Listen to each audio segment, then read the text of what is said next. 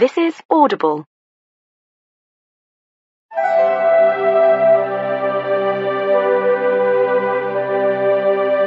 Hachette Audio presents The Raven Prince, written by Elizabeth Hoyt, read by Maura Quirk.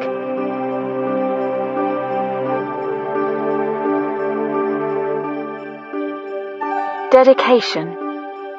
For my husband Fred, my own wild blueberry pie, sweet, tart, and always comforting.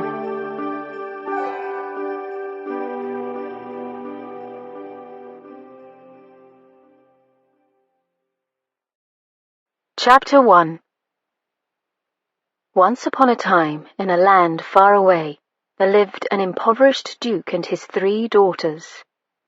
From The Raven Prince. Little Battleford, England, March 1760. The combination of a horse galloping far too fast, a muddy lane with a curve, and a lady pedestrian is never a good one. Even in the best of circumstances, the odds of a positive outcome are depressingly low. But add a dog, a very big dog, and, Anna Wren reflected, disaster becomes inescapable. The horse in question made a sudden sideways jump at the sight of Anna in its path. The mastiff, jogging beside the horse, responded by running under its nose, which in turn made the horse rear. Saucer-sized hooves flailed the air, and inevitably the enormous rider on the horse's back came unseated. The man went down at her feet like a hawk shot from the sky, if less gracefully. His long limbs sprawled as he fell. He lost his crop and tricorn, and he landed with a spectacular splash in a mud puddle. A wall of filthy water sprang up to drench her. Everyone, including the dog, paused. Idiot, Anna thought, but that was not what she said. Respectable widows of a certain age, 31 in 2 months, do not hurl epithets, however apt at gentlemen. No, indeed. I do hope you are not damaged by your fall, she said instead. May I assist you to rise? She smiled through gritted teeth at the sodden man. He did not return her pleasantry. What the hell were you doing in the middle of the road, you silly woman? The man heaved himself out of the mud puddle to loom over her in that irritating way gentlemen had of trying to look important when they'd just been foolish. The dirty water beading on his pale, pock-marked face made him an awful sight. Black eyelashes clumped together lushly around obsidian eyes, but that hardly offset the large nose and chin, and the thin, bloodless lips. I am so sorry. Anna's smile did not falter. I was walking home. Naturally, had I known you would be needing the entire width of the throughway. But apparently his question had been rhetorical. The man stomped away, dismissing her and her explanation. He ignored his hat and crop to stalk the horse, cursing it in a low, oddly soothing monotone. The dog sat down to watch the show.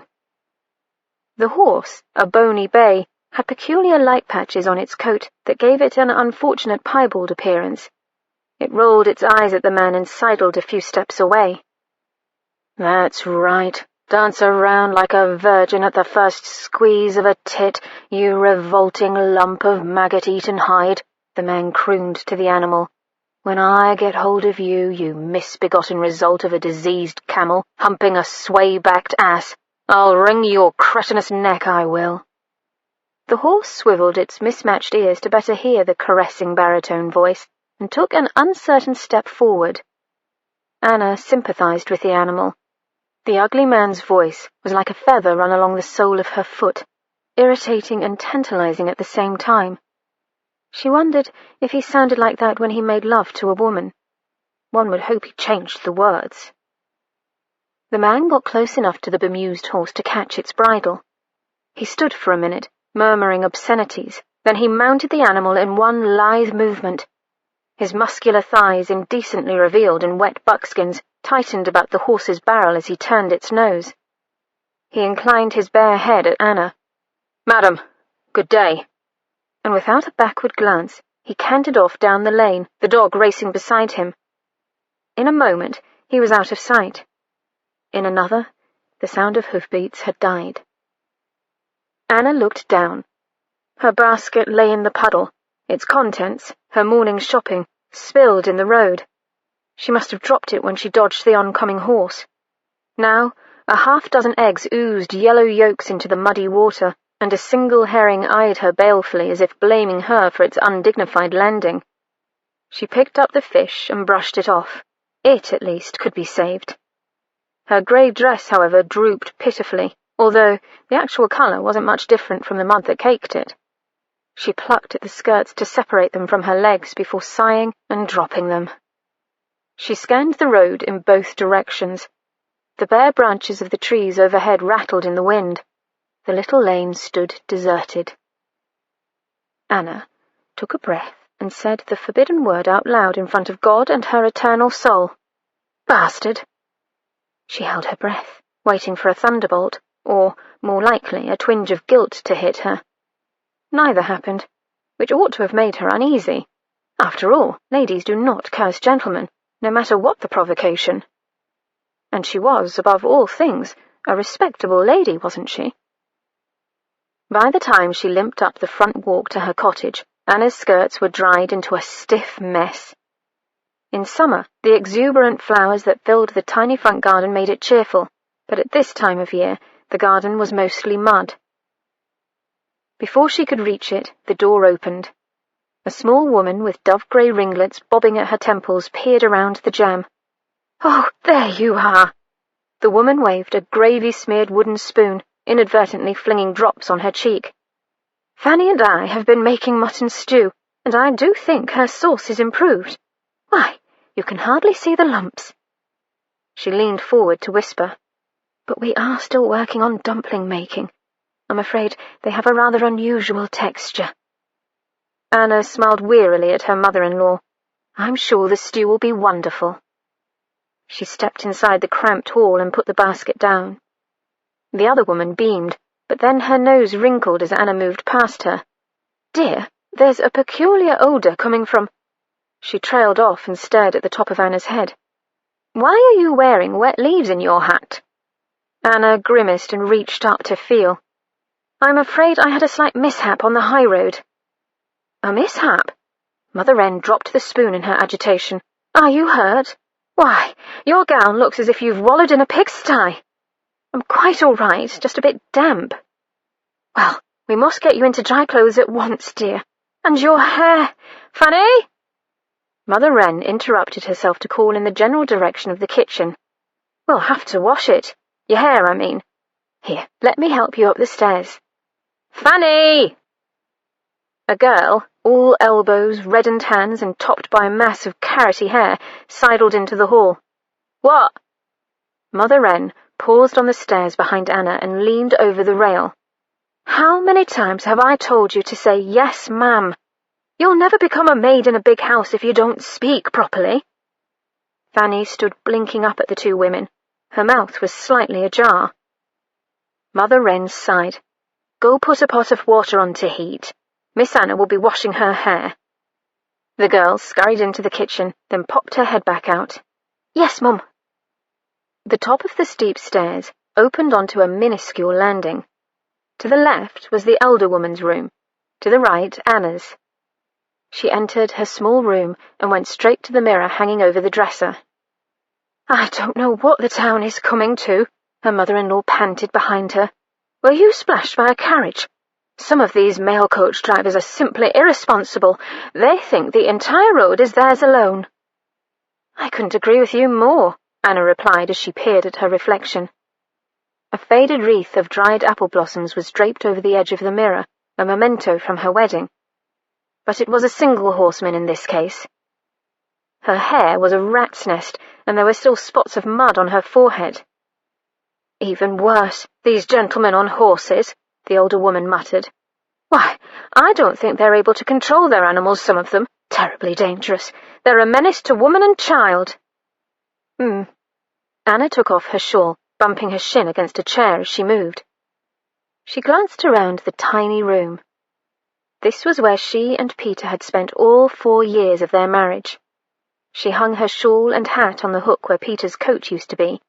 The chair, where he once piled his heavy law books, now served as her bedside table.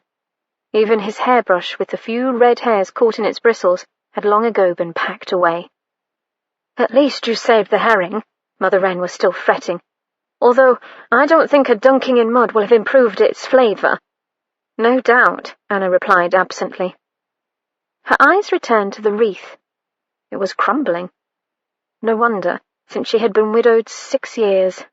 Nasty thing. It would be better in the garden rubbish pile. She tossed it aside to take down later. "Here, dear, let me help you." Mother Wren began unhooking the dress from the bottom. "We'll have to sponge this right away. There's quite a bit of mud around the hem.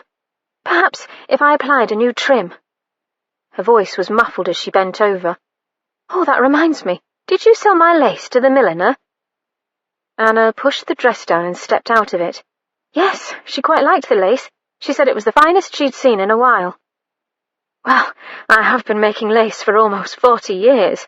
Mother Wren tried to look modest. She cleared her throat. "How much did she give you for it?" Anna winced. "1.6. She reached for a threadbare wrap. "But I worked 5 months on it," Mother Wren gasped. "I know." Anna sighed and took down her hair. "And as I said, the milliner considered your work to be of the finest quality. It's just that lace doesn't fetch very much."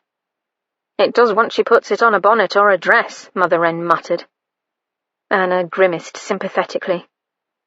She took a bathing cloth off a hook under the eaves, and the two women descended the stairs in silence. In the kitchen, Fanny hovered over a kettle of water. Bunches of dried herbs hung from the black beams, scenting the air. The old brick fireplace took up one whole wall. Opposite was a curtain-framed window that overlooked the back garden. Lettuce marched in a frilled chartreuse row down the tiny plot, and the radishes and turnips had been ready for a week now. Mother Wren set a chipped basin on the kitchen table.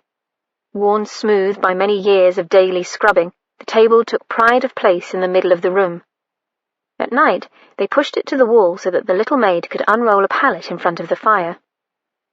Fanny brought the kettle of water. Anna bent over the basin, and Mother Wren poured the water on her head.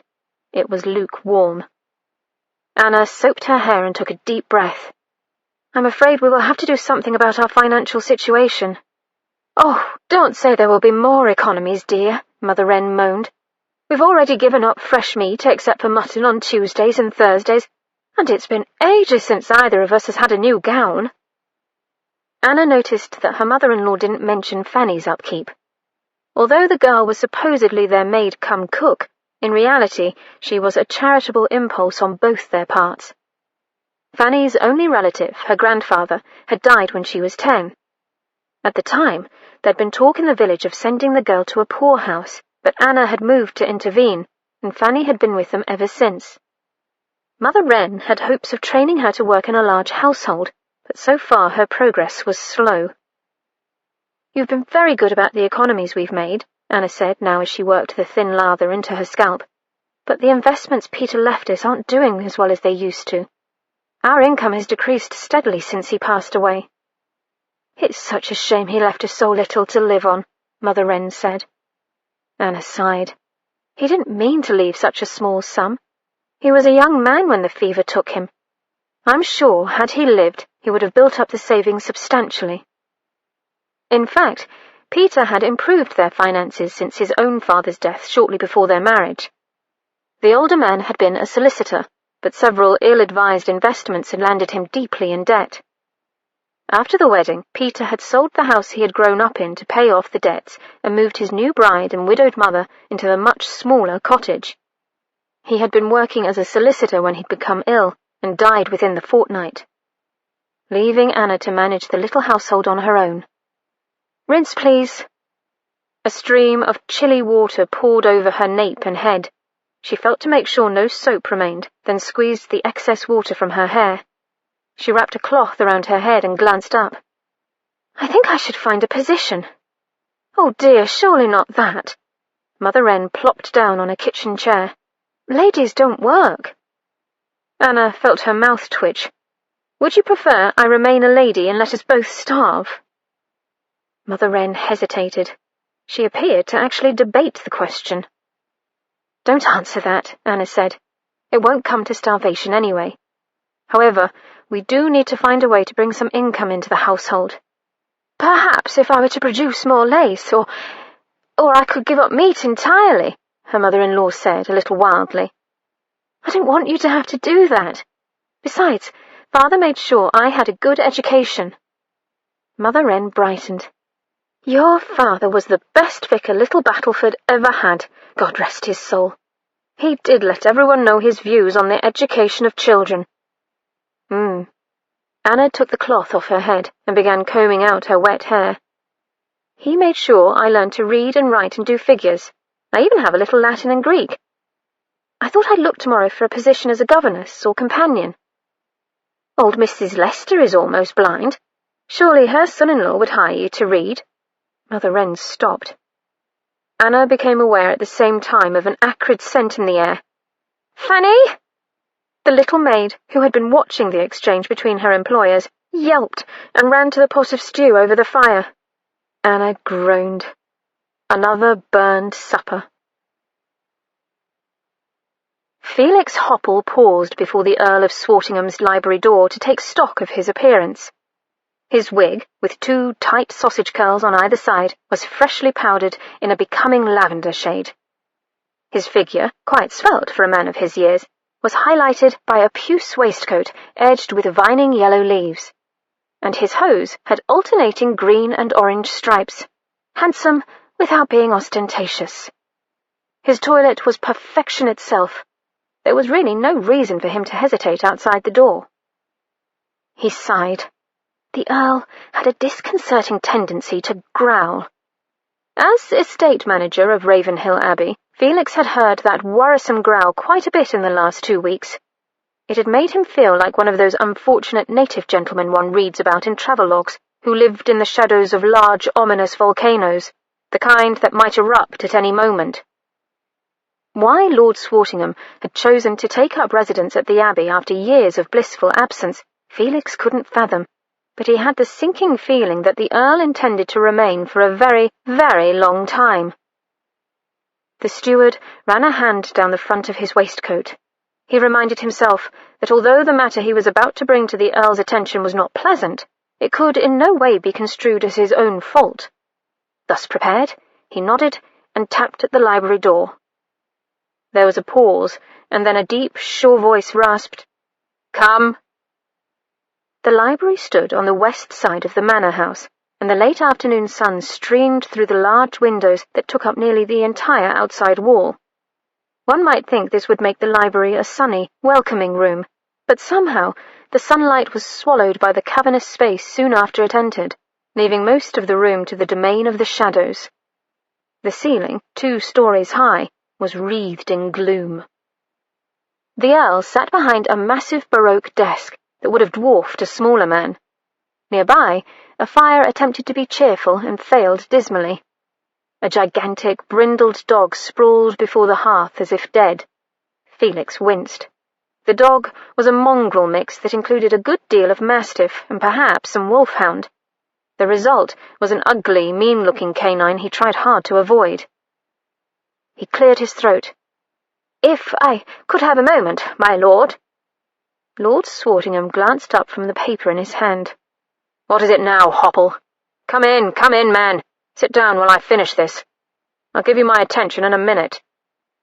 Felix crossed to one of the armchairs before the mahogany desk and sank into it, keeping an eye on the dog. He used the reprieve to study his employer for an idea of his mood.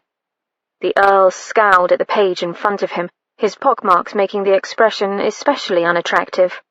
Of course, this was not necessarily a bad sign. The Earl habitually scowled. Lord Swartingham tossed aside the paper. He took off his half-moon reading glasses and threw his considerable weight back in his chair, making it squeak. Felix flinched in sympathy. "Well, Hopple?" "My lord, I have some unpleasant news that I hope you will not take too badly." He smiled tentatively. The Earl stared down his big nose without comment. Felix tugged at his shirt cuffs. "The new secretary, Mr. Tootleum, had word of a family emergency that forced him to hand in his resignation rather quickly." There was still no change of expression on the Earl's face, although he did begin to drum his fingers on the chair arm. Felix spoke more rapidly. "It seems Mr. Tootlem's parents in London have become bedridden by a fever and require his assistance. It is a very virulent illness with sweating and purging and quite contagious." The Earl raised one black eyebrow. In fact, Mr. Tootlem's 2 brothers, 3 sisters, his elderly grandmother, an aunt, and the family cat have all caught the contagion and are utterly unable to fend for themselves." Felix stopped and looked at the Earl. Silence. Felix wrestled valiantly to keep from babbling. "The cat?" Lord Swartingham snarled softly. Felix started to stutter a reply, but was interrupted by a bellowed obscenity. He ducked with newly practised ease as the Earl picked up a pottery jar and flung it over Felix's head at the door. It hit with a tremendous crash and a tinkle of falling shards. The dog, apparently long used to the odd manner in which Lord Swartingham vented his spleen, merely sighed. Lord Swartingham breathed heavily and pinned Felix with his coal-black eyes. "I trust you have found a replacement." Felix's neckcloth felt suddenly tight. He ran a finger around the upper edge. "Actually, my lord, although, of course, I've searched quite diligently, and indeed all the nearby villages have been almost scoured, I haven't—" He gulped and courageously met his employer's eye. "I'm afraid I haven't found a new secretary yet." Lord Swartingham didn't move. "I need a secretary to transcribe my manuscript for the series of lectures given by the Agrarian Society in 4 weeks, he enunciated awfully. "Preferably one who will stay more than 2 days. Find one." He snatched up another sheet of paper and went back to reading. The audience had ended. "Yes, my lord." Felix bounced nervously out of the chair and scurried towards the door. "I'll start looking right away, my lord." Lord Swartingham waited until Felix had almost reached the door before rumbling, "Hop-all!" On the point of escape, Felix guiltily drew back his hand from the doorknob. "My lord?" "You have until the morning after tomorrow." Felix stared at his employer's still downcast head and swallowed, feeling rather like that Hercules fellow must have on first seeing the Augean stables. "Yes, my lord." Edward de Raaf, the 5th Earl of Swartingham, finished reading the report from his North Yorkshire estate and tossed it onto the pile of papers, along with his spectacles. The light from the window was fading fast and soon would be gone. He rose from his chair and went to look out. The dog got up, stretched, and padded over to stand beside him, bumping at his hand. Edward absently stroked its ears. This was the 2nd secretary to decamp in the dark of night in so many months. One would think he was a dragon. Every single secretary had been more mouse than man. Show a little temper, a raised voice, and they scurried away. If even one of his secretaries had half the pluck of the woman he had nearly run down yesterday. His lips twitched. He hadn't missed her sarcastic reply to his demand of why she was in the road. No, that madam stood her ground when he blew his fire at her. A pity his secretaries couldn't do the same. He glowered out the dark window. And then there was this other nagging disturbance. His boyhood home was not as he remembered it. True, he was a man now. When he had last seen Ravenhill Abbey, he'd been a stripling youth mourning the loss of his family. In the intervening 2 decades, he had wandered from his northern estates to his London townhouse, but somehow, despite the time, those 2 places had never felt like home. He had stayed away precisely because the Abbey would never be the same as when his family had lived here. He'd expected some change, but he'd not been prepared for this dreariness, nor the awful sense of loneliness. The very emptiness of the rooms defeated him, mocking him with the laughter and light that he remembered. The family that he remembered. The only reason he persisted in opening up the mansion was because he hoped to bring his new bride here, his prospective new bride, pending the successful negotiation of the marital contract. He wasn't going to repeat the mistakes of his first short marriage and attempt to settle elsewhere. Back then, he tried to make his young wife happy by remaining in her native Yorkshire. It hadn't worked. In the years since his wife's untimely death, he'd come to the conclusion that she wouldn't have been happy anywhere they'd chosen to make their home. Edward pushed away from the window and strode toward the library doors. He would start as he meant to, go on and live at the Abbey, make it a home again. It was the seat of his earldom, and where he meant to replant his family tree. And when the marriage bore fruit, when the halls once again rang with children's laughter, surely then Ravenhill Abbey would feel alive again.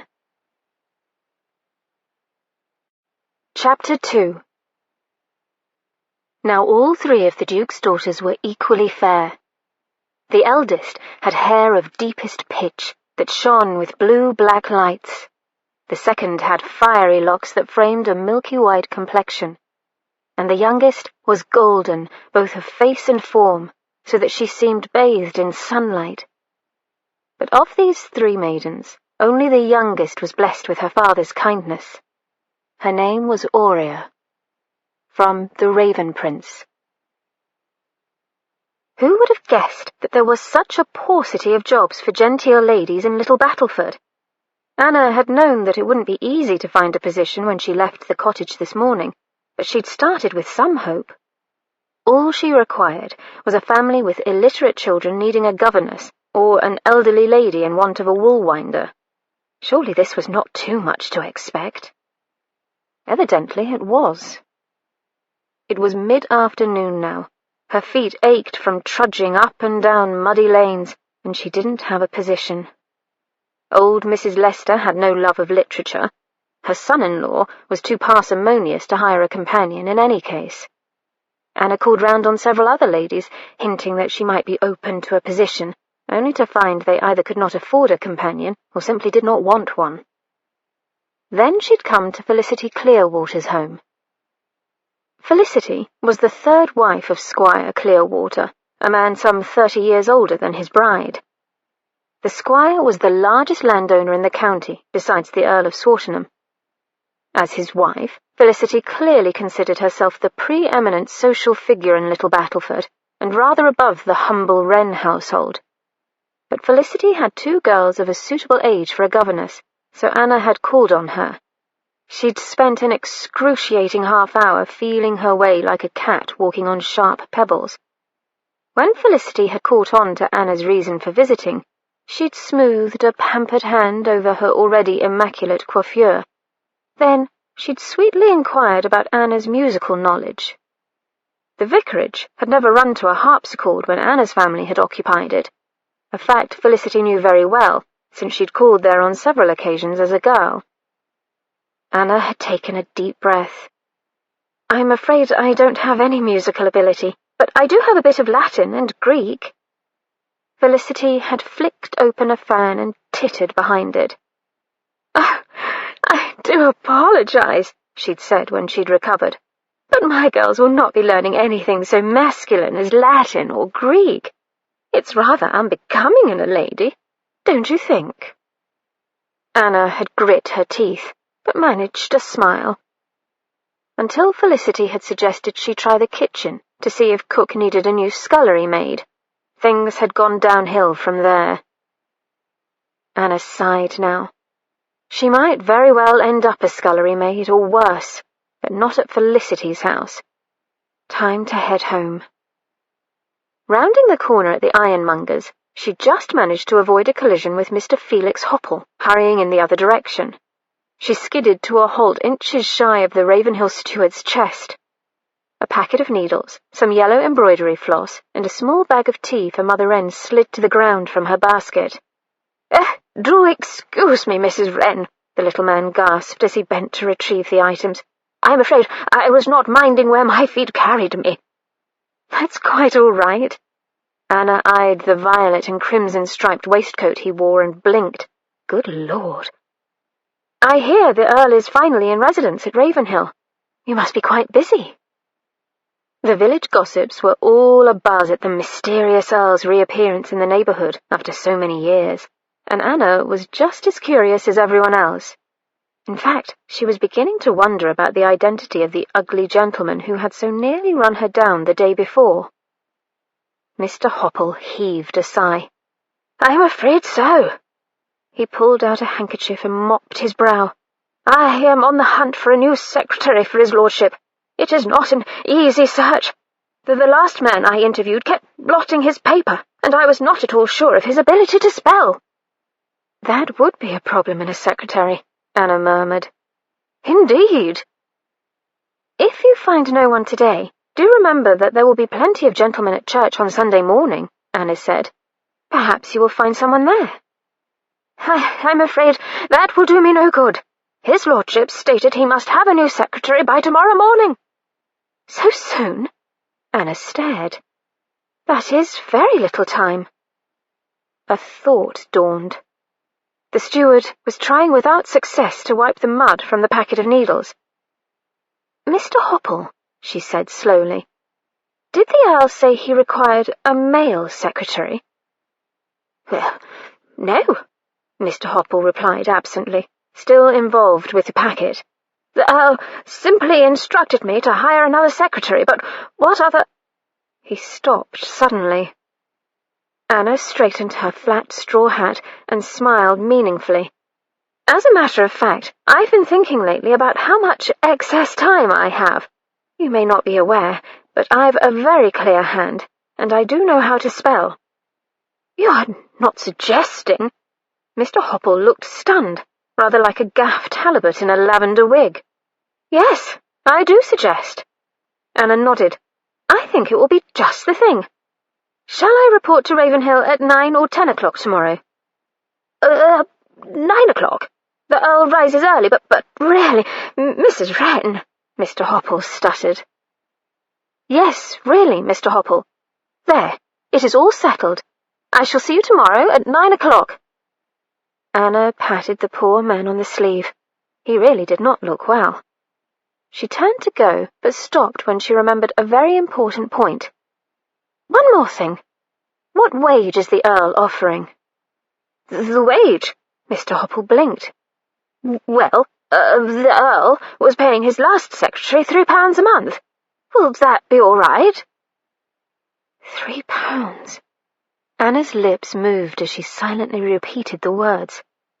It was suddenly a glorious day in Little Battleford. "That will do nicely." "And no doubt many of the upper chambers will need to be aired and perhaps painted as well. Have you got that, Hopple?" Edward leapt down the last 3 steps in front of Ravenhill Abbey and strode toward the stables, the late afternoon sun warm on his back. The dog, as usual, followed at his heels. There was no reply. "Hopple! Hopple!" He pivoted, his boots crunching on the gravel, and glanced behind him. "A moment, my lord." The steward was just starting down the front steps.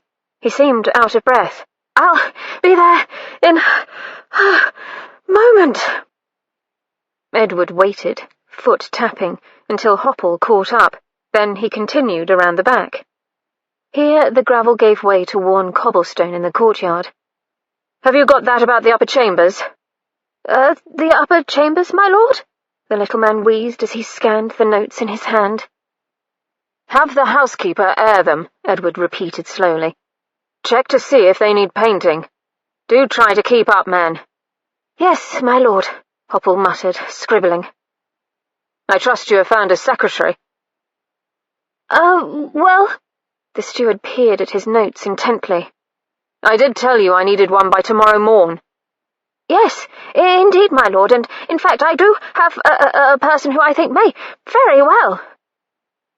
Edward halted before the massive double doors to the stables. "Hopple, do you have a secretary for me or not?" The steward looked alarmed. "Yes, my lord. I do think one could say that I have found a secretary."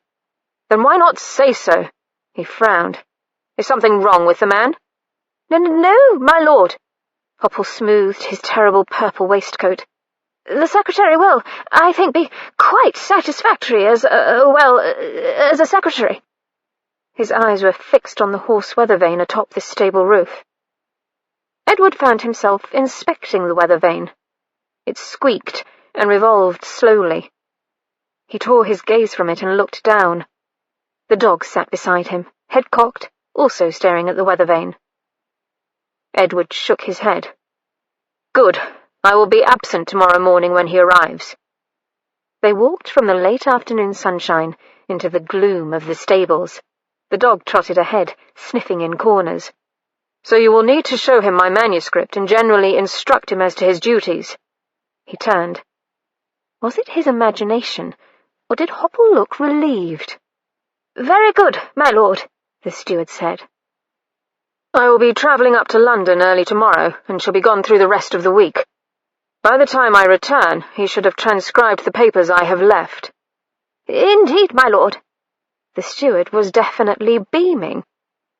Edward eyed him and snorted. "I shall be looking forward to meeting my new secretary when I return." Hopple's smile dimmed. Ravenhill Abbey was a rather daunting sort of place, Anna thought as she tramped up the drive to the manor the next morning. The walk from the village to the estate was almost 3 miles, and her calves were beginning to ache.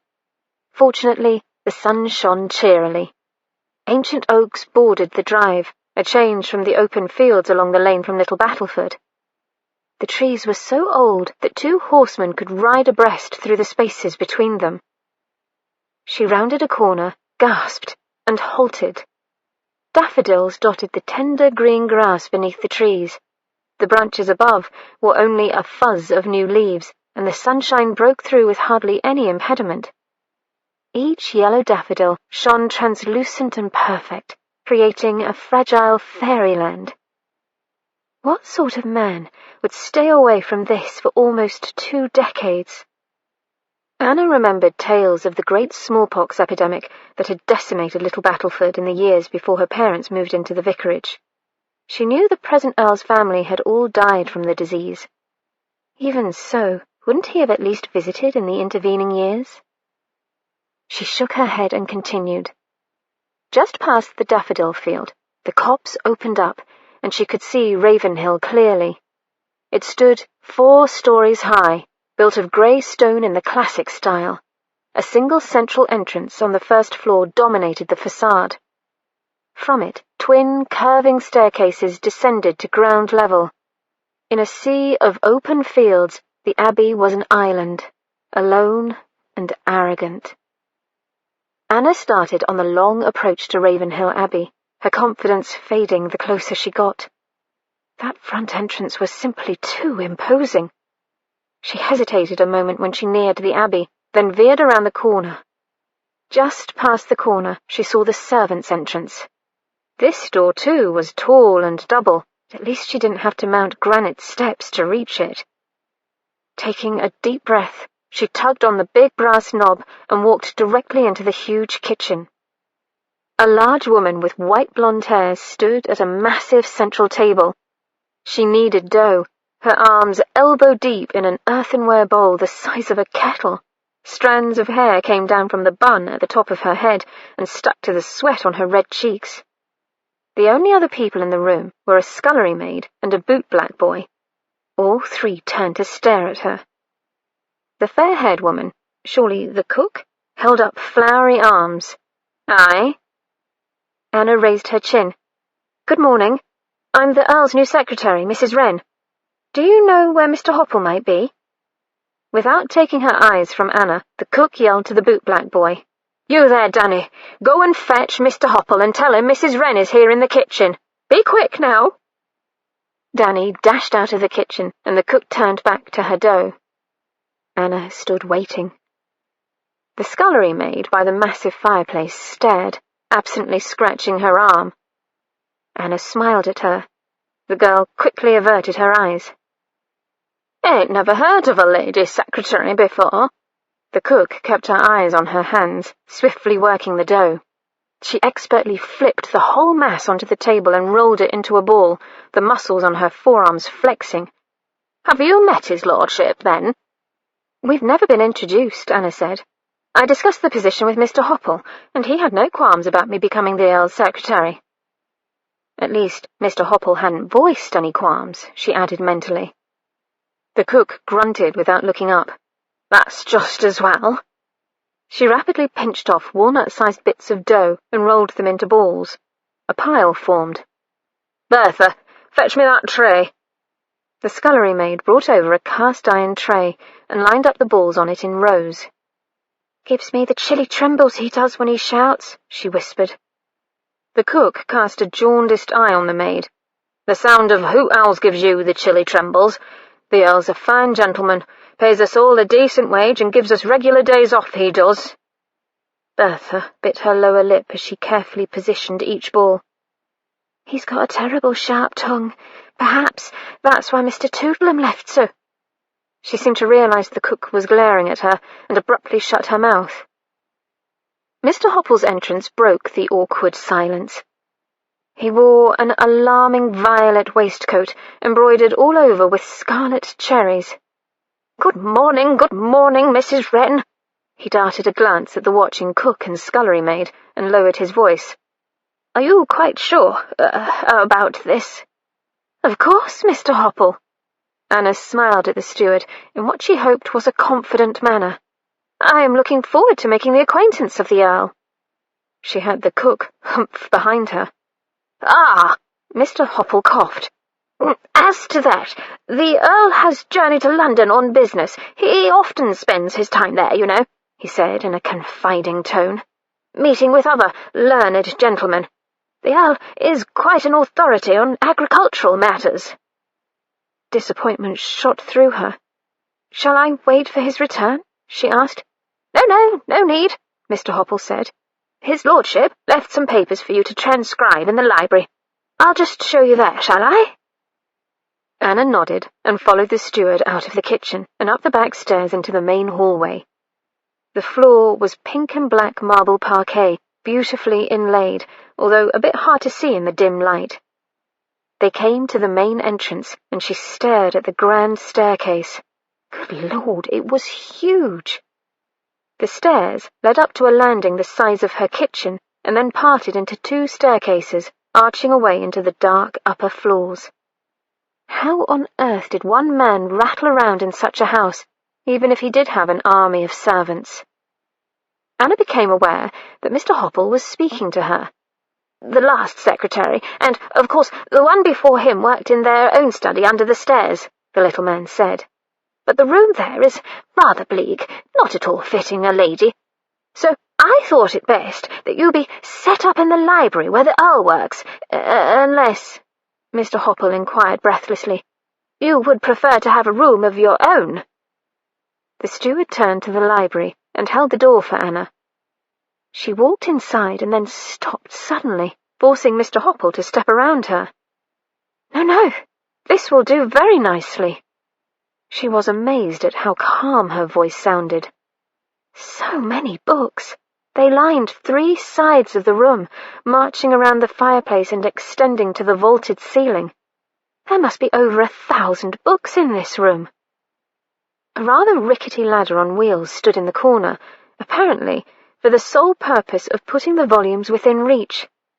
Imagine owning all these books and being able to read them whenever one fancied. Mr. Hopple led her to a corner of the cavernous room where a massive mahogany desk stood. Opposite it, several feet away, was a smaller rosewood desk. "Here we are, Mrs. Wren," he said enthusiastically. "I've set out everything I think you might need: paper, quills, ink, wipers, blotting paper, and sand. This is the manuscript the Earl would like copied." He indicated a 4-inch stack of untidy paper. "There is a bell pull in the far corner, and I'm sure cook would be happy to send up tea and any light refreshments you might like. Is there anything else you desire?" "Oh, no. This is all fine." Anna clasped her hands before her and tried not to look overwhelmed. "No? Well, do let me know if you need more paper or anything else for that matter." Mr. Hopple smiled and shut the door behind him. She sat at the elegant little desk, and reverently ran a finger over the polished inlay. Such a pretty piece of furniture. She sighed and picked up the first page of the Earl's manuscript. A bold hand, heavily slanted to the right, covered the page. Here and there, sentences were scratched out and alternative ones scrawled along the margins with many arrows pointing to where they should go. Anna began copying. Her own handwriting flowed small and neat. She paused now and again as she tried to decipher a word. The Earl's handwriting was truly atrocious. After a while, though, she began to get used to his looping Y's and dashed R's. At a little past noon, Anna laid aside her quill and rubbed at the ink on her fingertips. Then she rose and tentatively yanked at the bell pull in the corner. It was silent, but presumably a bell rang somewhere to summon someone to bring her a cup of tea. She glanced at the row of books near the pull. They were heavy, embossed tomes with Latin names. Curious, she drew one out. As she did so, a slim volume fell to the floor with a thud. Anna quickly bent to pick it up, glancing guiltily at the door. No one had yet responded to the bell pull. She turned back to the book in her hands. It was bound in red Morocco leather, buttery soft to the touch, and was without title. The sole embellishment was an embossed gold feather on the lower right corner of the cover.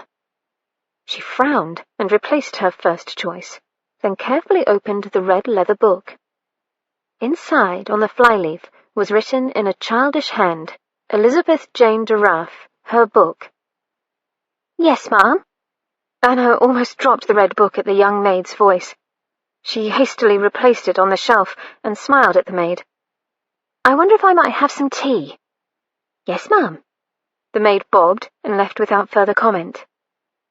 Anna glanced again at Elizabeth's book, but decided circumspection was the better part of valour, and returned to her desk to await the tea. At 5 o'clock, Mr. Hopple rushed back into the library. "How was your first day? Not too strenuous, I hope?" He picked up the stack of completed papers and glanced through the first several. "These look very well. The Earl will be pleased to get them off to the printers." He sounded relieved. Anna wondered if he had spent the day worrying about her abilities. She gathered her things and, with a last inspection of her desktop to make sure all was in order, bid Mr. Hopple good evening and set off home. Mother Wren pounced the moment Anna arrived at the little cottage and bombarded her with anxious questions. Even Fanny looked at her as if working for the Earl were terribly dashing. "But I didn't even meet him," Anna protested to no avail. The next several days passed swiftly, and the pile of transcribed pages grew steadily. Sunday was a welcome day of rest. When Anna returned on Monday, the Abbey held an air of excitement. The Earl had at last returned from London. Cook didn't even look up from the soup she stirred when Anna entered the kitchen, and Mr. Hopple wasn't there to greet her as had been his daily habit. Anna made her way to the library by herself, expecting to finally meet her employer. Only to find the room empty. Oh well. Anna puffed out a breath in disappointment and set her luncheon basket down on the rosewood desk. She began her work, and time passed, marked only by the sound of her quill scratching across the page. After a while, she felt another presence and looked up. Anna gasped. An enormous dog stood beside her desk, only an arm's length away. The animal had entered without any sound. Anna held herself very still while she tried to think. She wasn't afraid of dogs. As a child, she'd owned a sweet little terrier. But this canine was the largest she'd ever encountered, and, unfortunately, it was also familiar. She'd seen the same animal not a week ago, running beside the ugly man who had fallen off his horse on the high road. And if the animal was here now— Oh dear. Anna rose, but the dog took a step toward her, and she thought better of escaping the library. Instead, she exhaled and slowly sat back down. She and the dog eyed each other. She extended a hand, palm downward, for the dog to sniff. The dog followed her hand's movement with its gaze, but disdained the gesture. "Well," Anna said softly, "if you will not move, sir, I can at least get on with my work." She picked up her quill again, trying to ignore the huge animal beside her. After a bit, the dog sat down, but still watched her. When the clock over the mantelpiece struck the noon hour, she put down her quill again and rubbed her hand. Cautiously, she stretched her arms overhead, making sure to move slowly. "Perhaps you'd like some luncheon," she muttered to the beast. Anna opened the small cloth-covered basket she brought every morning. She thought about ringing for some tea to go with her meal, but wasn't certain the dog would let her move from the desk. "And if someone doesn't come to check on me," she grumbled to the beast, "I shall be glued to this desk all afternoon because of you."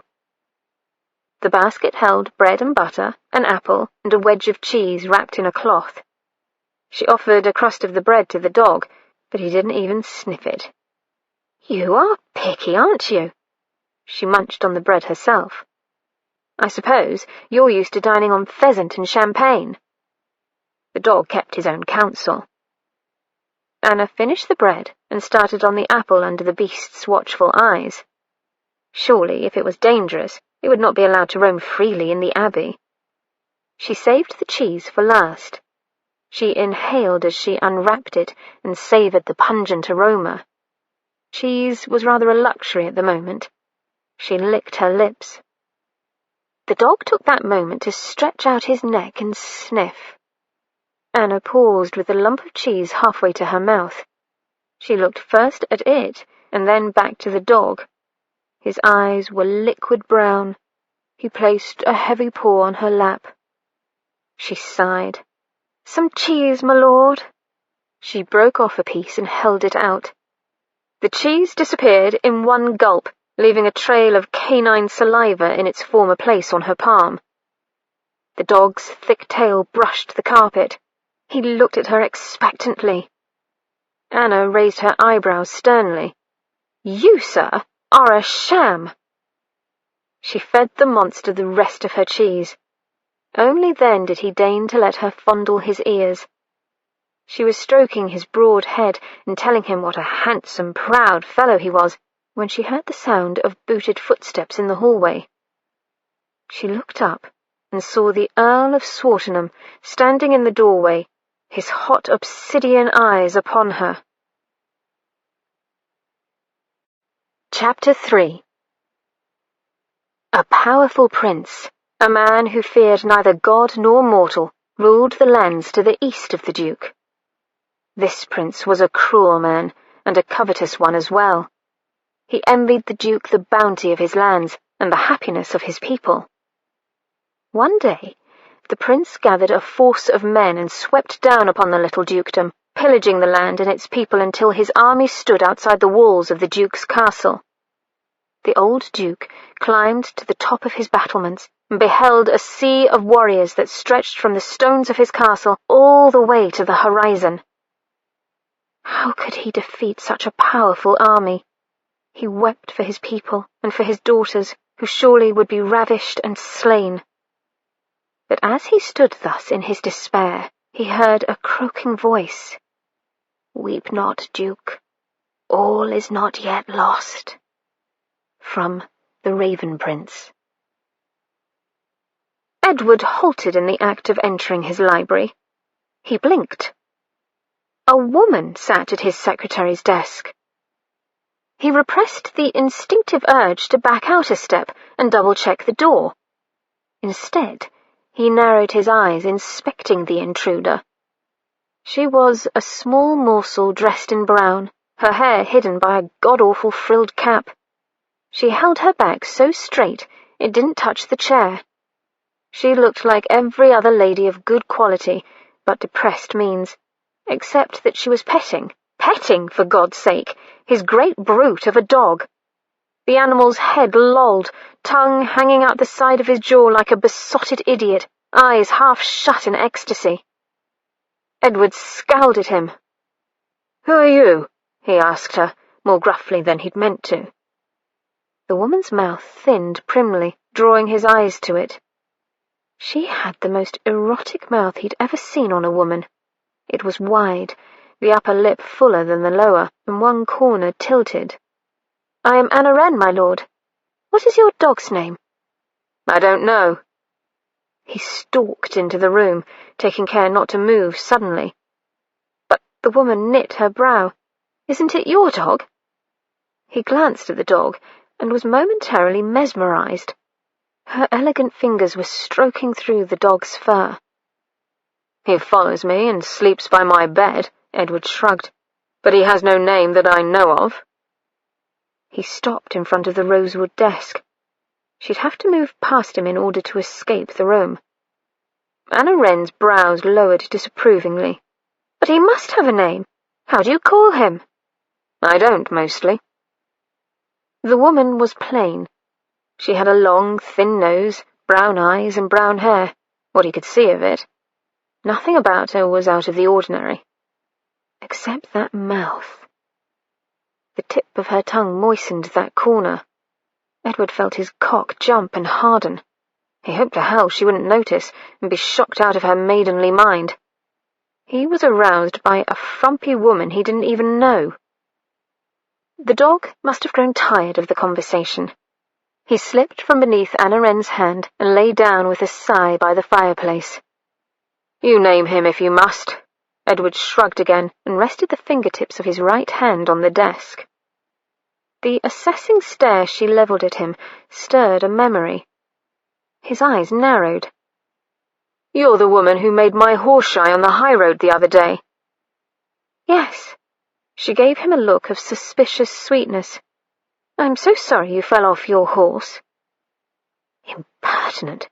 "I did not fall off. I was unseated."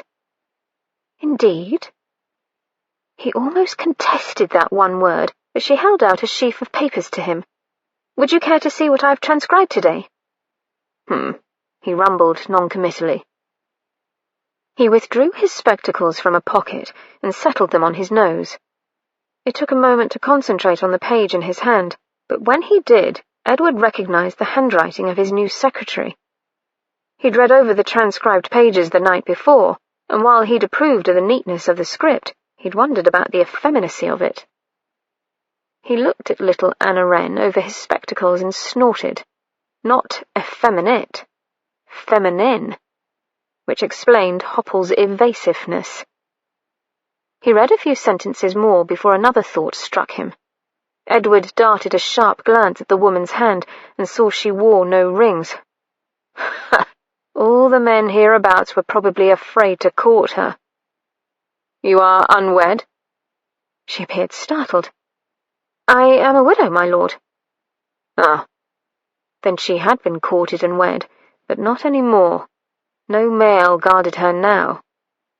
Hard on the heels of that thought was a feeling of ridiculousness for having predatory thoughts about such a drab female. Except for that mouth.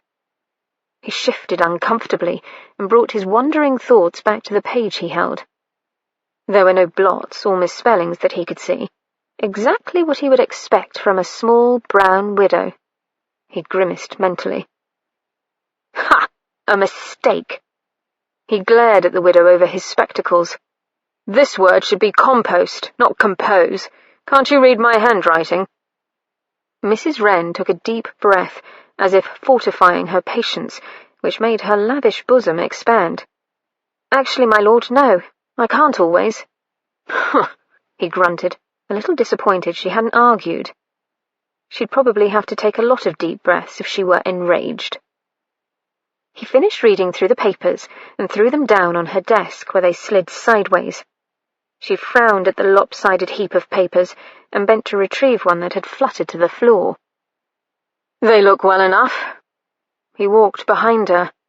"I will be working here later this afternoon whilst you finish transcribing the manuscript thus far."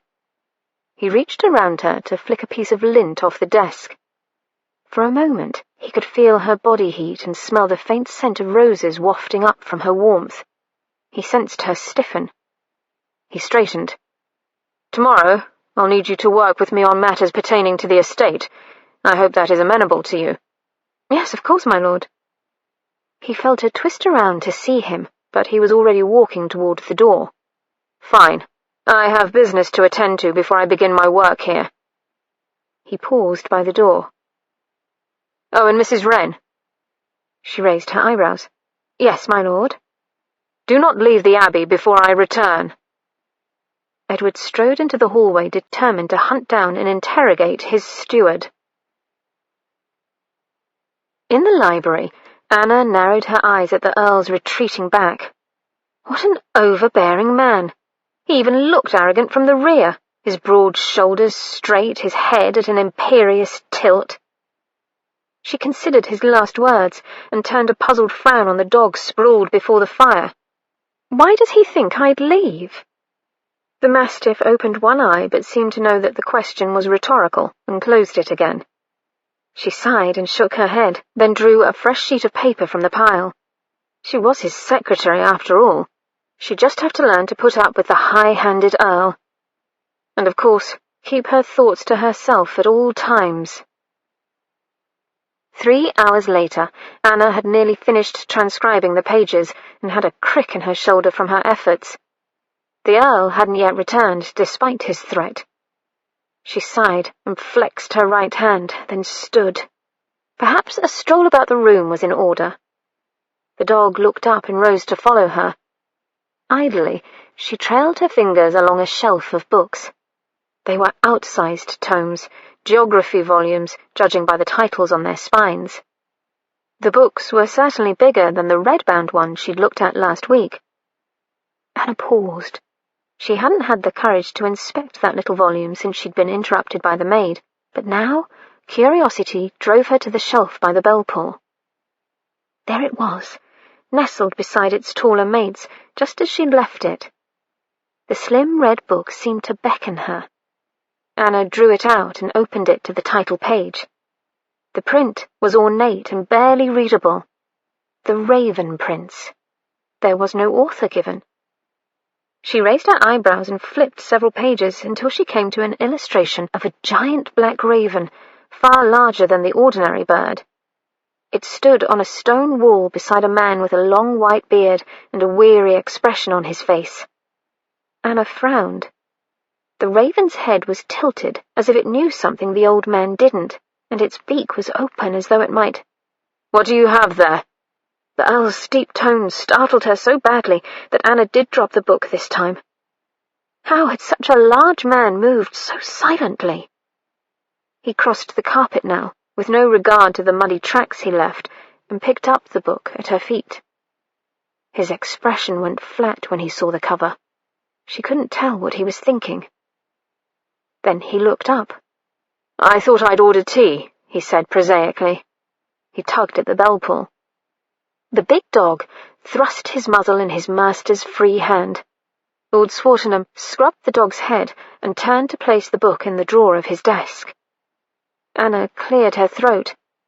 "I was just looking. I hope you don't mind." But the Earl waved her to silence as a parlour-maid appeared at the door. He spoke to the maid.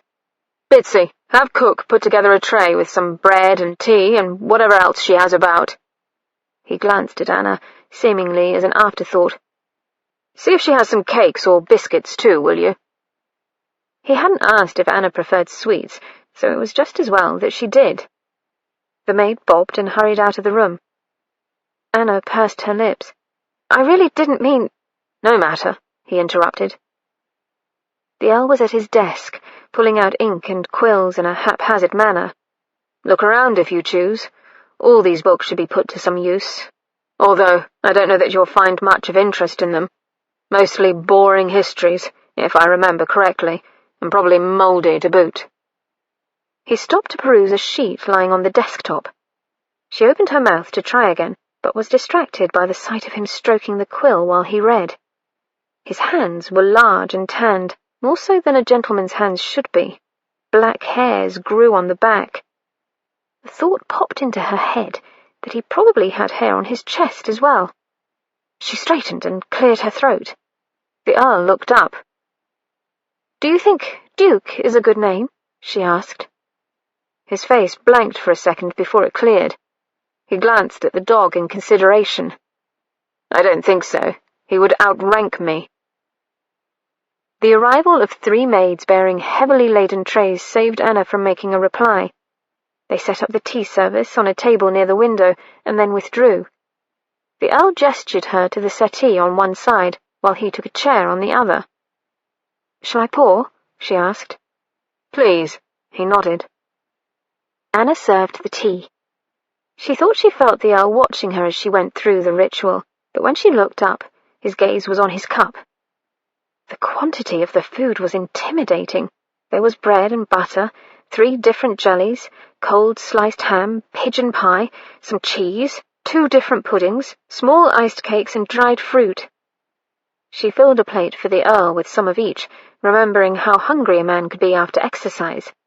Then she chose a few pieces of fruit and a cake for herself. Apparently, the Earl didn't need conversation during the meal. He methodically demolished the food on his plate. Anna watched him while she nibbled at a lemon cake. He lounged in the chair, one leg bent at the knee, the other extended half under the table. Her eyes followed the long length of his mud-splattered jackboots, up muscled thighs to trim hips, over a flat stomach to a chest that widened out to quite broad shoulders for such a lean man. Her gaze skittered to his face. His black eyes gleamed back at her. She flushed and cleared her throat. "Your dog is so—" She glanced at the homely animal. "Unusual. I don't believe I have ever seen one like it before. Where did you get it?" The Earl snorted. "The question should be, where did he get me?" "I beg your pardon?" The Earl sighed and shifted in his chair. "He turned up one night about a year ago outside my estate in North Yorkshire. I found him along the road. He was emaciated, flea-bitten, and had a rope tangled about his neck and forelegs. I cut the rope off, and the damned animal followed me home." He scowled at the dog beside his chair. It wagged its tail happily. The Earl lobbed a piece of pie crust, which the dog snapped out of the air. "Haven't been able to get rid of him since." Anna pursed her lips to hide a smile. When she looked up, she thought the Earl was staring at her mouth. Oh dear, did she have icing on her face? She hastily dabbed at her lips with her finger. "He must be quite loyal to you after you rescued him." He grunted. "More like he's loyal to the kitchen scraps he gets here." The Earl rose abruptly and rang for the tea things to be removed, the dog following his steps. Apparently, tea was over. The rest of the day passed companionably.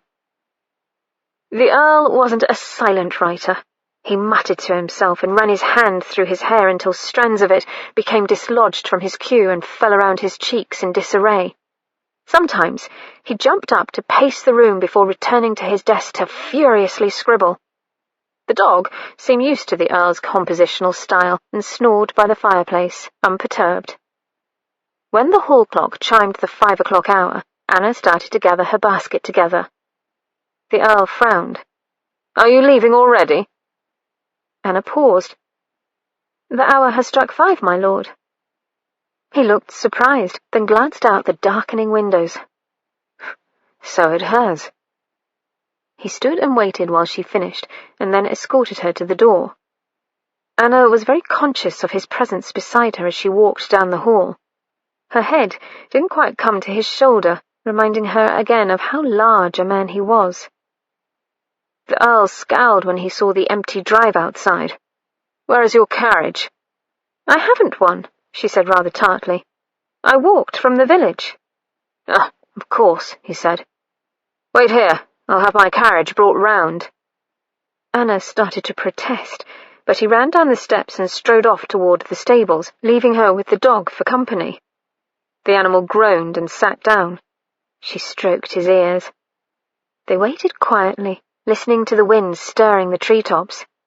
The dog suddenly pricked up his ears and got to his feet. The carriage rumbled around the corner and pulled up before the front steps. The Earl climbed out and held the door for Anna.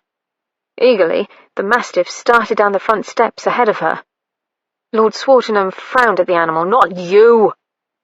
The dog lowered its head and went to stand at his side. Anna placed her gloved hand in the Earl's as he helped her into the carriage. For a moment, strong, masculine fingers tightened around hers. Then she was released to sit on the red leather seat. The Earl leaned into the carriage. "You needn't bring a lunch tomorrow. You'll be dining with me." He signalled the driver before she could thank him, and the carriage lurched forward. Anna craned her neck to look back. The Earl still stood before the steps with the huge dog. For some reason, the sight filled her with a melancholy loneliness. Anna shook her head and faced forward again, chastising herself. The Earl had no need of her pity. Edward watched the carriage round the corner. He had an uneasy feeling that he shouldn't let the little widow out of his sight. Her presence beside him in the library that afternoon had been strangely soothing. He grimaced to himself. Anna Wren was not for him. She was of a different class than he, and moreover, she was a respectable widow from the village. She wasn't a sophisticated society lady who might consider a liaison outside of wedlock. "Come," he slapped his thigh. The dog followed him back into the library. The room was cold and dreary again. Somehow it had felt warmer when Mrs. Wren had sat here. He strolled behind her rosewood desk and noticed a handkerchief on the floor. It was white with flowers embroidered in one corner. Violets, perhaps. Hard to tell, since they were a bit lopsided. Edward lifted the cloth to his face and inhaled. It smelled of roses. He fingered the handkerchief and walked to the darkened windows. His trip to London had gone well. Sir Richard Gerard had accepted the suit for his daughter. Gerard was only a baronet, but the family was old and sound. The mother had borne 7 children, 5 of whom had lived to adulthood. Also, Gerard owned a small unentailed estate bordering his own in North Yorkshire. The man balked at adding this land to his eldest daughter's dowry, but Edward felt sure he would come around in time. After all, Gerard would be gaining an earl as a son-in-law, quite a feather in his cap. As for the girl... Edward's thoughts stopped, and for a horrible moment he couldn't think of her name. Then it came to him. Sylvia. Of course, Sylvia. He hadn't spent much time alone with her, but he'd made sure the match was agreeable to the girl. He'd asked her point blank if the smallpox scars repelled her. She had said they did not. Edward balled his hand into a fist. Did she tell the truth? Others had lied about his scars, and he had been fooled in the past. The girl could very well be telling him what he wished to hear, and he would not find out her loathing until later. But what alternative did he have? To remain unmarried and childless the rest of his life for fear of a possible lie?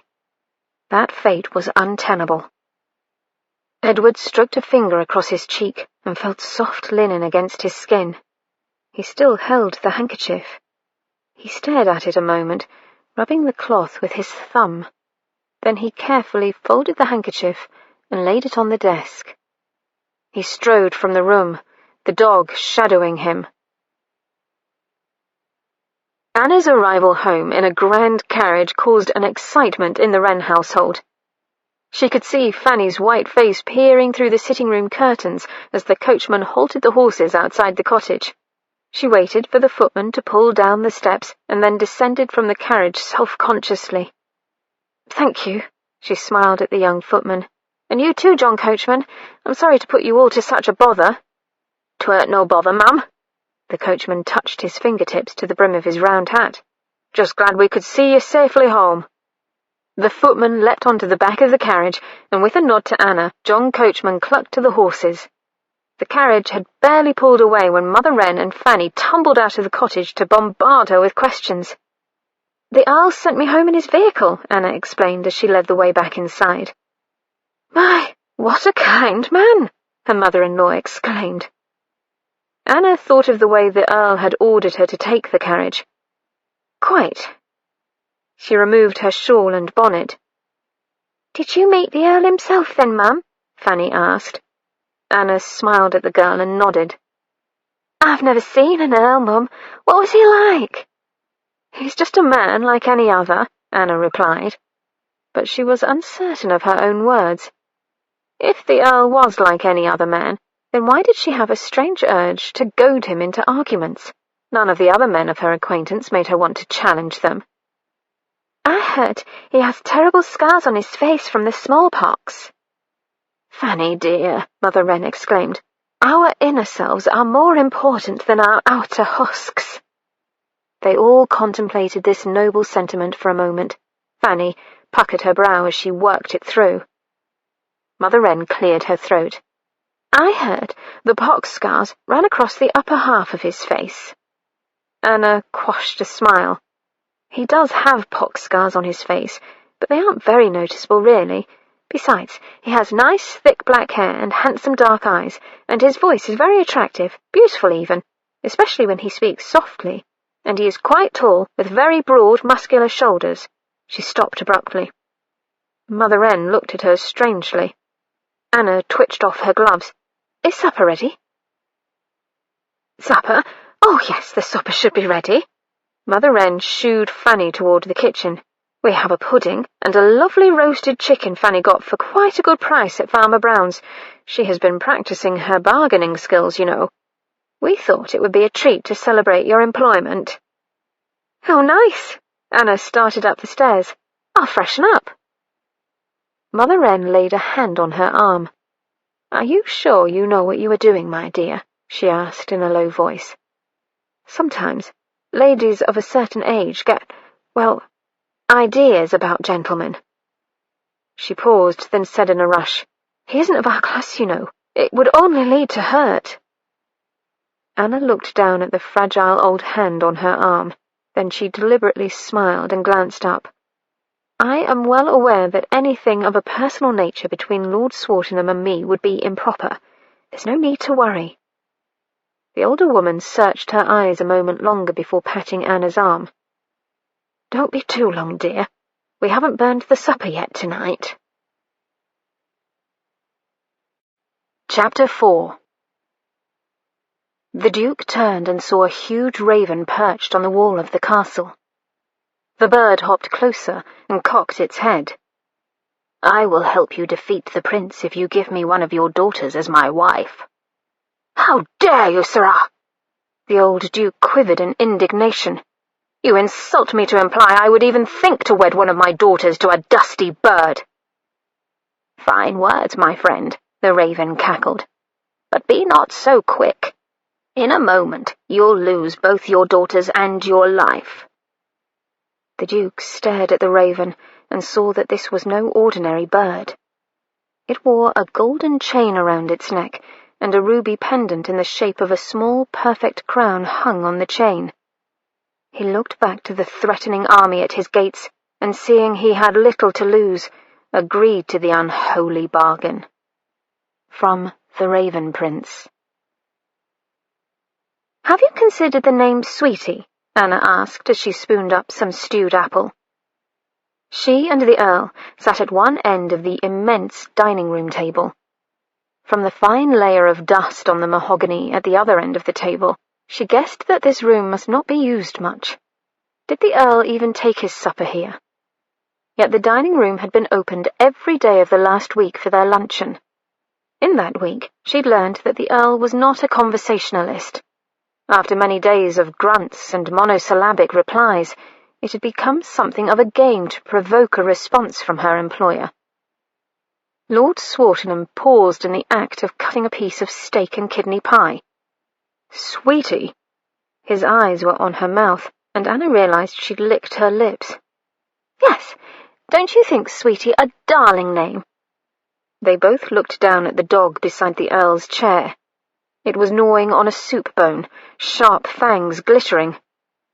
"I think Sweetie may not be altogether suitable for his personality," Lord Swartingham said, placing the pie slice on his plate. Perhaps you're right," Anna thoughtfully chewed. "Yet you yourself haven't offered an alternative." The Earl sawed vigorously at a lump of meat. "That's because I'm content to let the animal remain nameless." "Didn't you have any dogs as a boy?" "I?" He stared at her as if she'd asked if he'd had two heads as a boy. "No." No pets at all? He scowled down at his pie. Well, there was my mother's lapdog. There, you see, Anna exclaimed in triumph. But the animal was a pug, and an extremely irritable one at that. Even so, he used to growl and snap at everyone but Mother, the Earl mused apparently to himself. No one liked it. Once bit a footman. Father had to give the poor fellow a shilling. And did the pug have a name? Fiddles. The Earl nodded and took a bite of pie. But Sammy called it Piddles.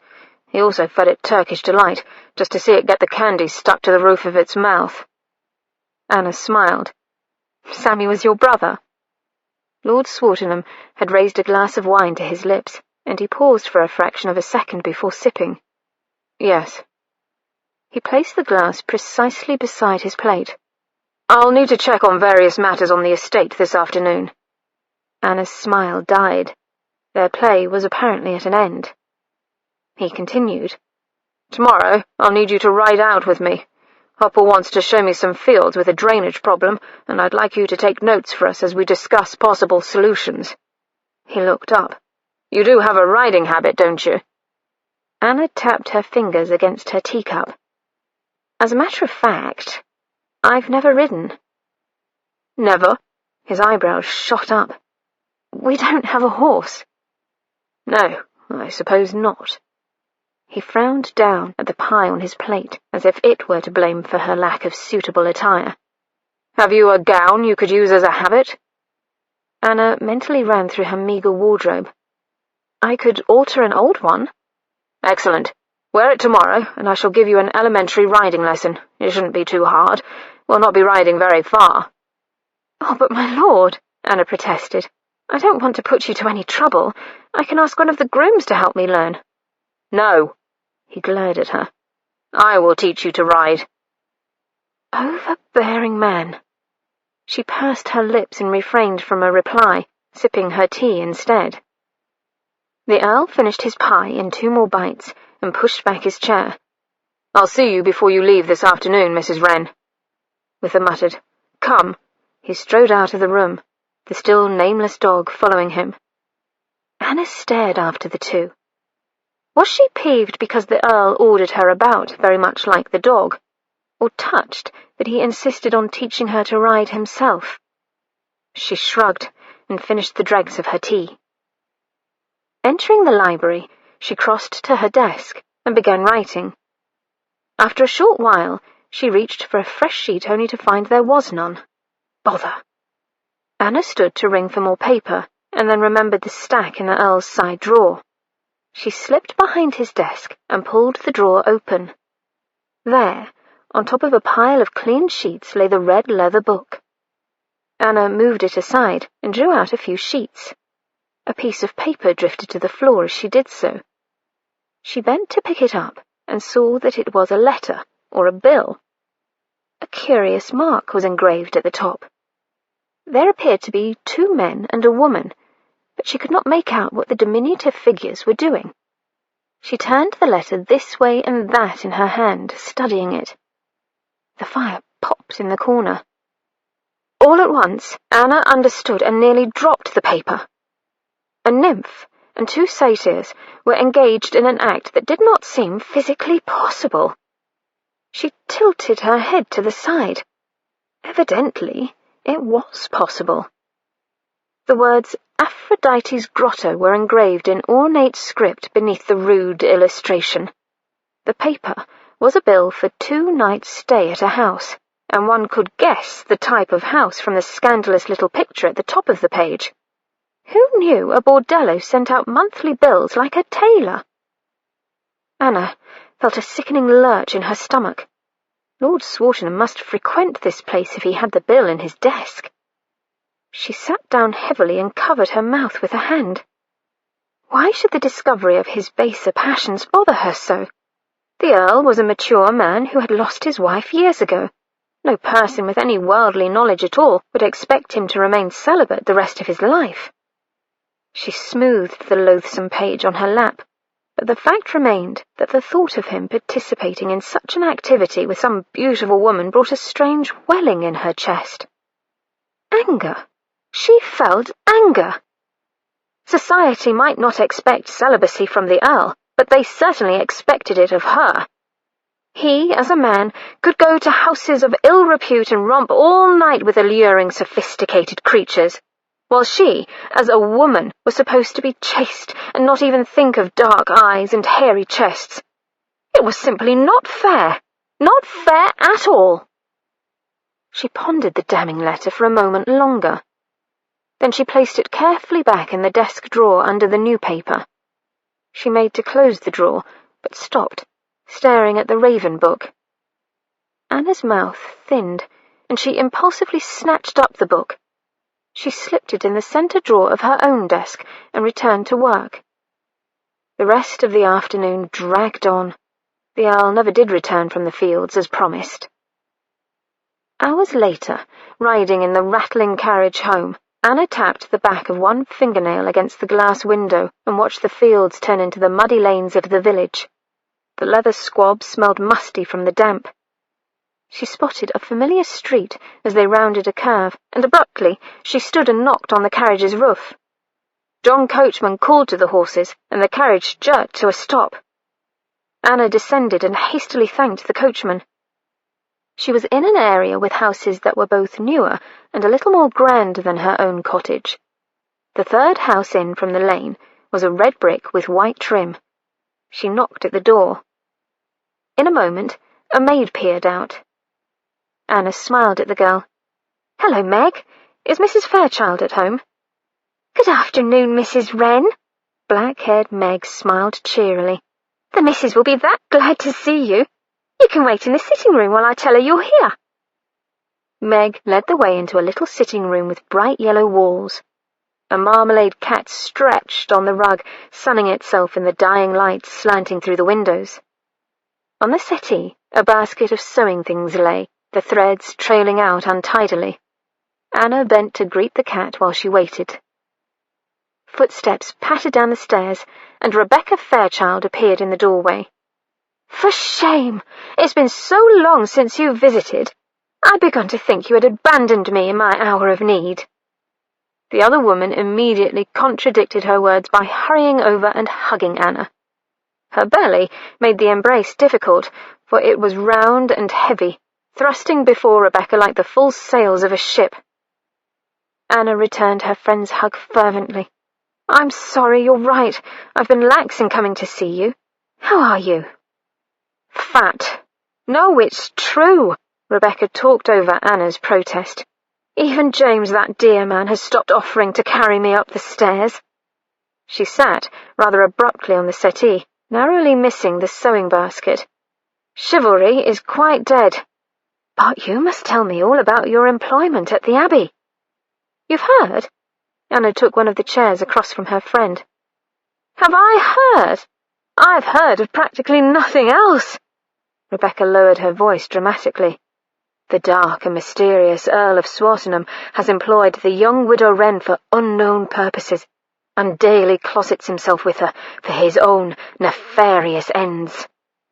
Anna winced. "I'm only transcribing papers for him."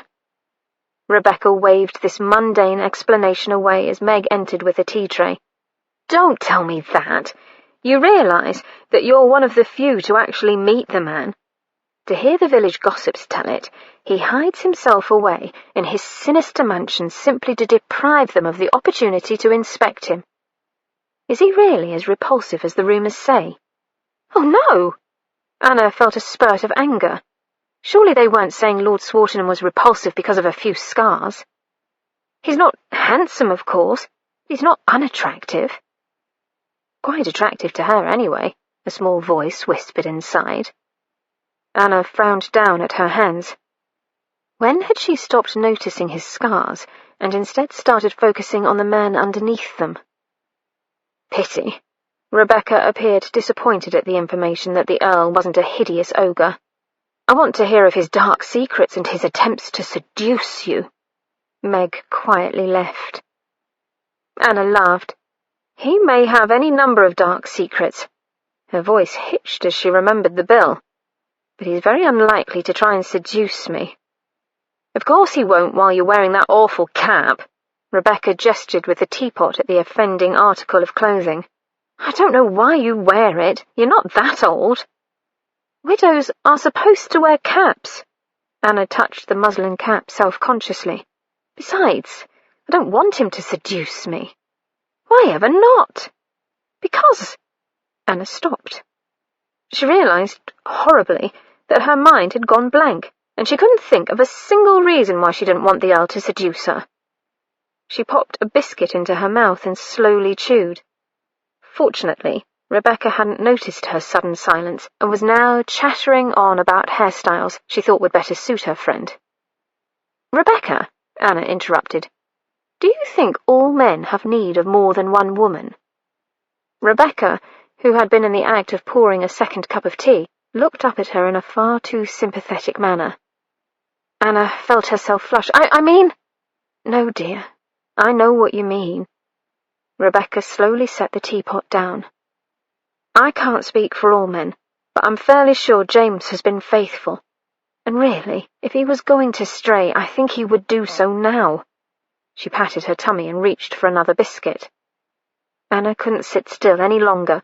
She jumped up and started examining the bric-a-brac on the mantelpiece. "I'm sorry, I know James would never—" "I'm glad you know," Rebecca snorted delicately. "You should have heard the advice Felicity Clearwater gave me on what to expect from a husband when one is with child. According to her, every husband is simply waiting—" Rebecca stopped suddenly. Anna picked up a china shepherdess and touched the gilt on her bonnet. She couldn't see it very well. Her eyes were blurry. "Now I'm the one who's sorry," Rebecca said. Anna didn't look up. She'd always wondered if Rebecca had been aware. Now she knew. She closed her eyes. "I think that any man who took his marriage vows so lightly," she heard Rebecca say, "has shamed himself unpardonably." Anna set the shepherdess back on the mantel. And the wife? Would she not be partly to blame if he went outside the marriage for satisfaction? "No, dear," Rebecca replied. "I don't think the wife is ever to blame." Anna felt suddenly lighter. She tried a smile, though she feared it was a bit wobbly. "You are the best of friends, Rebecca." "Well, of course." The other woman smiled like a self-satisfied and very pregnant cat. "And to prove it, I shall ring for Meg to bring us some cream cakes. Decadent, my dear." Anna arrived at the Abbey the next morning, dressed in an old blue worsted wool frock. She'd stayed up until well past midnight widening the skirt, but she hoped she could now sit a horse modestly. The Earl was already pacing before the Abbey's entrance, apparently waiting for her. He wore buckskin breeches with brown jackboots that came to mid-thigh. These last were rather scuffed and dull, and Anna wondered, not for the first time, about his valet. "Ah, Mrs. Wren." He eyed her skirt. "Yes, that will do nicely." Without waiting for a reply, he strode around the Abbey toward the stables. Anna trotted to keep up. His bay gelding was already saddled and busy baring its teeth at a stable boy. The boy held the horse's bridle at arm's length and looked wary. In contrast, a plump chestnut mare was standing placidly by the mounting block. The dog emerged from behind the stables and came bounding up to Anna. He skidded to a stop in front of her and tried belatedly to regain some of his dignity. "I found you out, you know," she whispered to him, and rubbed his ears in greeting. "If you are through playing with that animal, Mrs. Wren," Lord Swartingham frowned at the dog. Anna straightened. "I'm ready." He indicated the mounting block, and Anna hesitantly approached it. She knew the theory of mounting a horse side saddle, but the reality was a bit more complicated. She could place one foot in the stirrup, but had trouble pulling herself up to hook her other leg over the pommel. "If you'll allow me." The Earl was behind her. She could feel his warm breath, smelling faintly of coffee on her cheek as he bent over her. She nodded, mute. He placed his large hands around her waist and lifted her without any visible effort. Gently, he set her on the saddle and held the stirrup steady for her foot. Anna felt herself flush as she looked down at his bent head. He'd left his hat with the groom, and she could see a few strands of silver threading his queue. Was his hair soft or bristly? Her gloved hand lifted and, as if of its own accord, lightly touched his hair. She immediately snatched back her hand, but the Earl seemed to have felt something. He looked up and stared into her eyes for what seemed a timeless moment. She watched as his eyelids lowered and a faint flush seeped across his cheekbones. Then he straightened and caught the horse's bridle. "This is a very placid mare," he said. "I think you'll have no trouble with her as long as there are no rats around." She stared blankly down at him. "Rats?" He nodded. "She has a fear of rats." "I don't blame her," Anna murmured. She tentatively stroked the mare's mane, feeling the stiff hair beneath her fingers. "Her name is Daisy," Lord Swartingham said. "Shall I lead you about the yard for a bit so you can get used to her?" She nodded. The Earl clucked, and the mare rocked forward. Anna clutched a handful of the mare's mane. Her whole body tensed at the unfamiliar sensations of moving so far off the ground. The mare shook her head. Lord Swartingham glanced at her hands. "She can feel your fear. Isn't that right, my sweet girl?" Anna, caught off guard by his last words, let go of the horse's mane. "That's good. Let your body relax." His voice surrounded her, enfolding her in warmth. "She responds better to a gentle touch. She wants to be stroked and loved. Don't you, my beauty?" They walked around the stable yard, the Earl's deep voice enchanting the horse. Something inside Anna seemed to heat and melt as she listened to him, as if she were enchanted too. He gave simple instructions about how to hold the reins and sit. By the end of a half-hour, she felt a good deal more confident in the saddle. Lord Swartingham mounted his gelding and led off at a walk down the drive. The dog trotted beside them, sometimes disappearing into the high grass beside the drive, only to reappear a few minutes later. When they reached the road, the Earl let the bay have its head, galloping down the road a short distance and back again to work off some energy. The little mare watched the male antics without any sign that she wanted to break out of a walk. Anna lifted her face to the sun. She so missed its warmth after the long winter. She caught a flash of pale saffron beneath the hedges that lined the road. "Look, primroses! I think those are the first this year, don't you?" The Earl glanced to where she pointed. "Those yellow flowers? I haven't seen them before." "I've tried to grow them in my garden, but they don't like to be transplanted," she said.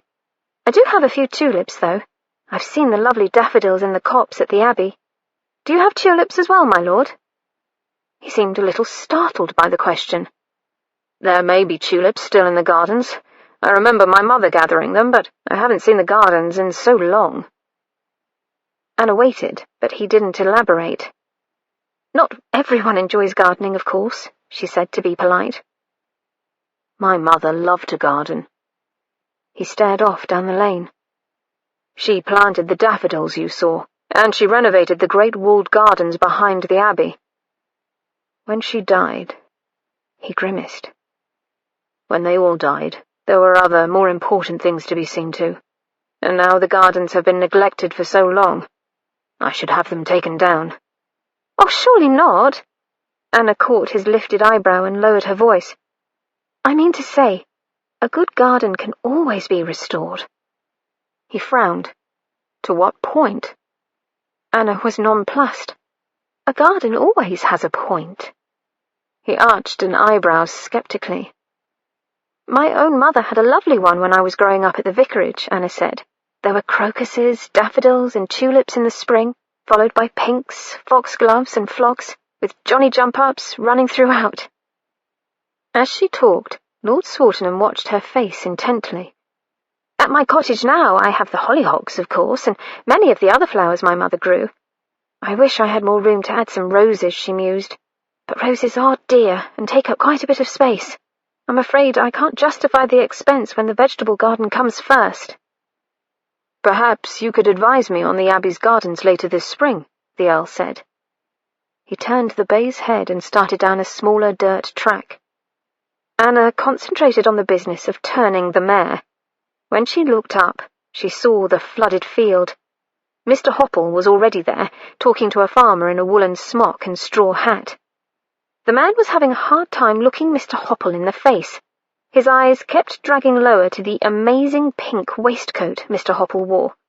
Something black was embroidered along the edges. As Anna drew nearer, she saw that the embroidery seemed to represent little black pigs.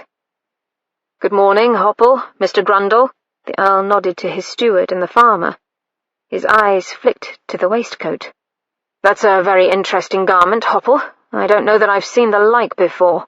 The Earl's tone was grave. Mr. Hopple beamed and smoothed a hand down his waistcoat. "Why, thank you, my lord. I had it made at a small shop in London on my last trip." The Earl swung a long leg down from his horse. He gave the reins to Mr. Hopple and walked to Anna's horse. Gently grasping Anna's waist, he lifted her down. For the briefest moment, the tips of her breasts brushed the front of his coat, and she felt his large fingers tighten. Then she was free, and he was turning to the steward and the farmer. They spent the morning tramping through the field, examining the water problem. At one point, the Earl stood knee-deep in muddy water and investigated a suspected source of the flood. Anna took notes in a small book he provided for her. She was glad she had chosen an old skirt to wear, since it soon became thoroughly filthy about the hem. "How do you intend to drain the field?" Anna asked as they rode back to the Abbey. "We'll have to dig a trench across the north side." Lord Swartingham squinted thoughtfully. "That may be a problem because the land there runs into Clearwater's property, and for courtesy's sake, I'll have to send Hopple to ask permission. The farmer has already lost his pea crop, and if the field isn't made tillable soon, he'll miss his wheat." He stopped and shot a wry look at her. "I'm sorry, you can't be interested in these matters." "Indeed I am, my lord." Anna straightened in her saddle and then hurriedly grabbed Daisy's mane when the horse sidestepped. "I've been most absorbed in your writings about land management. If I understand your theories correctly, the farmer should follow a crop of wheat with one of beans or peas, and then with one of mangel wurzels, and so on. If that is the case, shouldn't this farmer plant mangel wurzels instead of wheat?" "In most instances you would be right, but in this case—" Anna listened to the Earl's deep voice discussing vegetables and grains. Had agriculture always been this fascinating and she'd never realized it? Somehow she didn't think so. An hour later, Edward found himself bemusedly holding forth on various ways of draining a field during luncheon with Mrs. Wren. Of course, the topic was an interesting one, but he'd never had occasion to talk to a woman about such masculine matters before. In fact, he had hardly any occasion to talk to women, at least since the death of his mother and sister. He'd flirted when young, naturally, and knew how to make light social chatter. But to exchange ideas with a woman as one did with a man was a new experience, and he liked talking with little Mrs. Wren. She listened to him with her head tilted to one side, the sun streaming in through the dining-room window, gently highlighting the curve of her cheek. Such utter attention was seductive. Sometimes she smiled crookedly at what he was saying. He was fascinated by that lopsided smile. One edge of her rose-coloured lips always tilted upward more than the other side. He became aware that he was staring at her mouth, hoping to see that smile again, fantasizing about what it would taste like. Edward turned his head aside and closed his eyes. His arousal was pressing against the front placket of his breeches, making them uncomfortably tight. He'd found he had this problem almost constantly of late, when in the company of his new secretary. Christ, he was a man above 30, not a boy to moon over a woman's smile. The situation might be laughable if his cock didn't ache so much. Edward abruptly realized that Mrs. Wren was asking him a question. "What?" "I asked if you were all right, my lord," she said. She looked worried. "Fine, I'm fine." He took a deep breath and wished irritably that she would call him by his given name. He longed to hear her say Edward. But no, it would be highly inappropriate for her to call him by his Christian name. He gathered his scattered thoughts. "We should return to work." He stood and strode from the room, feeling as if he were fleeing fire-breathing monsters rather than one plain little widow. When the clock struck 5, Anna tidied the small pile of transcripts she'd finished that afternoon and glanced at the Earl. He was sitting scowling at the paper in front of him. She cleared her throat. He looked up. "Is it time already?" She nodded. He rose and waited as she gathered her things. The dog followed them out the door, but then he bounded down the stairs to the drive. The animal sniffed intently at something on the ground and then rolled, happily rubbing his head and neck in whatever it was. Lord Swartingham sighed. "I'll have one of the stable boys wash him before he enters the Abbey again." Anna murmured thoughtfully. "What do you think of Adonis?" He gave her a look so full of incredulous horror that she was hard-pressed not to laugh. "No, I suppose not," she murmured. The dog got up from his refreshment and shook himself, flipping one of his ears inside out. He trotted back to them and tried to look solemn, with his ear still inside out. "Self-control, lad," the Earl righted the dog's ear. At this, Anna did chuckle. He looked at her sideways, and she thought his wide mouth twitched. The carriage trundled up then, and she entered with his assistance. The dog knew by now that he was not allowed to ride and merely watched wistfully. Anna settled back and watched the familiar scenery roll by. As the carriage came upon the outskirts of town, she saw a wad of clothes in the roadside ditch. Curious, she leaned out the window to get a better look. The bundle moved, and a head with fine, pale brown hair rose and turned toward the sound of the carriage. "Stop! John Coachman, stop at once!" Anna pounded on the roof with her fist. The carriage slowed to a halt, and she flung open the door. "What is it, miss?" She saw the startled face of Tom, the footman, as she ran past the back of the carriage with her skirts held in one hand. Anna reached the place where she had seen the clothes and stared down. In the ditch lay a young woman. Chapter 5.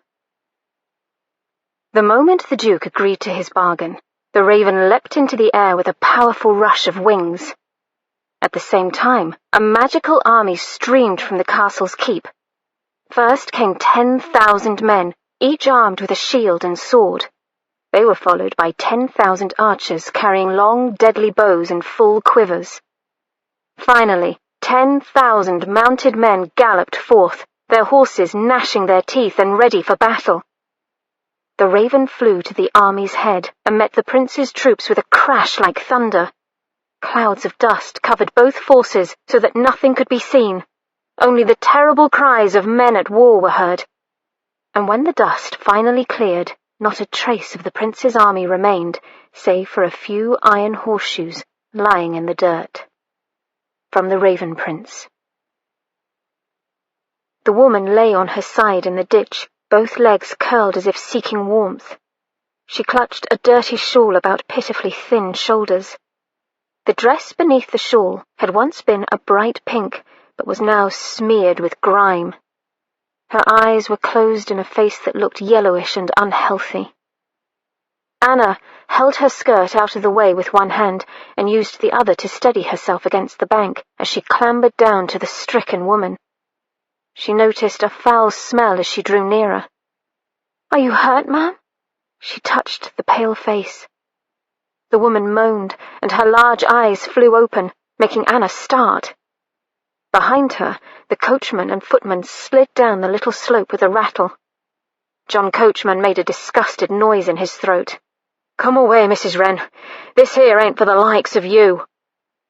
Anna turned her eyes to the coachman in astonishment. He averted his face, watching the horses. She looked at Tom. He inspected the rocks at his feet. "The lady is hurt or ill, John." She knit her brow.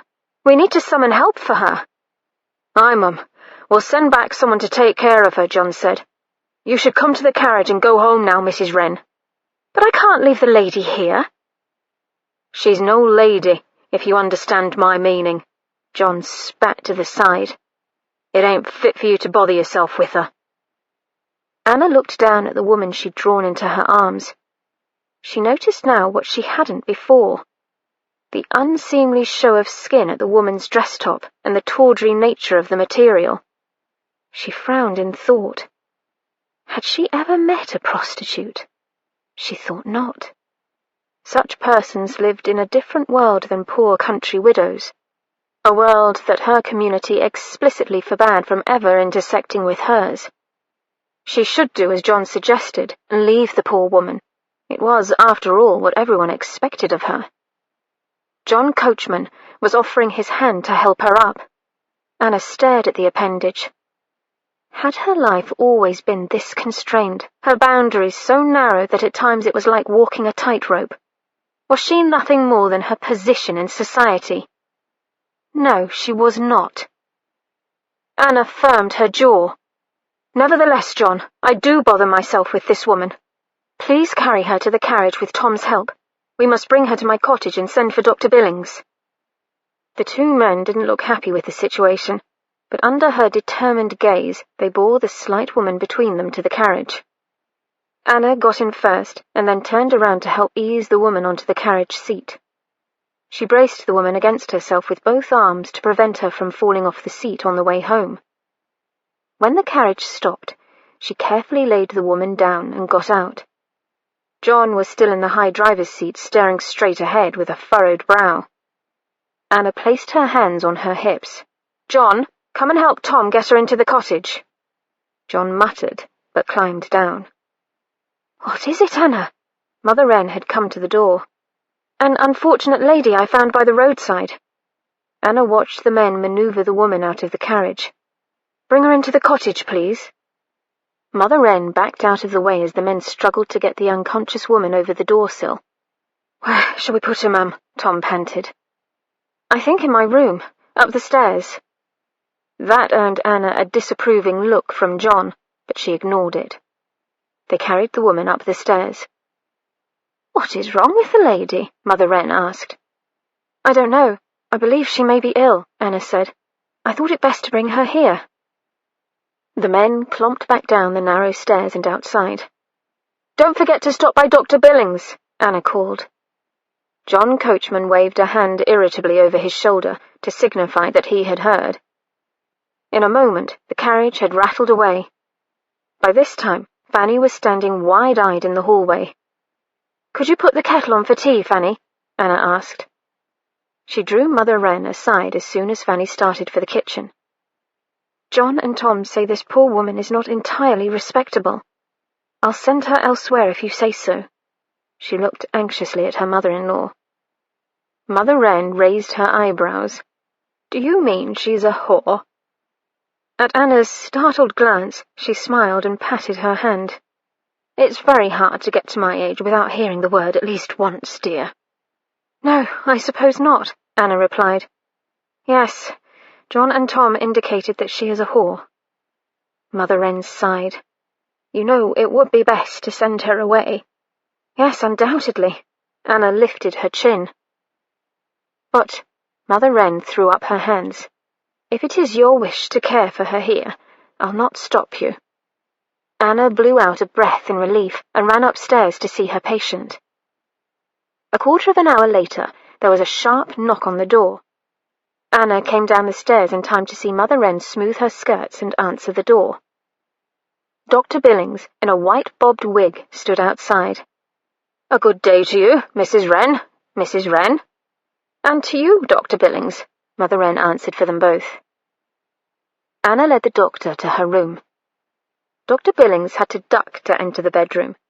He was a tall, gaunt gentleman with a bit of a permanent stoop. The tip of his bony nose was always pink, even in summer. "Well, what have we here?" "A woman I found in distress, Dr. Billings," Anna said. "Will you see if she is ill or injured?" He cleared his throat. "If you'll leave me alone with this person, Mrs. Wren, I'll endeavour to examine her." Clearly, John had told Dr. Billings the manner of woman they had found. "I think I shall remain if you do not mind, Dr. Billings," Anna said. The doctor obviously did mind, but could think of no reason to order Anna from the room. Despite his opinion of the patient, Dr. Billings was thorough but gentle in his examination. He looked down her throat and asked Anna to turn away so that he might scrutinize the sick woman's chest. Then he straightened the covers over her and sighed. "I think we had better discuss this downstairs." "Of course." Anna led the way from the room and down the stairs, stopping to ask Fanny to bring some tea to the sitting room. Then she indicated the only armchair for the doctor and sat across from him on the edge of the tiny settee, clasping her hands tightly in her lap. Was the woman dying? "She's quite ill," Dr. Billings began. Anna leaned forward. "Yes?" The doctor avoided her eyes. "She has a fever, perhaps an infection of the lungs. She'll need some bed rest to recover." He hesitated, and then apparently saw the alarm in Anna's face. "Oh, it is nothing grave, I assure you, Mrs. Wren. She'll recover. She just needs time to heal." "I am most relieved," Anna smiled. "I thought from your manner that the disease was fatal." "Indeed not." "Thank God." Dr. Billings rubbed his finger along the side of his thin nose. "I'll send some men around immediately when I get home. She'll need to be taken to the poorhouse for care, of course." Anna frowned. "But I thought you understood, Dr. Billings. We wished to nurse her here at the cottage." A red stain seeped up the doctor's face. "Nonsense. It is entirely inappropriate for you and the elder Mrs. Wren to care for a woman of that sort." She set her jaw. "I've discussed it with my mother-in-law, and we are both in agreement that we will care for the lady in our home." Dr. Billings' face was now completely red. "It is quite out of the question." "Doctor—" But Dr. Billings interrupted her. "She's a prostitute." Anna forgot what she was about to say and closed her mouth. She stared at the doctor and saw the truth in his countenance. This was how the majority of the people in Little Battleford would react. She took a deep breath. "We've decided to take care of the woman. Her profession doesn't change that fact." "You must see reason, Mrs. Wren," the doctor grumbled. "It's impossible for you to care for that creature." "Her condition is not contagious, is it?" No, probably not any more," he admitted. "Well then, there is no reason we can't care for her." Anna smiled grimly. Fanny chose that moment to bring in the tea. Anna poured for the doctor and herself, trying to remain as serene as possible. She wasn't used to having arguments with gentlemen, and she found it was most hard to remain resolute and not apologize. It was a rather unsettling feeling, knowing the doctor disagreed with her course, that in fact he disapproved of her. At the same time, she couldn't repress a clandestine thrill. How exhilarating to speak her mind frankly, uncaring of a man's opinion. Really, she ought to feel ashamed at the thought, but she couldn't bring herself to regret it. No, not at all. They drank the tea in a charged silence, the good doctor having apparently decided he wasn't going to change her mind. After finishing his cup, Dr. Billings fished a small brown bottle out of his bag and gave it to Anna with instructions on how to administer the medication. Then the doctor crammed his hat on his head and wound a lavender muffler around his neck several times. He halted by the front door as Anna was showing him out. "If you change your mind, Mrs. Wren, please call on me. I'll find an appropriate place for the young woman." "Thank you," she murmured. She closed the door after the doctor and leaned against it, her shoulders slumping. Mother Wren entered the hall and studied Anna. "What does she have, my dear?" "A fever and infection of the lungs." Anna looked at her wearily. "Perhaps it would be better if you and Fanny stayed with friends until this is over." Mother Wren raised her brows. "Who would look after her during the day while you are at Ravenhill?" Anna stared, suddenly stricken. "I'd forgotten that." Mother Wren shook her head. "Is it really necessary to stir up this amount of trouble, my dear?" "I'm sorry." Anna looked down and noticed a grass stain on her skirts. It wouldn't come out. Grass stains never did. "I don't mean to drag you into my mess." "Then why not take the doctor's help? It's so much easier to simply do what people expect of you, Anna." "It may be easier, but it isn't necessarily the right way, Mother. Surely you can see that." She looked at her mother-in-law pleadingly. trying to find the words to explain. Her actions had made complete sense when she'd been staring at the woman's sickly face in the ditch. Now, with Mother Wren waiting so patiently, it was harder to articulate her logic. I've always done what was expected, haven't I? Whether or not it was the right thing to do. The older woman frowned. But you've never done anything wrong. But that's not the point, is it? Anna bit her lip and found to her horror that she was close to tears. If I've never stepped outside the role that's been assigned to me since birth, I've never tested myself. I've been too afraid of others' opinions, I think. I've been a coward. If that woman needs me, why not help her? For her. And for me. All I know is that this way will lead to quite a lot of grief for you. Mother Wren shook her head again and sighed. Anna led the way into the kitchen, and the two women prepared a thin beef tea. Anna carried it and the little brown bottle of medicine up the stairs to her room. Quietly, she cracked the door open and peeked in. The woman stirred feebly and tried to raise herself. Anna put down her burden and crossed the room to her. Don't try to move. At the sound of Anna's voice, the woman's eyes flew open and she looked around wildly. Who My name is Anna Wren. You're in my home. Anna hurried to bring the beef tea over to the woman. She put her arm around her patient, gently helping her to sit up. The woman sipped the warm broth and swallowed with difficulty. After she had drunk half the cup, her eyes began to close again. Anna lowered her back to the bed and gathered up the cup and spoon. The woman caught her with a shaking hand as she turned away. My sister, she whispered. Anna knit her brow. Do you wish me to notify your sister? The woman nodded. Wait, Anna said. Let me get a bit of paper and pencils so I may write down her address. She hurried to her small dresser and tugged out the bottom drawer. Underneath a stack of old linens was a walnut writing case that had belonged to Peter. Anna took it out and settled on the bedside chair with the writing case on her lap. Where shall I address a letter to your sister? The woman gasped out her sister's name and place of residence, which was in London, while Anna noted the address with a pencil on a scrap of paper. Then the woman lay back, exhausted, on the pillow. Anna hesitantly touched her hand. Can you tell me your name? Pearl, she whispered, without opening her eyes. Anna carried the writing case from the room, shutting the door gently behind her. She ran down the stairs and went into the sitting room to compose a letter to Pearl's sister, a Miss Coral Smythe. Peter's writing case was a flat rectangular box. The writer could place it on his or her lap and use it as a portable desk.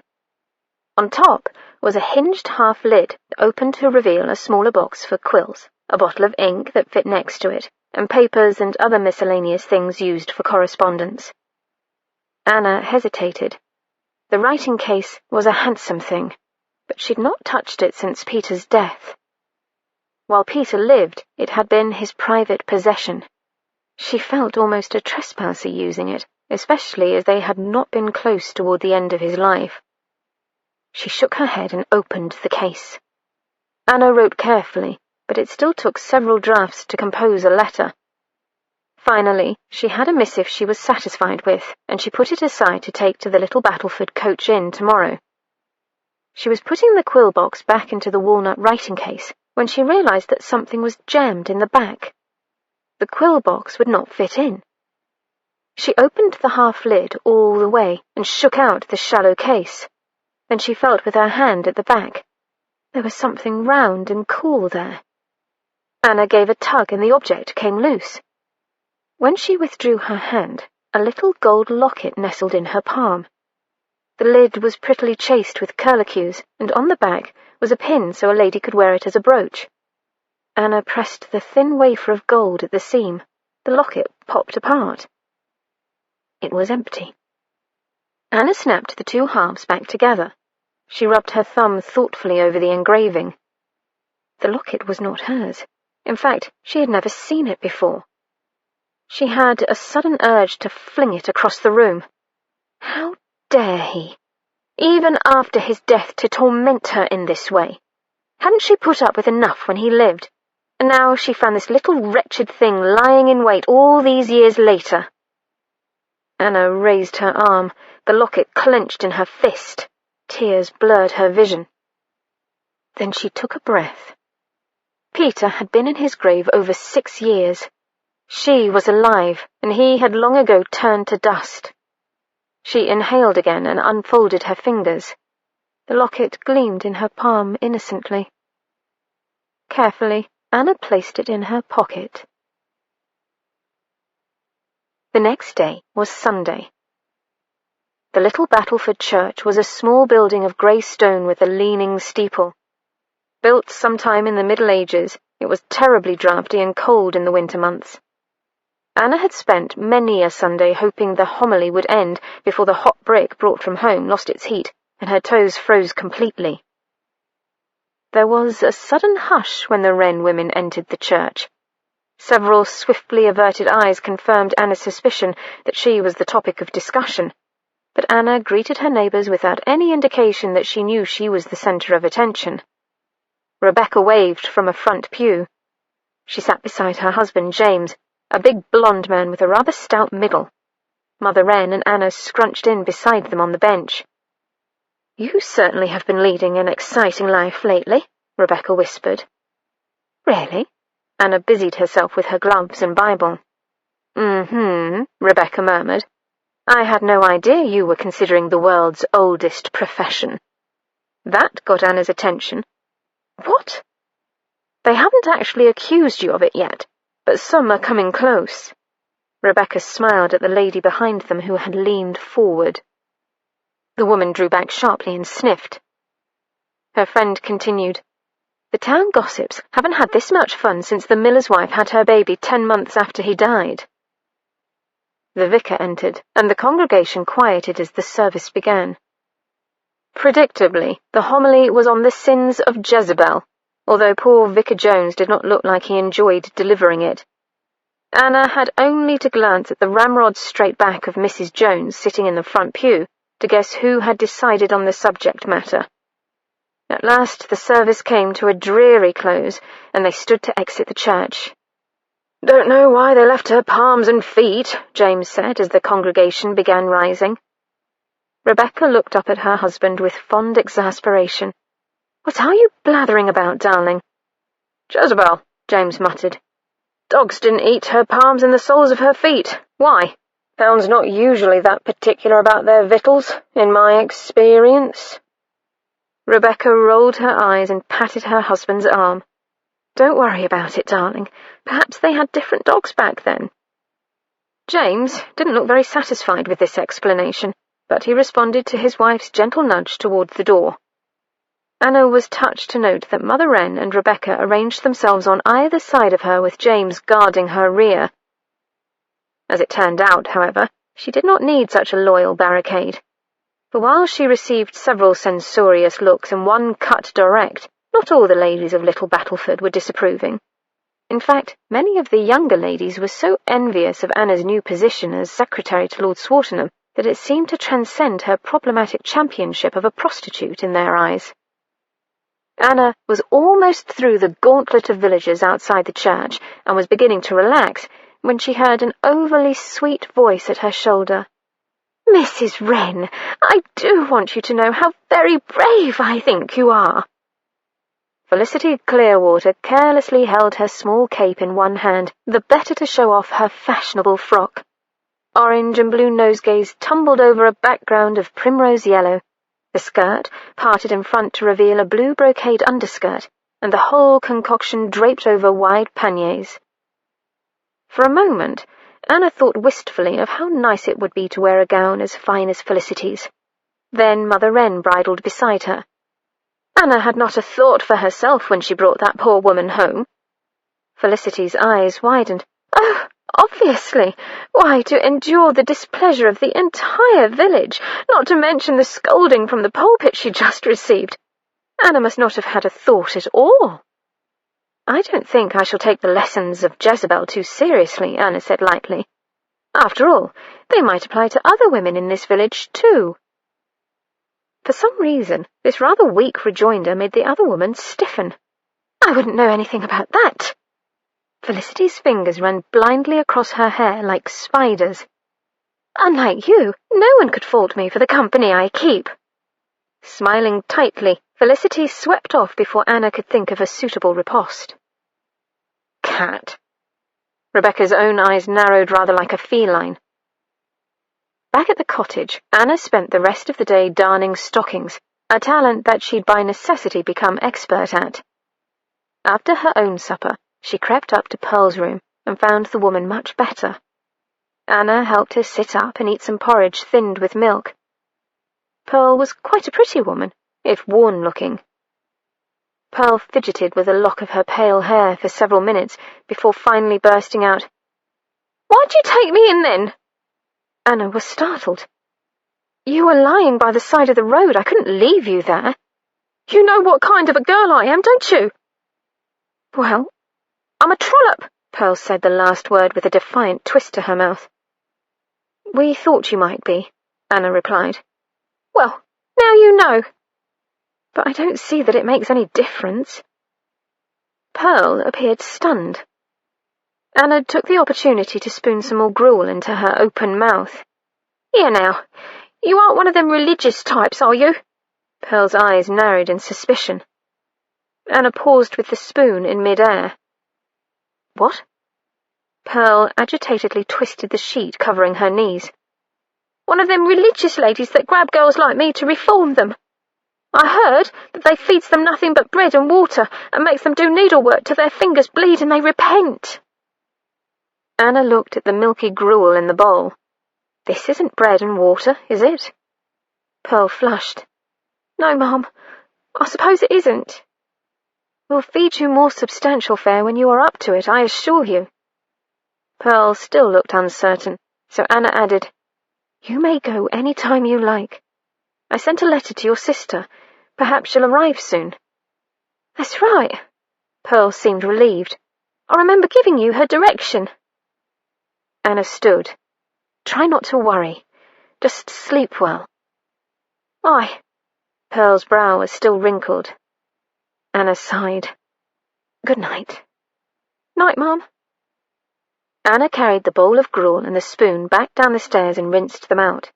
It was quite dark by the time she retired to a small pallet made up in her mother-in-law's room. She slept dreamlessly and didn't wake until Mother Wren gently shook her shoulder.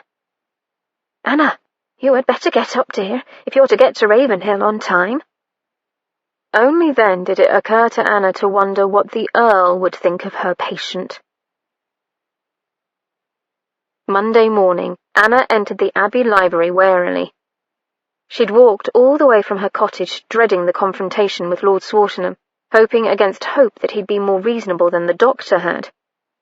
However, the Earl seemed just as usual, rumpled and grumpy with his hair and neckcloth askew. He greeted her by growling that he had found an error on one of the pages she had transcribed the day before. Anna breathed a grateful sigh of relief and settled down to work. After luncheon, however, her luck ran out. Lord Swartingham had made a short trip into town to consult with the vicar about helping to finance a renovation of the apse. His return was heralded by the front door crashing against the wall. "Mrs. Wren!" Anna winced at the bellow and the subsequent slamming of the door. The dog by the fire lifted his head. "Damnation, where is the woman?" Anna rolled her eyes. She was in the library, where she always could be found.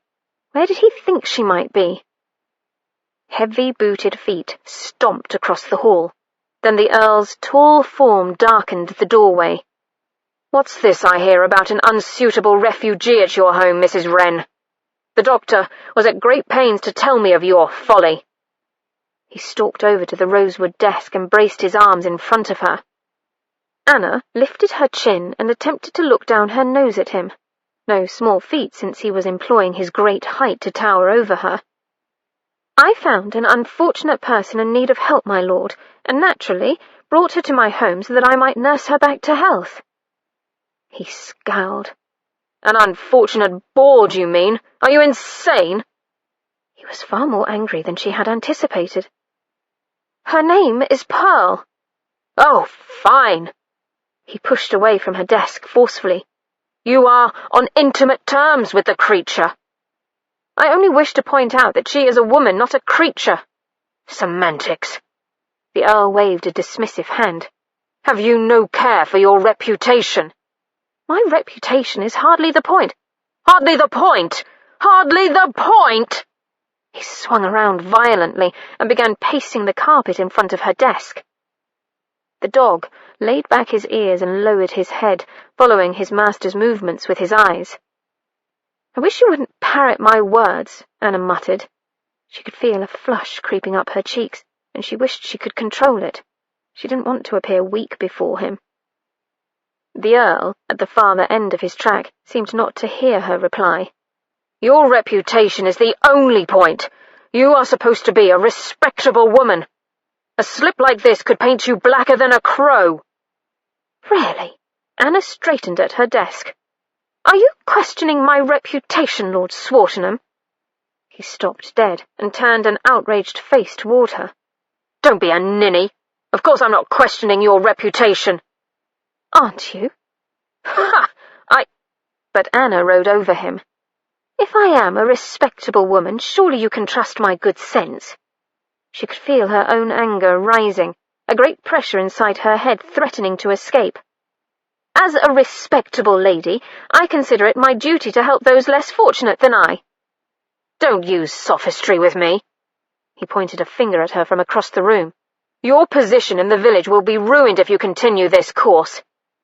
"I may come into some criticism," she folded her arms, "but I hardly think I'll be ruined by an act of Christian charity." The Earl made an inelegant sound. "The Christians in the village will be the first to pillory you. You are extremely vulnerable, a young, attractive widow." "Working for a single man," Anna pointed out sweetly. "Obviously my virtue is in imminent peril." "I didn't say that." "No, but others have." "This is exactly what I mean," he shouted, apparently under the impression that if he bellowed loud enough, it would make his point. "You cannot associate with this woman!"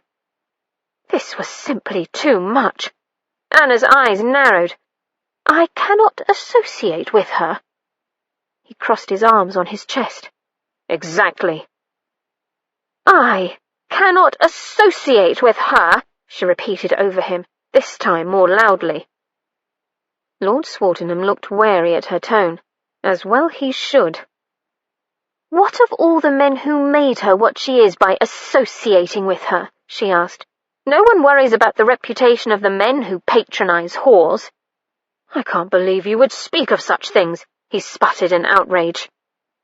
The pressure in Anna's head was gone, replaced by a rush of giddy freedom. "Well, I do speak of such things, and I know men do more than speak of them. Why, a man could visit a harlot regularly, every day of the week even, and still be perfectly respectable, whilst the poor girl who has engaged in the very same act as he is deemed soiled goods." The Earl seemed to have lost the power of speech. He produced a series of snorts. Anna couldn't stop the river of words pouring from her mouth.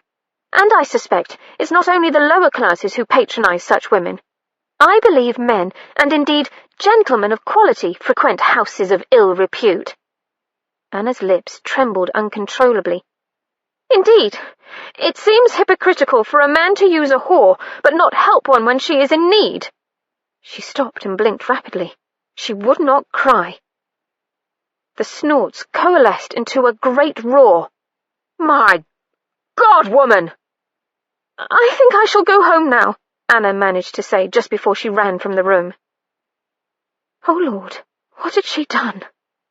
She'd lost her temper with a man and argued with her employer, and in the process, no doubt, she had destroyed any chance of continuing her work as secretary to the Earl.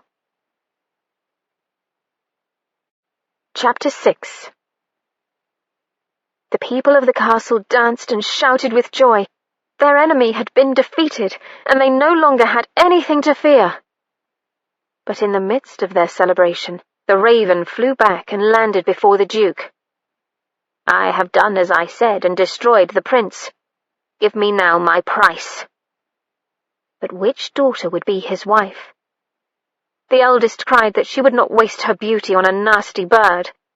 The second said now that the evil prince's army was defeated, why fulfill the bargain?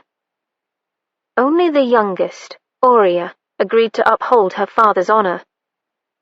That very night, in what was the strangest ceremony any had witnessed, Aurea was wed to the raven. And as soon as she was pronounced his wife, the raven bade her climb on his back, and he flew away with his bride clinging atop him. From the Raven Prince. Edward stared after Anna in baffled rage. What had just happened? When had he lost control of the conversation? He turned and snatched 2 china figurines and a snuff-box from the mantelpiece and pelted them at the wall in rapid succession. Each exploded on impact, but it didn't help. What had gotten into the woman? He had merely pointed out, firmly, to be sure, how unsuitable it was for her to harbour such a person in her own home, and somehow it had blown up in his face. What the hell had happened? He strode into the hall where a startled-looking footman was staring out the front door. "Don't just stand there, man!" The footman jumped and spun at Edward's growl.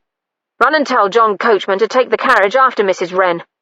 Silly woman will probably walk all the way back to the village just to aggravate me." "My lord." The footman bowed and scurried away. Edward thrust both hands into his hair and pulled hard enough that he felt the hair come undone from his queue. Women! Beside him, the dog whined. Hopple peered around the corner like a mouse popping out of its hole to see if the storm was past. He cleared his throat. "Females are quite unreasonable sometimes, are they not, my lord?" "Oh, shut up, Hopple!" Edward stomped out of the hall. The birds had just begun their cheerful cacophony the next morning when the knocking started on the cottage's front door. At first, Anna thought the noise part of a hazy dream, but then her eyes opened blearily, and the dream dissipated. The banging, unfortunately, did not. Anna crawled out of her pallet and found her sky-blue wrapper. Bundling it about her, she stumbled down the cold stairs barefoot, yawning so widely her jaw creaked. The caller had by this time worked himself into a frenzy. Whoever it was had very little patience. In point of fact, the only person she knew who had such a temper was Lord Swartingham. He had one muscular arm braced against the lintel above her head, the other one raised in preparation for another blow to the door. Hastily, he lowered his fisted hand. The dog by his side stood and wagged his tail. "Mrs. Wren," he glowered at her. "Haven't you yet dressed?" Anna looked down at her wrinkled wrapper and bare toes. "Evidently not, my lord." The dog pushed past the Earl's legs and shoved his muzzle into her hand. "Why not?" he asked. "Because it's too early to do so?" The dog leaned against Anna as she petted him. Lord Swartingham scowled at the oblivious hound. "You mug," he said. "I beg your pardon." The Earl turned his scowl on her. "Not you, the dog." "Who is it, Anna?" Mother Wren stood on the stairs, peering anxiously down. Fanny hovered in the hall. "It's the Earl of Swartingham, Mother," Anna said, as if it were usual for peers to come calling before breakfast.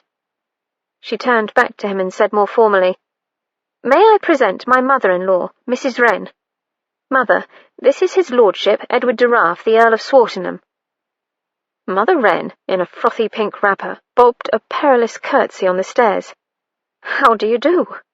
"A pleasure, I'm sure, ma'am," the man at the door muttered. "Has he broken his fast yet?" Mother Wren asked Anna. "I don't know." Anna swivelled to Lord Swartingham, whose scarred cheeks were reddening. "Have you broken your fast yet?" He seemed uncharacteristically at a loss for words. He frowned harder. "Ask him in, Anna, do," Mother Wren prompted. "Won't you please join us for breakfast, my lord?" Anna inquired sweetly. The Earl nodded. Still frowning, he ducked his head to clear the lintel and stepped inside the cottage. The elder Mrs. Wren swept down the staircase, fuchsia ribbons fluttering. "I am so glad to meet you, my lord. Fanny, hurry and put the kettle on." Fanny squealed and dashed into the kitchen. Mother Wren ushered their guest into the tiny sitting room, and Anna noticed it seemed to shrink in size as he entered it. He sat down gingerly on the only armchair, while the ladies took the settee. The dog happily made a circuit of the room, poking his nose into corners until the Earl growled at him to sit down. Mother Wren smiled brightly. Anna must have been mistaken when she said you'd sacked her. What? He gripped the arms of his chair. She was under the impression that you would no longer have need of a secretary. Mother, Anna whispered. That is what you said, dear. The Earl's eyes were intent on Anna. She was mistaken. She is still my secretary. Oh, how nice! Mother Wren positively beamed. She was quite upset last night when she thought she was no longer employed. Mother! The older woman leaned forward confidentially, as if Anna had disappeared from the room. Why, her eyes were quite red when she came in from the carriage. I think she may have been weeping. Mother! Mrs. Wren turned an innocent gaze on her daughter-in-law. Well, they were, dear. Were they indeed? The Earl murmured. His own ebony eyes gleamed. Fortunately, Fanny saved her from making a reply by entering with the breakfast tray. Anna noted with relief that the girl had thought to make coddled eggs and to toast some bread to go with their usual porridge. She'd even found a bit of ham. Anna sent an approving nod to the little maid, who grinned back cheekily. After the Earl had partaken of a truly amazing quantity of coddled eggs, what luck that Fanny had gone to market only yesterday, he rose and thanked Mother Wren for the breakfast. Mother Wren smiled flirtatiously at him, and Anna wondered how long it would be before the whole village heard that they had entertained the Earl of Swartingham in their wrappers. Can you dress for riding, Mrs. Wren? The Earl asked Anna. I have my gelding and Daisy waiting outside. Of course, my lord.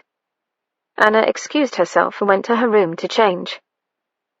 A few minutes later, she ran back down the stairs and found the Earl waiting for her in the front garden. He was contemplating the wet earth to the side of her door, where blue grape hyacinth and yellow daffodils were cheerfully blooming. He looked up when she came out of the house, and for an instant there was an expression in his eyes that made her catch her breath. She glanced down to pull on her gloves and felt her cheeks heat. About time, he said. We're later than I had planned. Anna ignored his curtness and stood by the mare, waiting for his help to mount. The Earl advanced and wrapped his big hands around her waist before throwing her up into the saddle. He stood below her for a moment, the wind teasing a lock of his dark hair, and searched her face. She stared back, all thought having fled from her mind. Then he turned to his own horse and mounted. The day was bright. Anna didn't remember hearing rain during the night, but the evidence of it lay everywhere. Puddles stood in the lane, and the trees and fences they passed still dripped.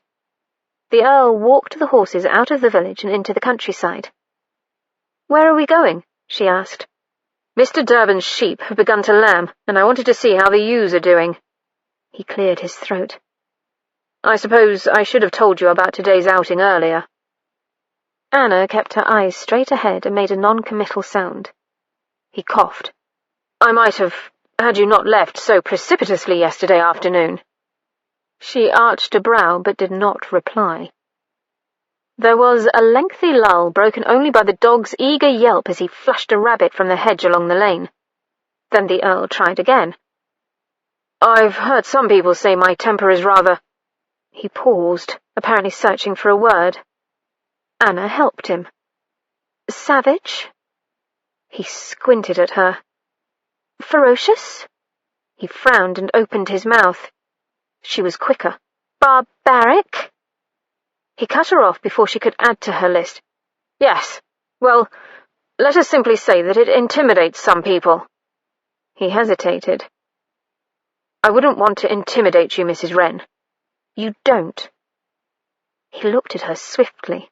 He didn't say any more, but his expression lightened.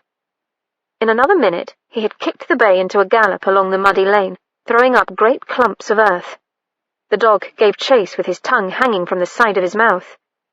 Anna smiled for no reason and lifted her face to the soft morning breeze. They continued down the lane until they came to a pasture bordered by a stream.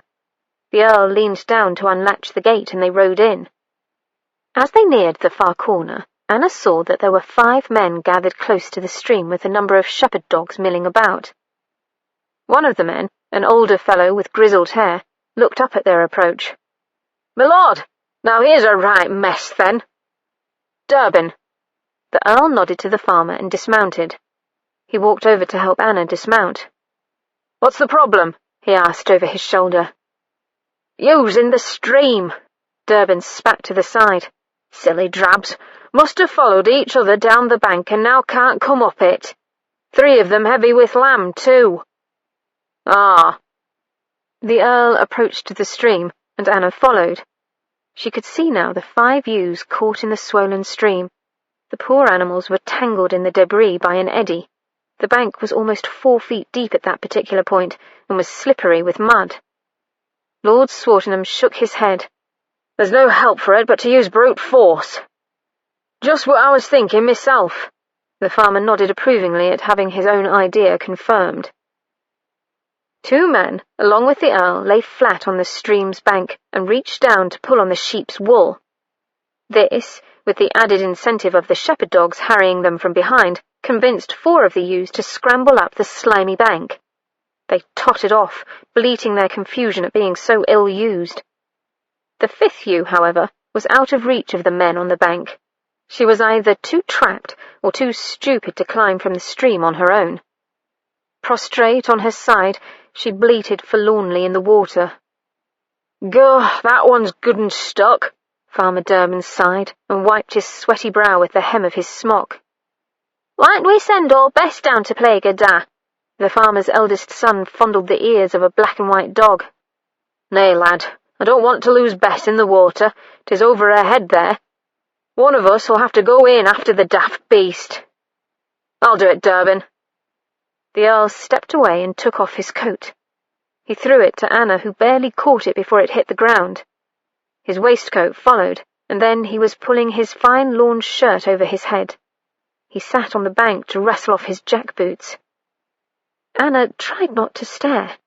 She didn't often see a half-naked man. Actually, she couldn't remember ever seeing a man without a shirt in public. There were indented pox scars scattered across his torso, but she was more interested in other things. Her imagination had been correct. He did indeed have hair upon his chest, quite a bit in fact. Black swirls stretched across his breast and funneled down to his hard stomach. The hair narrowed to a thin ribbon that crossed his flat navel and then disappeared into his breeches.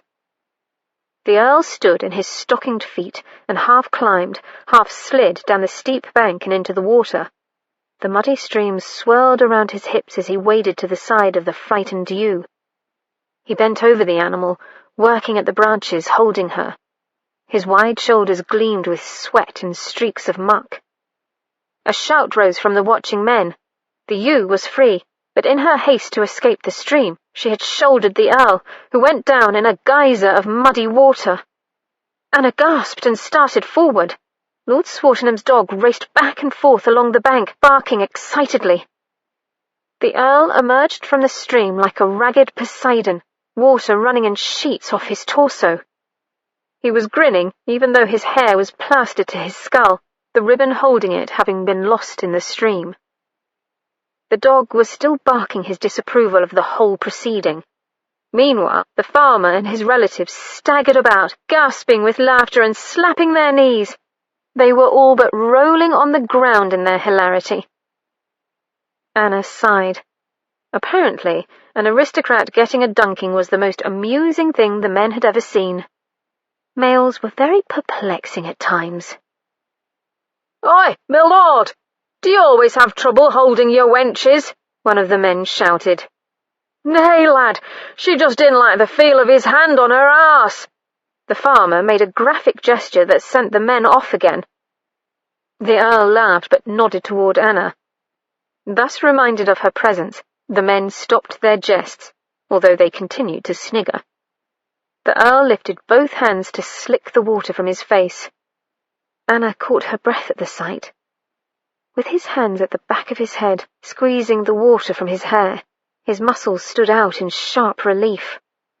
The sun glinted off his flexed arms and chest, and his black underarm hair curled damply. Rivulets of grimy water mixed with blood from the ewe ran down his chest and arms. His low-slung breeches clung to his hips and thighs, delineating the bulge of his manhood. He looked quite pagan. Anna shivered. The Earl waded to shore and climbed the bank with a helping hand from the farmer's sons. Anna gave herself a shake and hurried over with his clothes. He used the fine lawn shirt as a towel and then threw on his coat over his bare chest. "Well, Durbin, I hope you will call me the next time you are unable to handle a female." "Aye, my lord." The farmer slapped Lord Swartingham on the back. "My thanks for helping us out. Don't remember when I've seen a grander splash." That set the men off again, and it was some little while before the Earl and Anna could leave. By the time they were mounted, the Earl's body was shaking with cold, but he showed no sign of hurry. "You'll catch your death of cold, my lord," Anna said. "Please, ride on to the Abbey ahead of me. You can go much faster without Daisy and me to slow you down." "I'm quite all right, Mrs. Wren," he replied through teeth clenched to keep them from chattering. "Besides, I wouldn't want to be deprived of your dulcet company for even a moment." Anna glared at him, for she knew he was being sarcastic. "You don't have to prove how manly you are by catching the ague."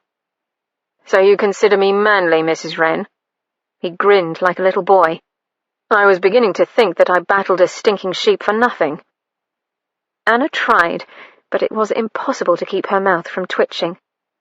"I didn't know landowners helped their tenants so," she said.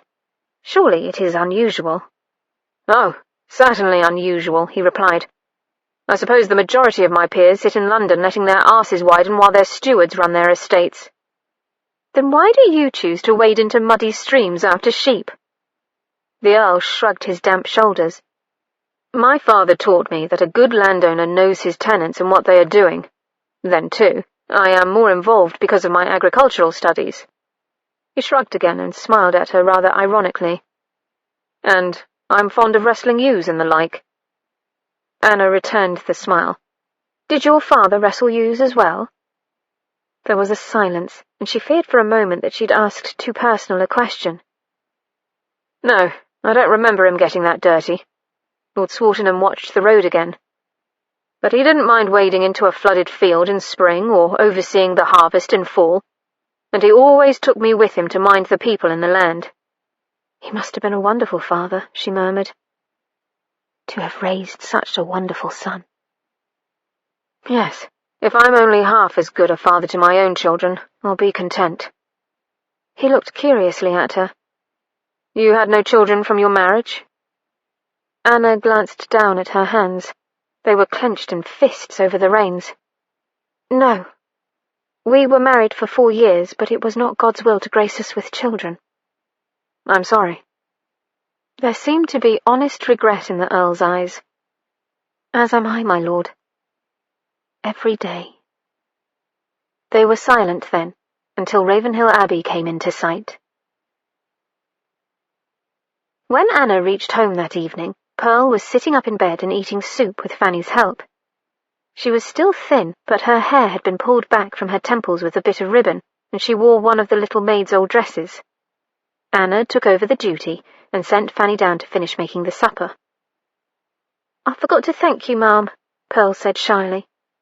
"It's quite all right," Anna smiled. "I only hope you feel better soon." The other woman sighed. "Oh, I just need some rest mostly." "Are you from around here, or were you travelling through when you became ill?" Anna proffered a bit of beef. Pearl chewed slowly and swallowed. "No, ma'am. I was trying to get back to London where I live. A gent brought me out here in a fine carriage, promising to set me up proper-like." Anna raised her brows. "I thought he was going to put me up in a little cottage." Pearl smoothed the sheets under her fingers. "I'm getting older, you know. I can't be working too much longer." Anna remained silent. "But it were just a con," Pearl said. "He only wanted me for a party with some friends." Anna cast about for something to say. "I'm sorry it wasn't a permanent position." "Yeah, and that weren't even the worst of it. He expected me to entertain him and his 2 friends. Pearl's mouth twisted down. 2 friends? You mean you were to, entertain 3 gentlemen at once? Anna asked faintly. Pearl pursed her lips and nodded. Yeah, all together, or one after another. She must have seen Anna's shock. Some of them fine gentlemen likes to do it together, sort of showing off to each other. But the girl gets hurt lots of times. Good Lord. Anna stared at Pearl, appalled. But it don't really matter, Pearl continued. I walked out. Anna could only manage a nod. Then I started feeling bad on the coach back. I must have dozed off, 'cause next thing I knew, my purse was gone, and I was having to try to walk since the coach wouldn't let me back on without my money. Pearl shook her head. I would have been dead for sure if you hadn't found me when you did. Anna looked down at her palms. May I ask you a question, Pearl? Sure, go ahead. The other woman folded her hands at her waist and nodded. Ask me anything you want. Have you heard of an establishment called Aphrodite's Grotto? Pearl cocked her head back against the pillow and looked at Anna curiously. I didn't think a lady like you knew about such places, ma'am. Anna avoided Pearl's gaze. I heard it mentioned by some gentlemen. I don't think they knew I'd overheard. I don't guess not, Pearl agreed. Why, Aphrodite's Grotto is a real high-priced bawdy house. The girls who work there have it soft, that's for sure. Of course, I've heard that some high-class ladies go there with their faces hidden by a mask to pretend to be what I am. Anna's eyes widened. You mean... They take whatever gent that catches their fancy in the room below and spends the night with them. Pearl nodded matter-of-factly. Or however long they want. Some even take a room and instruct the madam to send up a man of a certain description, maybe a short blonde fella or a tall red-headed one. It sounds a bit like picking a horse. Anna wrinkled her nose. Pearl gave the first smile Anna had seen. That's clever, ma'am, like picking a stud. She laughed. I wouldn't mind being the one that does the choosing for once, instead of the gents always getting to do the deciding. Anna smiled a little uncomfortably at this reminder of the realities of Pearl's profession. But why would a gentleman submit to such an arrangement? The gents like it because they know they're getting to spend the night with a real lady. The other woman shrugged. If you can call her a lady. Anna blinked and then shook herself. I'm keeping you from your rest. I'd better go see about my own supper. All right, then, Pearl yawned. Thank you again. All through supper that evening, Anna was distracted. Pearl's comment that it would be nice to do the choosing for once kept running through her head. She poked rather absently at her meat pie. It was true, even on her level of society, that the men got to do most of the choosing. A young lady waited for a gentleman to come calling, while the gentleman was able to decide which young ladies to court. Once married, a respectable woman waited dutifully for her husband in the marriage bed. The man made the overtures of marital relations, or not, as the case may be. At least it had been so in Anna's marriage. She'd certainly never let Peter know she might have needs of her own, or that she might not be satisfied with what occurred in bed. Later that night, as Anna got ready for sleep, she couldn't stop imagining Lord Swartingham in Aphrodite's Grotto as Pearl had described it. The Earl being cited and chosen by some daring woman of the aristocracy. The Earl spending the night in a masked lady's arms. The thoughts made her chest hurt, even as she fell asleep. And then she was in Aphrodite's Grotto. She wore a mask and searched for the Earl. Men of every description, old, young, fair and ugly, hundreds of men, filled a hall to overflowing. Frantically, she pushed through the mass, hunting for a singular pair of black, gleaming eyes, becoming more desperate the longer her search took. Finally, she saw him across the room and she started running toward him. But as is the way with such nightmares, the faster she tried to run, the slower she went. Each step seemed to take an eternity. As she struggled, she saw another masked woman beckon to him. Without ever having seen her, he turned away and followed the other woman from the room. Anna awoke in the dark, her heart pounding and her skin chilled. She lay absolutely still, remembering the dream and listening to her own roughened breathing. It was some time before she realized she was weeping. Chapter 7. The huge raven flew with his new wife on his back for 2 days and 2 nights, until on the 3rd day they came to fields golden with ripened grain.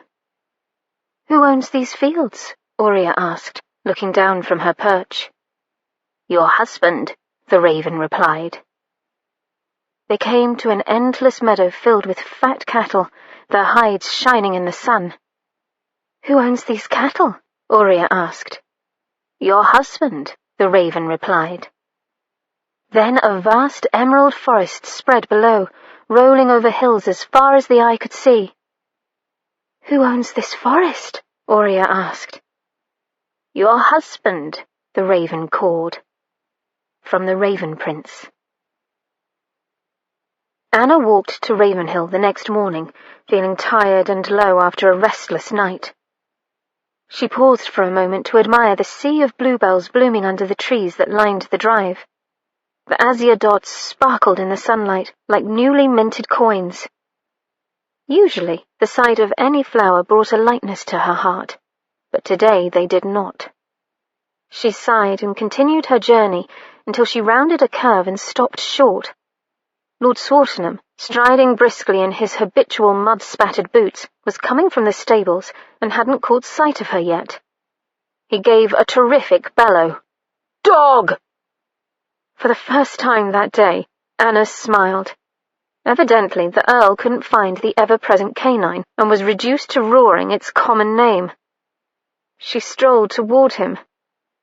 "I don't see why he should respond to that." Lord Swartingham swung around at the sound of her voice. "I believe that I gave the job of naming the mongrel to you, Mrs. Wren." Anna opened her eyes wide. "I did offer 3 different options, my lord." "And all of them were out of the question, as you well know." He smiled evilly. "I think I've given you quite enough time to come up with a name. You shall produce one now." She was amused by his obvious intention to put her on the spot. "Stripe? Too juvenile. Tiberius? Too imperial. Othello? Too murderous." Lord Swartingham folded his arms across his chest. Come, Mrs. Wren. A woman of your wit can do better than this." "How about Jock, then?" "That won't do." "Why not?" Anna retorted saucily. "I like the name Jock." Jock. The Earl seemed to roll the name on his tongue. "I wager the dog will come if I call him by that name." "Ha!" He stared down his nose in the superior manner of males the world over when dealing with silly females. "You are welcome to try." "Very well, I shall." She tilted her chin. "And if he comes, you must show me around the Abbey's gardens." Lord Swartingham raised his eyebrows. "And if he doesn't come?" "I don't know." She hadn't thought that far ahead. "Name your prize." He pursed his lips and contemplated the ground at his feet. "I believe it is traditional in wagers between a woman and a man for the gentleman to ask for a favour from the lady." Anna drew in a breath, and then had trouble releasing it. The Earl's black eyes glittered at her from beneath his brows. "Perhaps a kiss?" Oh dear. Possibly she had been precipitous. Anna let out her breath in a puff and straightened her shoulders. "Very well." He waved a languid hand. "Proceed." Anna cleared her throat. "Jock!" Nothing. "Jock!" Lord Swartingham began to smirk. Anna drew a deep breath and let loose a most unladylike shriek. "Jock!" They both listened for the dog. Nothing. The Earl slowly pivoted to face her, the crunching of his boots on the gravel drive loud in the stillness.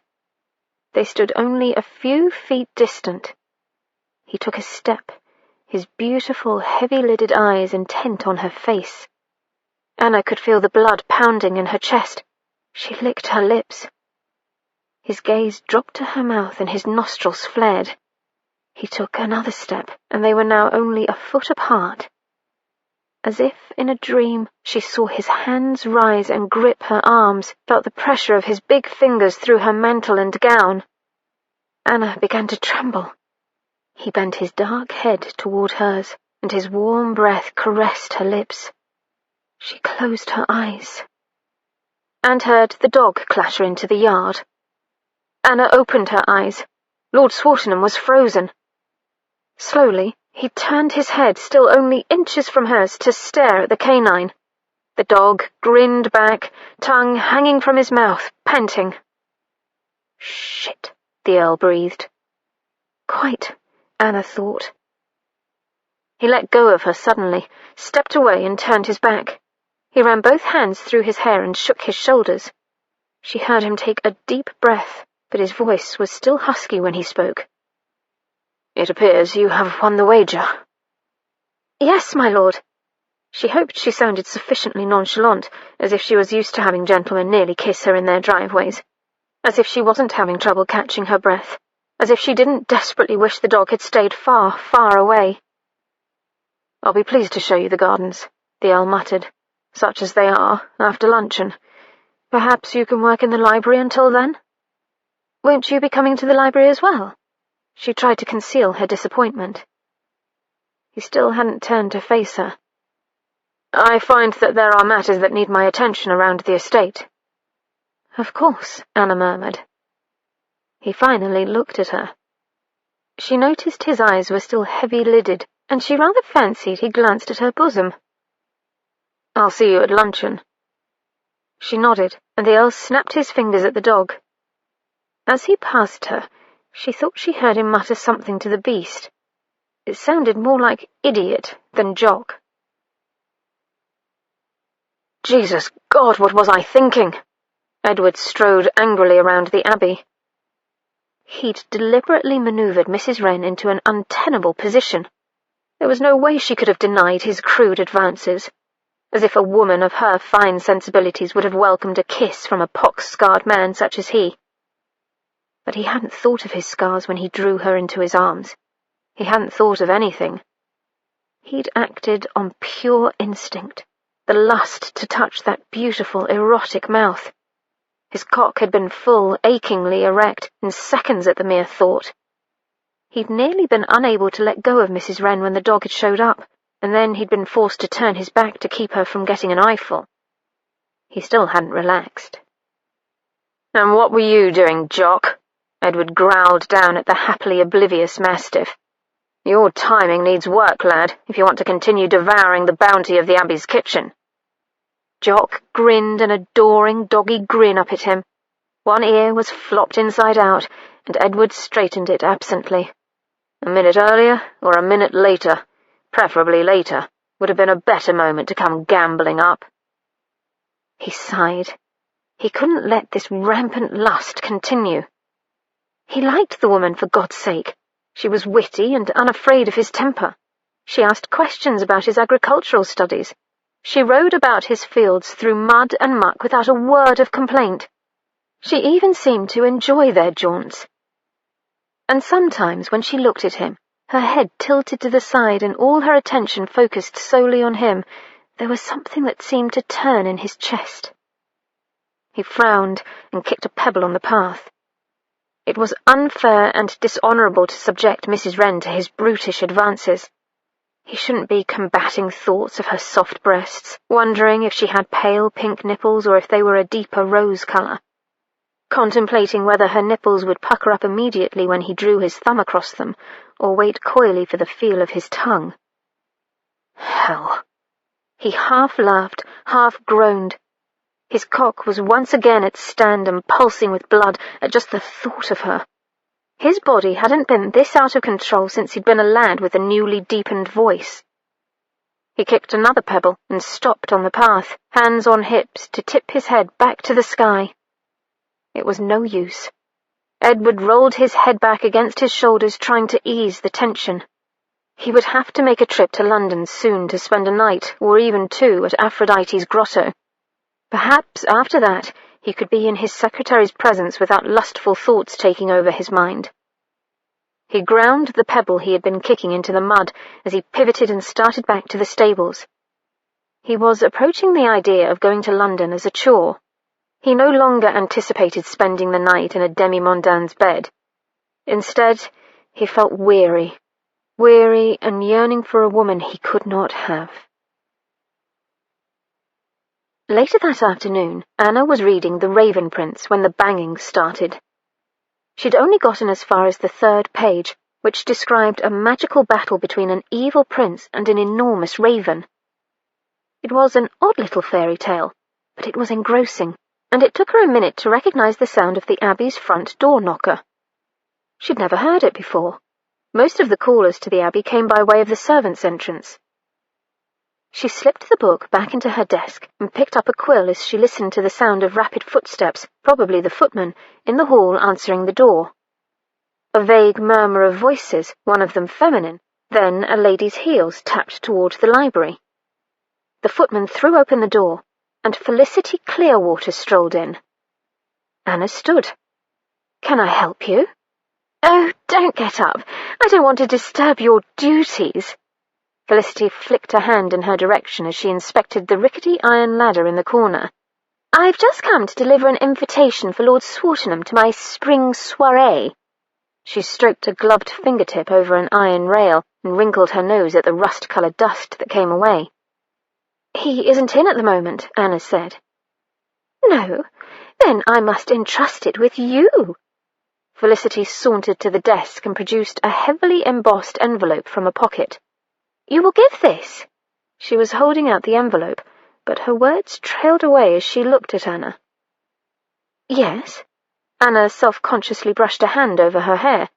Did she have a smudge on her face? Something caught between her teeth? Felicity looked as if she'd solidified into marble. Surely dirt couldn't justify that much shock. The embossed vellum in Felicity's hand trembled and fell to the desk. She glanced away, and the moment was gone. Anna blinked. Perhaps she'd imagined the look.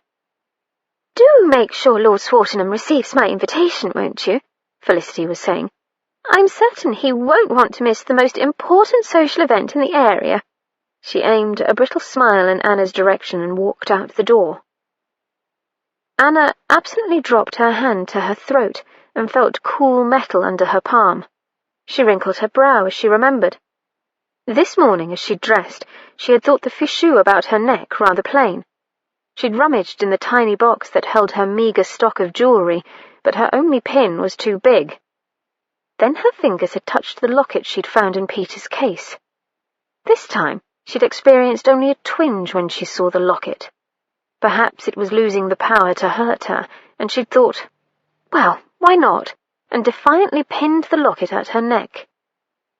Anna fingered the trinket at her throat.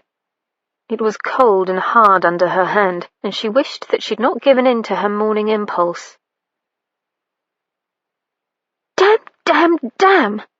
Felicity stared sightlessly from her carriage as it bumped away from Ravenhill Abbey. She'd not endured 11 years of groping and poking by a man old enough to be her grandfather to have it all fall apart now. One would think that Reginald Clearwater's quest for children had been satisfied with the 4 grown sons his first 2 wives had borne him, not to mention the 6 daughters. After all, Felicity's predecessor had died giving birth to his youngest male offspring. But no, Reginald was obsessed with his own potency and the task of getting children on his wife. There were times during his twice-weekly marital visits when she wondered if it were really worth all this trouble. The man had run through 3 wives and still didn't have any skill in the bedchamber. Felicity snorted. But despite its downside, she absolutely adored being the squire's wife.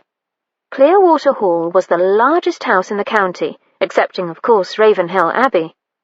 She had a generous clothing allowance and her own carriage. She looked forward to lovely and very expensive jewellery every birthday, and the local shopkeepers nearly genuflected when she called. All in all, it was a life well worth preserving. Which brought her back to the problem of Anna Wren. Felicity touched her hair, skimming over it, checking for strands out of place. How long had Anna known? Impossible that the locket had been an accident. Coincidences of that magnitude just did not happen, which meant the wretched woman was taunting her after all this time. The letter that Felicity had written to Peter had been penned in the heat of lust and was quite damning. She'd placed it in the locket he'd given her and handed it to him, never thinking he would keep the silly thing. And then he'd died, and she'd been on tenterhooks, waiting for Anna to come calling with the evidence. When the locket had not turned up in the first couple of years, she'd thought Peter had either sold it or buried it, along with the letter inside, before he died. Men! What useless creatures they were, aside from the obvious. Felicity drummed her fingers on the windowsill. The only reasons for Anna to show her the locket now were either revenge or blackmail. She grimaced and ran her tongue along her front teeth, feeling their edges. Dainty, smooth, and sharp. Very sharp. If little Anna Wren thought she could frighten Felicity Clearwater, she was about to find out just how very mistaken she was. "I believe I owe you a forfeit, Mrs. Wren," the Earl announced as he stalked into the library later that afternoon. The sun streaming in the windows highlighted silver threads in Lord Swartingham's hair. His boots were muddy again. Anna laid down her quill and held out her hand to Jock, who had accompanied his master into the room. "I was beginning to think you'd forgotten this morning's debt, my lord." He arched an arrogant brow. "Are you impugning my honour?" "If I were, would you call me out?" He made an inelegant sound. "No, you'd probably win if I did. I'm not a particularly good shot, and my sword work needs practice." Anna raised her chin loftily. "Then perhaps you should be careful what you say to me." One corner of Lord Swartingham's mouth curled up. "Are you coming to the garden, or do you wish to continue bandying words with me here?" "I don't see why we cannot do both," she murmured, and gathered her wrap. She took his arm, and they strolled out of the library. Jock trailed them, ears perked at the prospect of a ramble. The Earl led her through the front door and around the corner of the abbey past the stables. Here the cobblestones turned to mown grass. They passed a low hedge enclosing a kitchen garden to the side of the servants' entrance. Someone had already started leeks. Delicate green wisps lined a trench that would later be filled in as the plants grew. Beyond the kitchen garden was a sloped lawn at the bottom of which was a larger walled garden. They picked their way down the slope on a grey slate walk. As they neared, Anna saw that ivy nearly obscured the old red bricks of the wall. A wooden door was hidden in the wall, overhung with brown vines. Lord Swartingham took hold of the door's rusty iron handle and pulled. The door squeaked and opened an inch, then stopped. He muttered something and glanced at her. She smiled encouragingly. He wrapped both hands around the handle and braced his feet before yanking mightily. Nothing happened for a second, and then the door gave up with a groan. Jock shot through the opening into the garden.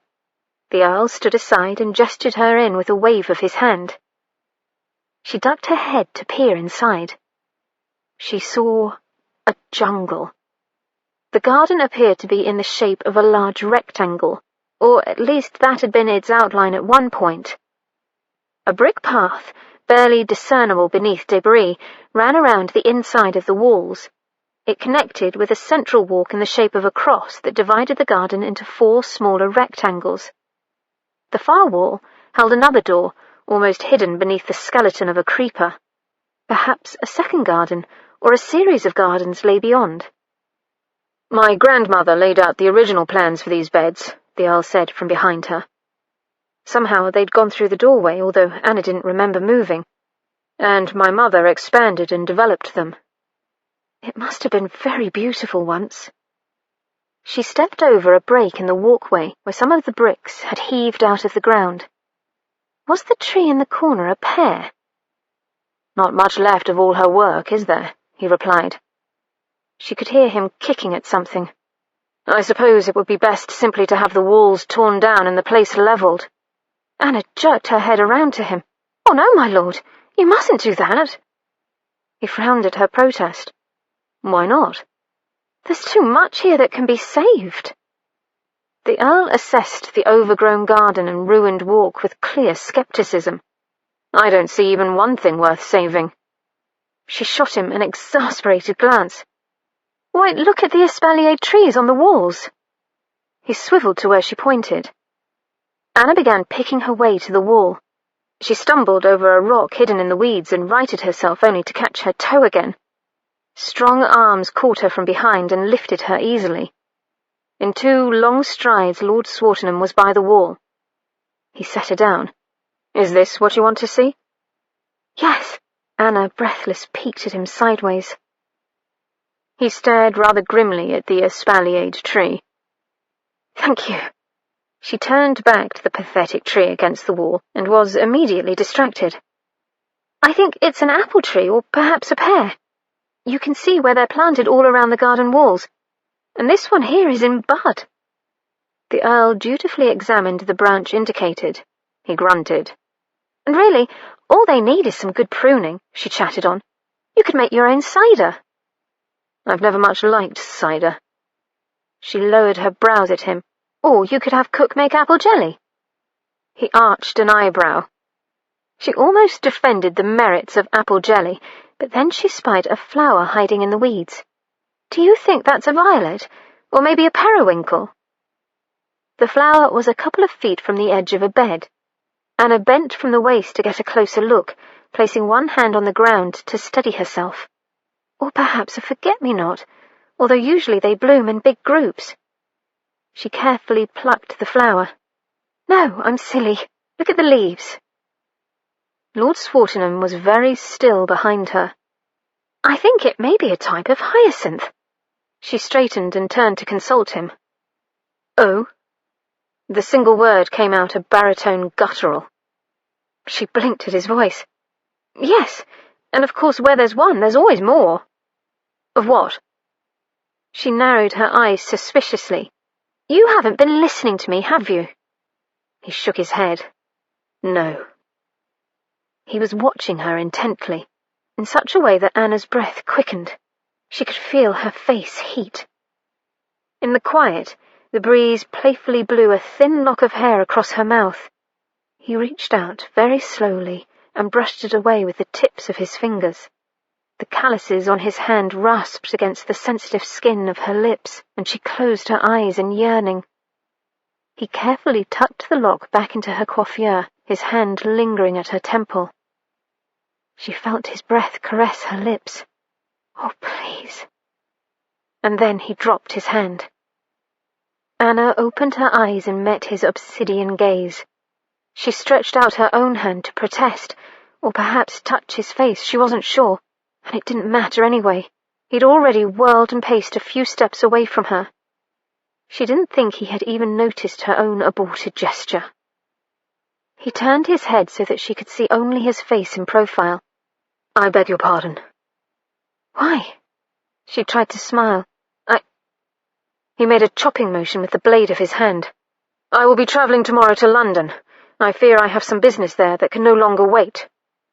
Anna squeezed her hands into fists. You may continue admiring the garden if you wish. I need to return to my writing. He strode rapidly away, his boots grinding against the broken bricks. Anna opened her clenched fists and felt the crushed flowers slip from her fingers. She glanced around the ruined garden. It had so many possibilities. Some weeding by the wall over there, some planting in the bed here. No garden was ever truly dead if a proper gardener knew how to nurture it.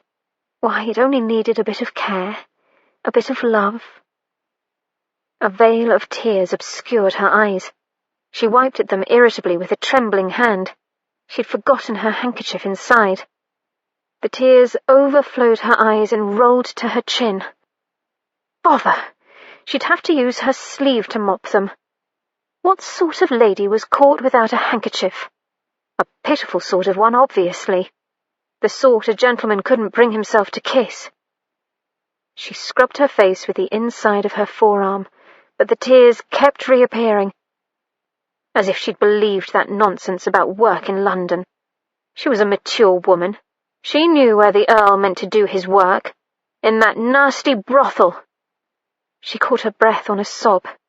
He was going to London to bed another woman. Chapter 8. The Raven flew with Aurea for another day and night, and everything she saw in that time belonged to him. Aurea tried to comprehend such wealth, such power, but it was beyond understanding. Her own father had only commanded a small portion of the people and lands that this bird seemed to own. Finally, on the fourth evening, she saw a great castle made entirely of white marble and gold. The setting sun reflecting off it was so bright it made her eyes hurt. "Who owns this castle?" Aurea whispered, and a nameless dread filled her heart. The Raven turned his huge head and regarded her with a glinting black eye. "Your husband," he cackled. From the Raven Prince. That evening, Anna trudged home alone. After she'd pulled together her wits in the ruined garden, she'd returned to the library intending to work. She needn't have bothered. Lord Swartingham hadn't appeared all the rest of the afternoon, and as she was gathering her things at the end of the day, a young footman had brought her a small folded card. It was brief and to the point. His lordship would be leaving very early in the morning, and thus he would not see her before he left. He sent his regrets. Since the Earl wasn't around to protest, Anna walked home instead of taking the carriage, partly in rebellion, partly because she needed time alone to think and compose herself. It wouldn't do to return home with her face long and her eyes red, not unless she wanted to be quizzed half the night by Mother Wren. By the time Anna reached the outskirts of town, her feet were aching. She'd become used to the luxury of the carriage. She trudged on and turned into her lane, and there she stopped. A scarlet and black coach with gilt trim stood before her door. The coachman and the two footmen lounging against the vehicle wore matching black livery, edged with scarlet piping and yards of gilt braid. Beside the vehicle, a gang of small boys hopped about, interrogating the footmen. Anna couldn't blame them. It looked like minor royalty had come to call on her. She sidled around the carriage and entered her cottage. Inside, Mother Wren and Pearl were having tea in the sitting room with a third woman, whom Anna had never seen before. The woman was quite young, barely in her 20s. Ice-white powdered hair swept up her forehead in a deceptively simple style, setting off strange light green eyes. She wore a black gown. Black usually indicated mourning, but Anna had never seen a morning gown quite like this one. A cascade of shining jet-black material flowed around the sitting woman, and the overskirt pulled back to reveal scarlet embroidery on the petticoat below. The vivid stitching repeated on the low square neckline, and triple tiers of lace falling from the half sleeves.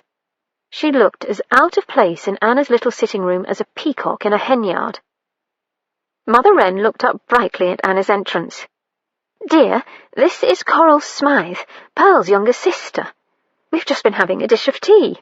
She gestured with her cup, almost sloshing the tea into Pearl's lap in the process. "My daughter-in-law, Anna Wren." "How do you do, Mrs. Wren?" Coral spoke in a deep, husky voice that sounded like it should be coming from a man instead of an exotic young woman. "I'm pleased to meet you," Anna murmured as she accepted a cup of tea. "We must be leaving soon if we're to make London before dawn," Pearl said. "Are you recovered enough for the journey, sister?"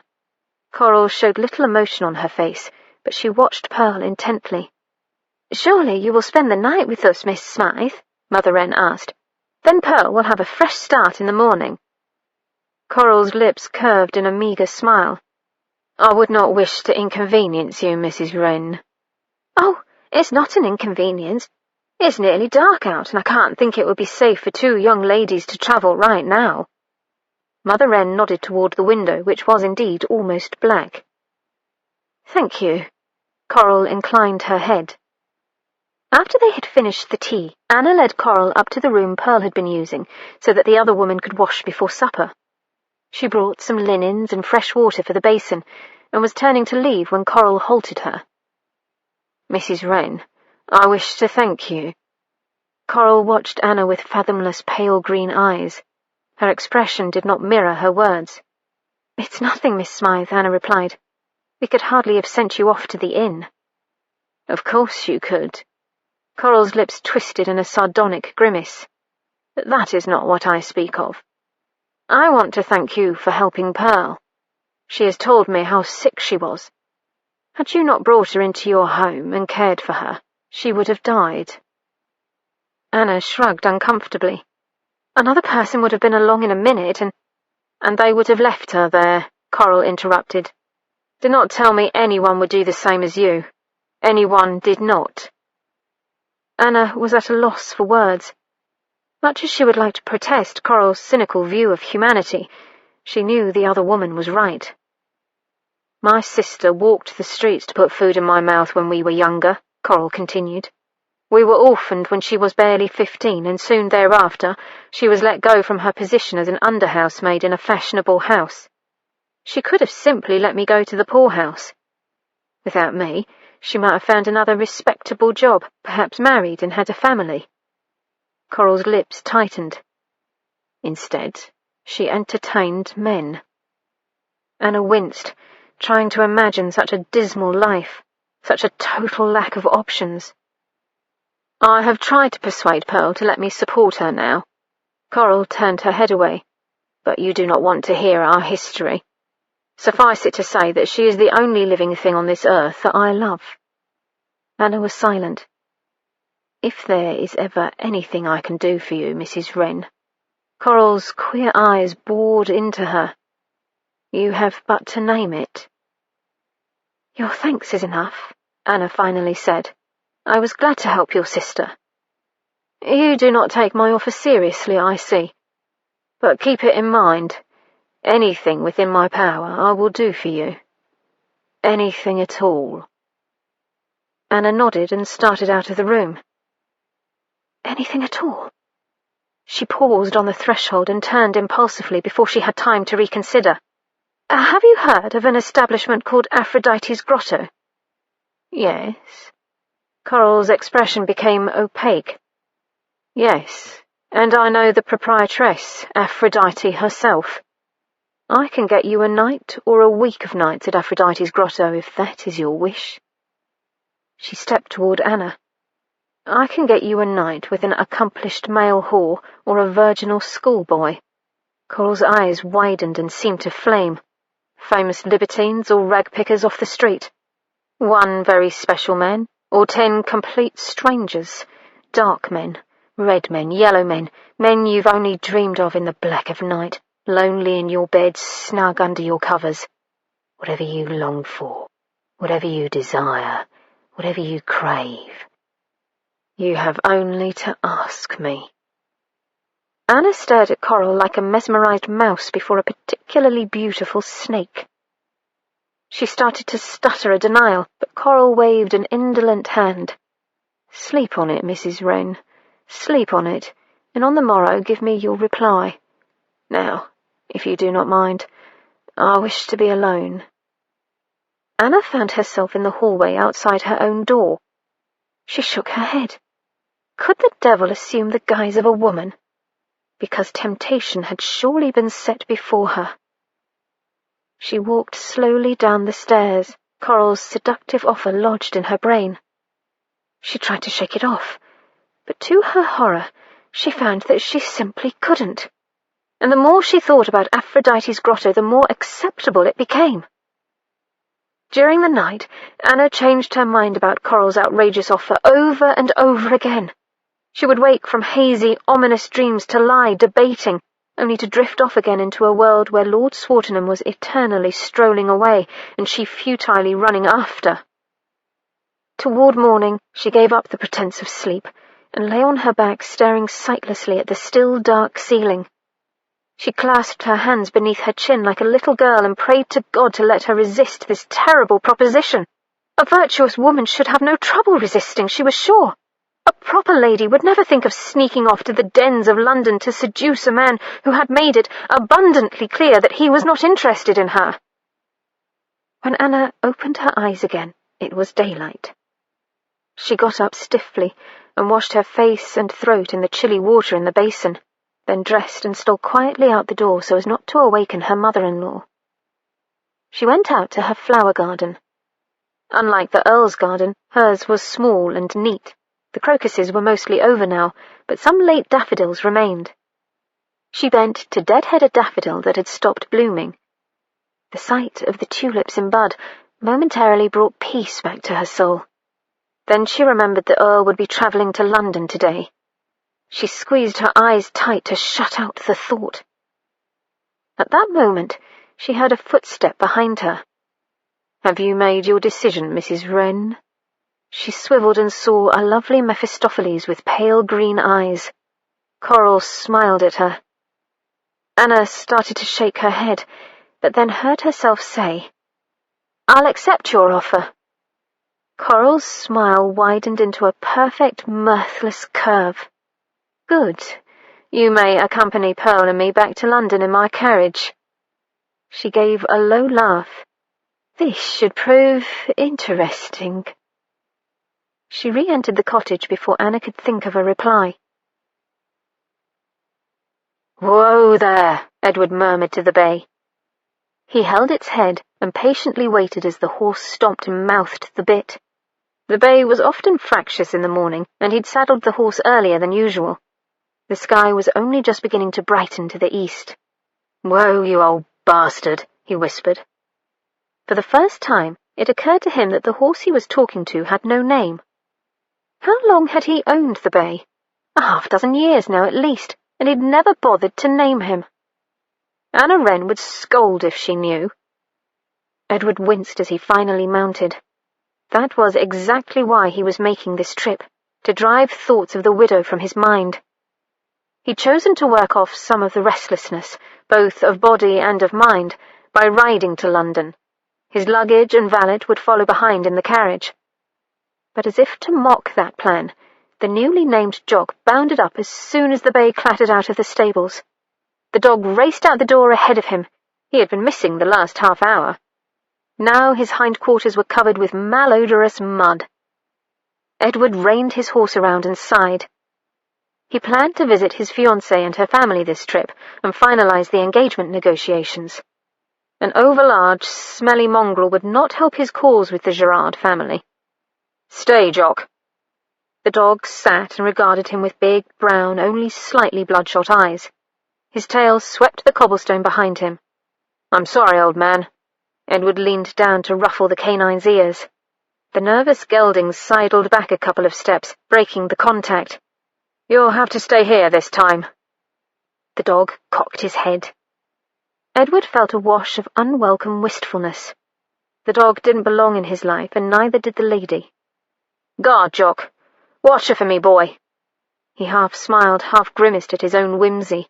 Jock was hardly a trained guard dog, and Anna Wren wasn't his to guard in any case. Shaking the thoughts away, he wheeled the bay and cantered down the drive. After some consideration, Anna told Mother Wren that she would be travelling to London with Pearl and Coral to buy material for new gowns. "I'm so glad we can finally afford material, but are you sure?" Mother Wren responded. Her cheeks were rose pink, and she continued in a lower voice. "They're very nice, of course, but they are, after all, courtesans."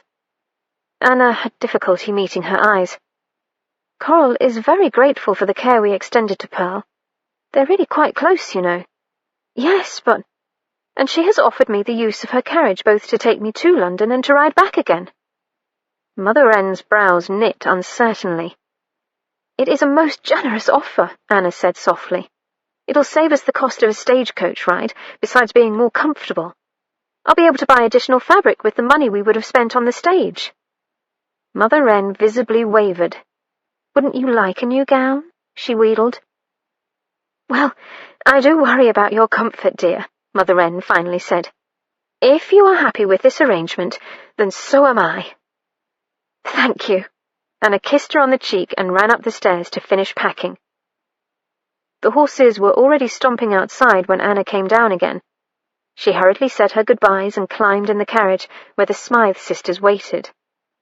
Anna waved out the window as they drove away, much to the amusement of Coral.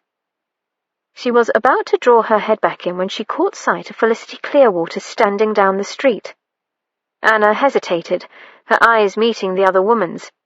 Then the carriage swept past, and she sat back in the seat. She bit her bottom lip. Felicity could not possibly know why she travelled to London, but seeing her still made Anna uneasy. Across from her, Coral raised an eyebrow. Anna grabbed the strap over her head as the carriage turned a corner, bouncing the women inside. She lifted her chin. Coral smiled slightly and nodded. They made a stop at Ravenhill Abbey so Anna could inform Mr. Hopple that she'd be absent from her work for a few days. The carriage waited at the end of the drive, out of sight, while she walked to the Abbey and back. It was not until she was almost returned to the carriage that she realised Jock was shadowing her. She turned to face the dog. "Go back, Jock!" Jock sat down in the middle of the drive and regarded her calmly. "Now, sir! Go home, Jock!" Anna pointed to the Abbey. Jock turned his head to look in the direction of her finger, but didn't move. "Fine, then," she huffed, feeling silly arguing with a dog. "I'll just ignore you." Anna walked the rest of the way determinedly not paying attention to the enormous dog following her. But when she rounded the gates of the Abbey and saw the carriage, she knew she had a problem. The footman had caught sight of her and had opened the vehicle's door in anticipation of her entering it. There was a blur and a scrabble of claws on gravel as Jock dashed past her and leapt inside the carriage. "Jock!" Anna was appalled. From inside the carriage came a commotion that rocked it briefly from side to side. Then it stood still. The footman stared in the door. She came alongside him and hesitantly peeked in as well. Jock sat on one of the plush seats. Across from him, Pearl watched the dog, horrified. Coral, predictably, was unperturbed and smiling faintly. Anna had forgotten how frightening Jock could be on first sight. "Oh, I'm so sorry, he's really quite harmless." Pearl, rolling her eyes to the side to see her, looked unconvinced. "Here, let me get him out," Anna said. But this proved difficult. After one menacing growl from Jock, the footman made it clear that his job did not include handling dangerous animals. Anna scrambled into the carriage to try to cajole the dog out. When that did not work, she grabbed hold of the loose fur near his neck and attempted to drag him out. Jock simply set his feet and waited while she wrestled. Coral started laughing. "It appears that your dog wants to come with us, Mrs. Wren. Leave him alone. I do not mind another passenger." "Oh, I couldn't," Anna panted. "Indeed you could. Do not let us argue. Come inside and protect Pearl and me from the beast." Jock seemed content when Anna sat. Once it was established that he could not be ejected, he lay down and went to sleep. Pearl watched him tensely for a while. When he didn't move, her head began to nod. Anna rested against the fine plush carriage cushions and thought sleepily that they were even finer than Lord Swartingham's. In a little while, she too was asleep, weary from the lack of rest from the night before. They stopped once in the afternoon for a late luncheon at an inn along the high road. Shouting ostlers ran out to hold the heads of the stomping horses, while the women climbed down stiffly. The inn was surprisingly clean, and they enjoyed some nice boiled beef and cider. Anna made sure to bring a bit of meat out to the carriage for Jock. Then she let him run around the yard and frighten the stable boys before they continued on their journey. The sun had already set when the carriage drew up before a smart London row house. Anna was surprised at the luxury of the house, but then thought of Coral's carriage and realised she shouldn't be. Coral must have noticed her gawking at the facade, because she smiled enigmatically. All from the kindness of the Marquis. She made a sweeping gesture, and her smile turned cynical. "My good friend." Anna followed her up the front steps and into the shadowed entryway. Their footsteps echoed on gleaming white marble floors. The walls were panelled in white marble as well, leading up to a plastered ceiling with a glittering crystal chandelier. It was a very beautiful, but very empty entrance. She wondered if it reflected its current occupant, or the absent owner. Coral turned at that moment to Pearl, who was beginning to droop from the long ride. "I want you to stay here with me, sister." "Your Marquis won't like me staying here long. You know that." Pearl looked anxious. Coral's lips twisted the slightest bit. "Let me worry about the Marquis. He will understand my wishes. Besides, he is out of the country for the next 2 weeks." She smiled almost warmly. "Now, let me show you to your rooms." Anna's room was a pretty little chamber done in a dusky blue and white.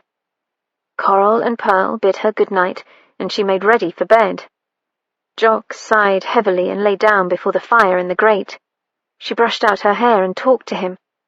She very firmly didn't let herself think about the morrow. But as she lay down to sleep, all the thoughts she had tried to keep at bay rushed in. Was she about to commit a grave sin? Could she live with herself after tomorrow? Would she please the Earl? To her chagrin, it was this last thought that she worried over the most.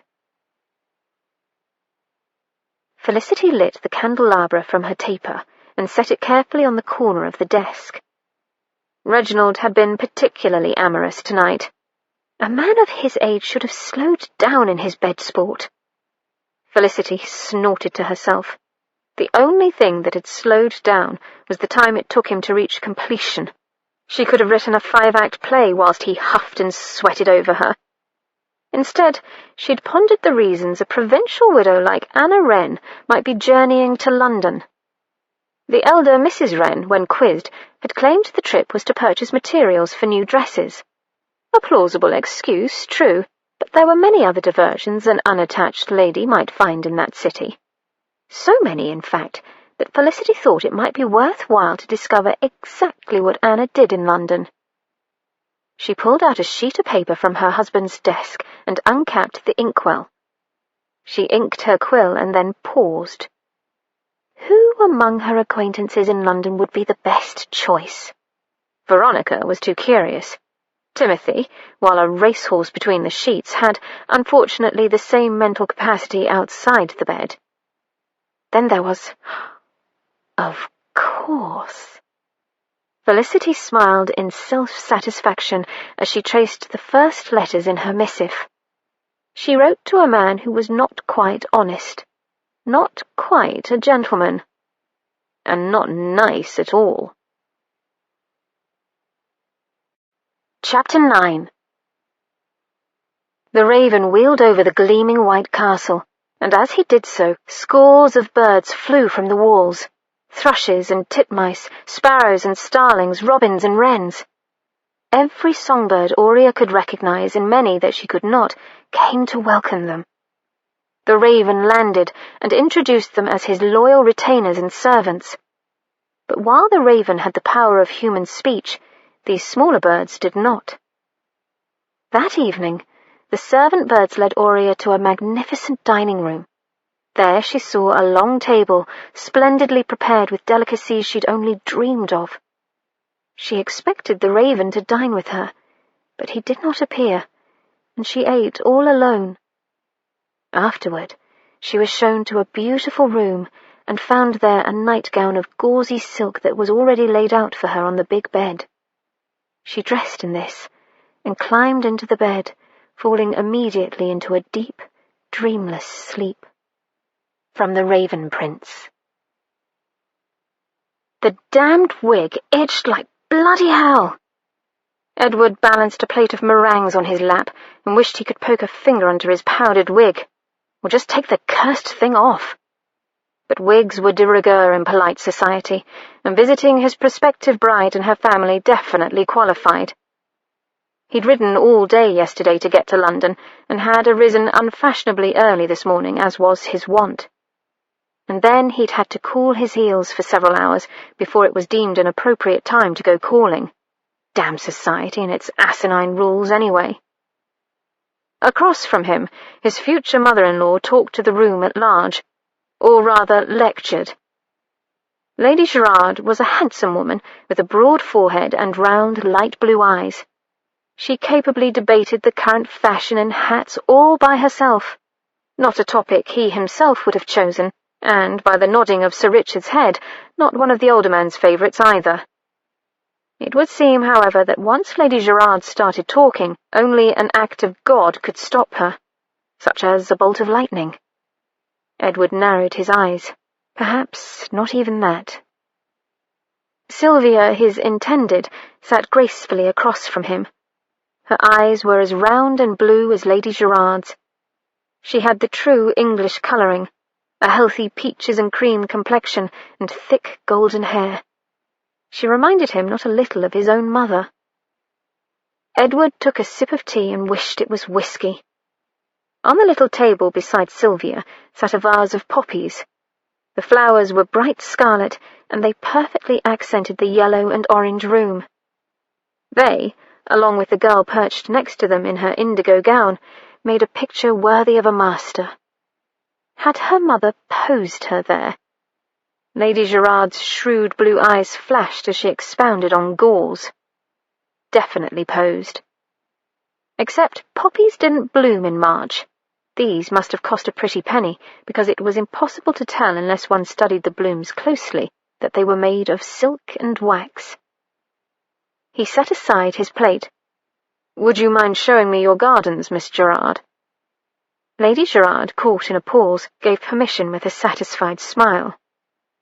Sylvia rose and preceded him through the French doors into the compact town garden, her skirts swishing behind her.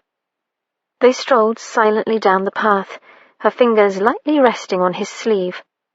Edward tried to think of something to say, a light conversational topic, but his mind was strangely blank.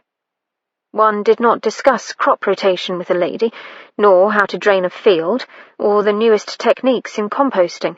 In fact, there was nothing at all that interested him that he could safely discuss with a young lady.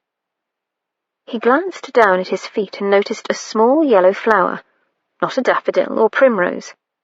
Edward stooped to finger it, wondering if Mrs. Wren had one like it in her garden. "Do you know what this is?" he asked Miss Gerard. Sylvia bent to examine the flower. "No, my lord." Her smooth brows knit. "Shall I ask the gardener for you?" "No need." He straightened and dusted off his hands. "I just wondered." They'd reached the end of the path where a little stone bench squatted against the garden wall. Edward withdrew a large white handkerchief from his coat and laid it on the bench. He gestured with one hand. "Please." The girl settled gracefully and folded her hands in her lap. He clasped his hands behind his back and absently watched the little yellow flower. "Does this alliance suit you, Miss Gerard?" "Perfectly, my lord." Sylvia didn't look at all perturbed by the bluntness of his question. "Then, will you do me the honour of becoming my wife?" "Yes, my lord." "Good." Edward bent to kiss the dutifully presented cheek. His wig itched more than ever. "There you are." Coral's voice broke the silence in the little library. "I'm glad you found something of interest." Anna nearly dropped the illustrated book in her hands. She whirled to find the other woman watching her with an amused look on her face. "I'm sorry, I guess I'm still keeping country hours. When I came down to the breakfast room, they weren't ready yet. The maid said I could look in here." Anna held up the open book in her hands as evidence, and then hastily lowered it when she remembered the explicit engravings inside. Coral glanced at the volume. "That one is very good, but you might find this one more helpful for what you plan tonight." She crossed to another shelf, took down a slim green volume and pressed it into Anna's hands. "Oh, thank you." Anna knew she was turning 7 shades of red. Rarely had she been so mortified in her life. In her yellow-sprigged morning gown, Coral looked no older than 16. She might have been a young lady of good family about to go out calling on other girlish acquaintances. Only her eyes spoiled the illusion. "Come, let us break our fast together." Coral led the way into the breakfast room where Pearl already sat. There was a full sideboard of hot dishes, but Anna found she didn't have much appetite.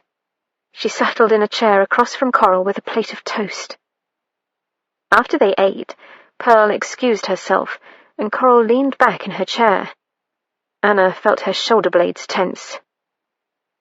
"Now," her hostess said, "perhaps we should make some plans for this evening." "What do you suggest?" Anna asked. "I have several dresses you might want to look at. Any one of them can be altered to fit you. In addition, we should discuss sponges." "I beg your pardon?" Anna blinked. How were bathing sponges going to help her? "You may not be aware of them." Coral sipped her tea serenely. "Sponges that can be inserted into the female body to prevent a child." Anna's mind froze on the thought. She'd never heard of such a thing. That's probably not necessary. I was married for 4 years without conceiving." "Then we will disregard them." Anna fingered her teacup. Coral continued. "Do you plan to attend the downstairs reception at Aphrodite's grotto to pick out a likely male, or—" she regarded Anna shrewdly, "or do you have a specific gentleman you would like to meet there?" Anna hesitated and took a sip of tea. How far could she trust Coral? Until now, she had rather naively followed Coral's lead, had literally done everything the woman had suggested. But she hardly knew her, after all. Could she entrust her with what she really wanted, with, in fact, Lord Swartingham's name? Coral seemed to understand her silence. "I am a whore," she said, "and in addition to that, I am not a nice woman. But despite these facts, my word is gold." She watched Anna intently, as if it were very important that she believe her. "Gold. I swear to you that I will not knowingly harm or betray you or anyone who you hold dear." "Thank you." Coral's mouth twisted. "It is I who should thank you. Not everyone would take the word of a prostitute seriously."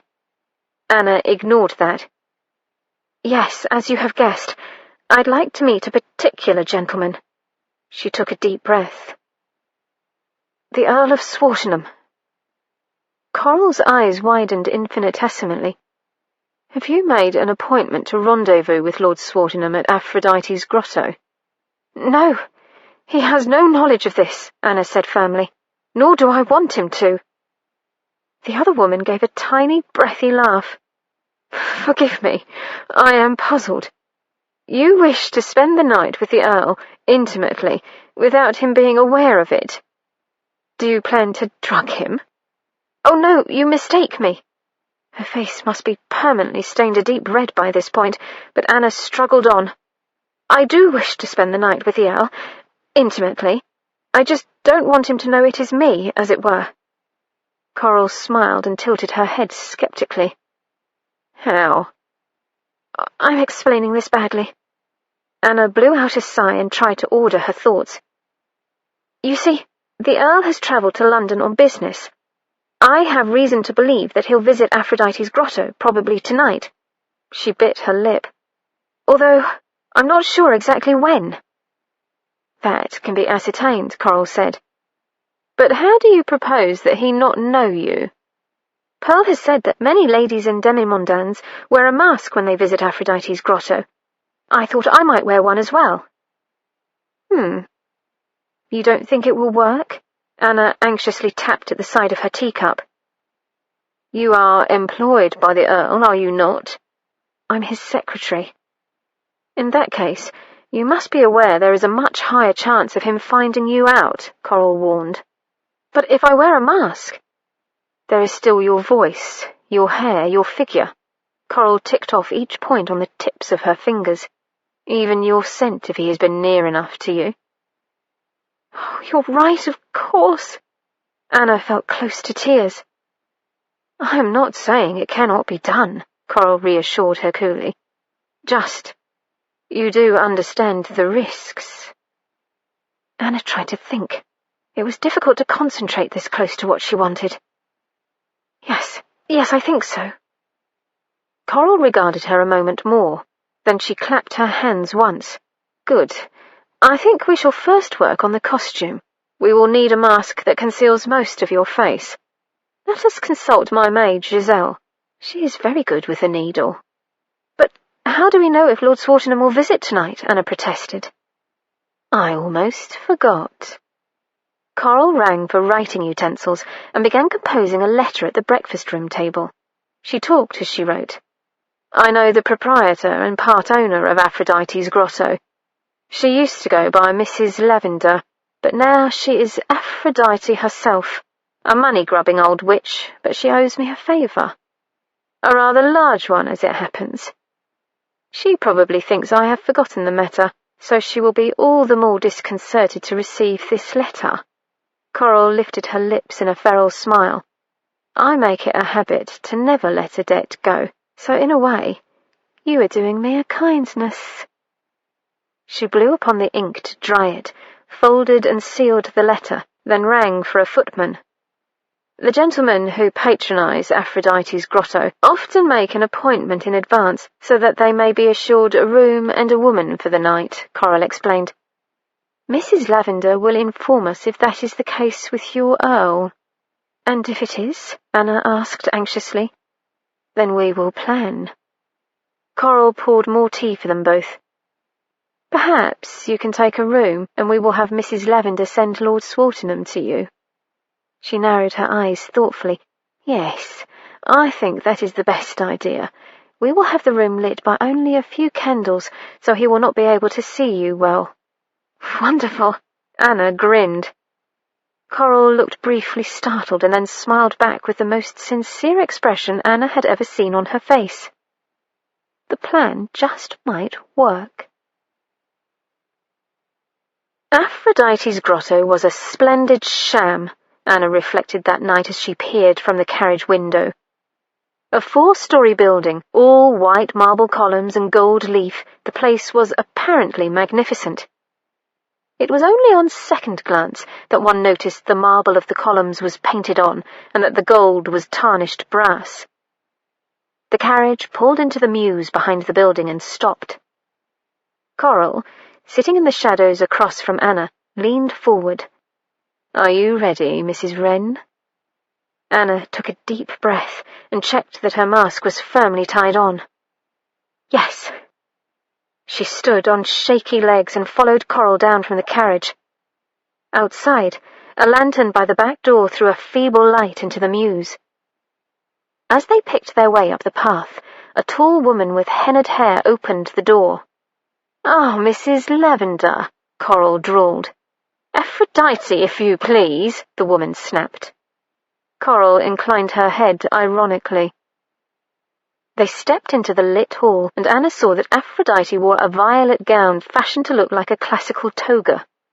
A gold mask dangled from one hand. The madam turned shrewd eyes on Anna. And you are? A friend, Coral replied before Anna could say a word. Anna shot her a grateful glance. She was very glad that Coral had insisted she don the mask before leaving the townhouse. It wouldn't be wise to expose herself to the madam. Aphrodite gave Coral a nasty look and led the way up the stairs and down the hall to pause before a door. She opened it and gestured inside. You have the room until dawn. I will inform the Earl that you wait for him when he arrives. With that, she swooshed away. Coral's lips curved in a secret smile. Good luck, Mrs. Wren. And then she too was gone. Anna carefully closed the door behind her and took a moment to steady her breath as she looked around. The room was surprisingly tasteful. Well, considering it was in a brothel. She rubbed her arms, trying to make them warm. Velvet curtains draped the window. A banked fire glowed in a lovely white marble fireplace, and 2 upholstered chairs stood by the hearth. She flipped back the covers on the bed. The linens were clean, or at least they appeared so. She removed her cloak and draped it over a chair. She wore a diaphanous gown underneath that she'd borrowed from Coral. Anna supposed it was meant to be a night-dress, but it was extremely impractical. The upper half consisted mostly of lace. Coral had assured her, nevertheless, that this was the appropriate attire for a seduction. The satin mask on her face was butterfly-shaped. It covered her forehead and hairline and swept down over most of her cheeks. The eye holes were oval and tilted at the corners, giving her eyes a vaguely foreign shape. Her hair flowed about her shoulders, the ends carefully curled. Lord Swartingham had never seen her with her hair down. Everything was ready. Anna skittered to the mantelpiece and fiddled with a candle. What was she doing here? This was a silly plan that would never work. What had she been thinking? There was yet time to renege. She could leave this room and find the carriage. The door opened. Anna whirled and froze. A masculine shape loomed in the doorway, silhouetted by the hall light. For a fraction of a second, she felt fear and stepped back apprehensively. She couldn't even tell if it was Lord Swartingham. Then he entered, and she knew by the shape of his head, by his stride, by the movement of his arm as he took off his coat, that it was he. The Earl laid the coat on a chair and advanced toward her in his shirt, breeches, and waistcoat. Anna didn't know what to do or say. She nervously pulled her hair back from her face and tucked it behind her ear with the crook of her little finger. She couldn't see his expression in the dim candlelight any more than he could see hers. He reached for her and took her in his arms. She relaxed at the movement and lifted her face, expecting his kiss. But he didn't kiss her lips. Instead, he bypassed her face altogether and laid his open mouth against the curve of her neck. Anna trembled. To have waited so long for his touch, and then suddenly to have his wet tongue tracing the tendon of her neck down to her shoulder, was both shocking and wonderful. She gripped his upper arms. His lips ran back and forth on her collarbone, his hot breath raising goosebumps on her skin. Her nipples puckered against the rough lace on her gown. He slowly pulled down one shoulder of the loose nightdress. The lace caught and dragged over her nipple almost painfully as her breast was exposed. His breathing grew deeper. He shifted his hand from her shoulder to slide a calloused palm over her nipple. Anna caught her breath and exhaled raggedly. She'd not been touched by a man there in over 6 years, and then only by her husband. The heat of his palm almost burned against her cool breast. He rubbed his wide hand back and forth, taking his time to measure her with the span of his fingers. Then he caught the nipple in the crook of his forefinger and thumb and squeezed. At the same time, he bit gently down on her shoulder. A jolt of exquisite pleasure lanced through Anna, travelling all the way to her woman's mound. Her belly tensed with excitement. She ran her fingers over his arms, pressing and rubbing, wishing desperately that she could feel his skin under the layers of clothes. His hair was slightly damp from the mist outside, and she could smell him, sweat and brandy in his own unique male musk. She turned her face toward him, but he pulled his head away. She followed. She wanted to kiss him, but he suddenly pushed down the other shoulder of her gown, distracting her. Without her breasts to hold it up, the gown fell to her feet. She was nude before him. There was a moment when she blinked and began to feel vulnerable, but then he put his mouth to her nipple and licked. She started. A low, hoarse sound came from her throat. He licked her other nipple like a cat. Slow, languid strokes that rasped over her nerve endings. He made a sound almost like a purr, furthering the illusion that he was a big predator savouring the taste of her skin. Her legs shook, and she felt weak. She was surprised to find she couldn't stand. What was this feeling taking over her body? This had never happened before. Had it been so long that she could no longer remember what love-making was like? Her body, her emotions felt foreign. But he was supporting her now, even as her legs collapsed beneath her. His mouth never leaving her breast, he picked her up and laid her on the bed, and her thoughts scattered. He ran his hands down her bare sides, and taking hold of her thighs, he parted them widely. He settled his hips against her, as if he had every right. His manhood lay on her feminine flesh, and he ground down in small circular motions so that her inner lips parted. She could feel him, big and thick, and there. The trembling spread throughout her body. He made a sound somewhere between a growl and a purr. He seemed to relish his position and her helplessness. He continued to rock against her, and he sucked her nipple into his hot mouth. He pulled hard, and she arched up against him frantically, almost dislodging him. He did growl then, as he turned to suck her other breast. At the same time, he moved his hips up fractionally to bear down on her. She arched again as a whimper escaped her lips. But this time he was ready and did not let her shift him. He ground more firmly on her sensitive flesh. He pressed her into the mattress and dominated her with his weight and strength.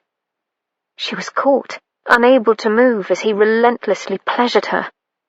He didn't let up, cramming against her inexorably with his hard loins as he sucked and sucked and sucked at her wet nipples. She shuddered, unable to control herself. Waves of pleasure flowed from her center toward the tips of her toes. Little ripples followed, and she gasped as pieces of herself seemed to fly apart. For an ecstatic moment, joy overwhelmed her anxiety. He rocked against her non-stop, but in soft, slow brushes now, as if he knew her flesh was too sensitive to handle a firmer contact. His hands flowed in long sweeps down her sides, and he feathered open-mouthed kisses against her aching breasts.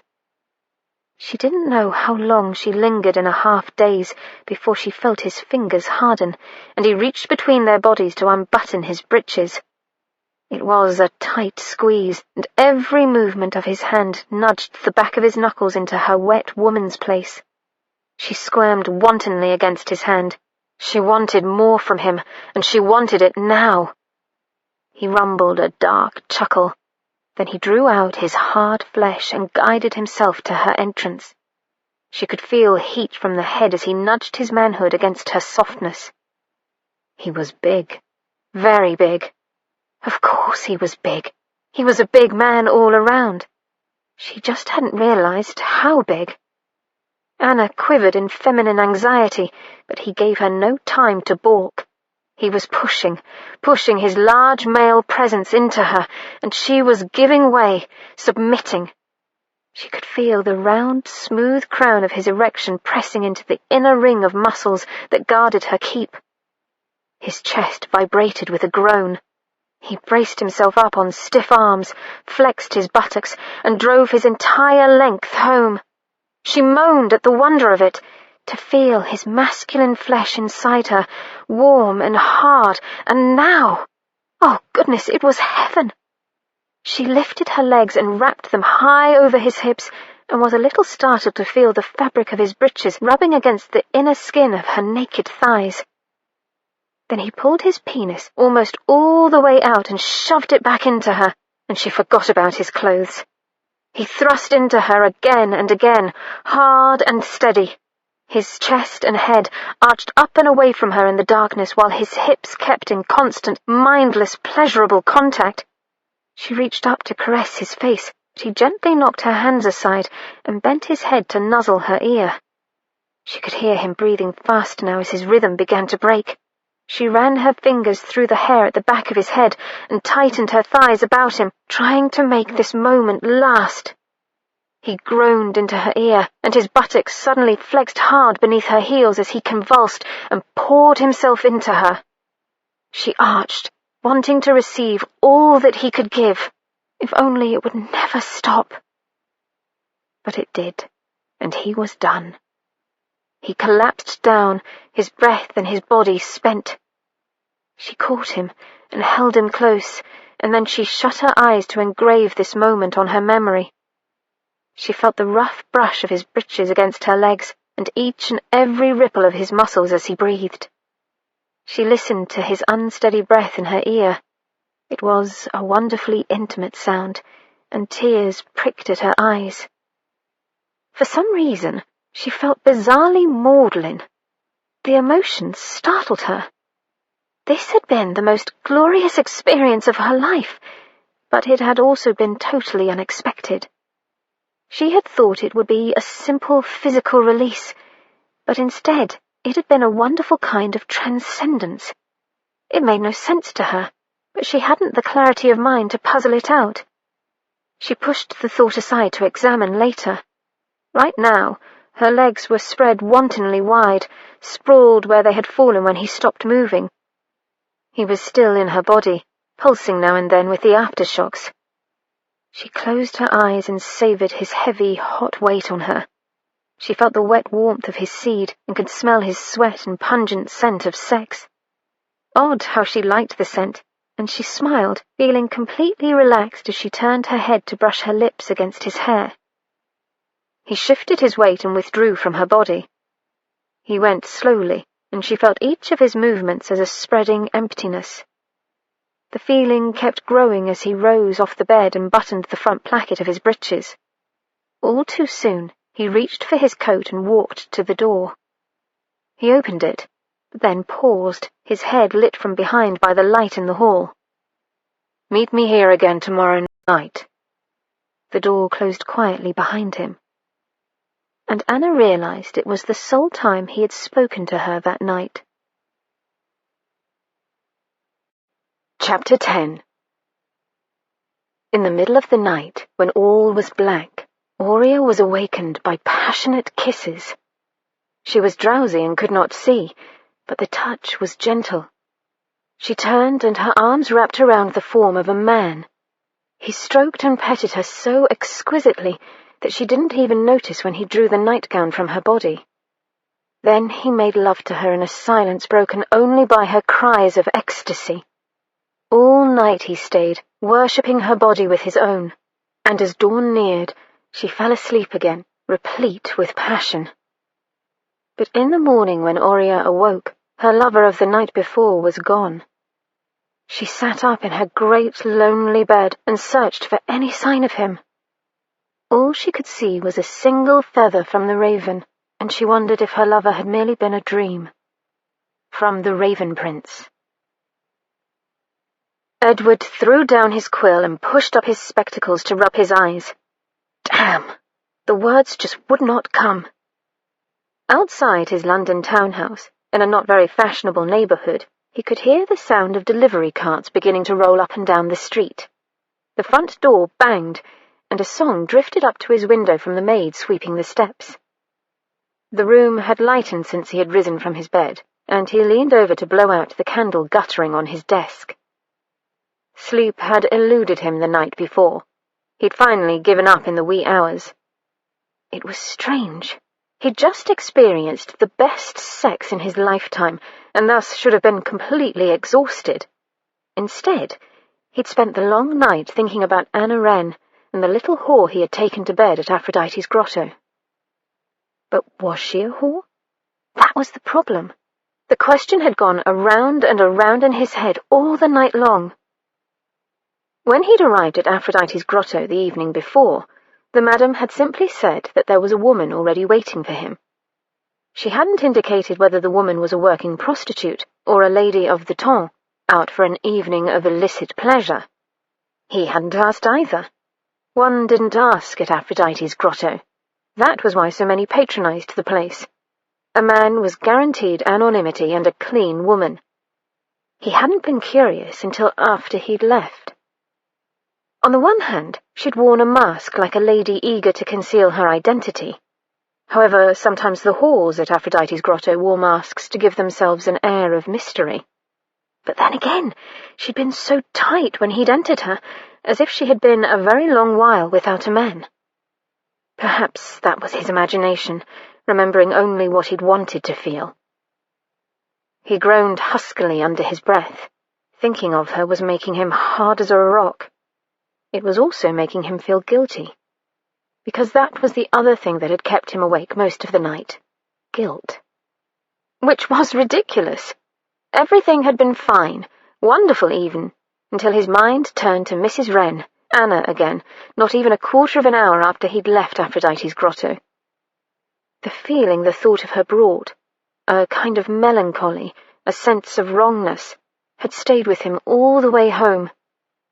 He felt as if he had betrayed her. Never mind that she had no claim on him, that she had never even shown that she reciprocated his longing. The notion that he had been unfaithful was still there, eroding his soul. The little whore had been shaped like Anna. Holding her, he imagined a little what it would be like to hold Anna Wren, how it would feel to caress her. And when he'd kissed her throat, he had become instantly aroused. Edward groaned into his hands. This was ridiculous. He must rid himself of these constant thoughts of his little secretary. They were unworthy of an English gentleman. This urge to corrupt an innocent must be overcome, and he would do it through sheer willpower if need be. He jumped up from his desk, strode over to the bell pull hanging in the corner, and yanked it viciously. Then he began putting away his papers. He took off his reading glasses and stuffed them into a cubbyhole. 5 minutes later, his summons still hadn't been answered. Edward exhaled and glared at the door. Another minute ticked by with no sign of a servant. He drummed his fingers on his desk impatiently. God damn it, he had a limit. He marched to the door and bellowed into the hallway. "Davis!" A shuffling sound, as if from a creature called forth from the Stygian depths, came from the corridor. It drew nearer, very slowly. "It will be sundown before you get here if you don't hurry up, Davis!" Edward held his breath, listening. The shuffling did not quicken. He exhaled again and leaned on the door frame. "I'm going to dismiss you one of these days. I'm going to replace you with a trained bear. It couldn't possibly perform any worse than you. Do you hear me, Davis?" Davis, his valet, materialized around the corner holding a tray with hot water. The tray trembled. The servant slowed his already snail-like progress even more when he saw the Earl. Edward snorted. "That's right. Don't exert yourself. I have all the time in the world to stand about the corridor in my nightshirt." The other man appeared not to hear. His movements were down to a crawl now. Davis was an aged rascal with sparse hair the colour of dirty snow. His back was bent in a habitual stoop. A large mole with sprouting hairs grew by the side of his mouth, as if to make up for the lack of hair above the watery grey eyes. "I know you can hear me," Edward shouted in his ear as he passed. The valet started as if just noticing him. "Up early, are we, my lord? So debauched we couldn't sleep, eh?" "My sleep was dreamless." "That's so." Davis gave a cackle that would have done credit to a buzzard. "'Tisn't good for a man your age, not sleeping well, if you don't mind me saying so. What are you mumbling about, you senile old coot?" Davis set the tray down and shot a malicious glance at him. "Drains the manly vigour, it does, if you know what I mean, my lord." "No, I don't know what you mean, thank God."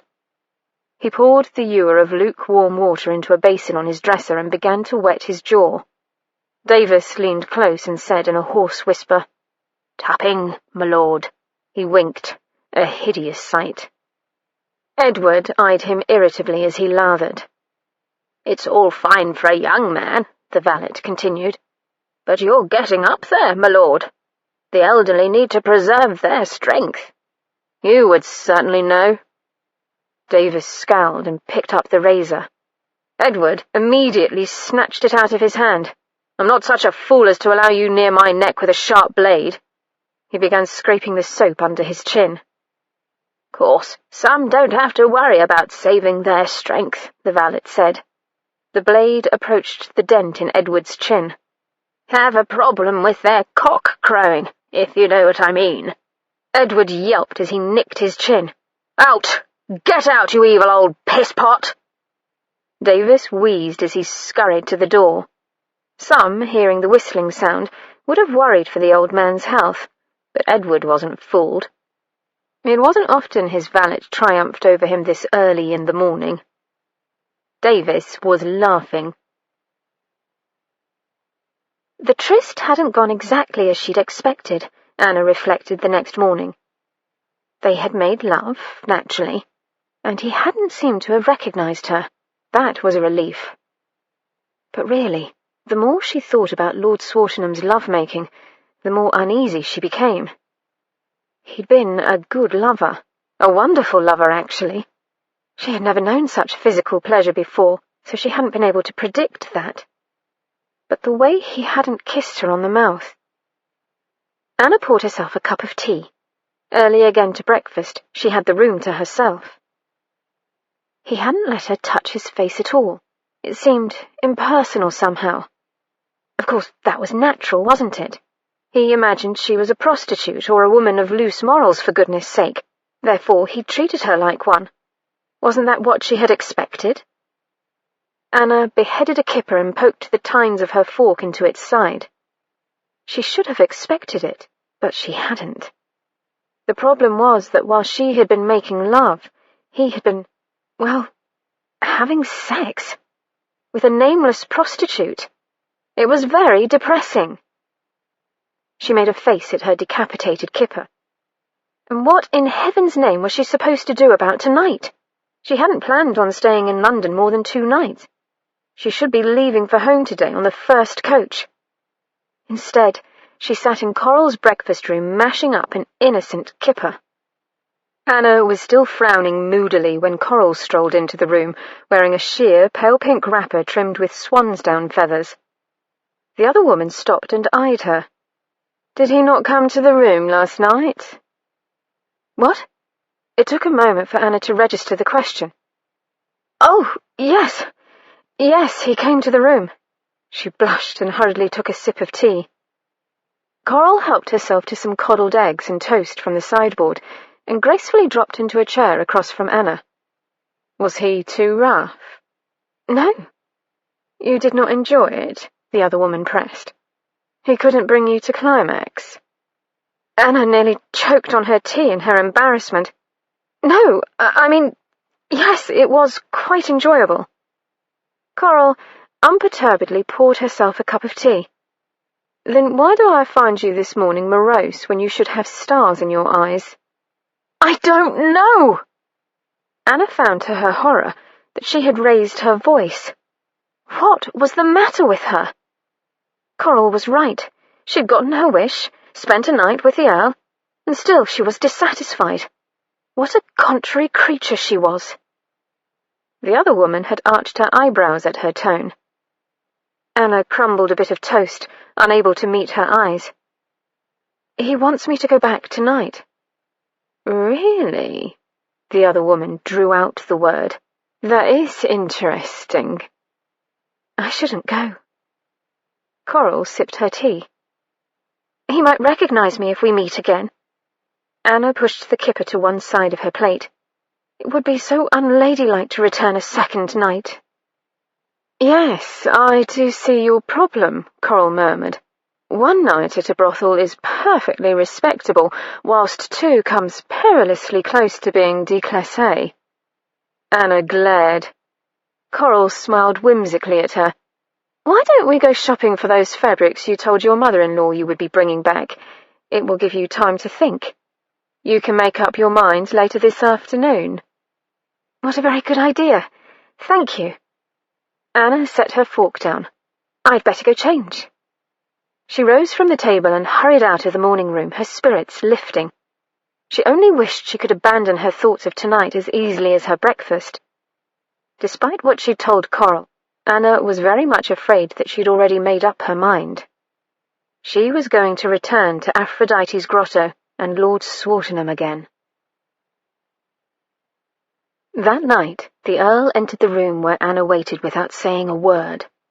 The only sounds were the quiet shush of the door closing and the crackle of the fire. She watched him pace forward, his face in shadow. Slowly he shrugged out of his coat, his big shoulders bunching, and then she glided to him before he could make the first move, before he could take control. She stood on tiptoe to kiss his mouth, but he deflected the movement, drawing her close to his body instead. She was determined this time to make their dance more personal, to make him understand that she was real, to touch at least some of him. She took advantage of her position and quickly worked the buttons on his waistcoat open. It came undone, and she attacked the shirt beneath. He reached to catch her hands, but she already had the shirt partly undone. She greedily reached for her prize, his flat, masculine nipples. Her fingers stroked through his chest hair until she found them. Then she swayed forward and licked his nipples as he'd done the night before to hers, feeling vaguely triumphant that she'd gained the upper hand so soon. His hands fell away from where they had risen to catch her wrists. He caressed her bottom instead. His height was a hindrance to her. She couldn't reach all that she wanted, so she pushed him back into one of the armchairs by the fire. It was important to her that she win this battle tonight. He sprawled there, his shirt half open in the firelight. She knelt between his outspread legs and slid her hands into his shirt, all the way up to his shoulders. Then her fingers smoothed down his arms, taking the fabric with them. She pulled the shirt off him and let it fall to the floor. That left her free to run her hands over his beautiful muscled shoulders and arms. She moaned her delight in finally being able to feel the power and warmth of his body. She felt light-headed with anticipation. He stirred and brought her hands to the front of his breeches. Her fingers trembled, but she brushed his hands aside when he tried to help her. She pushed the concealed buttons through their holes, feeling his erection growing all the while beneath her fingers. Then she reached inside to draw him out. He was gorgeous, thick and large with pulsing veins that stood out along his shaft, a swollen crest. The sight filled her with heat. She made a crooning sound in her throat and spread the placket of his breeches as far as it would go so she could look at his chest and stomach and penis. She adored the sight, the black wiry curls of his pubic hair, the thick column standing now to his navel, and the heavy sack of his testes beneath. His naked skin gleamed as if gilded by the firelight. He growled and ran his fingers into the hair behind her head. He gently urged her mouth down to his penis. For a moment, she hesitated. She'd never... Did she dare? Then she remembered their battle. This was but one skirmish, but it was important she win them all. And besides, she was excited at simply the thought. It was this last that decided her. Tentatively, she grasped his erection and brought it away from his belly to her lips.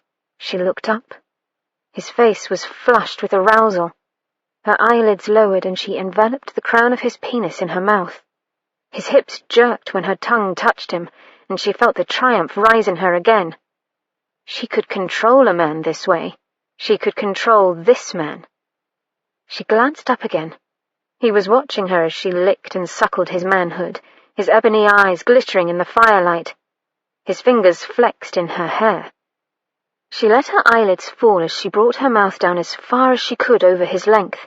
Then she slowly pulled up, pursing her lips and sucking on the thick shaft as it withdrew from her mouth. She heard him moan, and his pelvis arched convulsively. She licked around the ridge below the head. It felt like chamois over iron and tasted of male musk, the salt of sweat, and victory. Surely after this, after tonight, things would somehow be different. She explored that area with her tongue for a while, then she felt his hand cover hers. He guided her fingers in a slow stroke up and down. He groaned. She moved her hand faster as he urged her to take his penis into her mouth again with a nudge of his hips. This time, when she drew back up to the head, she tasted a saline drop at the tip. She licked the slit at the top to see if there was more. He groaned again. Anna wriggled in excitement. She'd never done anything so sexually stimulating in her life. Her body was damp and slick, and her breasts seemed to throb with each groan she wrung from him. His hips began to move rhythmically as she worked him. The sensuous, liquid sounds of her mouth on his body were explicit in the still room. Suddenly, he bucked, gasping, and tried to withdraw from her mouth. She wanted to feel his finish, though, wanted to experience this intimacy together, wanted to be with him at his most vulnerable. She held on and sucked more strongly. Tangy warmth filled her mouth. She almost came herself with the knowledge that she'd brought him complete satisfaction. He sighed and bent down to draw her into his lap. They sprawled there for a while, the fire in the grate snapping. She leaned her head on his shoulder and pulled her hair out of her eyes with a hooked little finger. After a time, He drew her gown from her breasts. Languidly, he played with her nipples, stroking and squeezing gently for many minutes. Anna drifted, her eyes half closed. Then he lifted her to pull the gown all the way off. He turned her around and settled her on his lap, naked and facing him, her legs draped over the chair's arms. She was splayed before him, vulnerable. Was this what she wanted? She wasn't sure, but then his fingers feathered across her belly, down to where she was open to him, and she no longer cared. He played in her curls before skimming lower. She inhaled sharply, waiting, anticipating where he would touch her next. He stroked through her, parting her down there. She bit her lip. Then he brought his fingers up, wet with her juices, and smeared them over her nipples. Vaguely, she was aware that she should be shocked, but somehow in this place, with this man, she was beyond the mores of society. He worked her nipples, sliding and tugging as he made sure they were both thoroughly covered with her body's moisture. She caught her breath at the animal sensation. It was so crude what he was doing, and it excited her terribly. He bent his head and sucked a nipple into his mouth. He had made sure to sensitize her flesh, and she moaned and arched uncontrollably at the contact. He returned to her mound and slid his long, strong middle finger into her hollow. His thumb flicked across her stiff bud, and at the same time he moved his finger in her. Mewling noises built in her throat. She felt moisture sliding between her thighs. He chuckled and brought his thumb down firmly on her sensitive knot. He suckled at her other breast. The sharp sensations at two different points of her body mingled and compounded one another until she grabbed his shoulders and arched her hips involuntarily. He brought his other hand to her back and held her steady as his thumb began to rotate. She came explosively, gasping and shaking. She tried to close her legs, but the chair held them open. She could only hump her hips mindlessly as he pleasured her. Finally, when she began to whimper, he lifted her bottom and pushed her down on his manhood. His breathing was labored as he slowly penetrated her slick passage. He forced her down relentlessly until she'd taken all of his thick warmth and was stretched almost painfully open. Then he carefully lifted her legs, one at a time, over the chair arms and brought them to either side of him. He lifted her up onto her knees so that just the head of his erection remained, stretching her entrance. He kept her there, balanced on top of his penis while he sucked and licked at her swinging nipples. She moaned. He was driving her out of her mind. Frantically, she tried to sink down on his burning erection, but he laughed darkly and held her poised on the edge of pleasure. She tried swiveling her hips, swirling the crown into her passage. He broke at that, pulling her down on him again and surging into her almost violently. Oh, yes. She smiled savagely in satisfaction. She rode him, watching his face. He caressed her breasts and tilted his head against the chair. His eyes were closed, his lips drawn back from his teeth in a near snarl. The flickering firelight made a demon's mask of his features. Then he lightly pulled on both her nipples at the same time, and her own head arched at the sensation. Her hair cascaded down her back, swinging and brushing both her legs and his. She began to come in long, drawn-out waves, her vision clouding. His hips bucked against hers. He grabbed the cheeks of her bottom to hold her down on him, his penis fully sheathed in her passage as he ground and ground and ground against her softness, his head rolling against the chair as he came. She fell forward, panting in the aftermath, to lie against his naked shoulder as he cradled her in his arms. His face was half turned away, and she lazily watched him as he recovered. The lines that habitually creased his forehead and bracketed his mouth were softened.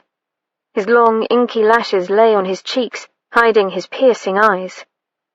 She wanted to stroke his face, to feel it with her fingertips, but by this time she knew that he would not allow it. Had she won what she wanted? She felt tears sting the corners of her eyes. Somehow it wasn't right. The lovemaking had been even more wonderful tonight, but at the same time, as if in proportion to her physical ecstasy, She felt the gaping hole in her psyche more keenly. Something was missing. He suddenly sighed and shifted. His flesh slid from hers.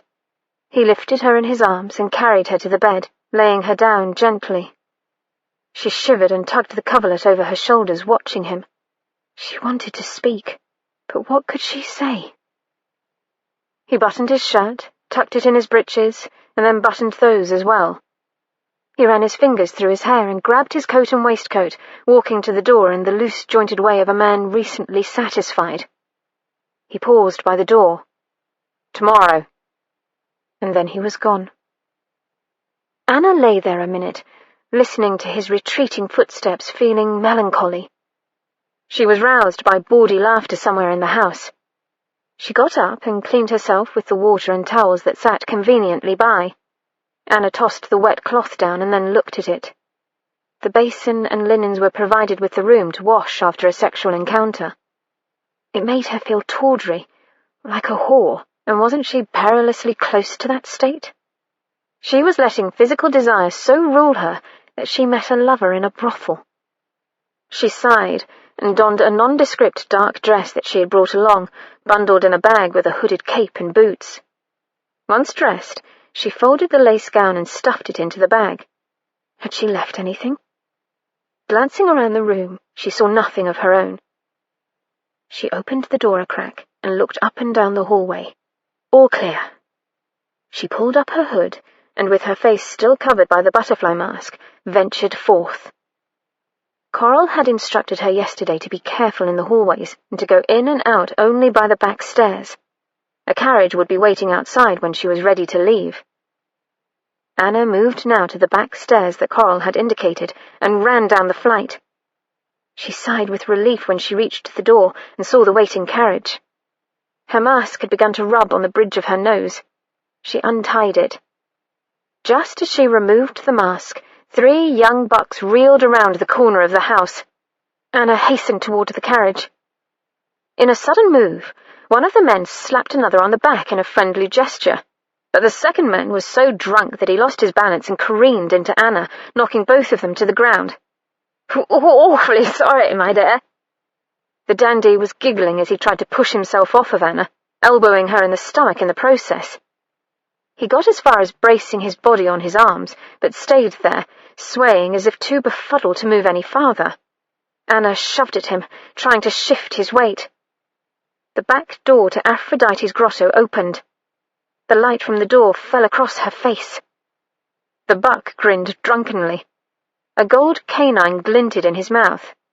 "Why, you're not too bad at all, love." He leaned down in what he obviously considered a seductive manner and breathed an ale-filled puff into her face. "What say you and me—" "Get off me, sir!" Anna hit the man's chest hard and managed to knock him off balance. He fell to the side, swearing foully as he did so. She scrambled quickly in the opposite direction, out of his reach. "Come here, you tart! The dandy's friend saved her from hearing the rest of the undoubtedly obscene comment. The man hauled him up by the scruff of his shirt. "Come on, chum. No need to play with the downstairs help when we've got a couple of high flyers waiting inside." Laughing, they dragged off their protesting friend. Anna ran to the carriage, scrambled inside, and slammed the door behind her. She was shaking from the ugly incident, an incident that could have been much uglier. She had never been mistaken for a woman of anything other than the highest morals. She felt degraded, tainted. She took deep breaths and firmly reminded herself that she had nothing to be upset about. She hadn't been hurt by the fall, and the rude young man's friends had hustled him away before he had insulted her or even laid hands on her. True, he had seen her face, but it was highly unlikely that she would run into him in Little Battleford. Anna felt a little better. Surely there could be no repercussions. 2 gold coins flicked through the air, flashing in the light from the back door of Aphrodite's grotto. They were caught by hands that were remarkably steady. "That went well." "Glad to hear it, old boy." One of the bucks smirked, looking almost as drunk as he was supposed to be. "Mind telling us what that was all about?" "Afraid I can't do that." The third man's lip lifted in a sneer, and his gold tooth gleamed. "It's a secret." Chapter 11. Many months passed while Aurea lived in her raven husband's castle. During the day, she amused herself by reading from the hundreds of illuminated books in the castle's library, or by taking long walks in the garden. In the evening, she feasted on delicacies she had only dreamed of in her former life. She had beautiful gowns to wear and priceless jewels to decorate herself with. Sometimes the raven would visit her, appearing suddenly in her rooms or joining her at dinner without any notice. Aurea found that her strange spouse had a wide and intelligent mind, and he would engage her in fascinating conversations. But always the big black bird would disappear before she retired to her rooms in the evening, and every night in the dark a stranger came to her bridal bed and made exquisite love to her. From the Raven Prince. "Hail, O defender of the turnip and master of the yew!" a deep, sarcastic voice drawled the next morning. "Well met, my fellow agrarian." Edward squinted through the smoke in the cavernous coffee-house. He could just make out the speaker lounging at a table in the rear right corner. Defender of the turnip, eh? Winding his way through cluttered, age-blackened tables, Edward reached the man and slapped him hard on the back. "Iddlesley, it is not yet 5 in the afternoon. Why are you awake?" Simon, Viscount Iddlesley, didn't rock forward under the hearty backslap. He must have been bracing himself, but he did wince. A lean, elegant man, he wore a fashionable white-powdered wig and lace-edged shirt. To many, he no doubt appeared a fop, but appearances in this case were deceiving. "I've been known to see the light of day afore noon," Iddlesley said, "although not often." He kicked a chair out from the table. "Sit, man, and partake of that hallowed brew called coffee. The gods, had they known of it, would have had no need of nectar on Olympus." Edward waved at a boy serving drinks and took the proffered chair. He nodded at the silent third man sharing the table. "Harry, how are you?" Harry Pye was a land steward on an estate somewhere in the north of England. He wasn't often in London. He must be here on business. In contrast to the flamboyant Viscount, Harry almost blended into the woodwork. He was a man most would hardly notice in his ordinary brown coat and waistcoat. Edward knew for a fact that he carried a wicked dagger in his boot. Harry nodded. "My lord, it's good to see you." He didn't smile, but there was an amused gleam in his green eyes. "God's blood, Harry, how many times have I told you to call me Edward or Raaf?" He signalled the boy again. "Or Ed, or Eddie," Iddlesley cut in. "Not Eddie." The boy banged a mug down, and Edward took a grateful sip. "Aye, my lord," he heard Harry murmur, but Edward didn't bother replying. He glanced around the room. The coffee at this house was very good. That was the main reason the Agrarian Society met here. It certainly wasn't because of the architecture. The room was crowded, with a too-low ceiling. The short door lintel was known to catch the taller members a nasty crack on the crown on entering. The tables had probably never been scrubbed, and the mugs didn't bear a close inspection. And the staff was a shifty lot, who could be selectively hard of hearing when they didn't feel like serving, no matter the rank of the customer. But the coffee was fresh and strong, and any man was welcome to the house as long as he had an interest in agriculture. Edward recognized several titled men sitting at tables, but there were also small landowners up for a day in London, and even working stewards such as Harry. The agrarians were known for the strange equality of their club. "And what does bring you to our lovely, if odoriferous, capital?"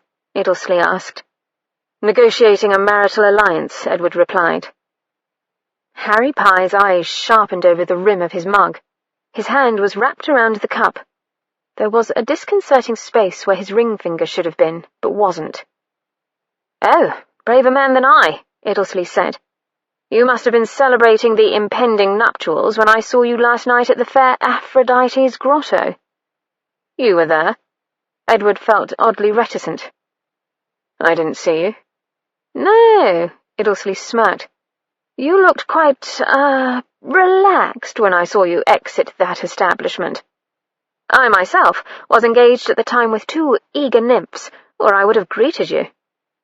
"Only 2?" Harry asked, deadpan.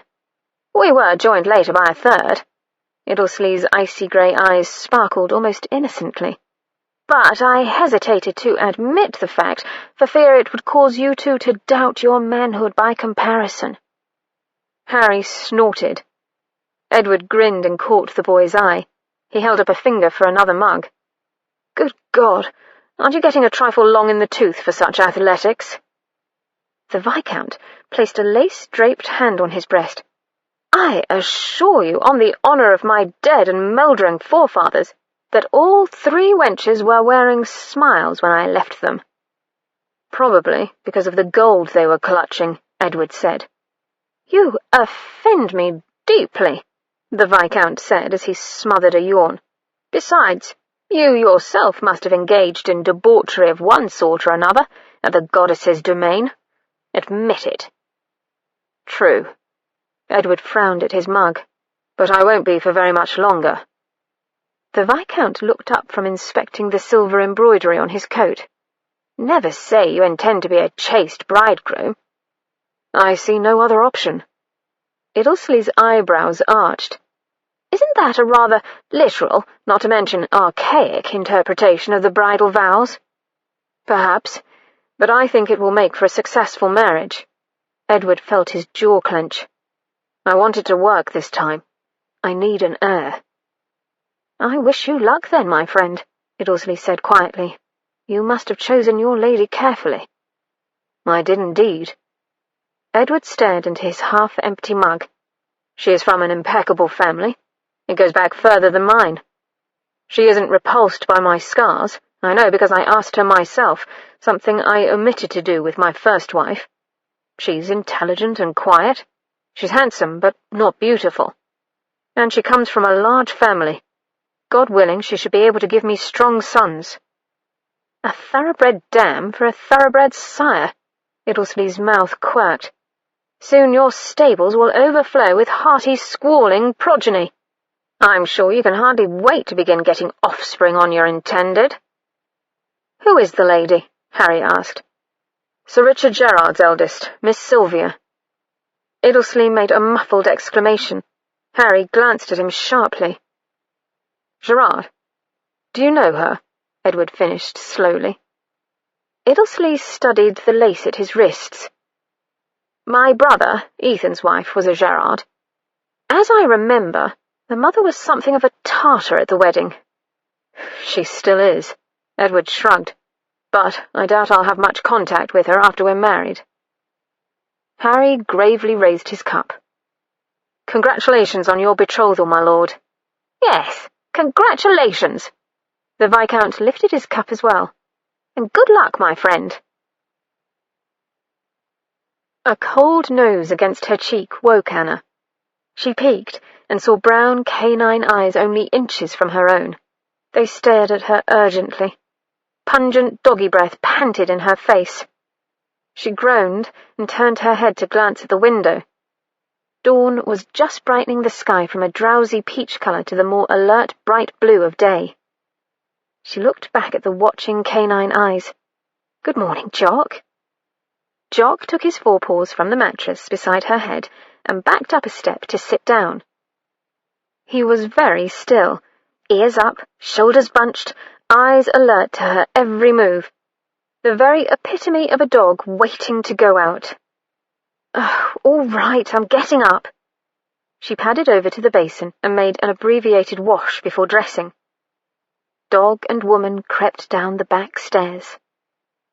Coral lived in a fashionable street near Mayfair, which was lined with white stone houses only a few years old. Most of these were quiet now, except for an occasional maid washing the front steps or polishing a doorknob. Normally, Anna might feel uncomfortable walking about in a strange place without an escort, but she had Jock to accompany her. He leaned closer as if to protect her whenever anyone else approached. They strolled in companionable silence. Jock was busy sniffing out the intriguing smells of the city, while she was lost in her own thoughts.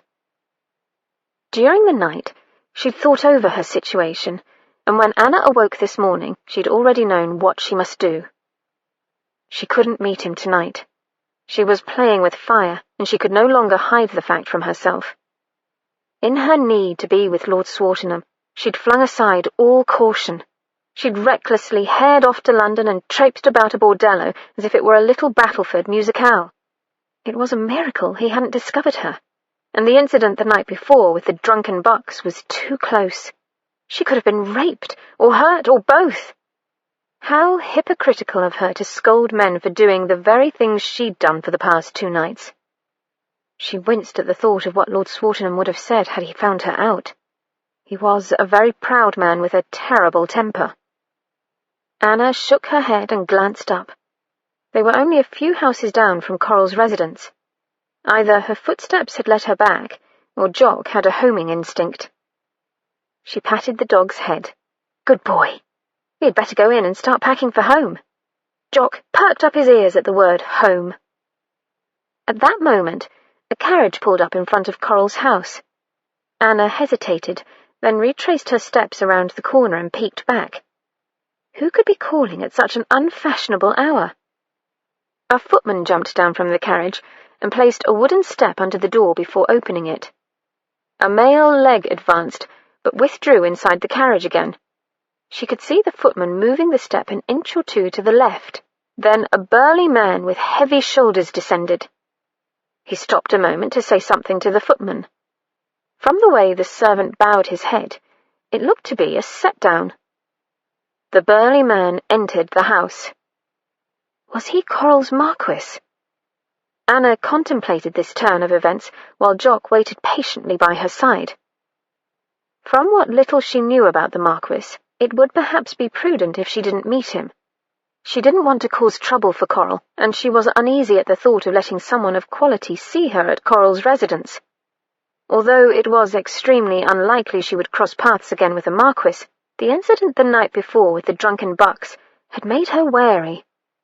She decided to enter the house from the servants' entrance, and thus perhaps escape notice. It's a good thing I'd planned to leave today anyway, she muttered to Jock as they crossed the kitchens. There was a great flurry of activity in the kitchen. Maids scurried, and the footman helped bring in a mountain of luggage. Anna was hardly acknowledged as she climbed the dark back stair. Just as well. She and Jock moved soundlessly down the upper hall. Anna opened the door to her room and found Pearl anxiously waiting. Oh, thank God you're back, Mrs. Wren, the other woman said when she saw her. I took Jock for a walk, Anna said. Was that Coral's Marquis I saw coming in the front? Yes, Pearl said. Coral wasn't expecting him for another week or more. He'll be angry if he finds she has guests. I was just going to pack and leave, so I'll be out of his way. Thank you, Ma'am. That'll make it ever so much easier for Coral, it will. But what will you do, Pearl? Anna bent to drag out her soft bag from under the bed. Coral said she wanted you here with her. Will the Marquis let you stay? Pearl picked at a hanging thread on her cuff. Coral thinks she can get him to let me stay, but I don't know. He's awful mean sometimes, even if he is a lord. And the house belongs to him, you know. Anna nodded her understanding as she carefully folded her stockings. I'm glad Coral has such a nice place to live, with servants and carriages and things, Pearl said slowly. But that Marquis makes me nervous. Anna paused with a handful of clothes in her arms. You don't think he would hurt her, do you? Pearl stared back somberly. I don't know. Edward prowled the bordello room like a caged tiger denied a meal. The woman was late. He checked the china clock over the hearth again. Half an hour late, damn her. How dare she make him wait for her? He reached the fireplace and stared into the blaze. He'd never obsessively gone back to the same woman. Not once, not twice, but 3 times now. The sex had been so good each time. She was so responsive. She held nothing back, acting like she was as much under his spell as he was under hers. He was not naive. He knew women who were paid for sex often faked an excitement they did not feel. But a body's natural reaction could not be faked. She had been wet, literally soaked in her desire for him. He groaned. The thought of her wet pussy was having a predictable effect on his cock. Where the hell was she? Edward swore and pushed himself away from the mantelpiece to resume his pacing. He'd even begun to daydream, in the manner of a starry-eyed stripling, about what her face looked like underneath the mask. More disturbing, he had imagined that she might look like Anna. He stopped and placed the crown of his head against the wall, hands braced on either side. His chest expanded as he breathed deeply. He had come to London to rid himself of this awful fascination for his little secretary before he married. Instead, he'd found a new obsession. But had that stopped the original fixation? Oh no. His longing for Anna had not only grown stronger, but was also mingled with lust for the mysterious little whore. He had two obsessions now instead of one, and they were tangled together in his overwrought brain. He pounded his head against the wall. Perhaps he was going mad. That would explain everything. Of course, none of this mattered to his cock. Mad or sane, it was still over-eager to feel the woman's tight, slippery sheath. He stopped banging his head against the wall and looked at the clock again. She was 33 minutes late now. By God's balls, he wasn't going to wait another minute more. Edward snatched his coat up and slammed out of the room.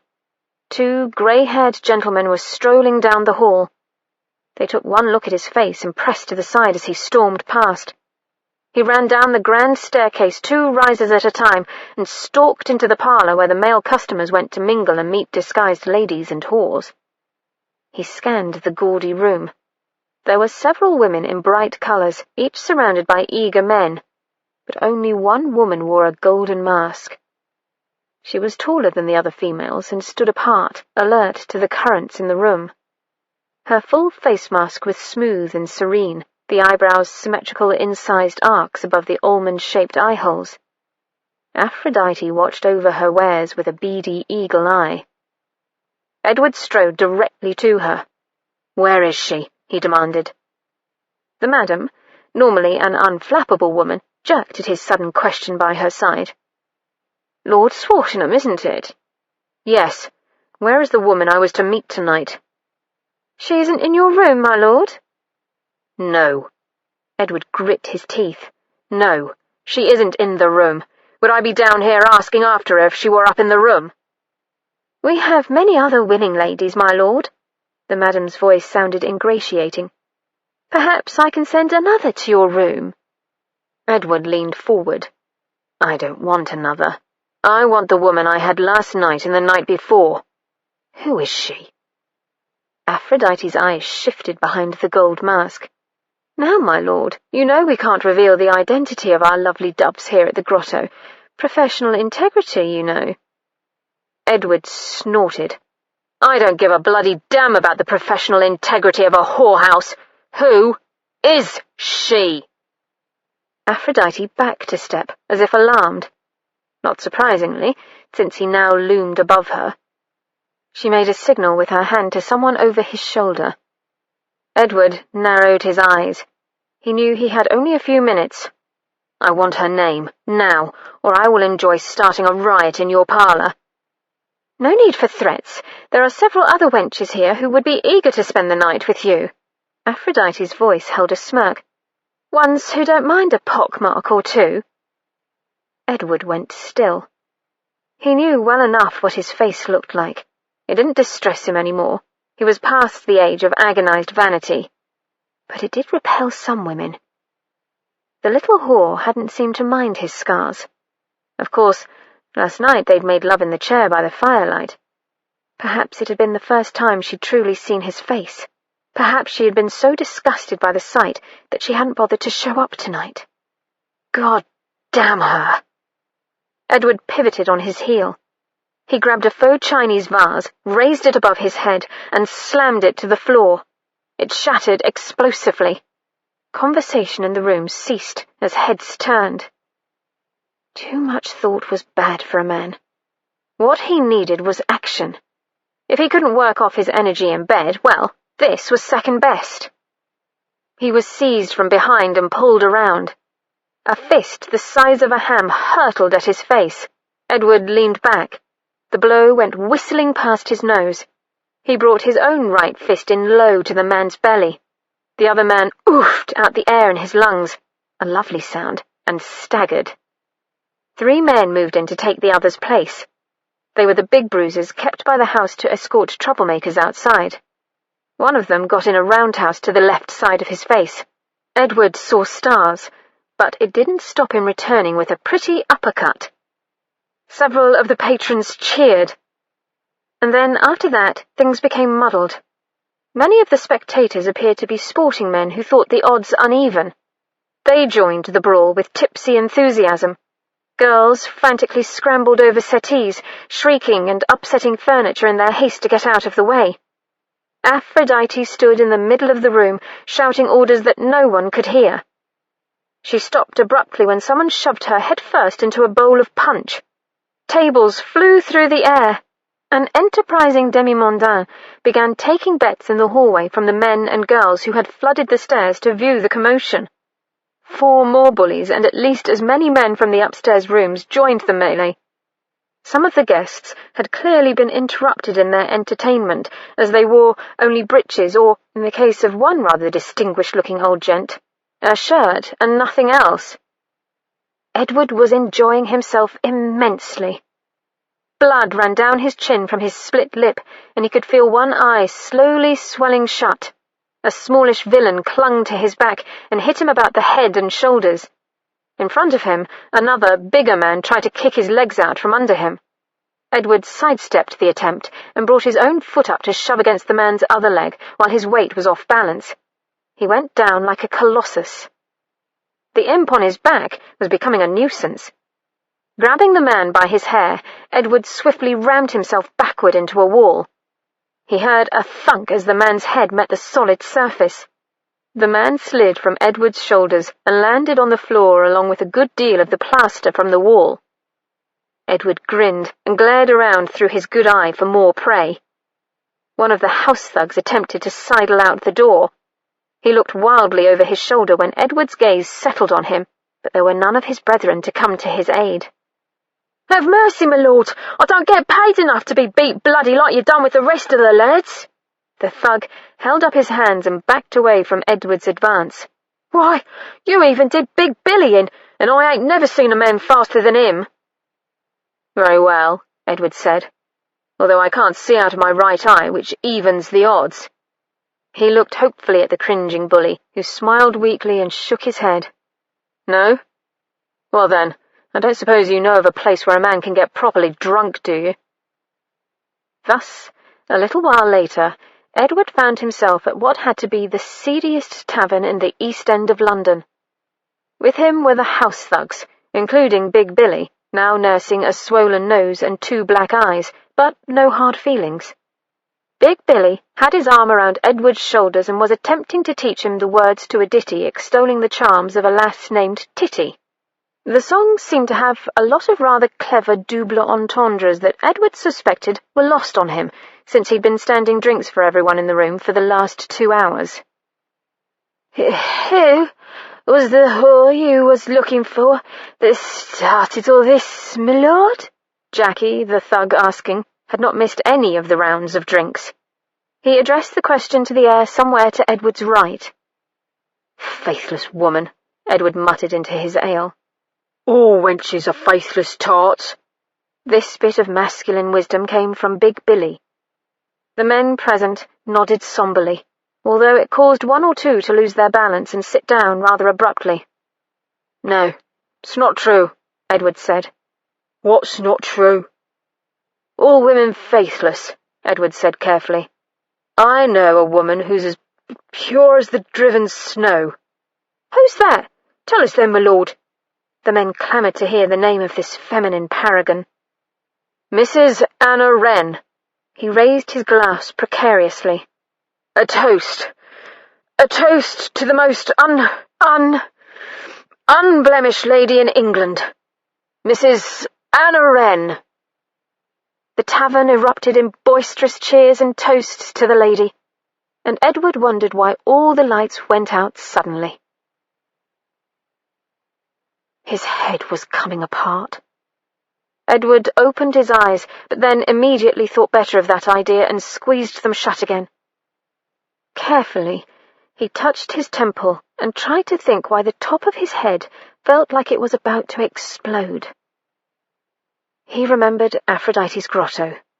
He remembered the woman not showing up. He remembered a fight. Edward grimaced and gingerly probed with his tongue. His teeth were all intact. That was good news. His mind strained. He remembered meeting a jolly fellow. Big Bob? Big Bert?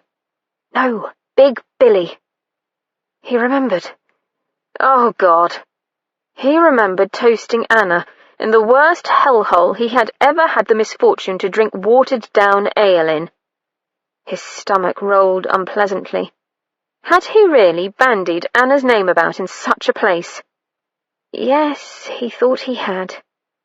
And if he recalled correctly, the whole roomful of disreputable rogues had boredily toasted her. He moaned. Davis opened the door, letting it bang against the wall, and slowly shuffled into the room bearing a laden tray. Edward moaned again. The sound of the door had nearly made his scalp separate from his skull. "Damn your eyes, not now, Davis." Davis continued on his snail-like course to the bed. "I know you can hear me." He spoke slightly louder, but not too loud, for fear of setting his head off again. "Been in our cups, have we, my lord?" Davis shouted. "I didn't know you'd overindulged as well," Edward said from behind the hands covering his face. Davis ignored this. "Lovely gents what you brought home last night. New friends of yours?" Edward parted his fingers to shoot a glare at his valet. Evidently it bounced harmlessly off the man. "Bit long in the tooth to be guzzling so much, my lord. Might lead to gout at your age." "I'm overwhelmed by your concern for my health." Edward looked at the tray Davis had now managed to set on the bedside table. It held a cup of tea, already cold, judged by the scum floating on top, and a bowl of milk toast. "What the hell is this, nursery pap? Bring me some brandy to settle this head." Davis pretended deafness, with an aplomb that would have done justice to the finest stage in London. He had many years of practice, after all. "Here's a lovely breakfast to put vigour back into you," the valet bawled in his ear. "Milk is very strengthening for a man at your age." "Get out! Get out! Get out!" Edward roared, and then had to hold his head again. Davis retreated to the door, but he couldn't resist a parting shot. "Need to watch your temper, my lord. Might go all red in the face and buggy-eyed with apoplexy. Nasty way to go, that." He scooted through the door with amazing dexterity for a man his age, just before the bowl of milk toast hit. Edward groaned and closed his eyes, his head flopping back on the pillow. He ought to get up and start packing to go home. He'd obtained a fiancée and visited the grotto, not once, but twice. He had, in fact, done all he'd meant to do when he'd decided to travel to London. And even if he felt far worse now than he had when he'd first come, there was no point in staying in the city. The little whore wouldn't return. He would never encounter her again, and he had responsibilities of his own to see to. And that was as it should be. There was no room in his life for a mysterious masked woman and the transitory pleasure she brought. This audiobook has been broken into multiple parts to make the download faster. You have reached the end of a part, but not the end of the complete audiobook. So please check your library for the next part of this audiobook. Audible hopes you've enjoyed this program. This is Audible. The Raven Prince, written by Elizabeth Hoyt, read by Maura Quirk.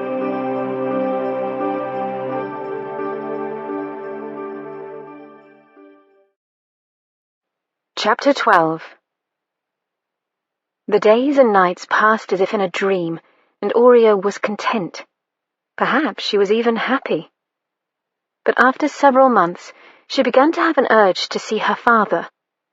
The urge grew and grew until all her waking moments were filled with a longing for her father's face, and she became listless and sad. One night at dinner, the raven turned the bright ebony bead of his eye upon her and said, "What causes this malaise I sense in you, my wife?" "I long to see my father's face again, my lord," Aurea sighed. "I miss him." "Impossible!" the raven squawked, and left the table without another word. But Aurea, although she never made complaint, so missed her parent that she stopped eating and only picked at the delicacies set before her. She began to waste away until one day the raven could no longer stand it. He flapped into her room angrily. "Go then, and visit your sire, wife," he called. "But be very sure that you return within a fortnight, for I would pine were you to stay longer." From the Raven Prince. "Oh, my goodness!" Anna exclaimed the next day. "What have you done to your face?" She would notice the bruises. Edward halted and glowered at her. She hadn't seen him in 5 days, and the first words out of her mouth were an accusation. Briefly, he tried to imagine any of his previous male secretaries daring to comment on his appearance. It was impossible. In fact, he couldn't think of anyone save his current female secretary who made such impertinent comments to him. Oddly, he found her impertinence endearing. Not that he let it show. Edward raised a brow and tried to put his secretary in her place. "I have done nothing to my face, thank you, Mrs. Wren." It had no noticeable effect. "You can't call that black eye and the bruises on your jaw nothing." Anna looked disapproving. "Have you put any salve on it yet?" She sat in her usual place at the small rosewood desk in his library. She looked serene and golden in the morning light from the window, as if she hadn't moved from the desk the entire time he had been in London. It was a strangely comforting thought. Edward noted that she had a small smudge of ink on her chin. And something was different about her appearance. "I haven't used any salve, Mrs. Wren, because there is no reason to." He tried to walk the remaining feet to his desk without limping. Naturally, she noticed that too. "And your leg? Why are you limping, my lord?" "I am not limping." She arched her eyebrows so high they nearly disappeared into her hairline. Edward was forced to glare in order to emphasize the lie. He tried to think of an explanation for his injuries that wouldn't make him look like a total fool. He certainly couldn't tell his little secretary that he'd been in a brawl at a brothel. What was it about her appearance? "Did you have an accident?" she asked before he could think of a suitable excuse. He seized on the suggestion. "Yes, an accident." Something about her hair, a new style, perhaps. His respite was brief. "Did you fall off your horse?" "No!" Edward strove to lower his voice and had a sudden inspiration. He could see her hair. "No, I didn't fall off my horse. Where's your cap?" As a distraction, it failed abysmally. "I've decided not to wear it any longer," she said primly. "If you didn't fall off your horse, then what did happen to you?" The woman would have been an outstanding success with the Inquisition. For the life of him, he could not think of a suitable story. Anna looked worried. "Your carriage didn't overturn, did it?" "No." "Were you run down by a cart in London? I hear the streets are terribly crowded." "No, I wasn't run down by a cart either." He tried to smile charmingly. "I like you without your cap. Your tresses shine like a field of daisies." Anna narrowed her eyes. Perhaps he hadn't any charm. "I wasn't aware that daisies were brown. Are you sure you didn't fall off your horse?" Edward gritted his teeth and prayed for forbearance. "I did not fall off my horse. I have never—" She raised one brow. "Hardly ever been unseated from my horse." A swift expression of enlightenment came over her features. "It's all right, you know," she said in an unbearably understanding voice. "Even the best horsemen fall off their mounts sometimes. It is nothing to be ashamed of." Edward got up from his desk, limped across to hers, and placed both hands palms down upon it. He leaned over until his eyes were only inches from her hazel ones. "I am not ashamed," he said very slowly. "I did not fall off my horse. I was not thrown from my horse. I wish to end this discussion. Is that amenable to you, Mrs. Wren?" Anna swallowed visibly, drawing his eyes to her throat. Yes, that's quite amenable to me, Lord Swartingham." "Good." His gaze rose to her lips, wet where she had licked them in her nervousness. "I thought of you while I was gone. Did you think of me? Did you miss me?" She started to whisper. Hopple breezed into the room. "Welcome back, my lord. I hope your sojourn in our lovely capital was pleasant." The steward came to a halt when he noticed Edward's stance over Anna. Edward slowly straightened, his eyes never leaving Anna. "My stay was pleasant enough, Hopple, although I found I missed the loveliness of the country." Anna looked flustered. Edward smiled. Mr. Hopple started. "Lord Swartingham, whatever happened to—" Anna cut him off. "Mr. Hopple, have you time to show the Earl the new ditch?" "The ditch? But—" Hopple looked from Edward to Anna. Anna twitched her eyebrows as if a fly had landed on her forehead. "The new ditch to drain Mr. Grundle's field. You did mention it the other day." Oh yes, Farmer Grundle's ditch," Hopple said. "If you will come with me, my lord, I think you'll be interested in inspecting it." Edward's eyes were back on Anna. "I'll meet with you in half an hour, Hopple. I've something I wish to discuss with my secretary first." "Oh, yes. Very well, my lord." Hopple departed, looking befuddled.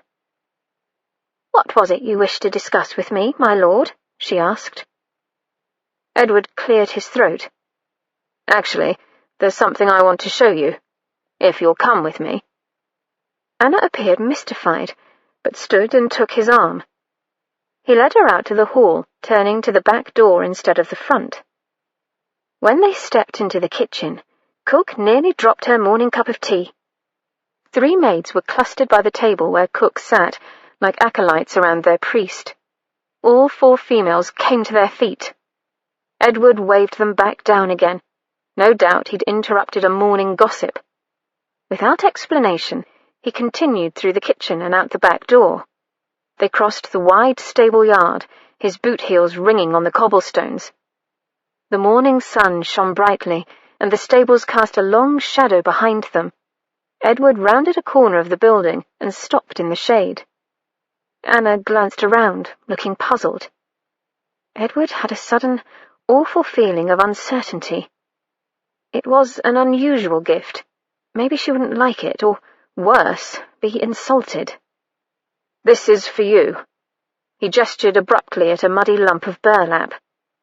Anna looked from him to the burlap. "What?" Edward stooped and threw back a corner of the bundle. Underneath lay what looked like a bunch of dead, thorny sticks. Anna squealed. That noise had to be a good sign in a female, didn't it? Edward frowned uncertainly. Then she smiled up at him, and he felt warmth suffuse his chest. "Roses!" she exclaimed. She dropped to her knees to examine one of the dormant rose bushes. He'd carefully wrapped them in damp burlap to keep the roots from drying out before departing from London. Each bush had only a few thorny branches, but the roots were long and healthy. "Careful, they're sharp," Edward murmured to her down-bent head. Anna counted busily. "There's 24 here. Do you mean to put them all in your garden?" Edward scowled at her. "They're for you, for your cottage." Anna opened her mouth, and for a moment seemed at a loss for words. "But even if I could accept them all, they must have been terribly expensive." Was she refusing his gift? "Why can't you accept them?" "Well, for one, I couldn't fit them all in my little garden." "How many could you fit?" "Oh, I suppose 3 or 4, Anna said. "Pick out the 4 you want, and I'll send the rest back." Edward felt relief. At least she wasn't rejecting the roses. Or burn them, he added as an afterthought. Burn them? Anna sounded horrified. But you can't just burn them. Don't you want them for your own garden? He shook his head impatiently. I don't know how to put them in. I do. I'll plant them for you in thanks for the others. Anna smiled up at him, looking a little shy. Thank you for the roses, Lord Swartingham. Edward cleared his throat. You're welcome, Mrs. Wren. He had a strange urge to shuffle his feet like a little boy. I suppose I ought to see Hopple. She simply looked at him. Yes. Yes. Good God, he was stuttering like an imbecile. I'll just go find him then. With a muttered farewell, he strode off in search of the steward. Who knew giving presents to secretaries could be so stressful? Anna absently watched Lord Swartingham walk away, her hand fisting in the muddy burlap. She knew how this man felt against her in the dark. She knew how his body moved when he made love. She knew the deep husky sounds he produced in the back of his throat when he reached his climax. She knew the most intimate things one could know about a man, but she didn't know how to reconcile that knowledge to the sight of him in the daylight. To reconcile the man who made love so sublimely to the man who brought her rosebushes from London. Anna shook her head. Perhaps it was too hard a question. Perhaps one could never understand the difference between the passion of a man at night and the civil face he showed during the day. She hadn't realized what it would be like to see him again after spending 2 unbelievable nights in his arms. Now she knew. She felt sad, as if she'd lost something that had never truly been hers. She'd gone to London with the intention of making love to him, to enjoy the physical act as a man would, unemotionally. But as it turned out, she wasn't as stoic as a man. She was a woman, and where her body went, her emotions followed willy-nilly. The act had somehow bound her to him, whether he knew it or not. And he could never know it now. What had transpired between them in that room at Aphrodite's grotto must remain her secret alone. She stared blindly down at the rose stems. Perhaps the roses were a sign that things could still be healed. Anna touched a prickly rose branch. They must mean something, surely. A gentleman didn't usually give such a lovely gift, such a perfect gift, to his secretary, did he? A thorn pricked the ball of her thumb. Absent-mindedly she sucked on the wound. Maybe there was hope after all. As long as he never, ever discovered her deception. Later that morning, Edward stood calf-deep in muddy water, inspecting the new drainage ditch. A lark sang in the border of Mr. Grundle's field, probably ecstatic it was dry. Nearby, 2 smock-clad labourers from Grundle's farm shoveled muck to keep the ditch free of debris. Hopple also stood in muddy water, looking particularly aggrieved. This might be in part because he had slipped and fallen in the scummy water once already. His waistcoat, formerly an egg yolk yellow with green piping, was filthy. The water from the ditch gushed into a nearby stream as the steward explained the engineering of the project. Edward watched the labourers, nodded at Hopple's sermon, and thought about Anna's reaction to his gift. When Anna spoke, he had a hard time keeping his eyes off her exotic mouth. How such a mouth had come to be on such a plain little woman was a great mystery, one that apparently could enthrall him for hours. That mouth could lead the Archbishop of Canterbury to sin. "Don't you think so, my lord?" Hopple asked. "Oh, most definitely, most definitely." The steward looked at him strangely. Edward sighed. "Just continue." Jock bounded into view with a small, unfortunate rodent in his mouth. He leaped the ditch and landed with a splash of muddy water, completing the ruin of Hopple's waistcoat. Jock presented his find to Edward. It was immediately apparent that his treasure had left this life quite some time ago. Hopple backed hastily away, waving a handkerchief before his face and muttering irritably, "Good gracious, I thought when that dog went missing for several days we were well rid of it." Edward absently petted Jock, the odoriferous presence still in the dog's mouth. A maggot fell with a plop into the water. Hopple swallowed and continued his explanation of the wonderful drain with his handkerchief over his nose and mouth. Of course, after coming to know Anna, Edward had no longer found her so plain. In fact, he was at a loss to explain how he had so thoroughly discounted her the first time they met. How was it that he'd initially thought her rather ordinary? Except for her mouth, of course. He'd always been aware of her mouth. Edward sighed and kicked at some debris under the water, sending up a splash of mud. She was a lady. That he had never been wrong about, even if he had misjudged her attraction at first. As a gentleman, he shouldn't even be thinking about Anna in this way.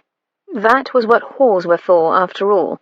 Ladies simply didn't contemplate kneeling in front of a man and slowly bending their beautiful, erotic mouths down to... Edward shifted uncomfortably and scowled. Now that he was officially engaged to Miss Gerard, he must stop thinking about Anna's mouth, or any other part of her for that matter. He needed to put Anna, Mrs. Wren, right out of his mind in order to have a successful second marriage. His future family depended on it. What funny things roses were. Prickly hard on the surface, yet so fragile inside, Anna mused that evening. Roses were one of the most difficult flowers to grow, needing much more coddling and worry than any other plant. Yet once established, they might grow for years, even if abandoned. The garden behind her cottage was only about 20 feet by 30, but there was still room for a small shed at the back. She'd used a candle in the gathering dusk to light her way as she had rummaged about in the shed and had found an old wash basin and a couple of tin buckets. Now she carefully laid the roses in the containers and covered them with the bitterly cold water from the little garden well. Anna stood back and regarded her work critically. It had almost seemed like Lord Swartingham had avoided her after he'd given her the roses. He hadn't shown up for luncheon, and he'd only stopped by the library once that afternoon. But of course, he had plenty of work built up over the 5 days that he had been gone, and he was a very busy man. She pulled the muddy burlap over the top of the wash basin and buckets. She'd set the containers in the shade of the cottage so they wouldn't burn in the sun tomorrow. It might be a day or two before she could plant them, but the water would keep them vital. She nodded and went in to wash up for supper. The Wren household dined on roasted potatoes and a bit of gammon that night. The meal was almost over when Mother Wren dropped her fork and exclaimed, "Oh, I've forgotten to tell you, dear. While you were gone, Mrs. Clearwater invited us to her spring soiree the day after next." Anna paused with her teacup halfway to her lips. "Really? We've never been invited before." "She knows you're friends with Lord Swartingham," Mother Wren smiled complacently. "It would be a coup for her if he attended." "I don't have any influence over whether the Earl will attend or not. You know that, Mother." "Do you really think so?" Mother Wren tilted her head. "Lord Swartingham hasn't made any effort to join our social diversions. He accepts no invitations to tea or dinner, and he hasn't bothered to attend church on Sundays." "I suppose he does keep to himself," Anna admitted. "Some are saying he is too proud to be seen at the country amusements here." "That isn't true." "Oh, I know he is quite nice." Mother Wren poured herself a second cup of tea. "Why, he had breakfast in this very cottage with us, and very gracious he was too. But he hasn't gone out of his way to endear himself with many others in the village. It doesn't do his reputation good." Anna frowned down at her half-eaten potato. "I hadn't realized so many saw him in that light. The tenants on his land adore him."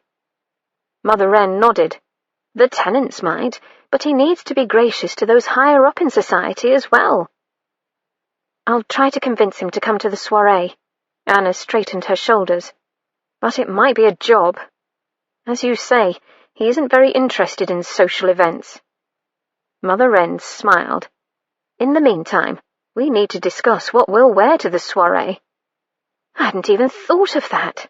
Anna frowned. "All I have is my old green silk gown." There simply isn't enough time to have the material I brought from London made into dresses."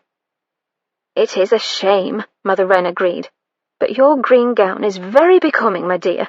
The lovely colour brings roses to your cheeks and sets off your hair so well. Although, I suppose the neckline is sadly out of date." "Maybe we could use some of the trimmings Mrs. Wren bought in London," Fanny said shyly. She'd been hovering nearby throughout the conversation. "What a good idea!" Mother Wren beamed at her, making the girl flush. "We had better get started tonight." "Yes, indeed, but there is something I want to find before we begin on the dresses." Anna pushed back her chair and crossed to the old kitchen cupboard. She knelt and opened the bottom cabinet and peered in. "Whatever are you looking for, Anna?" Mother Wren asked from behind her. Anna backed out of the cabinet and sneezed before triumphantly holding up a dusty little jar. "My mother's salve for bruises and abrasions." Mother Wren looked at the jar doubtfully. "Your mother was a wonderful amateur herbalist, my dear, and I've been grateful for her salve many times in the past, but it does have an unfortunate odour. Are you sure you need it?" Anna got up, briskly shaking out the dust in her skirts. "Oh, it's not for me, it's for the Earl. He had an accident with his horse." "An accident with his horse?" Her mother-in-law blinked. "Did he fall off?" "Oh, no. Lord Swartingham is much too good a horseman to fall off his horse," Anna said. "I'm not sure what exactly happened. I don't think he wants to discuss it, but he has the most terrible bruises on his face." "On his face?" Mother Wren trailed off thoughtfully. "Yes. One of his eyes looks quite bruised, and his jaw is black and blue." "So you intend to put the salve on his face?" Mother Wren covered her own nose as if in sympathy. Anna ignored her theatrics. "It will help him heal faster." "I'm sure you know best," Mother Wren replied, but she didn't look particularly convinced. The next morning, Anna ran her quarry to the ground in the stable yard. Lord Swartingham stood firing instructions at Mr. Hopple, who was noting them as best he could in a little book. Jock lay nearby, but he got up to greet Anna when he saw her. The Earl noticed, stopped, and turned his black eyes on Anna. He smiled. Mr. Hopple glanced up at the cessation of directions. "Good morning, Mrs. Wren." He looked back to Lord Swartingham. "Shall I start on these, my lord?" Yes, the Earl replied impatiently. The steward hurried away, looking relieved. The Earl sauntered over.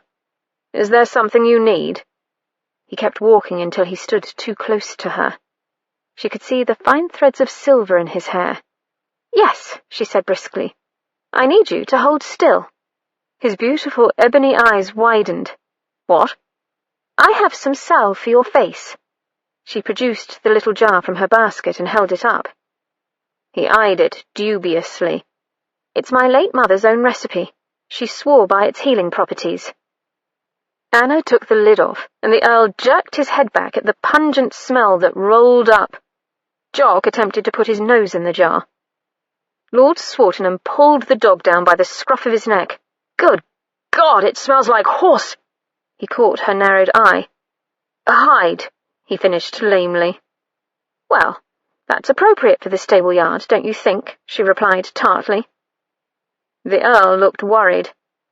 "It doesn't actually have horse—" "Oh, no!" Anna was shocked. "It's composed of sheep fat and herbs and some other things. I'm not sure exactly what. I'd have to look up my mother's recipe to tell you. But there is definitely no horse— nothing objectionable in it. Now hold still." He cocked an eyebrow at her tone, but obediently stood motionless. She scooped out a greasy glob with her finger, stretched on tiptoe, and began to smooth it over his cheekbone. He was very tall, and she had to crowd rather close in order to reach his face. Lord Swartingham was silent, breathing deeply as she spread the salve carefully up near his black eye. She could feel him watching her.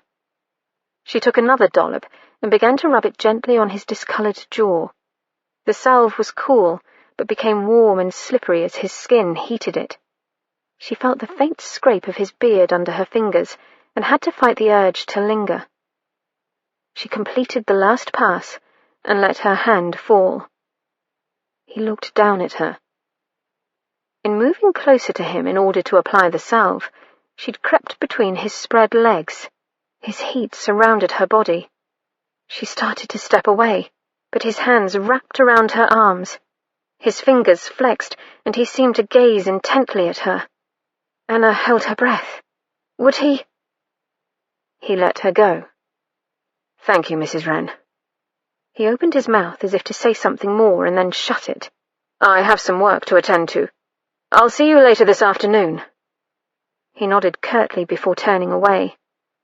Jock looked at her, whined, and then followed his master. Anna watched them stride away, then sighed, and thoughtfully put the lid back on the salve jar.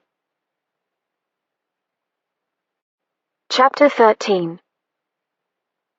So Aurea went home to visit her father. She travelled in a golden coach drawn by flying swans, and she carried with her many beautiful things to give to her family and friends. But when her older sisters saw the wonderful gifts that the younger girl had brought home, their hearts, instead of filling with gratitude and pleasure, wallowed in jealousy and spite. The sisters put their beautiful cold heads together and began to quiz Aurea about her new home and her odd husband.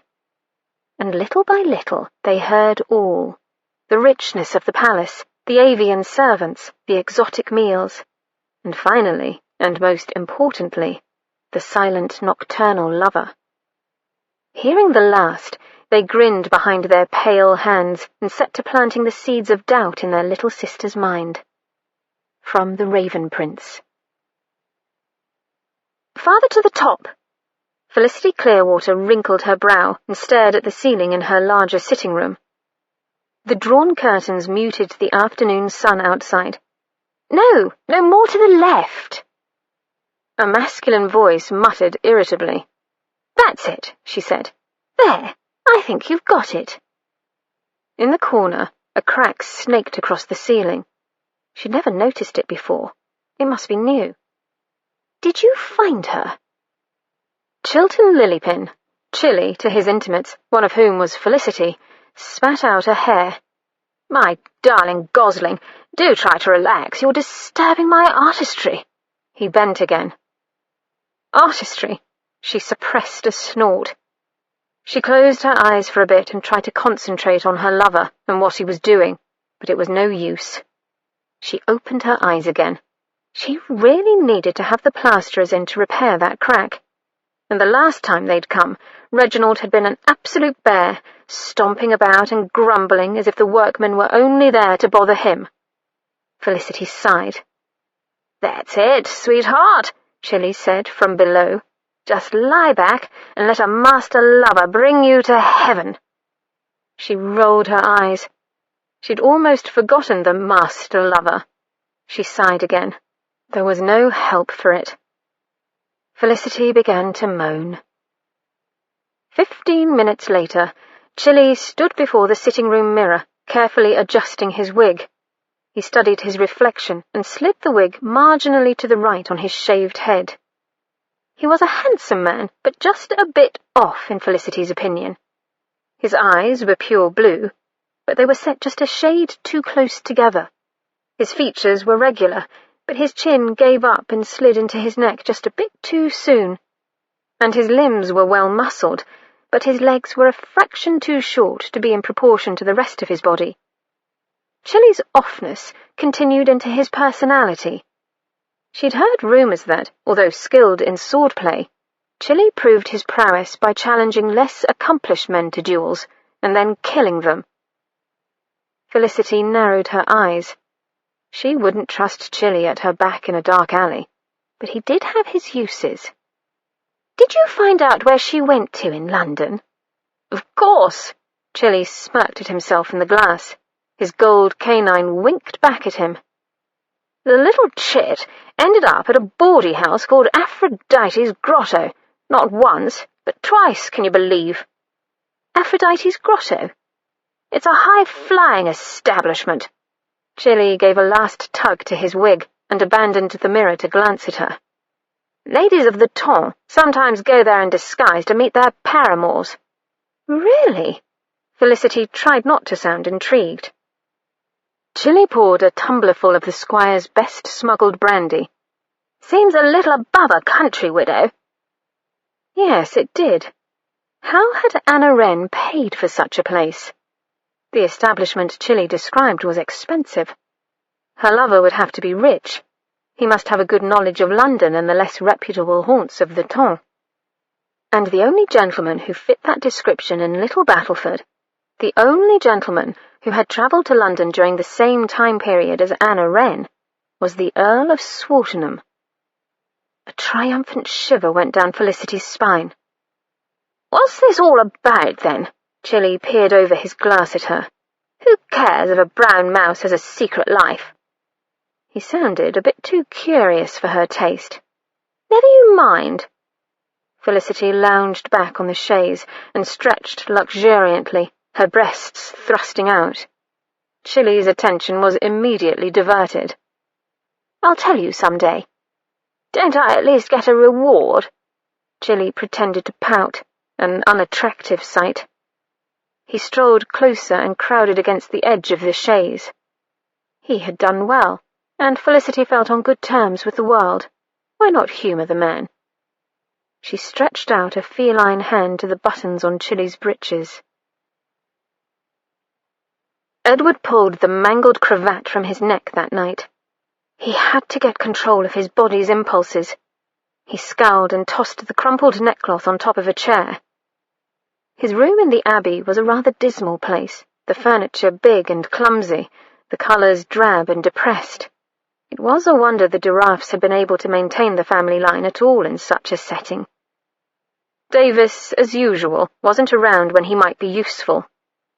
Edward wedged the heel of his boot in the boot-jack and began levering.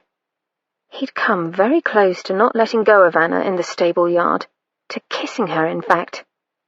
It was exactly the sort of thing he'd been trying to prevent for the last few weeks. The first boot fell to the floor, and he started work on the second. The trip to London was supposed to have solved this problem, and now, with the marriage nearly finalized, well, he had to start acting the part of a soon-to-be married man. No pondering Anna's hair and why she had put off her cap, no contemplating how close she had stood when she'd applied the salve, and especially he would not think of her mouth and how it would feel if he opened it wide beneath his own and— Damn! The second boot came off, and Davis, with exquisite timing, banged into the room. Grammity! What is that smell? P.U. The valet held a stack of freshly laundered cravats in his hands, the apparent reason for his rare, voluntary visit to his employer's rooms. Edward sighed. A good evening to you too, Davis. Christ all Jesus! Fell in a pigsty, did you? Edward began pulling off his stockings. Are you aware that some valets actually spend their time helping their masters to dress and undress, rather than making rude comments about their person? Davis cackled. Ah, should have told me you were having problems buttoning your pantaloons, my lord. I would have helped you. Edward scowled. Just put away the cravats and get out. Davis tottered to the highboy, pulled out a top drawer, and dumped the cravats in. What's that slimy stuff on your mug? He asked. Mrs. Wren kindly gave me some salve for my bruises this afternoon, Edward said with dignity. The valet tilted toward him and inhaled with a loud snuffling sound. That's where the stank is coming from. It smells like horse shit. Davis! Well, it do. Haven't smelled anything near that bad since you was a lad and fell on your arse into that pigsty back of old Peward's farm. Remember that? How could I forget with you around? Edward muttered. Gaw! Thought we'd never get the stank out of you that time. And I had to throw away them breeches. Pleasant as this recollection is. Course, you never would have fallen in if you hadn't been ogling old Peward's daughter, Davis continued. I was not ogling anyone. I slipped. Nah, Davis scratched his scalp. Your eyes were about falling out of your head, they were, gawking at her big bubbies. Edward grit his teeth. I slipped and fell. "Almost a sign from the Lord above, that," Davis said, waxing philosophical. "Gawp at a girl's bubbies and land in pig shit. Oh, for God's sake, I was sitting on the railing of the pigsty and I slipped." "Prissy Peward sure did have big dugs, that lass did." Davis sounded a little wistful. "You weren't even there. But that pigsty stank had nothing on the horse shit on your face now. Davis!" The valet made his way back to the door, waving a liver-spotted hand in front of his face as he went. "Must be balmy to let a woman smear horse— Davis! All over your face." The valet reached the door and slanted around the corner, still mumbling. Since his progress was, as usual, slow, Edward could hear his nattering for a good 5 minutes more. Oddly, it became louder the farther Davis moved from the door. Edward frowned at himself in his shaving mirror. The salve did smell terrible. He reached for a basin and poured some water into it from the pitcher on his dresser. He picked up a washcloth and then hesitated. The salve was already on his face, and it had pleased Anna to put it there. He rubbed his thumb across the edge of his jaw, remembering her soft hands. He threw down the washcloth. He could wash off the salve when he shaved in the morning. It wouldn't hurt to leave it on tonight. He turned from the dresser and took off the remainder of his clothes, folding and placing them on a chair as he did so. There was at least one advantage to having an unusual valet. He had learned to be neat with his apparel since Davis didn't deign to pick up after him. Standing naked, Edward yawned and stretched before climbing into the ancient four-poster bed. He leaned over and blew out the bedside candle, and then lay there in the dark, staring at the shadowy outlines of the bed curtains. He wondered fuzzily how old they were. Certainly older than the house itself. Had they originally been this awful shade of brownish yellow?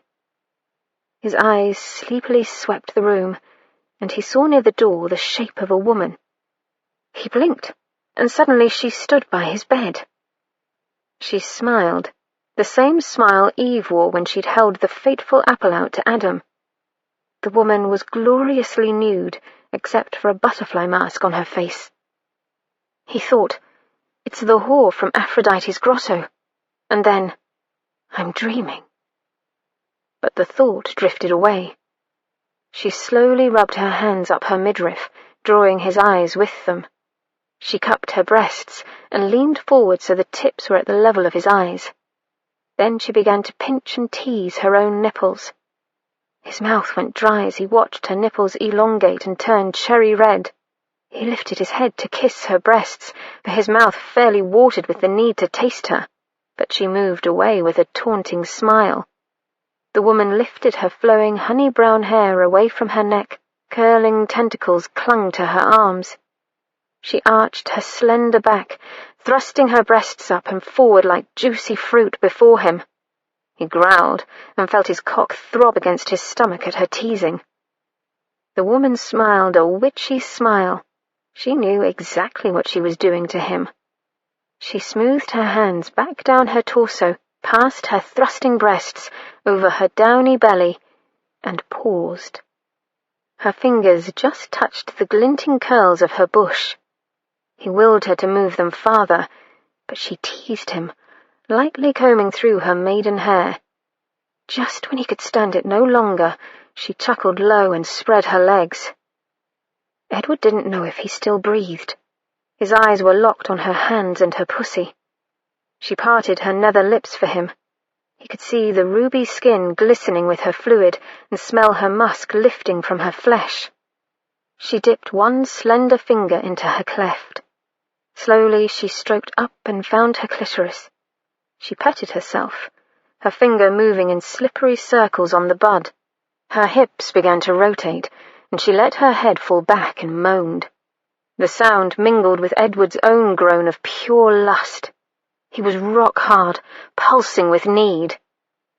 He watched as she tilted her pelvis toward him. She slid her middle finger into her pussy and moved it out and back again, slowly, languidly, the finger shining with her moisture. Her other hand moved faster on her clitoris, torturing the fragile nubbin. Suddenly she stiffened, her head still thrown back, and moaned low and keening. Her finger worked furiously in and out of her body. Edward groaned again. He could see the evidence of her orgasm sliding down her silky thighs. The sight nearly sent him over the edge. The woman sighed and relaxed, her hips swiveling sensuously one last time. She drew her fingers from herself and brought them, wet and shining, to his lips. She brushed her fingers over his mouth, and he tasted her desire. Dazedly, he looked up at her and realized that the mask had fallen away from her face. Anna smiled down at him.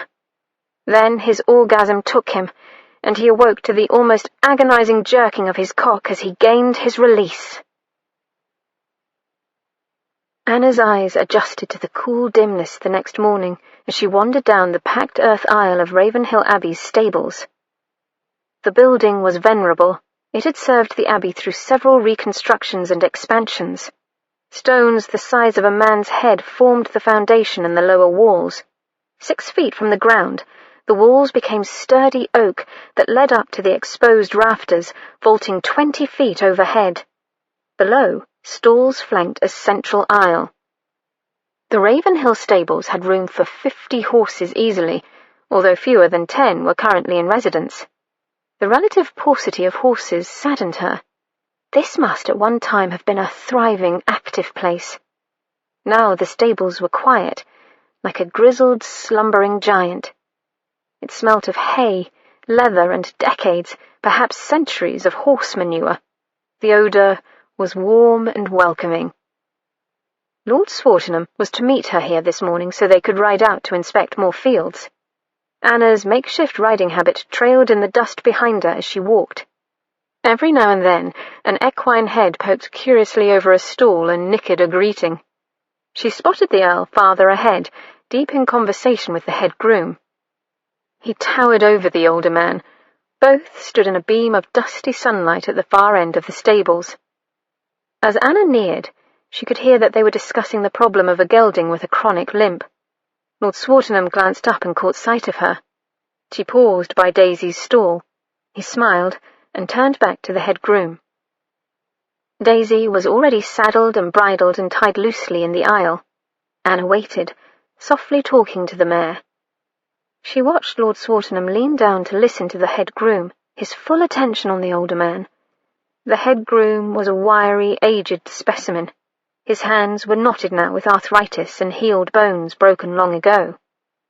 He carried himself proudly, his head stiffly erect. The old man, like many countrymen, talked slowly and liked to discuss a problem at length.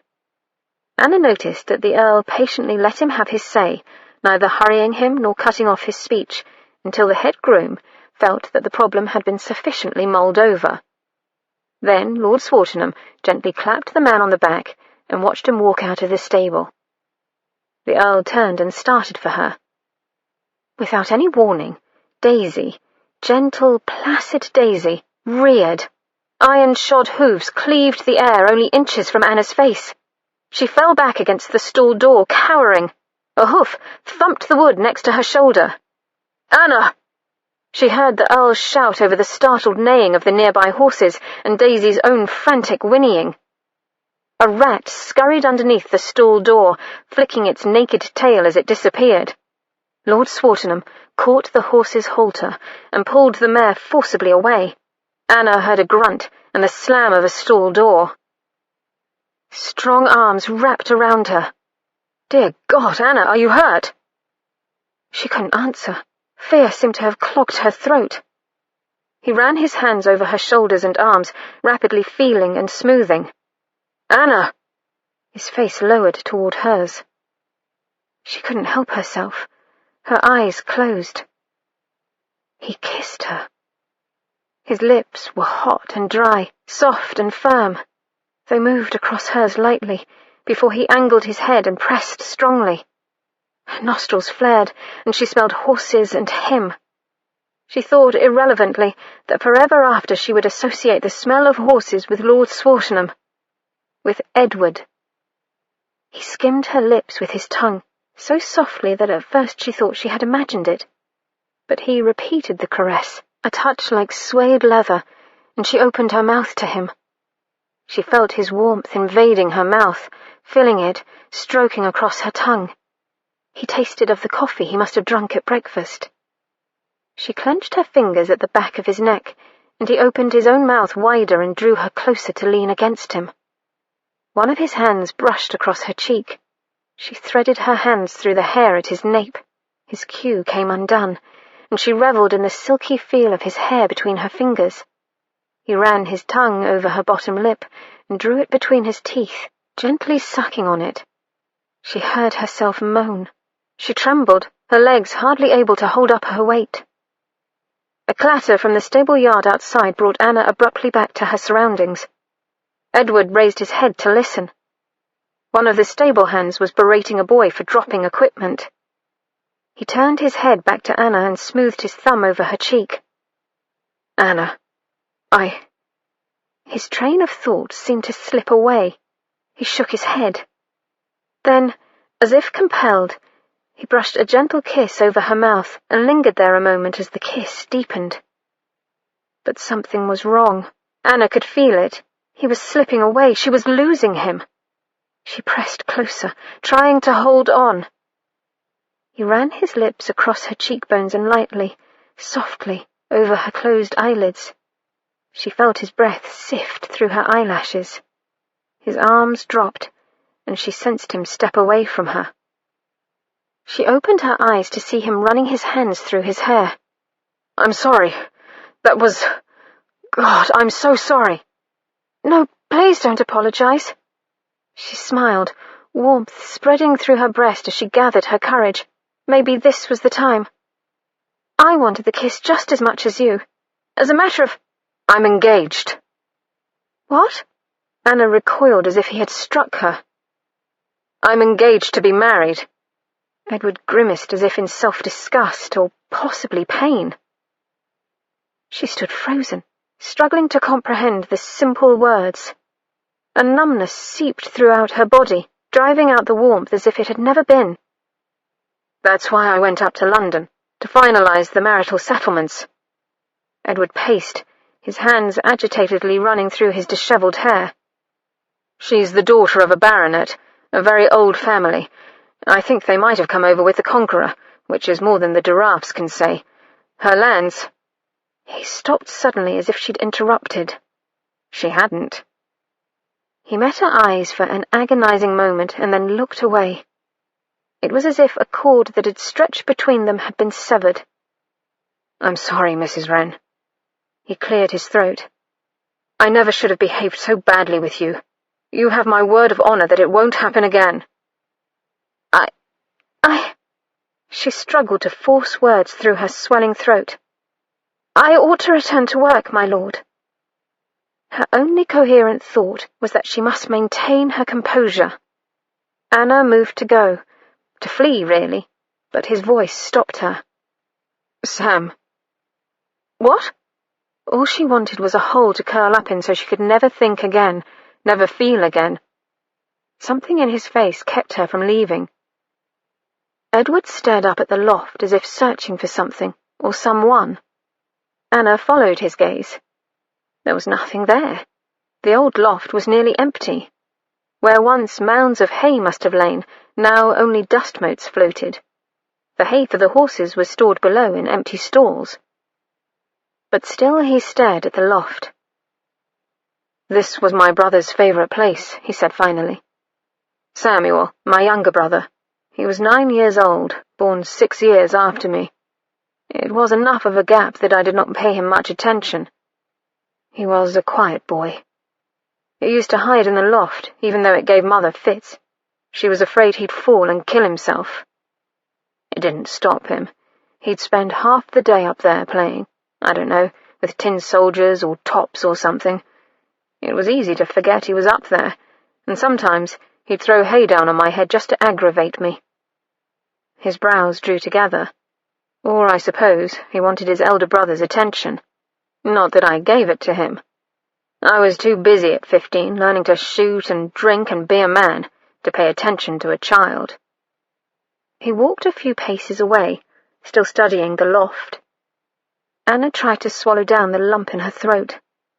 Why now? Why reveal all this pain to her now when it couldn't matter? He continued. It's funny, though. When I first came back, I kept expecting to see him here in the stables. I'd walk in and look up, for his face, I guess. Edward blinked and murmured, almost to himself. Sometimes I still do. Anna shoved her knuckle into her mouth and bit down. She didn't want to hear this, didn't want to feel any sympathy for this man. The stable was full before, he said. My father loved horses, used to breed them. There were lots of grooms and my father's cronies hanging around out here, talking horseflesh and hunting. My mother was in the abbey, holding parties and planning my sister's coming out. This place was so busy, so happy. It was the best place in the world. Edward touched the worn door of an empty stall with his fingertips. I never thought I would leave. I never wanted to. Anna hugged herself and bit back a sob. But then the smallpox came. He seemed to stare into space, and the lines in his face stood out in sharp relief. And they died, one by one. First Sammy, then father and mother. Elizabeth, my sister, was the last to go. They cut off her hair because of the fever, and she cried and cried inconsolably. She thought it her best feature. 2 days later, they put her into the family vault. We were lucky, I guess, if you can call it luck. Other families had to wait for spring to bury their dead. It was winter, and the ground was frozen. He drew a breath. But I don't remember that last, only what they told me later, because by then I had it too. He stroked a finger over his cheekbone, where the smallpox scars clustered, and Anna wondered how often he had made the gesture in the years since.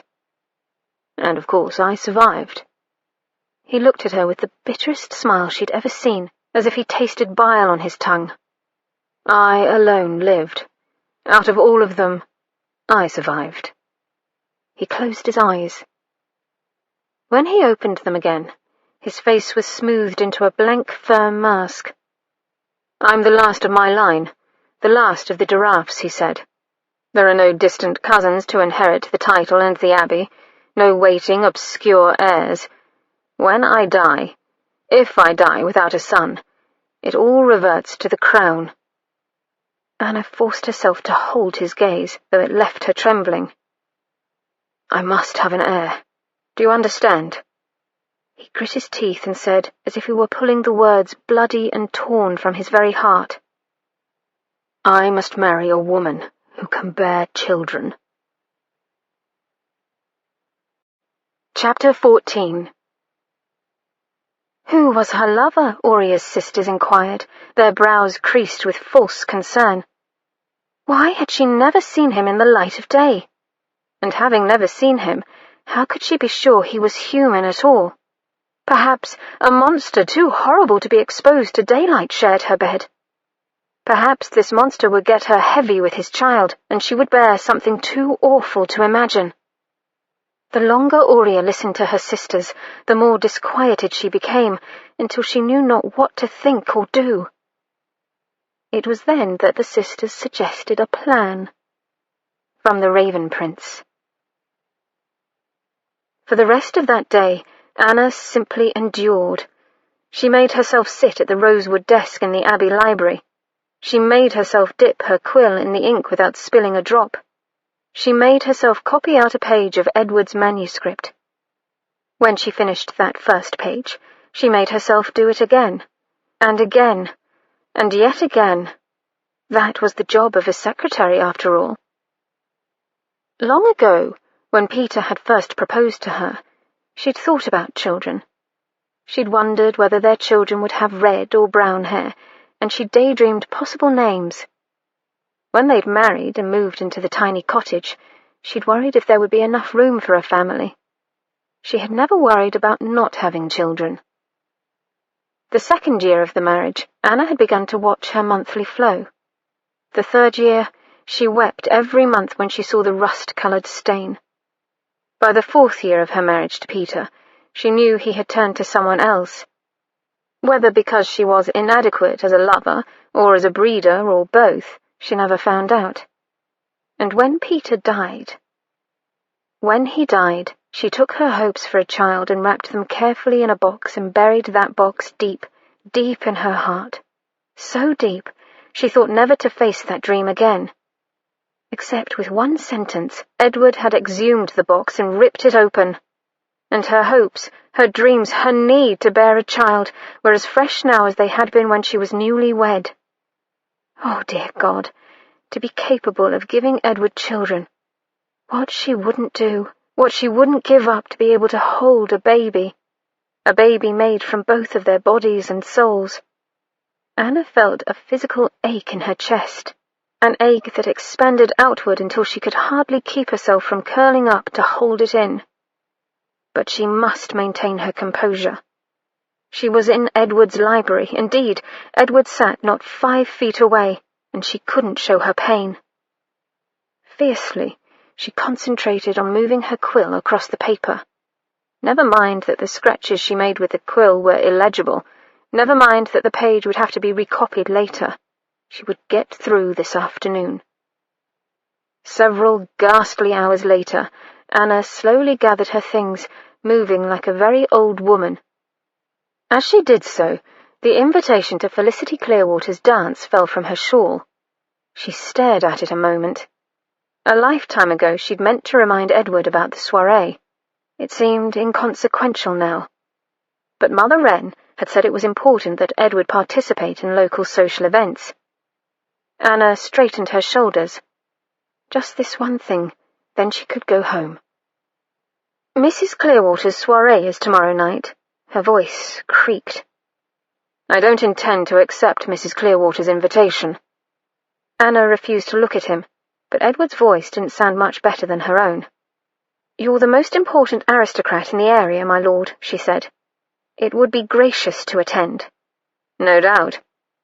It is the best way to hear the latest village gossip. He grunted. Mrs. Clearwater always serves her special punch. Everyone agrees it is the best in the county, she lied. I don't... Please, please go.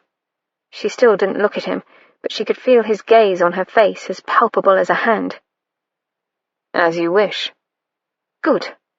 Anna jammed her hat on her head and then remembered something. She opened her centre desk drawer and took out the Raven Prince. She carried it over to Edward's desk, laying it softly on top.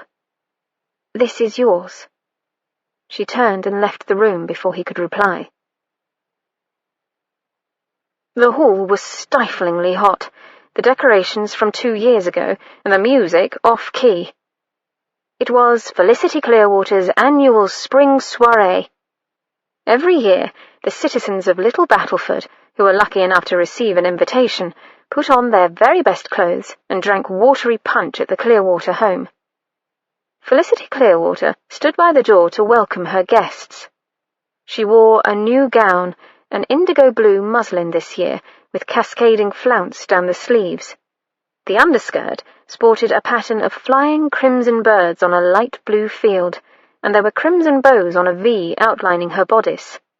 Squire Clearwater, a portly gentleman in orange-clocked stockings and the full-bottomed wig of his youth, fidgeted beside her, but it was clearly understood that the event belonged to Felicity.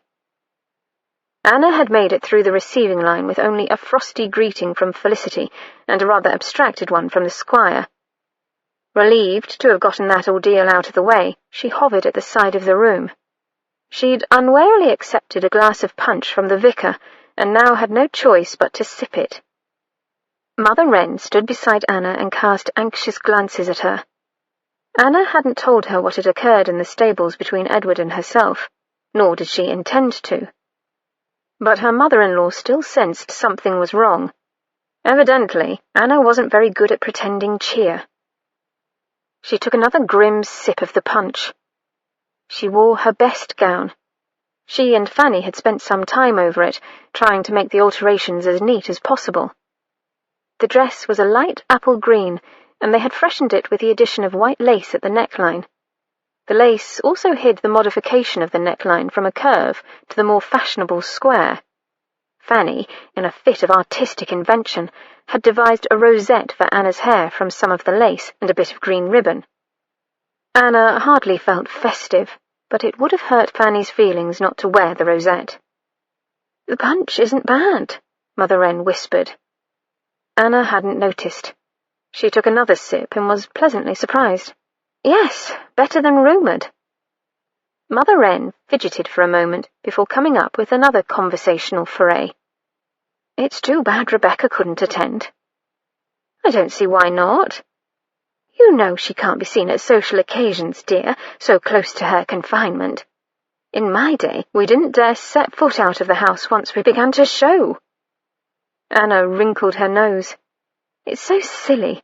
Everyone knows she's increasing. It isn't as if it's a secret."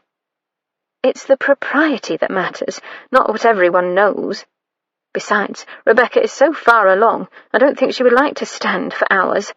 There are never enough seats at these dances." Mother Wren looked around the room. "Do you think your Earl will come?" "He's not my Earl, as you well know," Anna said somewhat bitterly. Mother Wren glanced at her sharply. Anna tried to modulate her tone. "I told him that I thought it a good idea for him to attend the soiree. I hope he comes before the dancing commences. I do like to see a fine, manly figure on the dance floor." "He mayn't come at all, and then you'll have to be content with Mr. Merryweather's form on the dance floor." Anna gestured with her cup to that gentleman standing across the room. Both women looked at Mr. Merryweather, a skeletal gentleman with knock knees who was talking to a substantial matron in a peach-coloured frock. As they watched, Mr. Merryweather leaned closer to make a point and absent-mindedly tilted his punch cup. A thin stream of liquid trickled down the décolletage of the lady's dress. Mother Wren shook her head sadly. "Do you know," Anna said thoughtfully, "I'm not sure Mr. Merryweather has ever made it through a reel without losing his place." Mother Wren sighed. Then she glanced over Anna's shoulder at the door and visibly brightened. "I don't think I'll have to make do with Mr. Merryweather after all. There's your Earl at the door." Anna turned to view the entrance to the dance-room and raised her cup to her lips. For a moment she forgot it there as she caught sight of Edward. He wore black knee-breeches with a sapphire coat and waistcoat. His black hair, brushed in an uncharacteristically neat queue, gleamed like a bird's wing in the candlelight. He stood nearly a head taller than any other man in the room. Felicity was plainly delighted with her luck at being the first to entice the elusive Earl into a social setting. She had a firm hand on his elbow and was introducing Edward to anyone within speaking distance. Anna smiled wryly. Edward's shoulders were bunched and his expression was grim. Even across the room she could tell that he was holding on to his temper by a thread. He looked to be in danger of making the faux pas of walking away from his hostess. He glanced up at that moment and caught her eye. She sucked in her breath at the contact. Impossible to read his expression. He turned back to Felicity and said something, then began to make his way through the crowd toward Anna. She felt liquid coolness on her wrist and glanced down. Her hand was trembling so hard she was sloshing the remains of the punch on her arm. Anna clasped her other hand around the cup to steady it. For an instant she came close to bolting, but Mother Wren was right beside her, and she'd have to face him again sometime. Felicity must have signalled the musicians. The violins let out a shriek. "Ah, Mrs. Wren, a pleasure to meet you again." Edward bowed over Mother Wren's hand. He didn't smile. Her mother-in-law didn't seem to care. "Oh, my lord, I'm so glad you could attend. Anna has been dying to dance." Mother Wren lifted her eyebrows meaningfully. Anna wished she had bolted when she'd had the chance. The broad hint hung there in the air between them for an uncomfortably long time before Edward spoke. "If you would do me the pleasure." He didn't even look at her. For goodness sake, he had been the one to kiss her. Anna pursed her lips. "I didn't know you danced, my lord." Edward's gaze snapped around to her. "Of course I can dance. I am an earl, after all." "As if I'd forget that," she muttered. Edward narrowed his obsidian eyes. She certainly had his attention now. He held out a gloved hand, and she demurely placed her own in it. Even with 2 layers of fabric between their palms, she could feel his body heat. For a moment, she remembered what it was like to run her fingertips down his nude back. Hot, sweaty, achingly good. She swallowed. With only a nod to Mother Wren, he towed her out onto the dance floor where he proved he could indeed dance, albeit rather heavily. "You do know the steps," Anna said, as they met to promenade down the centre of the dancers. She saw him scowl out of the corner of her eye. "I wasn't born under a rock. I know how to behave in polite society." The music ended before Anna could form an appropriate reply. She curtsied and started to tug her hand from Edward's grasp. He pulled her hand firmly to him and tucked it in the crook of his elbow. "Don't you dare think of deserting me, Mrs. Wren. It's your fault I'm at this bloody soiree to begin with." Must he keep touching her? She looked around for a distraction. "Perhaps you would care for some punch?" He looked at her suspiciously. "Would I?" "Well, maybe not," she admitted. "But it's the only thing to drink at the present, and the refreshment table is in the opposite direction from Mrs. Clearwater." "Then let us try the punch by all means." He walked toward the punch table, and she found that people stepped aside naturally for him. In no time at all, Anna was sipping her second glass of weak punch. Edward had pivoted slightly to the side to answer a question from the vicar when she heard a sly voice at her elbow. "I'm surprised to see you here, Mrs. Wren. I'd heard you had taken up a new profession." Edward turned slowly to face the speaker, a florid man in an ill-fitting wig.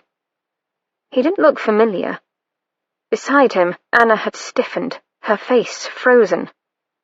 "Have you learned any new skills from your recent guests?" The man's entire attention was fixed on Anna.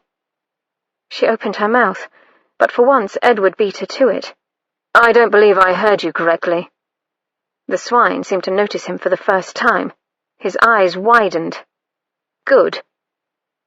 The silence in their immediate vicinity began to spread outward through the room as the guests became aware that something interesting was happening. The fellow was braver than he looked. "I said—" "Be very, very careful what you say next." Edward could feel the muscles in his shoulders flexing. The other man finally appeared to comprehend the danger he was in. His eyes widened, and he visibly swallowed. Edward nodded once. "Good. Perhaps you'd care to apologize to Mrs. Wren for what you did not say." The man had to stop and clear his throat. "I am most sorry if anything I said offended you, Mrs. Wren."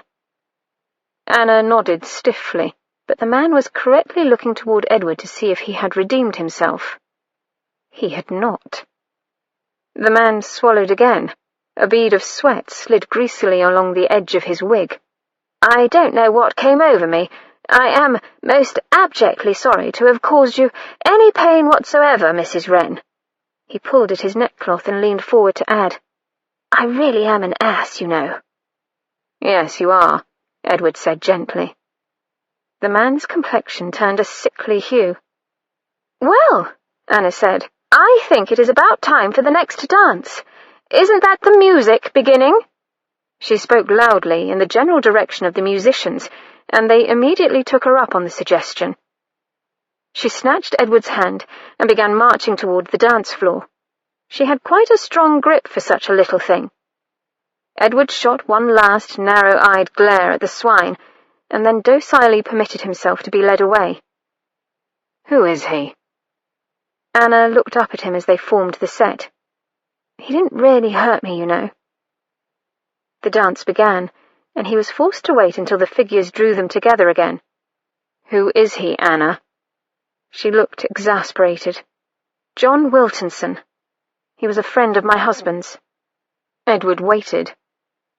"He made a proposition to me after Peter's death." "He wanted to marry you?" His brows drew together. An indecent proposition. Anna's eyes were averted.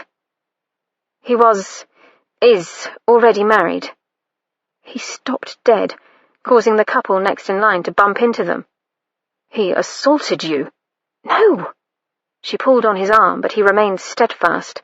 She hissed in his ear. He wanted me to become his mistress. I refused. The dancers behind them were beginning to pile up. My lord! Edward allowed himself to be pulled into the dance again, although they were no longer in time to the music.